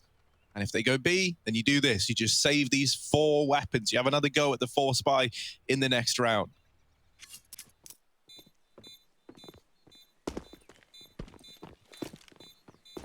Ooh. Apparently we have that little pistol. Little pistol clip. Roll it. Roll the pistol clip. Right Round's back. over. 10 on the board. Not much more is happening here. Just gonna. Here it is. What? There's a little shot. Quick type. Click clack. Type. Click, clack, That's click, where he clack. types fight to them. Yeah. And then he keeps fighting them, Yeah. if you can believe it. Gets a couple more, or one more, and then dies. It's a sad state of affairs right now. EG, slow starts to both half. Actually, I say that. They did go 3-1 up after winning the forces, or 2-1. Or 3-1, that's what I meant. I should have believed in myself. Either way, Liquid kind of ran away with it once they hit their first gun round, started getting run boosted over this force, held on after the previous, went a miss, and Stewie catches Cirque up top mid. Just an assortment of pistols, pick your poison. Oh, nice grenades. Tarek dunking onto Grim. And so they will go elsewhere. Although no more utility left in terms of HEs. We've got 2 smokes left up. Can be used on this A side. Tarek's dropped his B and rotated round as Stan did previously. It's a right read for EG, but can they hit the shots? 2 for 1 lineup, and Obo is good for only 1. Smoke down for that CT player, but he's coming from the library, and they run him down. They'll get caught doing so. Tarek finding it. Galil, Breezy dropping the bomb, and now Elish needs a clutch, but Tarek is better armed. He's out, and Elish doesn't know that he's swung on the left side. Bomb pick back up. Tarek moving in. Elige has no idea how close he is. And Tarek's going to win the round on his own. Stewie chasing him and giving him a Galil. He'll come to regret it. That's the famous Stewie Fallen Tarek love triangle coming back again. They all wanted the piece of the Tarek action. And it ends up giving him the Galil that he goes on to win that force buy with. I say force buy, I guess saved force, Still right? Force, mate. And yeah, getting hyped. Cirque's feeling it now. He's got his AWP in early. And that's around the, if you're Liquid, you're wondering, why the hell did we do that? Why, what? Head in the hands for Jason. No more appropriate reaction at this point in time. 10-8. Bit of a sitter missed there by Liquid. but not the end of the world. They have the room to breathe. Up by 2. Just means they're more susceptible to being put on those pistols. Triple B for EG out of the gate. Or Liquid read that. Try and elevate the pace. Cirque has got his AWP in mid at least. Lee just running up, but mollied off, not wanting to let anyone fast charge this A site with EG leaning B early.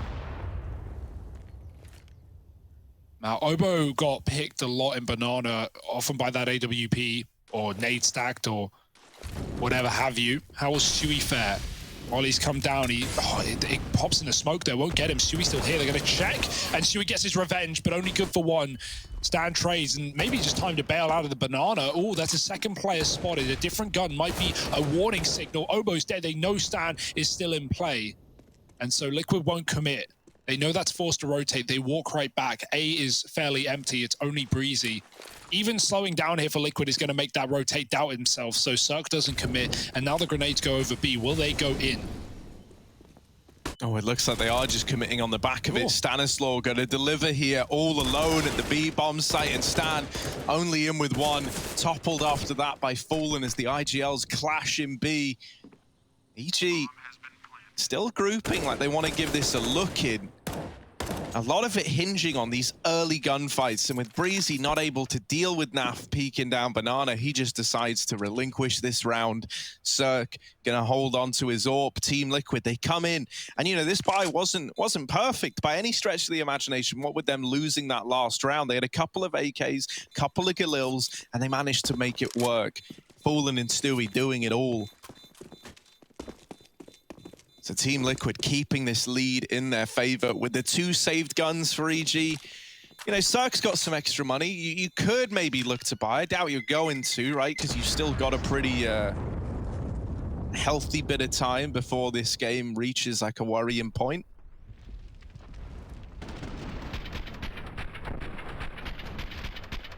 And like the good thing is oh, they actually will decide to force around it.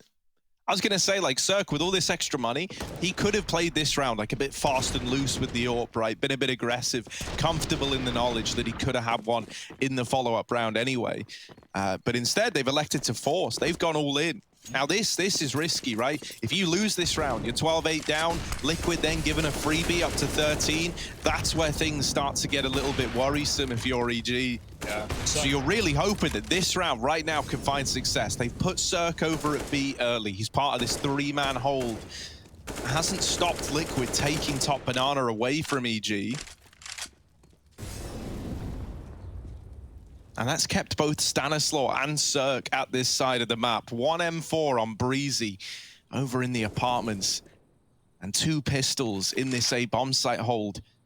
Liquid with a lot of map control. They can go wherever they want, right? They've taken this default. You take top Banana, you get some top mid control, and from here, your options are wide open to you. Ooh. EG, are they going to do this? Are they swapping players, or is it really the full rotate? Obo's going to hang around. Rightly so. Even Tarek doubting it now. And Liquid walking up short A. Breezy, the 1 man with the 1 gun in this A site. He has a lot to do. It will be a save for the other rifles if he does fall.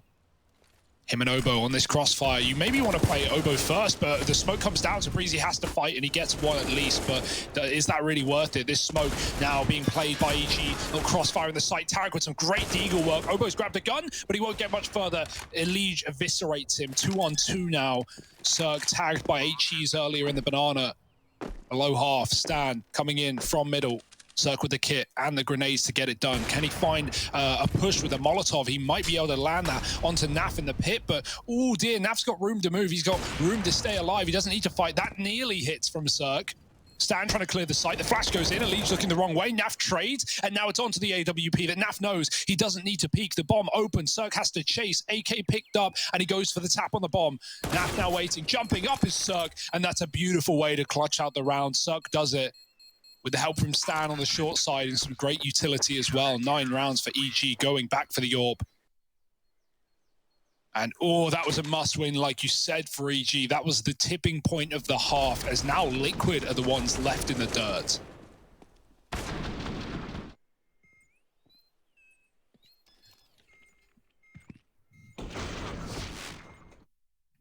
Yeah, winning that has kept this game competitive. It's kept EG hot on the heels of Team Liquid. But Liquid not wanting to concede just yet. They're coming in with an equally risky force buy of their own. Aggression down middle for Obo. What? Oh, did he crash? It looked like it. Yeah, that looked like a crash. Oh my word. Breezy trying to save the day, trying to make this one of the moments where Obo joins back into a 1 round and he goes, how did you manage that? Breezy looking to make a big play happen out through the apartments. Grim down in the pit spots him and does find good damage. So now Breezy's just got to wait for his team to rotate in.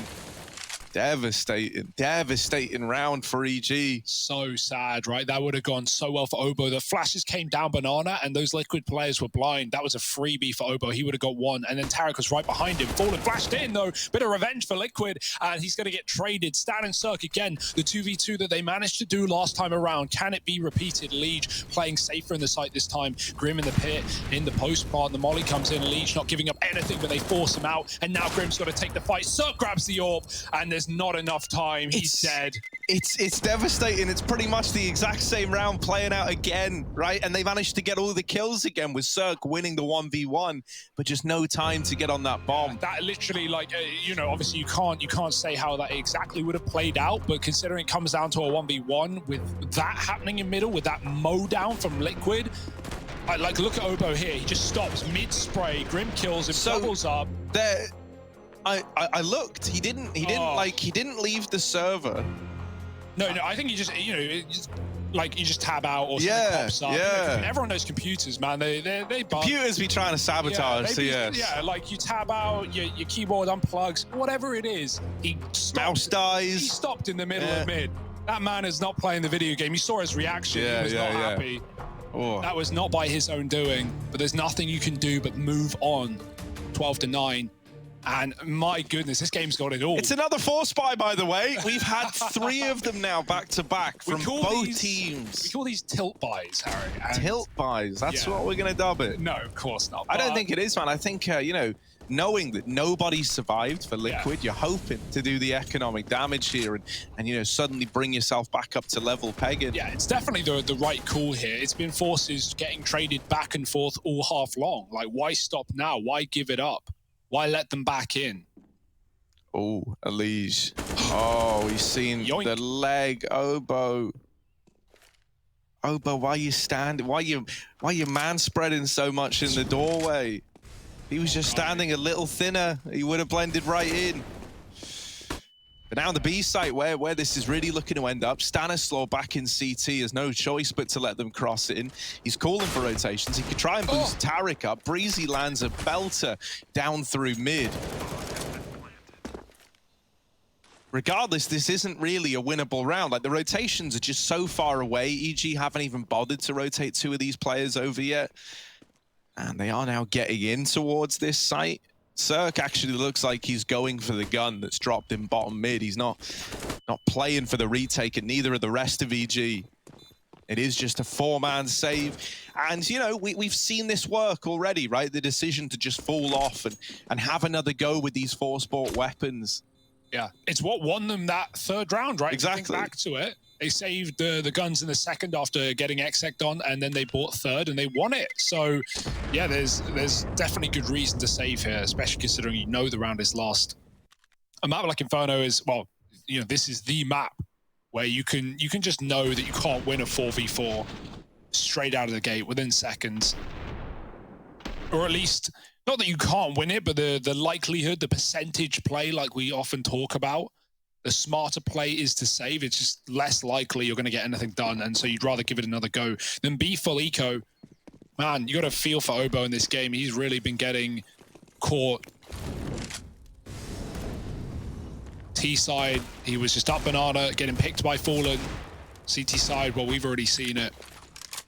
And so some back and forth rounds, but eventually restored by Liquid, and now looking to long this one out. Finding this is the recipe for disaster, at least for EG. Liquid are setting up quick into a high flash. Breezy always blinded. Luckily, Obo's there to help him out. And the pistols do a lot of damage. Cirque helped by Breezy from the pit. And now he drops a smoke down as well. They can't molly him. Grim out on long, out on his own. He's got 2 players to deal with. One goes back and the other. Grim reacts. He finds Stan. Bomb on Fallen in middle. Grim trying to get rid of that pit player. Fallen can molly it after the smoke. It's a beautiful grenade. Couldn't have done more damage if he tried. Looking for a way into B. Killing Stan would mean Fallen could go back. Oh, sorry, Tarek rather, in spawn. But Tarek's not giving it up, and they're going to regroup instead. Whoa. It might be another one of these 4-spy wins. It might happen. Liquid. Once wasn't enough, having it turn against them twice. That would really suck, but Cirque getting aggro actually takes the man out of the round. Fallen deleted it. Grim left on low HP, now decides to commit, and in doing so, he's running into the 2 stacked bomb site. EG reaching double digits, and it's that decision to fall off. You know, keep the 4 sport weapons for another round that once again finds EG's success. This has got to be like the most annoying game to play for Liquid, like a heartbreaking game where every round that you should just win flat out, you lose. And yeah, that sucks for them, but it certainly makes an entertaining game. And you can see EG getting a little bit more pumped up as well. Just still standing somehow, some way. They should be out of this game by now, but some miracle rounds being picked up. 13-10, Liquid. Do they want to buy in or do they want to give it a breather?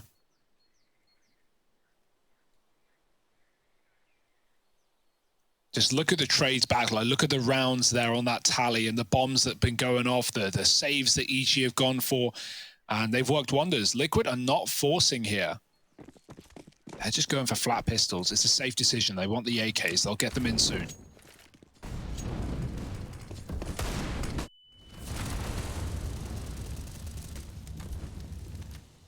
Yeah, it felt like it was only a matter of time, right, till someone made the decision, and it makes sense that it's Liquid with them being in the lead to just ease off the 4 spies, right? Last thing you want to do is like dig a deep hole for yourself when you had a lead, when you had this buffer of 3 rounds, and then find yourself, you know, strapped for cash as EG are building back into the game. Team Liquid setting up over here in top mid. No one watching Banana, so it does just look like you're pretty committed to the A play, right? You don't have this real estate Banana side that you so often need to go back to it late in the round. Cirque posted up on the AWP, nailed the opener. There's more where that came from, and Cirque's in with a double. Tarek keeps it all under control, dropping the bomb in Arch. And so this round gets impossibly hard for NAF now. The thing is, you're buying up anyway, right? You probably weren't expecting to win this round if you're Liquid. But any damage you can do is super valuable. Sadly for NAF, of course, he holds for Stanislaw there for like 20 seconds, doesn't get given a peek, goes, all right, they're not pushing, looks away, peeked instantly. Yep. CS Timings 101. Been there every day, it seems.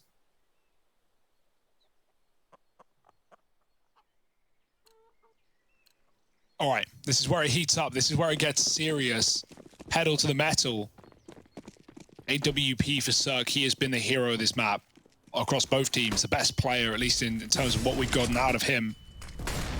Or so it feels. Chewy getting pushed. Oh, he's stuck in the corner. Tarek doesn't see him in the smoke. It looked dead on, but the X-ray helps us out. Luckily, the smoke spam will do it for Tarek. Elige, same case. Trades right back. Takes the space.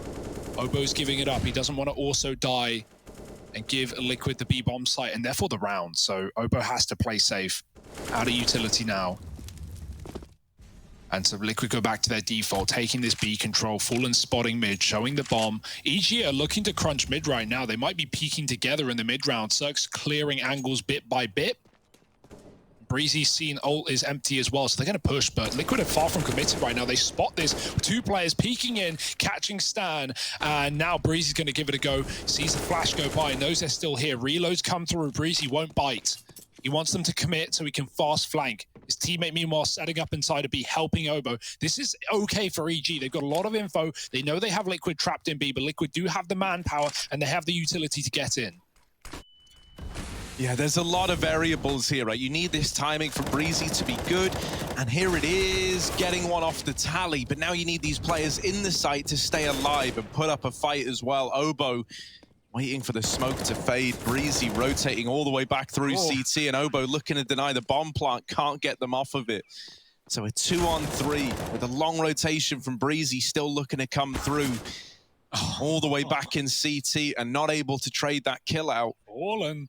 And they're likely expecting him to move in from Banana. Fallen, trying to jump peek for this information, is trapped in the corner. Breezy, nails him on the swing, but Elige follows up and gets that trade. 14 on the board for Liquid. Now 1 away from map point here on EG's map pick. Breezy's such a talent, dude. Like, even though he doesn't win that round, you can just see how he's thinking about it, how he looks like the one making the call there. Like, guys, don't flank, stands dead. I got the mid cut off. You guys stack B. He comes in on the perfect timing that he needs. He rotates back out, the last play that EG will expect, and even pre-fires Elige on that transfer. He doesn't get any damage, but he knew exactly where Elige was playing in the post plant. And man, very close. This game is a banger. Yeah, I think you know, for the longest while, Breezy has been like the most consistent and like, you know, someone that you can always rely on to step up. Cirque, I look at someone who can be the best player in this team when he's feeling it, but I feel like the consistency can be more hit and miss with him, right? One thing I will say, though, is like with Breezy and Cirque looking this good, like both having a really good game, and EG are still struggling, we need to start looking for some other heroes, right, to step up alongside them. This can't just be the two-man show of Breezy and Cirque. Yeah, this is a game where it's just come down to so many little details in key rounds that have flipped-flopped back both ways, right? Like, you could certainly make an argument that this game should be over. It should be like a 16-9 to Liquid, because in the way that some of these force buys and these saves went for EG in seemingly extremely difficult rounds, Liquid bottled them. And so, as a result, EG is still in this one. So it does go both ways. You can make both arguments, but regardless of that, we're here where we are. EG have earned their spot, and now they're looking to stay alive. Yeah, you mentioned force buys. There's no force buy at a more desperate time than this for EG. This round, they've put everything on the line. They rely on winning this if they want to keep this winnable in regulation. And with Obo already removed, this A site looking vulnerable, we need someone to step up. Cirque tries to be that man with a quick double. He's left EG in a 2-on-3. Now, a lot of times you would elect to save here, right? A lot of times you wouldn't even give this a go. For EG, up against this scoreline, it's going to be interesting to see what the decision is. They group up, they look to assemble this boost in the cubby, seeing if they can spot anything over the moto smoke. Elige is down in pit. Tarek almost catches him. But instead, Stanislaw dies, and now Tarek is saving, man. Now he's out of there. So Team Liquid reaching 15, reaching map point, and no money left for EG. They're going to be on pistols up against 15 rounds. But EG with Deeg armor, surely they can't win the round, Harry. No, we've seen it before many a time. Man, Cirque could have won the round there on Long alone, right? He gets 2 kills with a dunk off the nade. If he kills, I think it was Fallen as the third man round the corner. If he gets that frag, the bomb is loose on Long with 15 seconds. Like, I think Liquid probably get the plant, but in all of that madness, EG would have had way more time to get set up there, and Liquid wouldn't have been so fortunate in posting up with a man advantage with 2 players in pit. So some close rounds. Close as they come. 15-11. Cirque getting run boosted, going for the shot, but he's blinded early and sees nothing. They see him fly by. Stewie blinded. Cirque won't peek in again. Tarek with 1 M4. Playing that float roll, rotating back and forth between the bomb sites.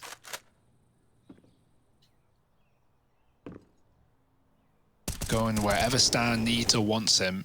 And right now he might need him on B. Liquid is still defaulting, but if Stewie comms that he has this much room, that he's gotten this deep in, it might tempt Liquid just to group up and execute. It's free real estate. Ooh. Back they go. Oh, the flash. Good to remove Cirque. Obo could prove to be pretty key here, hiding in the long cubby. has Cirque to try and draw attention in. Oh no, with him getting mollied, they now know they've got him trapped here. They first look to deal with Cirque, they bring him down low. Obo is also tagged within inches of his life. It's Naf somehow, though, to get the first kill, right? All that initial damage that's been done is now being capitalized on by Team Liquid, and they just steamroll the A site. Stanislaw is left as the one remaining player in a 1v5. It's not looking likely. It's not looking good for EG. So it's feeling like the end of the line, and Stanislaw knows it. Team Liquid, 1 kill away from a fairly dominant 16-11 on EG's map pick. Might have been back and forth at one point, right? But as we get to the end, Team Liquid emerge victorious, 1-0 up in the series so far with their map pick up next. Liquid, they're trying to take EG down 2-0.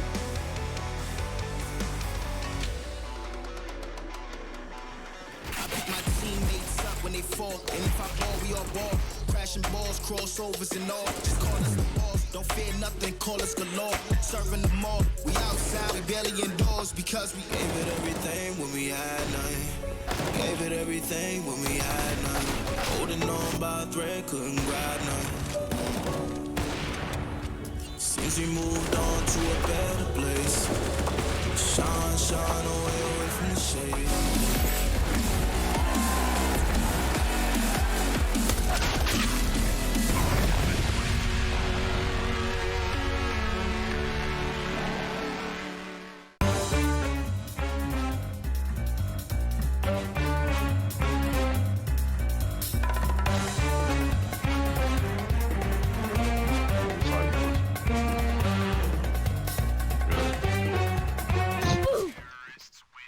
Wow. Yeah. Bro, what are you? They're gonna rap. They're rapping, boys. They're rapping. One short, Olof. Can you kill him? He's pushing me. Kill him, man. Kill him? Can you shoot him? Yeah, Olof, I can. I don't understand. Default. They're playing default, bro. Okay. On the short. Ah! Hello, at me?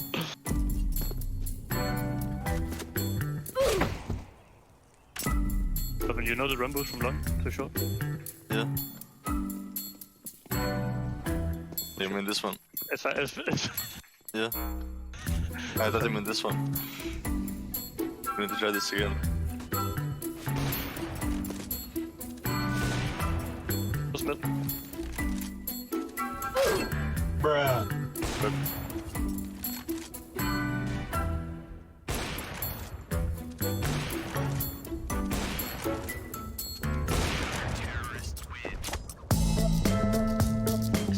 It's the strat. I gotta kill him early. Don't shoot back.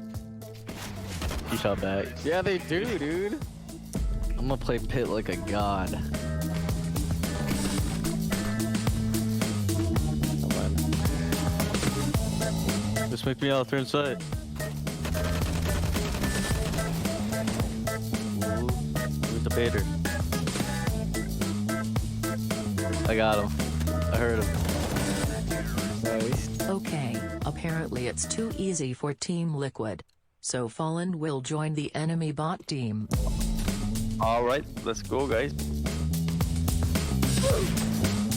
Dude, he killed me in the air! Yeah. Dude, they're running up, they're not even doing the strat. They're not even shooting at you. The strat canceled. They canceled the strat!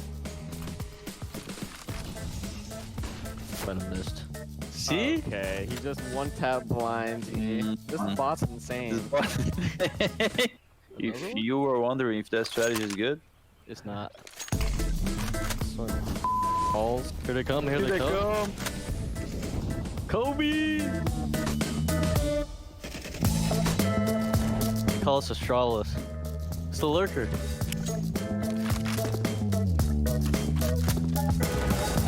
Oh, he took my kill.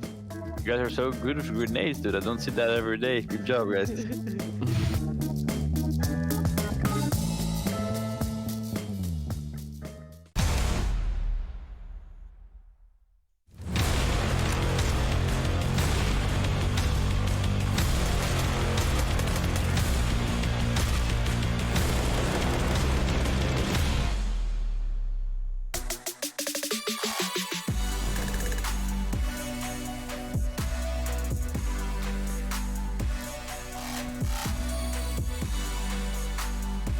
As you can see here, Stewie looking to close things out for Liquid as they take themselves up 16-11 on the choice of Evil Genius's map of Inferno. And Team Liquid have to feel confident now going into map 2 in just a moment's time here. Jason Captain still joined by Pimp. They're going to look to break this one down here off the bat. And honestly, this was a match I think Liquid desperately want to win against EG, considering the past history these two teams have. For sure. I mean, the internal pride, let's put it that way. You know, you have two teams who know each other well. You have two sets of players that have played against each other for a long, long time. So if you're Team Liquid, you have some personal pride you put on the line right here. You're also the favorites coming into this one. You're the team that has been looking the best, a team that is on an upward trajectory. So for Team Liquid to win this matchup and win this game is very, very important. The way they did it on Inferno was in control, I would say. Of course, it was close, you know, in the beginning of the second half. It was back and forth. Obo, unfortunately, with a bit of a crash and an unlucky situation. EG did put pressure on Liquid, but Liquid brushed it off, and by far, would I say, the better team here. I mean, let's just be honest, though. Liquid came to the table with new things to show, in particular, Elish throwing out a one-way smoke that we saw in Boiler. I mean, I wanted to take a look at it one more time for you guys and talk about it a little bit because it was cheeky. I'm not going to lie. It was very cool to see that they're still inventing new things, and obviously it's something that you can't depend on to work out every single time. But as we were saying, it's a very nerdy, very sweaty strat to use. This is such a rat play from Elise. Let's be completely honest. We didn't get to see it here, but the smoke he put into Boiler was absolutely fantastic. Boosted up above it and got a kill. So when you pull out stuff like that, if you're Elise and if you're Team Liquid, it's just great. You know, it's just great that you can pull it off. It's great that you can win the round. And as you can see in the scoreline right here, Grim clutches it out. The score was 3-1. That was the point where the game was slowly but surely starting to set its own way. Had EG won that one, it would have been Liquid on an eco. It would have been 5-1 for EG. And at that point, we can talk about a very strong start for EG. Unlucky for them, Elish and the nerd plays came out for Team Liquid. We get to see it here again. The smoke right here and then the boost into Boiler as well. As you said, it's very sweaty, it's very nerdy, but it is so effective. And people who say you can't be innovative just because the map has been around for 5 years, to hell with that. You can still come up with new metas. You can still come up with new ways to play around the smokes. There's always something to be taught and something to be learned. I wonder if that smoke is actually seen from like Team Mid. Because if you can see it through the wall, then you know, okay, something's going to be up. I mean, obviously, it'll work one time, but it's not likely going to work a second time against you. That's the thing, right? You can pull it off one time, but you can't pull it off all the time. A player who can pull it off all the time right now is Stewie2K. I feel like we got to talk a bit about him. He's been playing fantastic so far for Team Liquid in this tournament. He looks like his old self. Yeah, and not even just Stewie2K. I just want to point out really quick while we have this up here. I mean, you can see the top frags is 21, the bottom frag is 16. Like that to me really shows everyone on Team Liquid's side was playing strong. It was a team performance again, and I think we saw that against Endpoint as well yesterday for Team Liquid, that they rely a lot on team play right now. Of course, they have the individuals who can take over the game. They have a Stewie2K who's hyper aggressive on the server. They have an Elish who can be the best player on the server and who's a superstar when he's playing well. But right now, for my money, Liquid is a very solid team who play well with each other, good communication, and very good at flashing for each other, as we also saw yesterday. And one superstar we have to talk about on the other side for EG, Cirque. I mean, this man putting up 26 kills. He had so many like one-on-one clutches. And he didn't want to give this game up at all. And he's even almost able to rescue with that Obo play we saw happen in middle, almost able to save it for his team, but time did run out. Yeah, he was really trying his absolute best here, especially on the T side on Inferno. You see some highlights here from him. It's very, very tough to be the AWP player on a T side, on a map like Inferno, but he was finding a lot of impact with it. This round in particular was a fantastic job by Cirque, going up middle, winning a couple of duels as well.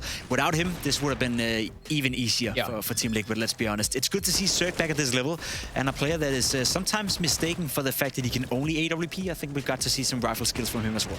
Yeah, and I kind of wonder, and it's not to point anyone out in particular on the side of EG, but we always talk about, you know, the Breeze, or Cirque, and his obviously old kind of standard we saw from him. He's trying to rise up to that, but Breeze was a little bit quiet. I was expecting a little bit more out of him. Obo as well was a little bit quiet, unfortunately, for them.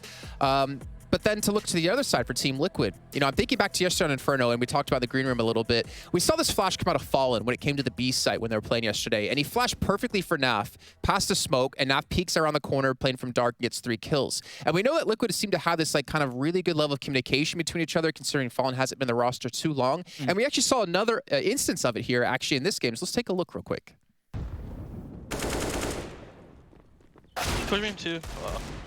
One triple. One flash. One triple, one planning, and one banana or water. No one emo, guys. Coffin's in triple. Okay. Coffin's in triple. Or pool, yeah. What are your triple? What are your triple? Can I flash for you to kill a pill? Ready? Yeah. Flashing. Look right. Pull triple after. Triple. He's second still. Dude. Second. Very close. Nice. So again, relaying the great communication between the players, letting them know like where they think players are going to be. Obviously, when Cirque pops around a corner like that and gets 2 kills, it makes things a little bit harder. But you're hearing them all working together really well to retake sites. There's one thing I want to point out, and that's Fallen reiterating what's being said right here. He kept saying, you know, okay, they can only be, after they got the first kill, they can only be coffins and Waterpool. It's very important you let your teammates know which player you're taking out of the server. All 3 players were called. Fallen kills one, and then he's reiterating, telling the rest of the guys that are alive, these are the 2 players who are left. Very, very cool clip, and I love to hear these little snippets. Yeah, I love to have those, and hopefully we can have more in the series. But to get to that, we have to have another map happen in the series. We're going to head to a short break here. When we come back, it's Team Liquid taking on Evil Geniuses on the choice of Liquid side for Overpass.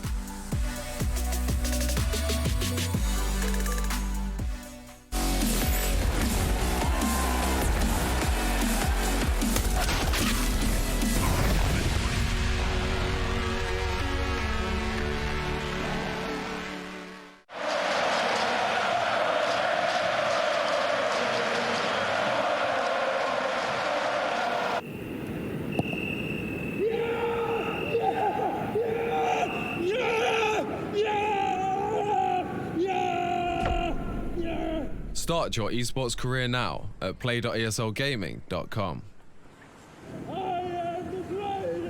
My name is Jordan Gilbert, aka Nothing. Hi, my name is Sue Lee. My handle is Smix.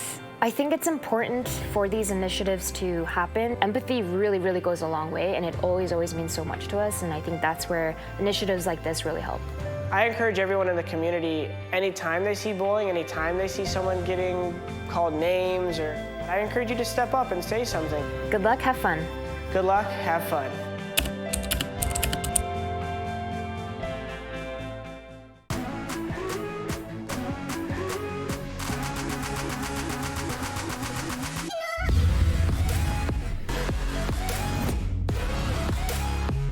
Entry fragger, I would choose Taco. That's my boy. He's pretty good actually as an entry, so he always get information really fast for us. We have good moves as well when he goes to the side. And he's like a nice guy as well as a person, so have a good atmosphere around him. I would choose Yuri from Furia. He's pretty aggressive, so he would be our playmaker for sure. He's really good at aiming as well. He's really smart, so he do a lot of plays for the team, so he creates space. And in a team, you need a guy like that. So you need a guy who always gonna create space with the entry fragger, so or do some plays who can get opening kills. I would choose Fallen, and especially because of game leader as well. Fallen is pretty good as a game leader. He's pretty calm when he calls. I think he's pretty good actually. I play with him a lot, so along of my career, and he is really smart as a game leader. He always know how to adapt mid round, so he's really smart as well, choosing the strats, how to prepare the team. So I would choose him. So I think I do a good job supporting the team, going and lurking as well. So I'm pretty smart. So I always know when I need to cut rotations, and I know how to like be a joker as well inside the map. So I would choose myself. It's gonna be hard, like, so I have a lot of anchors, right? But if I want to choose a team, I would choose everyone. Like everyone should be from Brazil. So I think I would choose Cacerato. Some FC do a good anchor, and he's a younger talent. He still needs to learn a little bit more on CS. I think he's pretty good actually already, but I think he needs to have like a team who can guide him more and have a lot of experience to help him a lot. I think I would choose Peacemaker. I think Peacemaker is pretty good. He's like really smart, and he make Mad Lions a good team, so he help the guys a lot. So he show some of the Brazilian Counter-Strike for them. He always take notes from the teams during the practice, so he have good strats, you know how to anti-strats pretty well. So I would choose Peacemaker because he's really smart and he can control the team pretty well.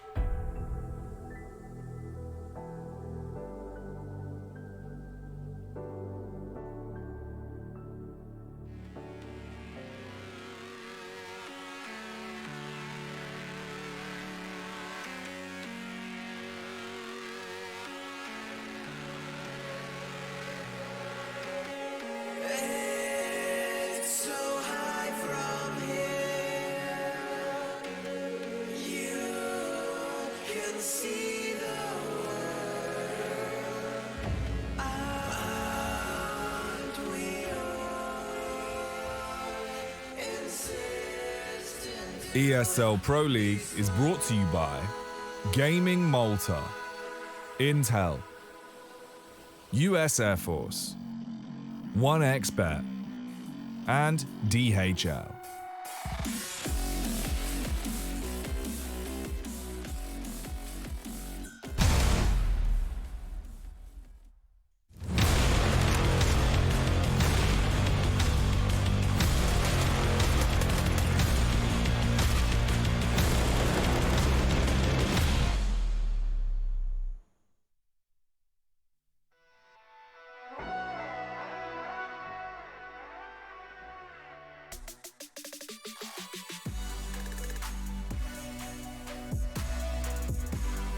Who else we got on these player cams? Who else can we... Oh, look, we got Grim. Who else? Can we see Momo in the background? We got any shots that show off Momo? No, that's Stan. Nice, nice. Stanislaw. So, who else?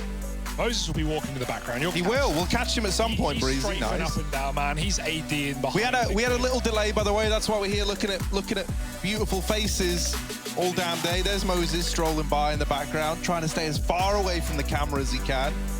Oh, he's coming back over. There he is, and he's gone. And now he's going to walk into the background of this shot, past Zeus, past Tarek. What are you guys buying on pistol? No, of course. We're getting in, though. Stick around. Oh, right, we're ready. That music means we're getting into game. Yes. Stewie restarted his PC. That's what we were waiting for. We're ready to go. Liquid, one map up in the series right now. But EG, ooh, EG, we know what these guys can do. We're heading to the realm of Overpass, everyone's favorite realm.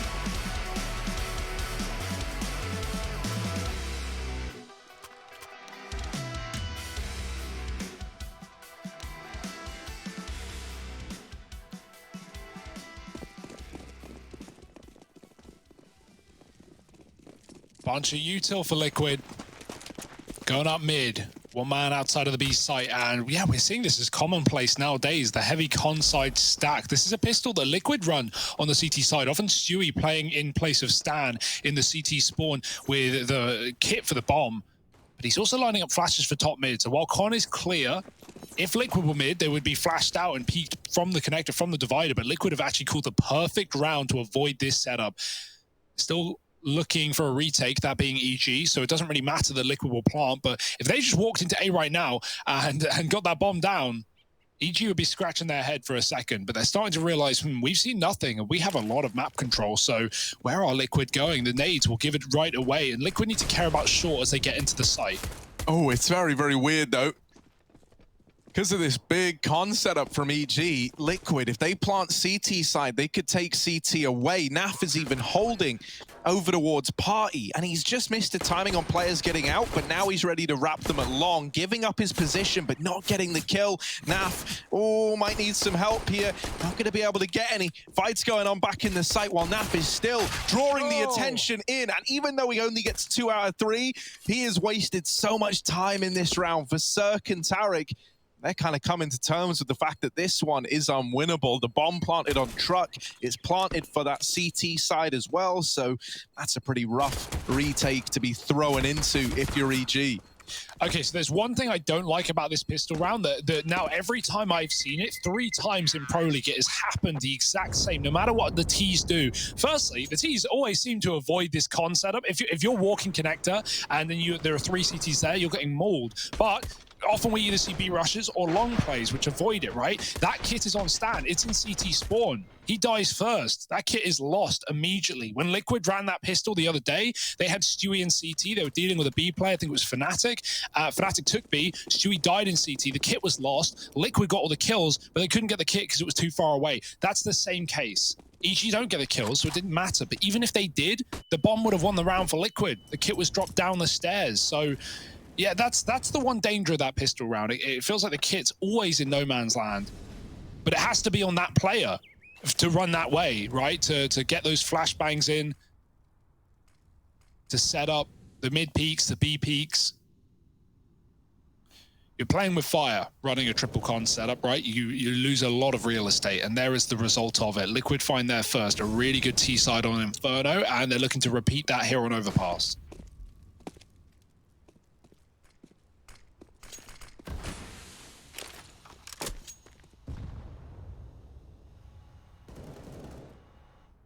Yeah, I like that we already have EG taking the short water control away in a round like this. It's allowed for 3 players to be stacked up at this A bomb site. So if Team Liquid do look to find something over here at A again, we're in for a nasty surprise. Grim's making noise down in con, but not pushing out. Just trying to keep the attention here. Even spamming the door, but he doesn't realize EG already have short. And so they're not going to fall for this. They actually, it really makes them double down on the A stack, right? Knowing that all this noise was made as nothing more than a ruse. Has meant they rotate Taric up early, so 4 in this A bomb site for EG. Good read, good info, but now they need to hit the shots as well. And very, very quickly, this stack has been uncovered. Taric coming in with the deagle on the rotator. Lige trying to dig them out of this hole, but he can't. And so Stewie is now left to try and deliver in the clutch, in the 1v2 with 8 seconds left. He can't get the kills he needs. And EG, they steal that round away. Huge information gain from Breezy and Taric at short, right? That really is the defining moment in that round. The early rotation of Taric sees him move up and help out at that A-bomb site, delivering that kill there and a follow-up as well. So him getting to the site in the timing that he did directly puts 2 in favor of EG. Yeah, and Stewie's even looking at short there, right? Like that's lacking on the comms for Liquid. Both players were in A, both players had gotten kills, so that's definitely something your kill feed reading Liquid need to, you know, keep their eye on. In fact, both Stan and Taric had multi-kills in the round, so something that Stewie should have been informed of. Either way, it was a difficult clutch with 10 seconds left, and walking into the stack like that, not what Liquid wanted. The force buys, yes, familiar territory for Evil Geniuses. Kept them floating back on Inferno.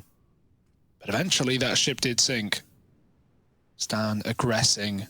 Lige waiting toilet side. He's got Oboe to deal with as well. This double setup is quite annoying. Some flashes for Liquid, though, could certainly make Stan pretty vulnerable. Stewie goes through the molly like that with the flash. Stan still reacts and gets the kill, but wallbanged through the toilet from a Lige? Hello? I don't, there's no words for what just happened to Stan there. Oboe trying to deliver some pain right back, hides in the smoke, but Grim taps him out. Now an M4 picked up alongside the AK. Not impossible for you to get away with this round if you're Liquid. Lige good on the openers, but only for 1. There's the trade from Fallen, and it's Serg with 9 points of health left in this 1v2. He spots them getting to truck. That's the bomb now in the hands of Fallen. Naf seen as well. The bomb plant stuck now, so the 1v2 is open again, and Naf takes them out of the round. I want a replay of that wall bang. We saw it happen kind of like from the sidelines. But man, that is rough. Stanislaw with really kind of, you know, heads up ability, deals with Stewie on that fast push in, and then this is how he dies. Reasonable. Yeah, you take those. You certainly do if you're Liquid, forcing back up. And yeah, at least maybe he's using the map there, right? Like, or is it just feeling? I'd love to know. Is he looking at the dot on the radar after Stewie spots that player? Or is he just going off of feeling alone? Probably the latter. 2-1, and Liquid bite back, but they know that EG are not going to be sitting by the wayside and letting them take a lead easily. So a reforce on the CT side and a bit of a boost setup on B as well. Taric is ducking, waiting for the right time to peek in. Doesn't want to be cleared immediately. He wants the player to come through short, clear that angle, discount it, and then Taric to stand up and get that kill. Right now, no A stack, and Liquid are defaulting towards A with only Cirque there. Stewie just playing with them towards B. It's going to keep Taric stuck in this spot for now. Naf even spamming a monster, so they've sold a bit of a B fake right here, and without EG pushed up on short, they don't have that info that netted in their last force bar, right? Like you talked about, Breezy getting that knowledge, Taric rotating up early. They're still going to do it as things get quiet towards B, and no one's taken short water, so it's unlikely to be 5 monster. And so EG Ooh, for a second it looked like they believed, but then they doubt themselves and leave Cirque alone. He's got no info. Just seen one player in that smoke down on long that Elite just popped through with a flash, takes the only player out of the A site. And it wouldn't be shameful to save here if you're EG. Do it like they did on Inferno, get away with some guns and give it another go in the follow-up. Obo hangs around to throw in a grenade, but nothing done from it. And so hang around, maybe, get a kill, maybe, but really you should be looking to save your weapons. And NAF is here to stop that exact plan.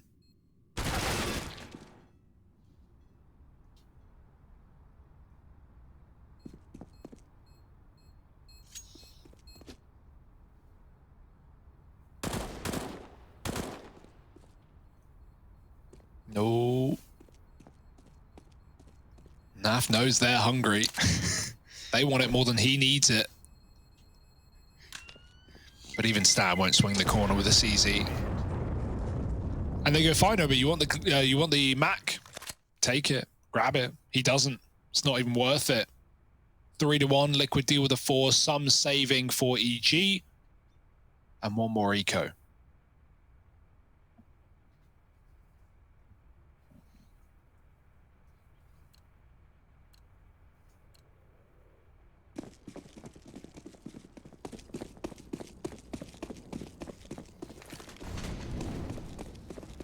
Yeah, we've seen, these little saved 4-sport guns deliver time and time again for EG. This time that they don't get away with 4 like they have in times gone by.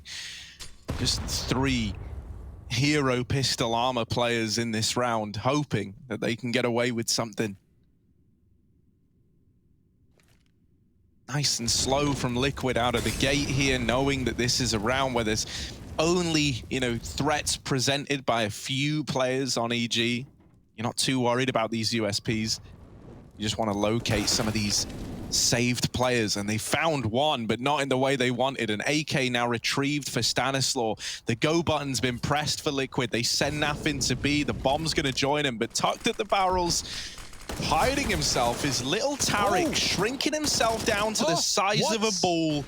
Waiting patiently, Tariq only with a USP, still going unchecked, and now looking to deny the bomb plant. He gives Grim the scare of his life, but doesn't get the kill locked in. The rest of the gang start to rush this site player. Obo gets it down to the 1v1. Just Elige left to get past, but low on HP.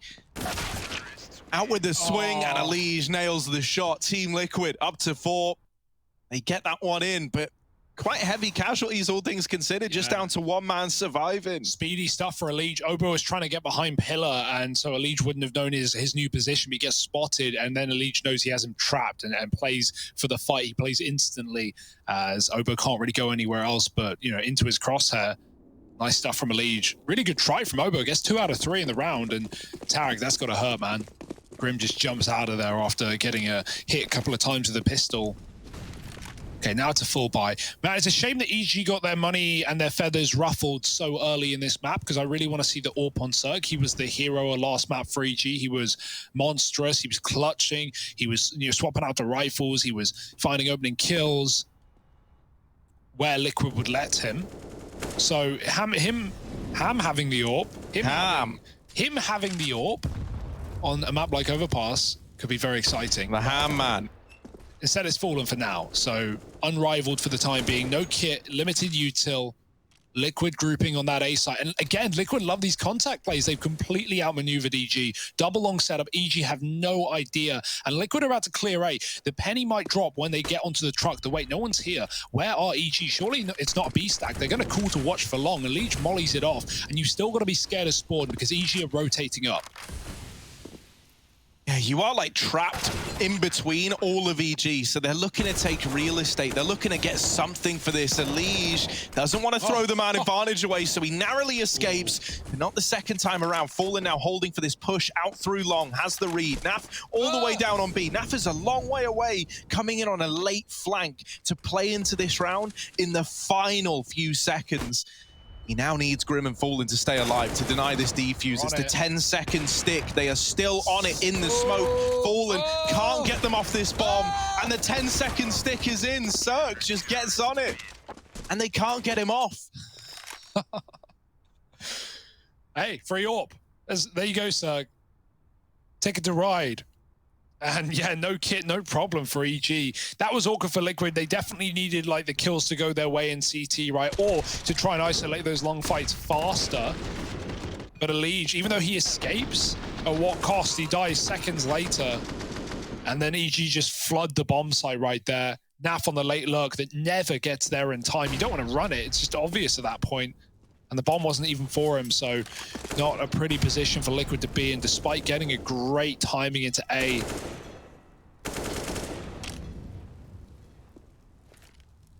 All right, 4-2, and again, this game remains competitive. It's what we want. It's what we need. Naf, he's got to deal with the B push. Stan and Tarek coming through. Breezy covering on Monster, and Naf is quick to the shot, looking for another. Traded by Breezy, and he sees Tarek aggress there as well right before he dies. So good bit of info that there are 2B right now. Cirque with the orb, and they should expect it, but they can't stop it. Stewie killed going con, and Liquid now grouping B. It's knowledge for EG. They did see Stewie's direction, and so will they pad that B bomb site as a result? No, they think that Liquid are going back up. But they leave a 2-2 setup. And as I say, the rotates do come down. Obo moving in through spawn. So Liquid walking into the stack. Oh, Grimfire's early on the back of the flash. He's popped in by Breezy. Tarek dead as well, and now Fallen left up in a clutch, a 1v2. Ever since that 1v3 the other day, we've been feeling it for Fallen in the clutches. Oh, it's the taps again! When he gets into clutches, Fallen turns into Scream or something, just tapping them out of the round. How's he managed it? How?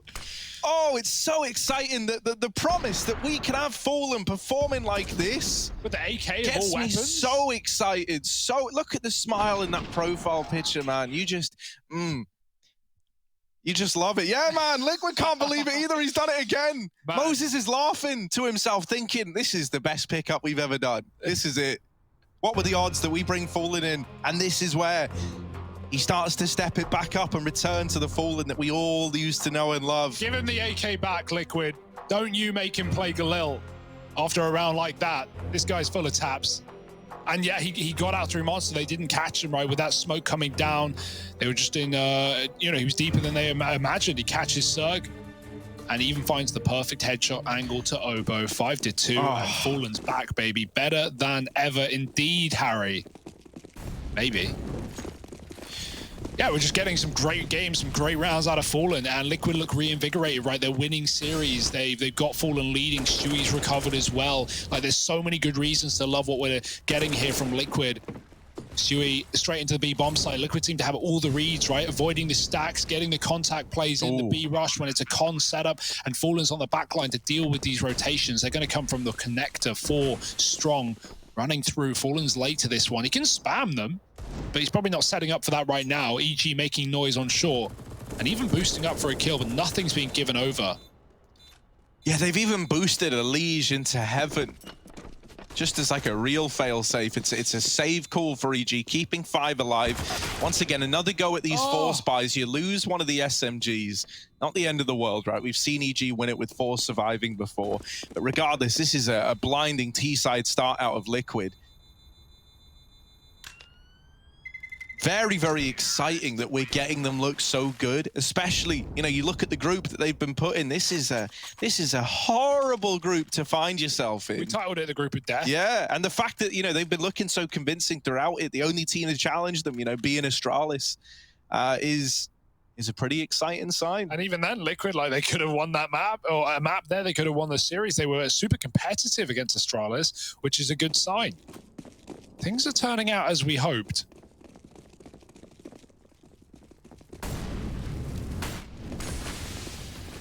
Fast out mid, Liquid, smoking the Molotov. Tarek flashed in, but he whiffs the spray. Cirque has to trade, and at least he does. Still here to commit. The one rifle looking to make the difference in this round, but it can't stand. Oh, he's got USP, freebie for Naf. Again, dealing with the B pushes, and now connected crunch, and chewed up, spat out by Grim. Cirque spots that cross to B, but it's all a ruse, and that player even runs back. He thinks Naf's in B right now, for good reason. Naf has absolutely played with Cirque in this round, and Liquid a knife out, running up A long as we speak. They're going to get a bomb plant in, and Naf is still holding for this re-aggression eventually. It's the 7th round, regardless of the outcome of these fights down on B. And Cirque really should just be looking to save. Naf is here to stop that once again.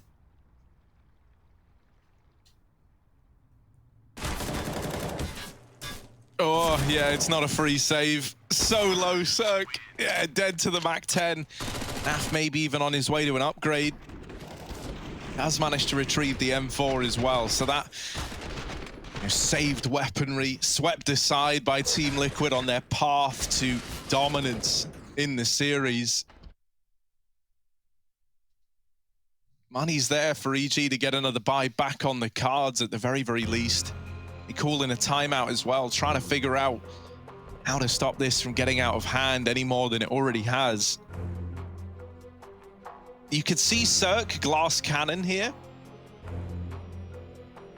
I almost wonder if we're going to see that come through. Wouldn't have armor behind it.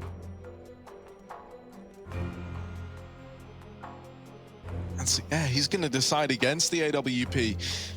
I think, you know, maybe if he's able to get armor behind it, we see it come out now. But the fact that these rounds have been pretty fast from Liquid, a lot of like contact plays in the rifle rounds where they've just been playing on timings. And, you know, you've had to rotate very, very quickly in response to what Liquid are bringing your way. You don't want to have that all in the retakes.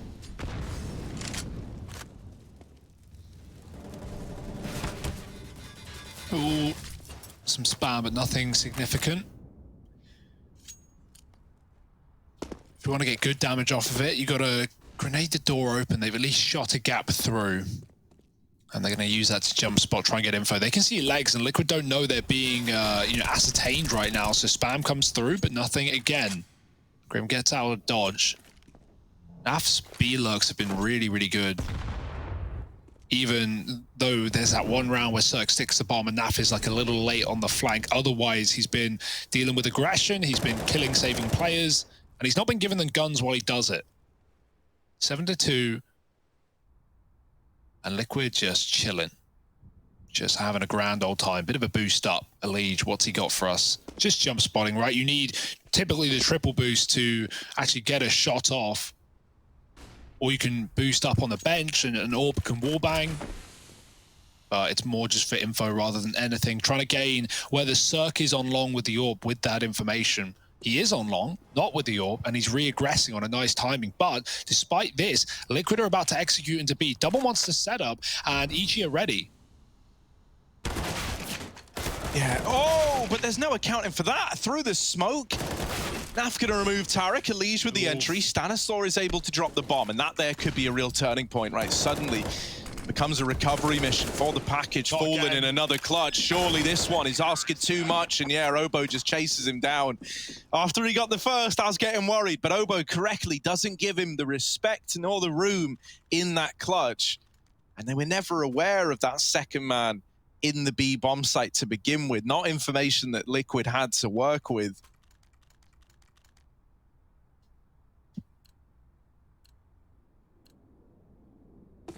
Yeah, must-win round to keep EG in this game, right? Still down somewhat, but Breezy with a big double on the monster. Cirque, listening for footsteps. Here's him get out mid. Grim clearing connector once again, and Liquid waiting to see if EG are going to be the first to make the play. They hold on to playground. EG leaning B after that previous contact play, or not contact, but, you know, early play into the monster. Only after a bit of mid-presence. Right now, it is looking like the 8 commitment. We have everyone working on the top side of the map or in blue. And Cirque, he's hiding on the smoke. They walk right through Cirque. It's a free kill, but the spam gives him away, and Elige will get that trade. Only Obo on the site now. Stan's going to come up and help him. He's got some grenades. Meanwhile, double monster push. Got to be, you know, pretty confident to go for this play with the amount of rounds that Naf has been holding this.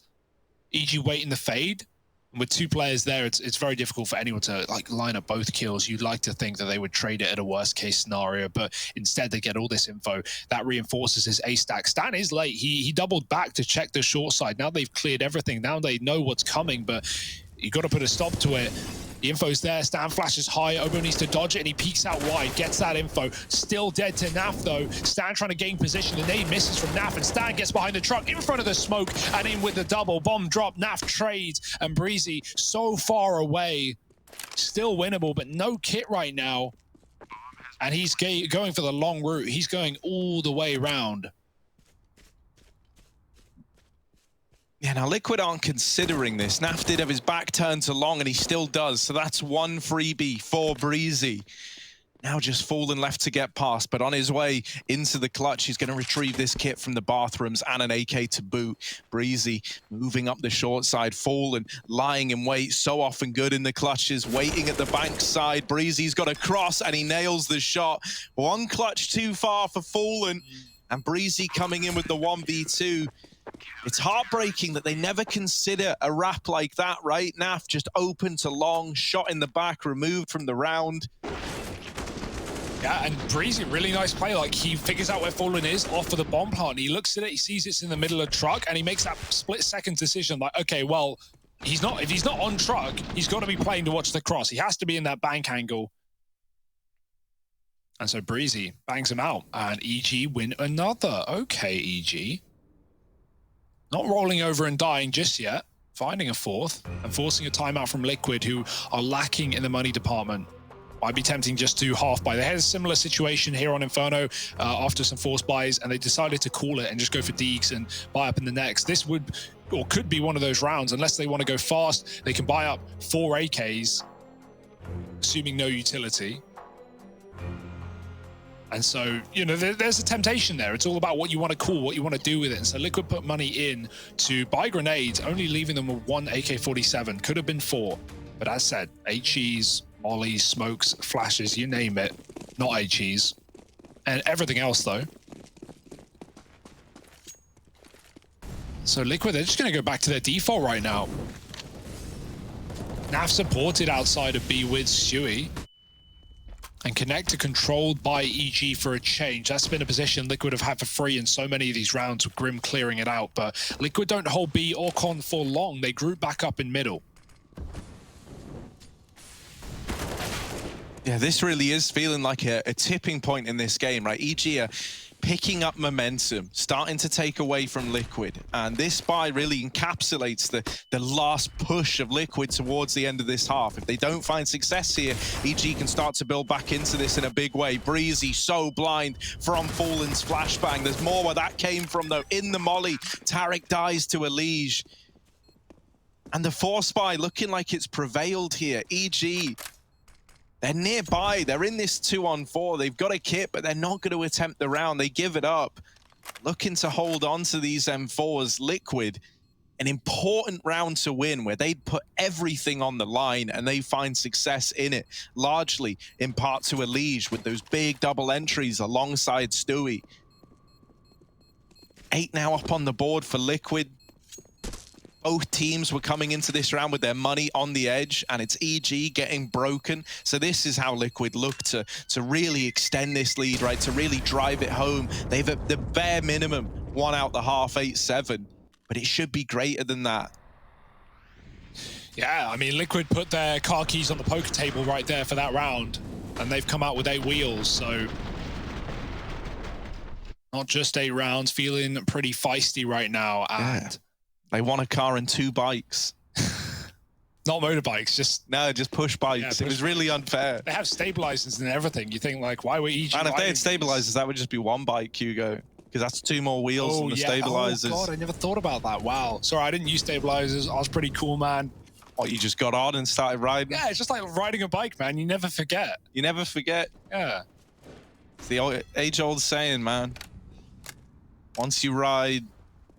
you stay riding. Yeah, always riding. Riding high, riding flight. Double long for EG. 1 rifle, and Cirque playing close to the rock. Speaking of push bikes, yeah. Bring back Michael at long. Yeah. Look at this. Out through long they go. Cirque's USP actually just 2 taps out of the round. Stewie's deleted. All right, maybe this can get interesting. It could get really interesting. Naf dies on the ladder. Fallen again. Yeah, he wins these. But he's got an AK, weapon of choice, apparently, in the 1v3. Up through short he goes, knows that Stan was just down in connector. EG are rotating 2 players up because they haven't heard anything at B. And so they're going to be in this A bomb site round about the same time as Fallen is. Up he goes.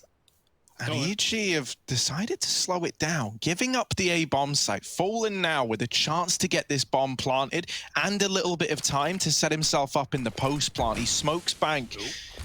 And Molly's off the dumpster. It's a CT plant. The Molly has gone too far, and they're able to peek with it.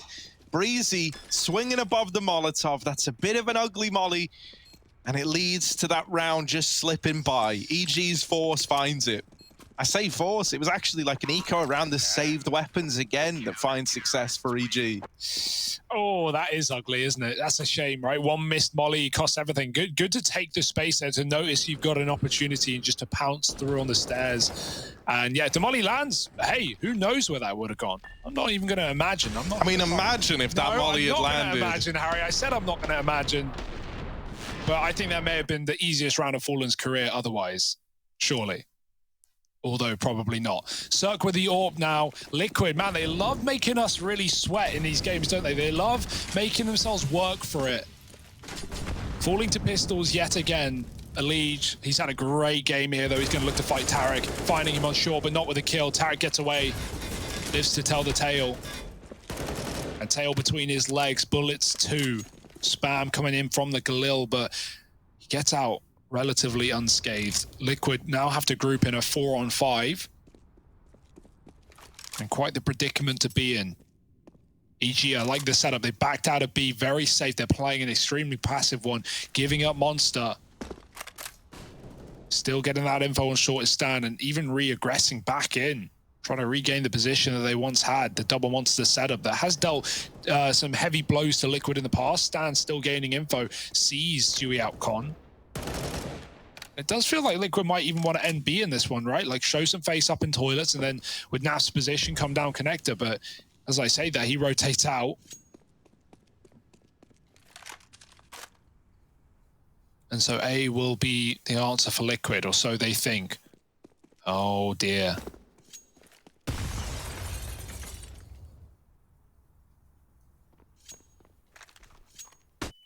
Gotta make up your mind soon though, 30 seconds. They're going B. Psych, you thought. Ha! No, just kidding, they're going A. They're going A, here it is. It's the double fakey wakey into the A play.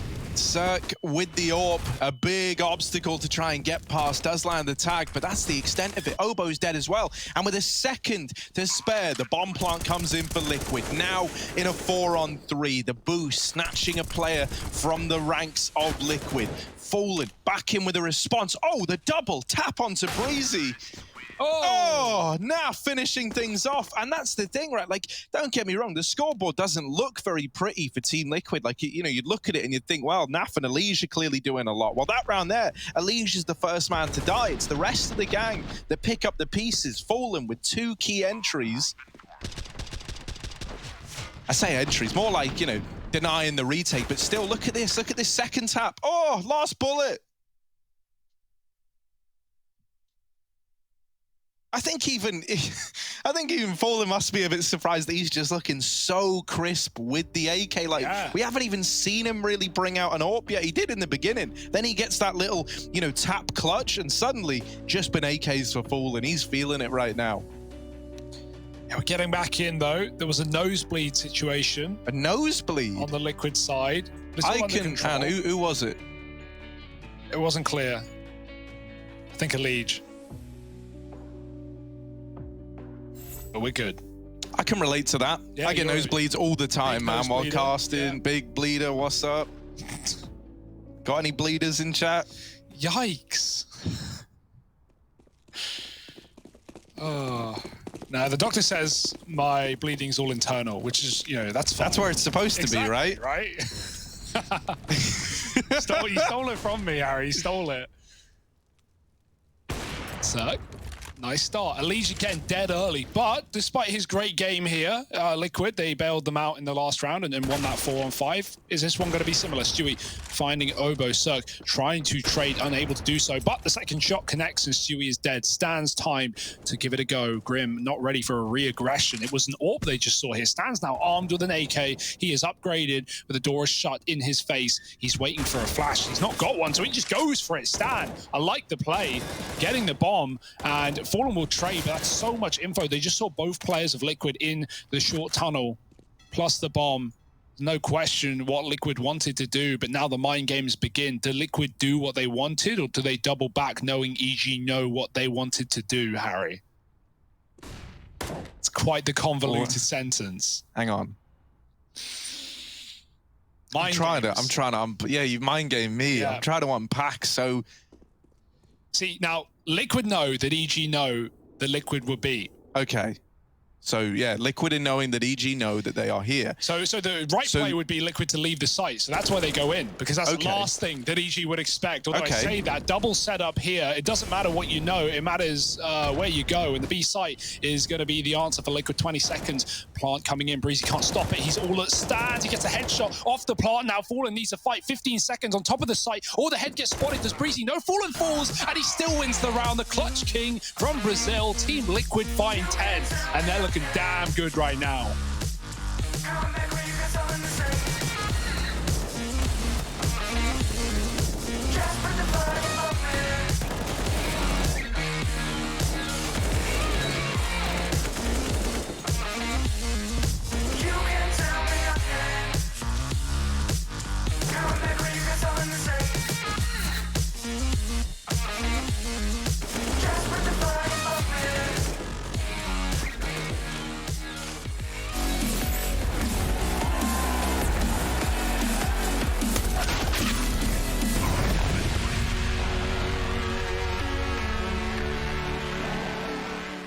Welcome back to the Cathedral, ladies and gentlemen. This is a final of biblical proportions. Grand Slam on the line. This will be one for the history books. It's time, ladies and gentlemen. Let's light up the Lexus! The first part of 2019 was all about Team Liquid, and for good reason, as this North American roster plowed through most events without breaking a sweat. And it was no different in the Cathedral of Counter-Strike. Oh no, nearly got knifed. Smoke's down. He has to get around them somehow. And he gets it through the window. As favorites, Liquid went all in during the tournament and soon found themselves just inches away from the trophy and the prestigious $1 million Intel Grand Slam. Only Vitality stood in their way, and even though the battle ahead would be tough, Twist set the tempo almost instantly. WebBK doesn't want to let them go that far this time. He takes the fight to them. Twist even gets one at range. Down to just 2. How does Twist find the second? He's got the bomb. He's got armor. He's close. Twist. He baits him out somehow. A third. And he's looking for it all the ways. RBK's going to try and swing around the backside. Twist switches back to the Deagle instead. Confidence in his name. He's in his RBK is found. Team Liquid, that's what it means to them. ESL 1 Cologne under their belt and $1 million bonus. Unreal.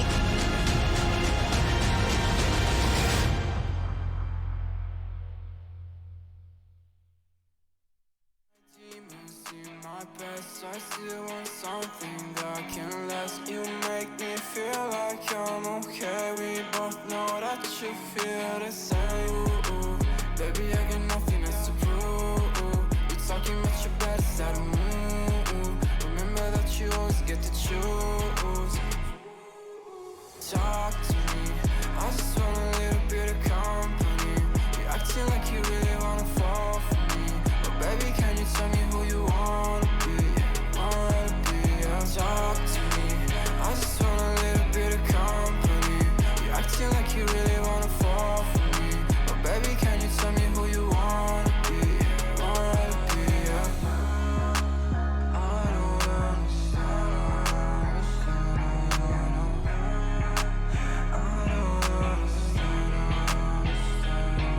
I don't wanna be friends, yeah, I guess you got my intention. Got no place I'd rather be, feel like another time.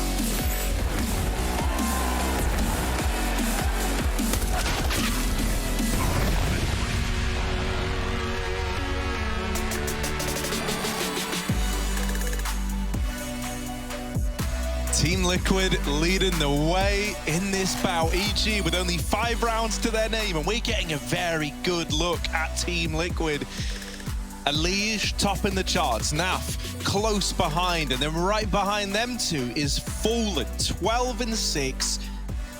Multiple clutches to his name, multiple taps in that bank account, and not an AWP in sight. Whoever could have seen this coming? Only bad Fallen. You can see it unleashed in his eyes, behind the sunglasses, of course. EG setting B, going fast, going quick, in through short. They don't show monster, so that spot gets nothing. It might be a surprise, but that smoke is down, and so EG reroute right back with the bomb out monster. Sui, oh, he lets him pass. He takes one, but Elige is going to have to trade him after he dies. And on the barrel, Naf is still here in the smoke. They don't know. He spams, and he hits some body shots as Elige gets 2. This double barrel setup, never known until it's already too late. And Liquid find 11. Now, the pattern has so often been pistol round for Liquid, force buy right back in for EG, and often finding success. So we've got that force back on the cards, but are we going to have history repeating itself with this force buy victory? Liquid have really struggled up against pistols. I don't know what it is, I don't know what's in the water today, but it's not been easy for them.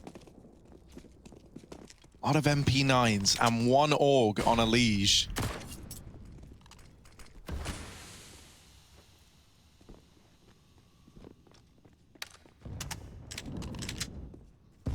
And EG setting up towards this A site. The fact they haven't thrown any utility, made any noise, and just snuck up, hopefully gives them a kind of element of surprise over Liquid, who are being pretty cautious in regards to this entire middle area. Fallen, while he does get that first, he's brought down low. Elige is trying to help out with this AUG, but with him dying, that is now the best gun dropped in this A bomb site. The MP9s have got to do the rest. Breezy's Deagle won't give them the space nor the respect. Stewie commands it, though.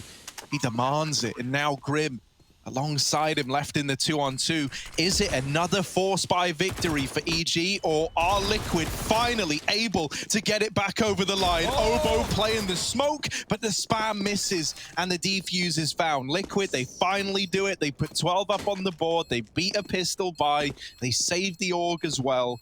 It does feel like Oba gets flustered a little bit, right? He's had some good games out of him in this tournament, but he's struggling right now. Like right there, they run past him. If he doesn't step, trying to chase down the truck player, they would not have been ready for him. And he could have played the trigger discipline. He could have waited on the defuse, but instead he just spams the deagle. Grim 180s, works it out pretty quickly with the footsteps, and will win the round. So Liquid, yeah, they get it done finally. That's got to be, you know, small progress in a series that, you know, was full of force buy wins for EG. And hey, why not give it another go? They got a bomb plant, they got 3 kills, they'll buy up double AK Galil. It's actually pretty good, honestly. Fast towards long. Liquid, oh, I love the long play as well, because Liquid aren't here early. They don't have the range, they don't have the AWP, so they just play towards middle. And EG, who, you know, Liquid don't know, have forced at the moment. UMP will give it away, but they're about to figure it out too late. They're still got their attention on this mid player. Stan is baiting them beautifully. Fallen's going to go back. Did he hear them? Does he know? Or is it only guesstimation? Now he works it out. They run towards him in his face with a flash. Fallen gets entry. Elige did kill that mid lurk. So Liquid is set up for the retake, but they're coming in from CT very, very late. We've seen this same round transpire in the first half. It was the CTs that won it, trapping Liquid in the site. But Liquid are not getting as fortunate this time around. They're getting hounded down in the spawn. Elige flicking between targets, and he does find another as Grim doubles up. It's all on Tariq. How is this flip back in favor of Team Liquid? Tariq now got to try and see this 1v2 through, and he can't. Grim takes his head off. Liquid up to 13. It's very reassuring that they're not falling down to these force buys. EG now in a bit of a rough spot as well. Like, you know, they can just buy again, and I imagine they're going to, you know, with the loss bonus starting to cap out. But it means that once more, you're limited in terms of the utility, right? We're not getting to see like the full breadth of what EG were hoping to bring to this T side. We haven't had AWPs yet. That last round didn't even have full AKs. Now we at least have that. But it's the utility that's limited this time. Oh, AWP was going for it. Fallen. It's a rare treat. We haven't seen a lot of the AWP for him in Overpass. He's not needed it. Now back on that CT side, trying to go for the mid pick, denied, posted for connector instead.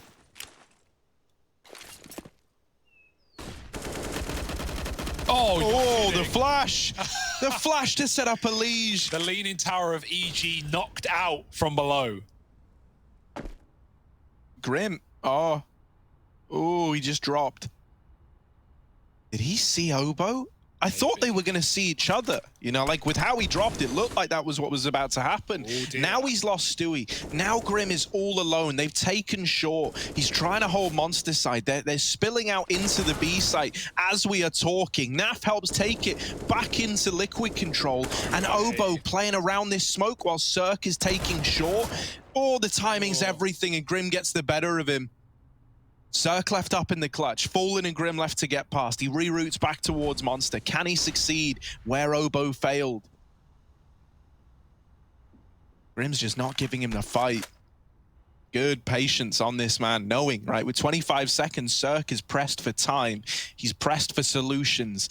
And as long as you don't give them to him, it's going to be a hard round for Cirque to win. 15 now left up on this clock as he goes over. Grim sends him back to the Shadow Realm, and Liquid up to 14. Now 2 away from closing this out flawlessly in the second half.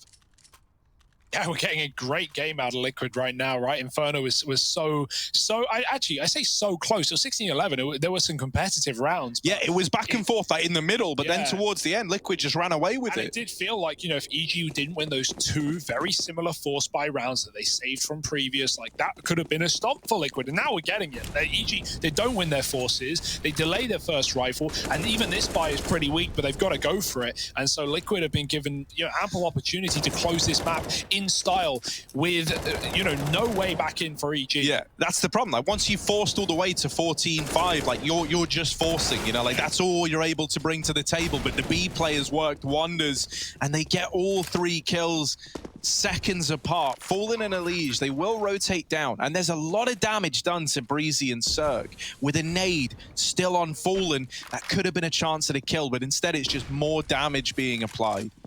3 players now sub 50 HP, but Liquid don't know this, and so they're just saving. They let this one go to EG. 6 up on the board, still a long ways away from a comeback. Yeah, and the health just shows how close that round really was, right? Great entries for EG, and a couple more bullets connecting for Liquid could have meant the difference between them and, you know, finding match point right now. Fallen. Yeah. I was going to say, like, you know, we got to cast these teams a lot over the last year, right? Like being, you know, covering all the NA stuff. And it was very, very cool to see this like rivalry develop, right? Early on, Liquid were like winning everything in these head-to-heads. EG never really felt like they stood a chance. Then we hit that stage, you know, like really starting before Cologne, but like continuing through it, where EG became the favorites in that head-to-head, and they started to find a lot. Now we've seen both these teams undergo changes. The last time we saw them play, Fallen was in for Liquid, but Ethan was still playing over Obo for EG, and there Liquid won that series out.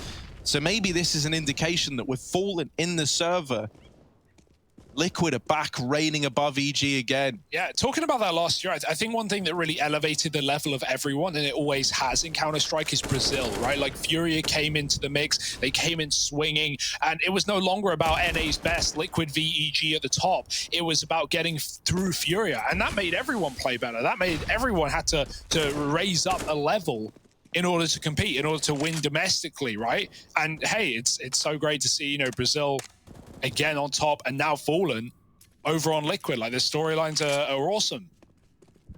And the results are there. Everyone picking up slack.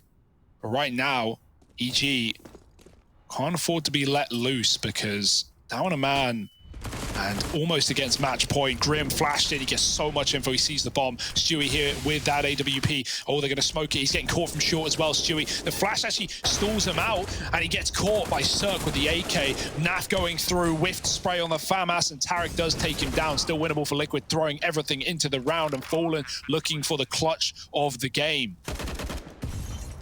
Oh, there's the first. Does he still want to attempt it? Fallen. So scary in these clutches. Up in heaven right now. Not given a peek, not given anything. They're just playing for the post plant, but Fallen is in. He has decided that he wants to give this round a go. Half the time ticked off this bomb. He's going to have to tap it to bait peeks out from short. Zerg gives the first one over. Now, just Stan being stuck by Fallen. He's on the defuse, and Stanislaw swings out to put a stop to it. It's another good attempt from Fallen. The clutch king of Team Liquid, but sadly dethroned and usurped by Stanislaw on the other side. Keeps it alive for EG. This series is actually very, very important for EG as well. Like, if Liquid win this one out, EG, I don't think they can make playoffs. Yeah, it's a big game, right? Like, Liquid are up by 1 win. They're 2-1. EG are 1-2. So it does certainly seem that way right now. Locked and loaded, guaranteed. EG, desperate for the win, but so far behind. Is a comeback even realistic at this score? Well, this round certainly should be, because Liquid have stacked Con and EG have just run up A long to take the site. Stan again selling the mid fake, and I like this because, you know, the longer he's alive in mid, we saw this in, you know, one of the force buys that EG had earlier. The longer he's alive in mid, the more or the less Liquid are considering the A long play. They think that is the mid default. Stan's selling this fake with kills, but it's not like Liquid really had any chance in this round with what they brought to the table. Stan's missed the timing, but he's running, and he hears them too. Obo comes in to help out. Double dink down. Breezy sprays, and he will clean up the round. 8-14. But here it is. That was all just a means to an end for Liquid, and they want to end it now.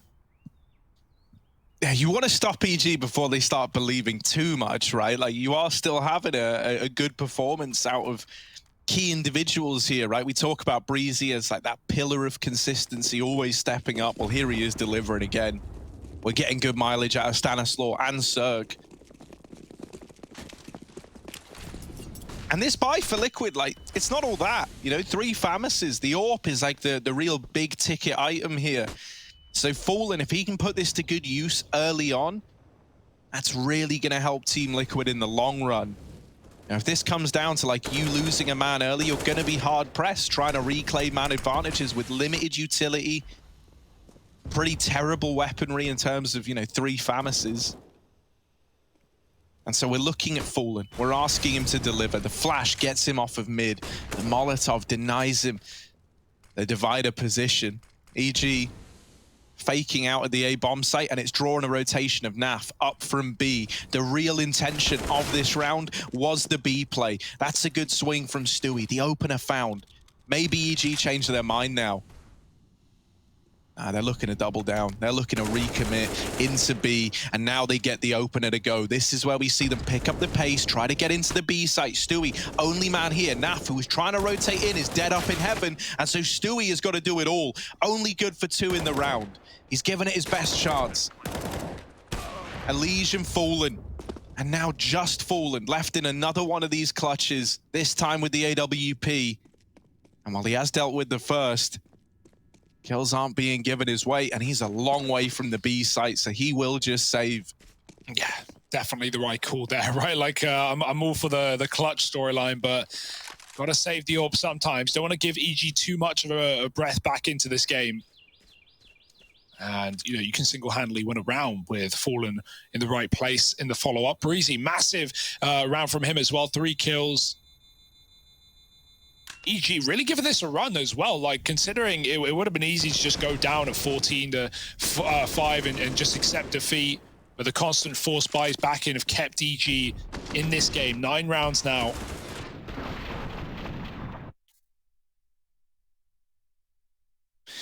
It's awkward when you have a solo AWP in a round like this, right?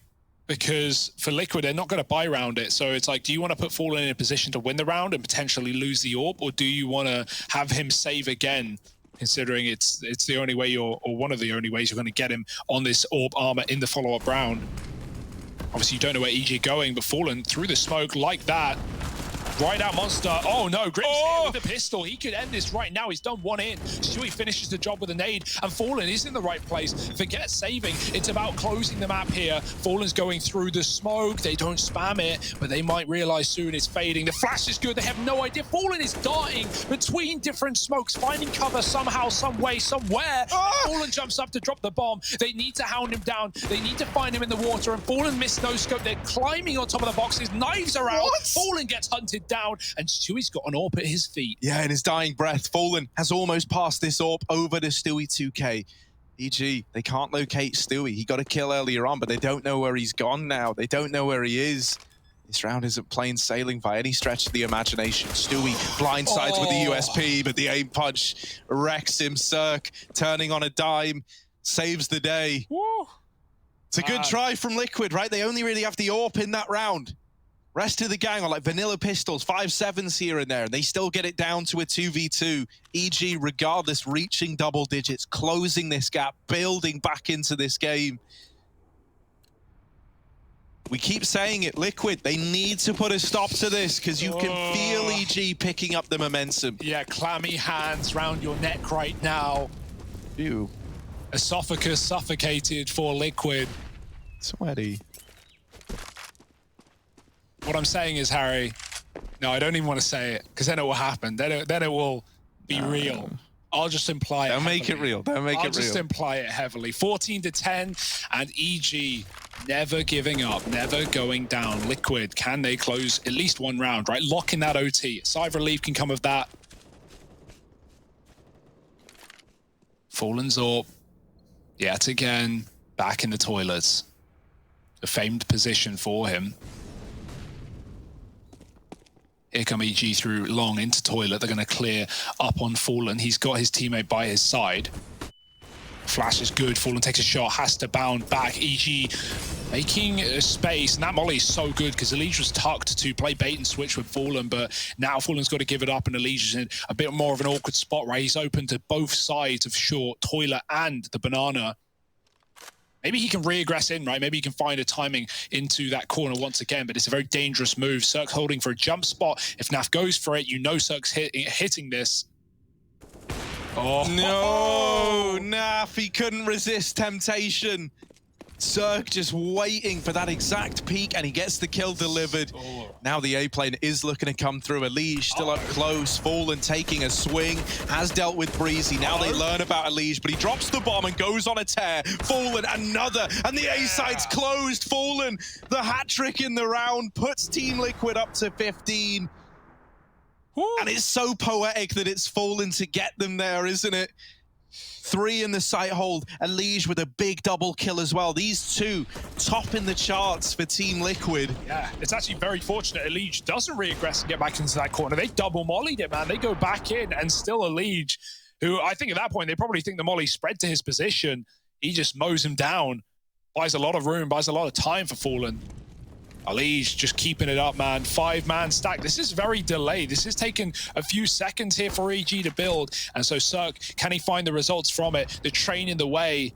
The Heaven player coming through, spotted. Oh, did Liquid see him? Because they're not going back for that peak. There was also a jump spot on the wood wall. But yeah, you usually get there a few seconds before the train if you boost immediately. And so maybe they would have had a kill.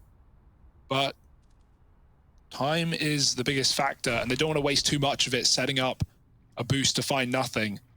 Back to B, back to short. I've had a lot of entries into this B bomb site, and even though things have gotten pretty wet and wild, they have been winning those rounds. So can EG keep it up into a full rifle against 15? They're already deep, they're already past this Stewie play down in pit, but still, you're gonna get churned up as they get into the site. Caught looking the wrong way. Tarek, well, he's made it across. He's not gonna live to tell the tale, surely. In with the first, but still getting spammed. They just can't deal with him. Tarek is still here, finally flushed out, and there's the wrap from Elige. Team Liquid lock it in 2-0 over EG. It takes them a while there at the end, but on the back of Fallen and Elige to deliver 15, they get it over the line. Liquid looking good, and for EG, playoffs looking to elude them.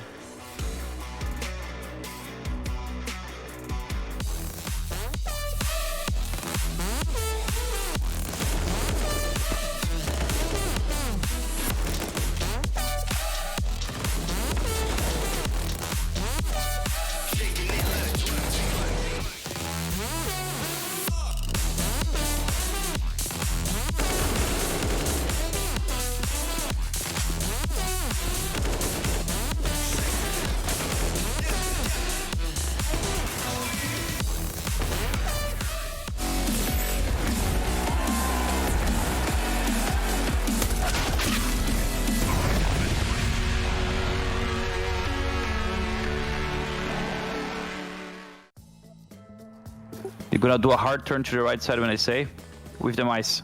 Right there now. They're planting on cranes now. Okay. They're flanking you. So yeah, stop there. Aim higher. Left. Yeah, wait for him now. A little bit more to the right.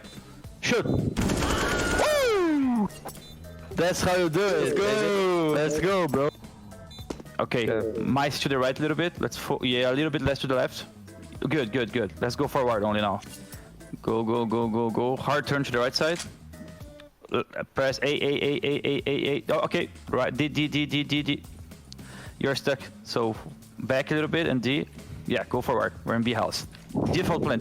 Perfect, perfect. They're coming from B house. We're planting. You're staring at your feet at the moment. So aim higher, lower, lower, lower. Move to the left a little bit. Okay, they're going right. Cross, yes, they're close to you. Crosshair to the right side. A little bit left. Calm down. Yep, right to the right side. Reload it. Reload it, rim, baby. Upper. A little bit higher. Chill. Smoke yourself, dude. Reload your arcade now. Where we need this. All right, full spray forward. Right side. To the right. Oh, big win. Big win. Big win, 2-0. A Krieg, let's go for a Krieg. Krieg is my gun. So when we're shooting, I'm gonna try to tell you couple winks to the right, So mice to the right side. Mice to the right a little bit. Yeah, okay, walk forward now. Keep walking. Right side now, full right side. Yeah, good. We're in B house now. Left side with the mice a little bit. We're stuck a little bit on the right wall, so yes, good. We're going through. Mice to the left a little bit, adjust it. Okay, you're looking forward now. Jump. Good. We're gonna go lower soon. We're going lower now. Okay, we have a full plant here. We're gonna do our strategy soon. You're stuck in lower ramp. Go default. Okay, we got our plant. Everyone is gonna flank B house later, so you can position yourself. Your default now. You are going upper ladder. Yeah, a little bit more to the right. Yeah, you're going up there. Okay, everyone is flanking you, so just stay there. Go a little bit more inside the house. So you are upper. They're all going lower now. You can set your molly. To the bottom. Right side. A little bit left. Walk through. A little bit to the right. Oh my god, don't kill them. You missed the molly. Oh god. Okay, wait. We lost. No, it's so hard.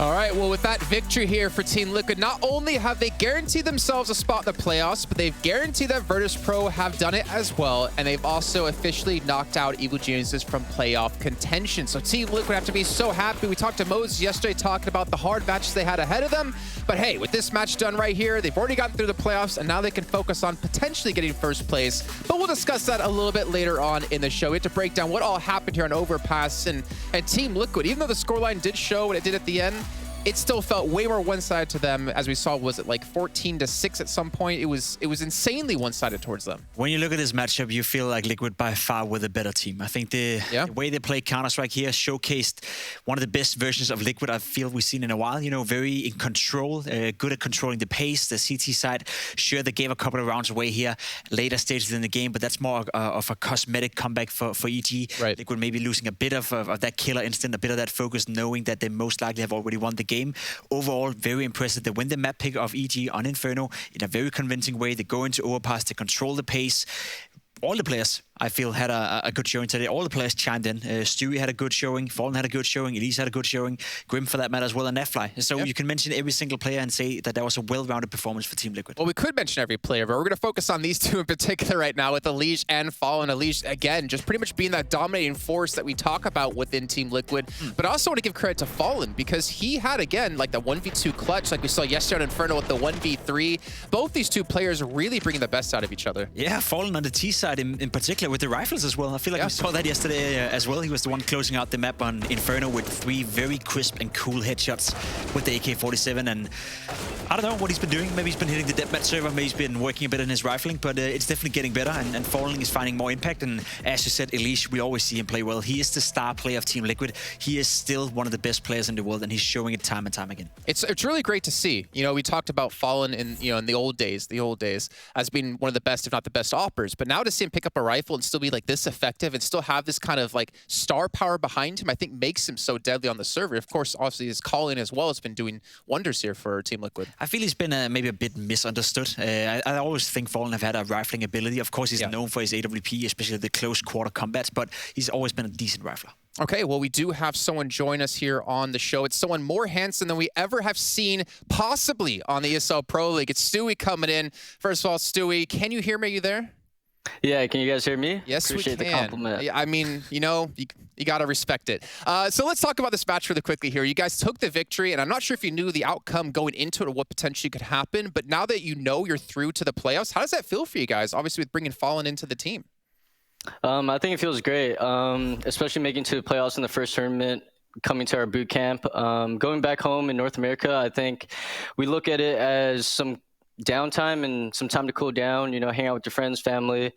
We don't really get the best practice there, so coming here, we're a little shaky, we're a little scared that we weren't prepared enough, but, you know, having these matches, you know, coming close against Astralis and knowing that we could, you know, have the chance to take that series, and now coming here, playing against EG and, you know, completely destroying them, it definitely feels great.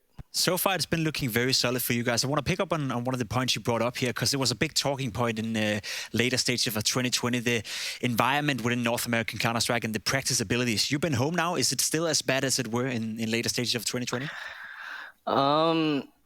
I don't want to talk too much shit about them.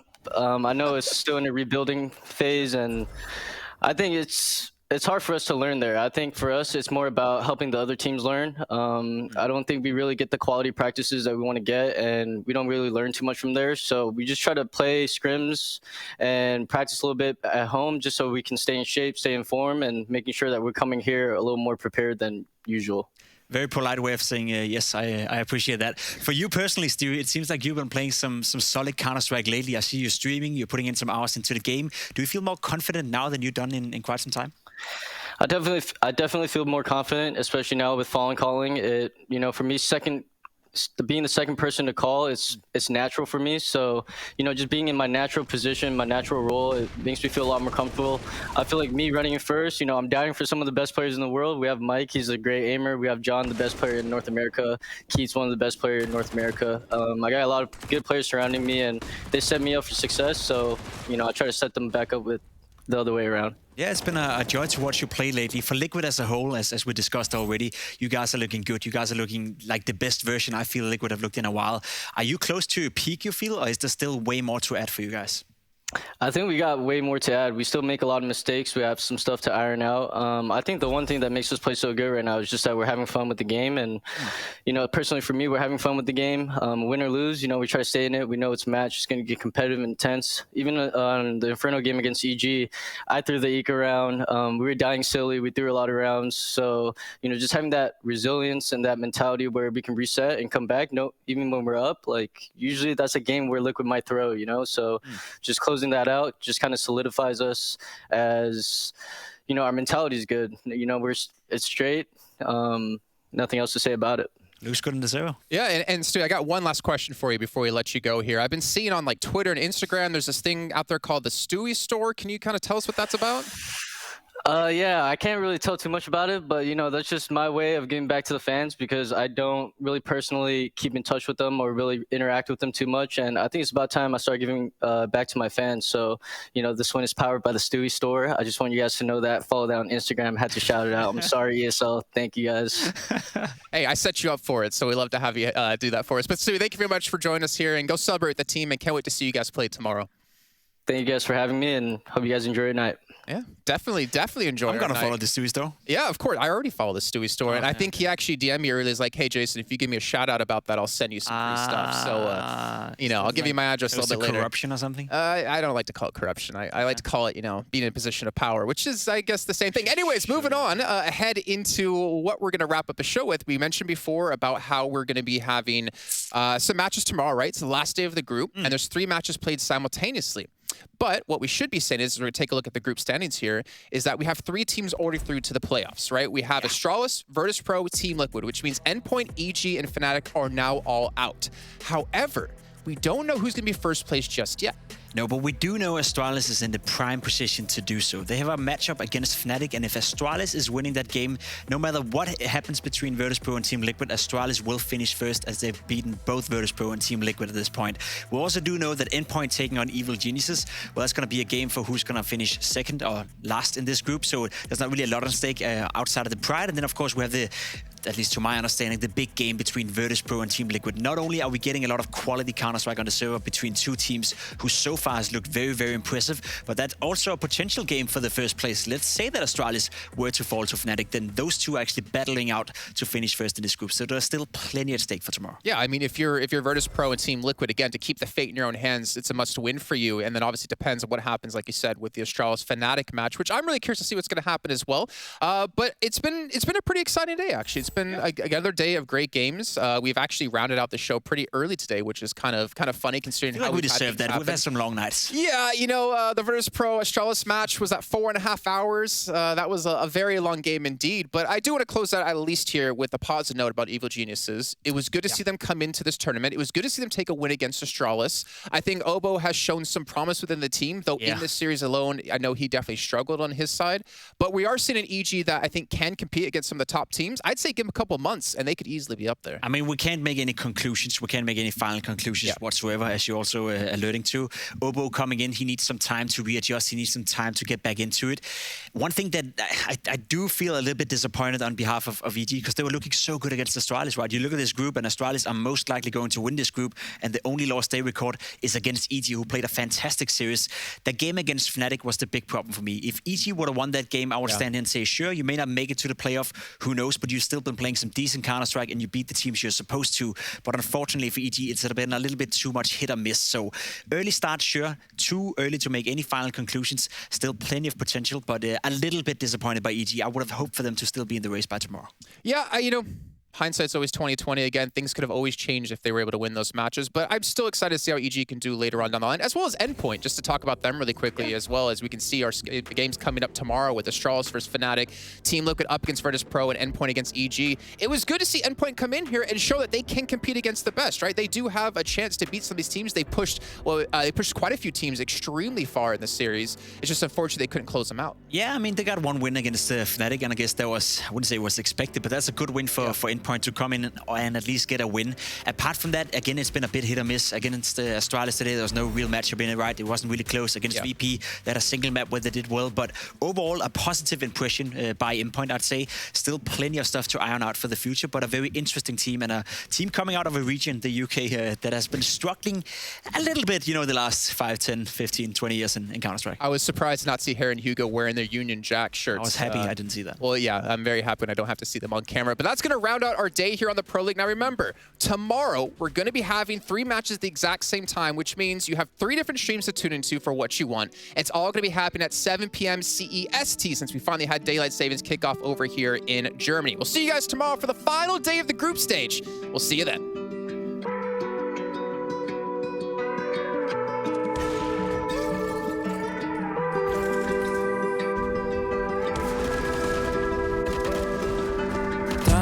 Myself, hope you're doing well. I've been honestly going through hell, feeling trouble, no one tell. Draws a bullet, same at the bell. If we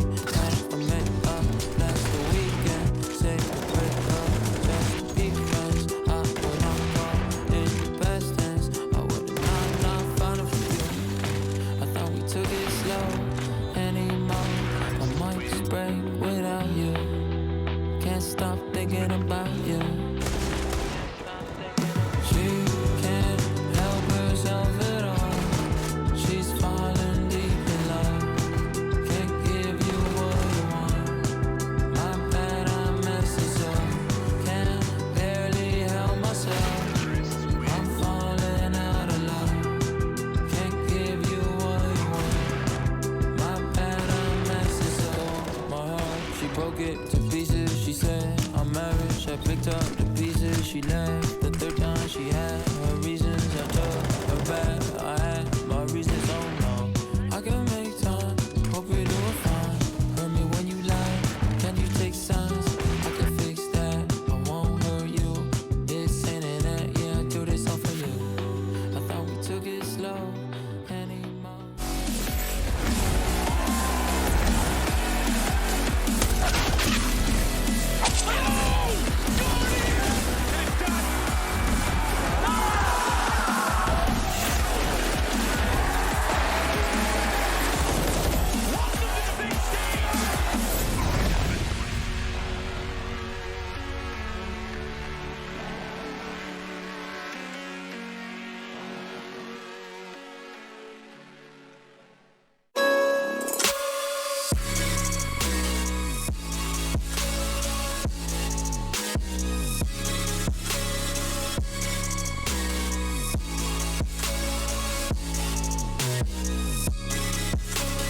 You love it, you wear it. What's your style? Get your merch at shop.eslgaming.com.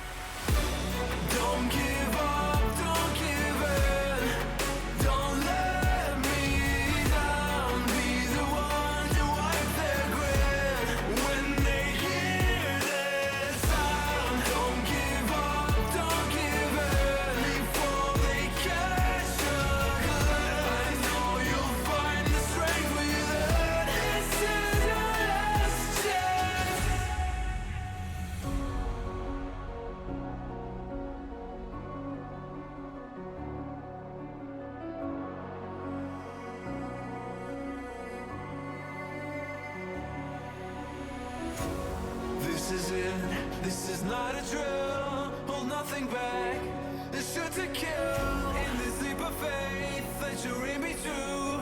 You stand alone, but I'll watch over you. The clock is ticking, the clock is ticking. A single second could mean everything. Time is running, the time is running out.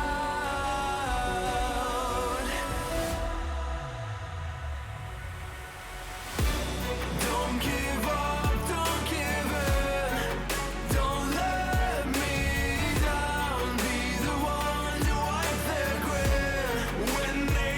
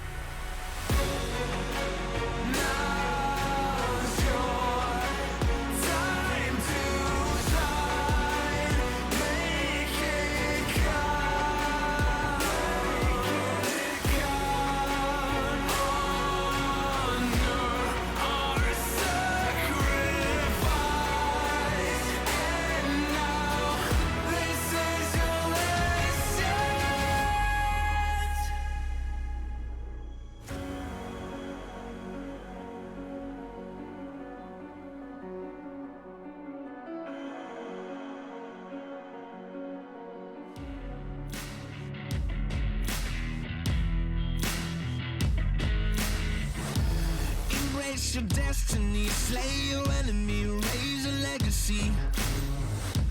No more apologies, trust your abilities, gather the energies. Pull yourself back together, been staying off track forever. Child of the nation, will seek redemption, time for salvation. Today is meant to be day of victory, time for history. Rebirth's a tendency, fight the entropy, channel your rivalry. You're praying for fortune to come, you're hearing the sound of the drums. It's too late to backtrack, go back, you're back now. Keep your feet on the ground and stand up. You've got what it takes to fight back. Don't stop until you black out, out, out. Stand up, up. You've got what it takes to fight back, back. Don't stop until you black out, out. Give all you got, show them how to make a miracle. Stand up, up. You've got what it takes to fight back, back. Don't stop until you black out, out. Give all you got, show them how to make a miracle. Go save your team, be a hero. Take home the cup, be a star. They waiting for you, take aim, shoot your arrow. It's your time to shine, show them who you are. Stronger, gotta go faster, gotta get better, gotta work harder. It's fight or flight now, get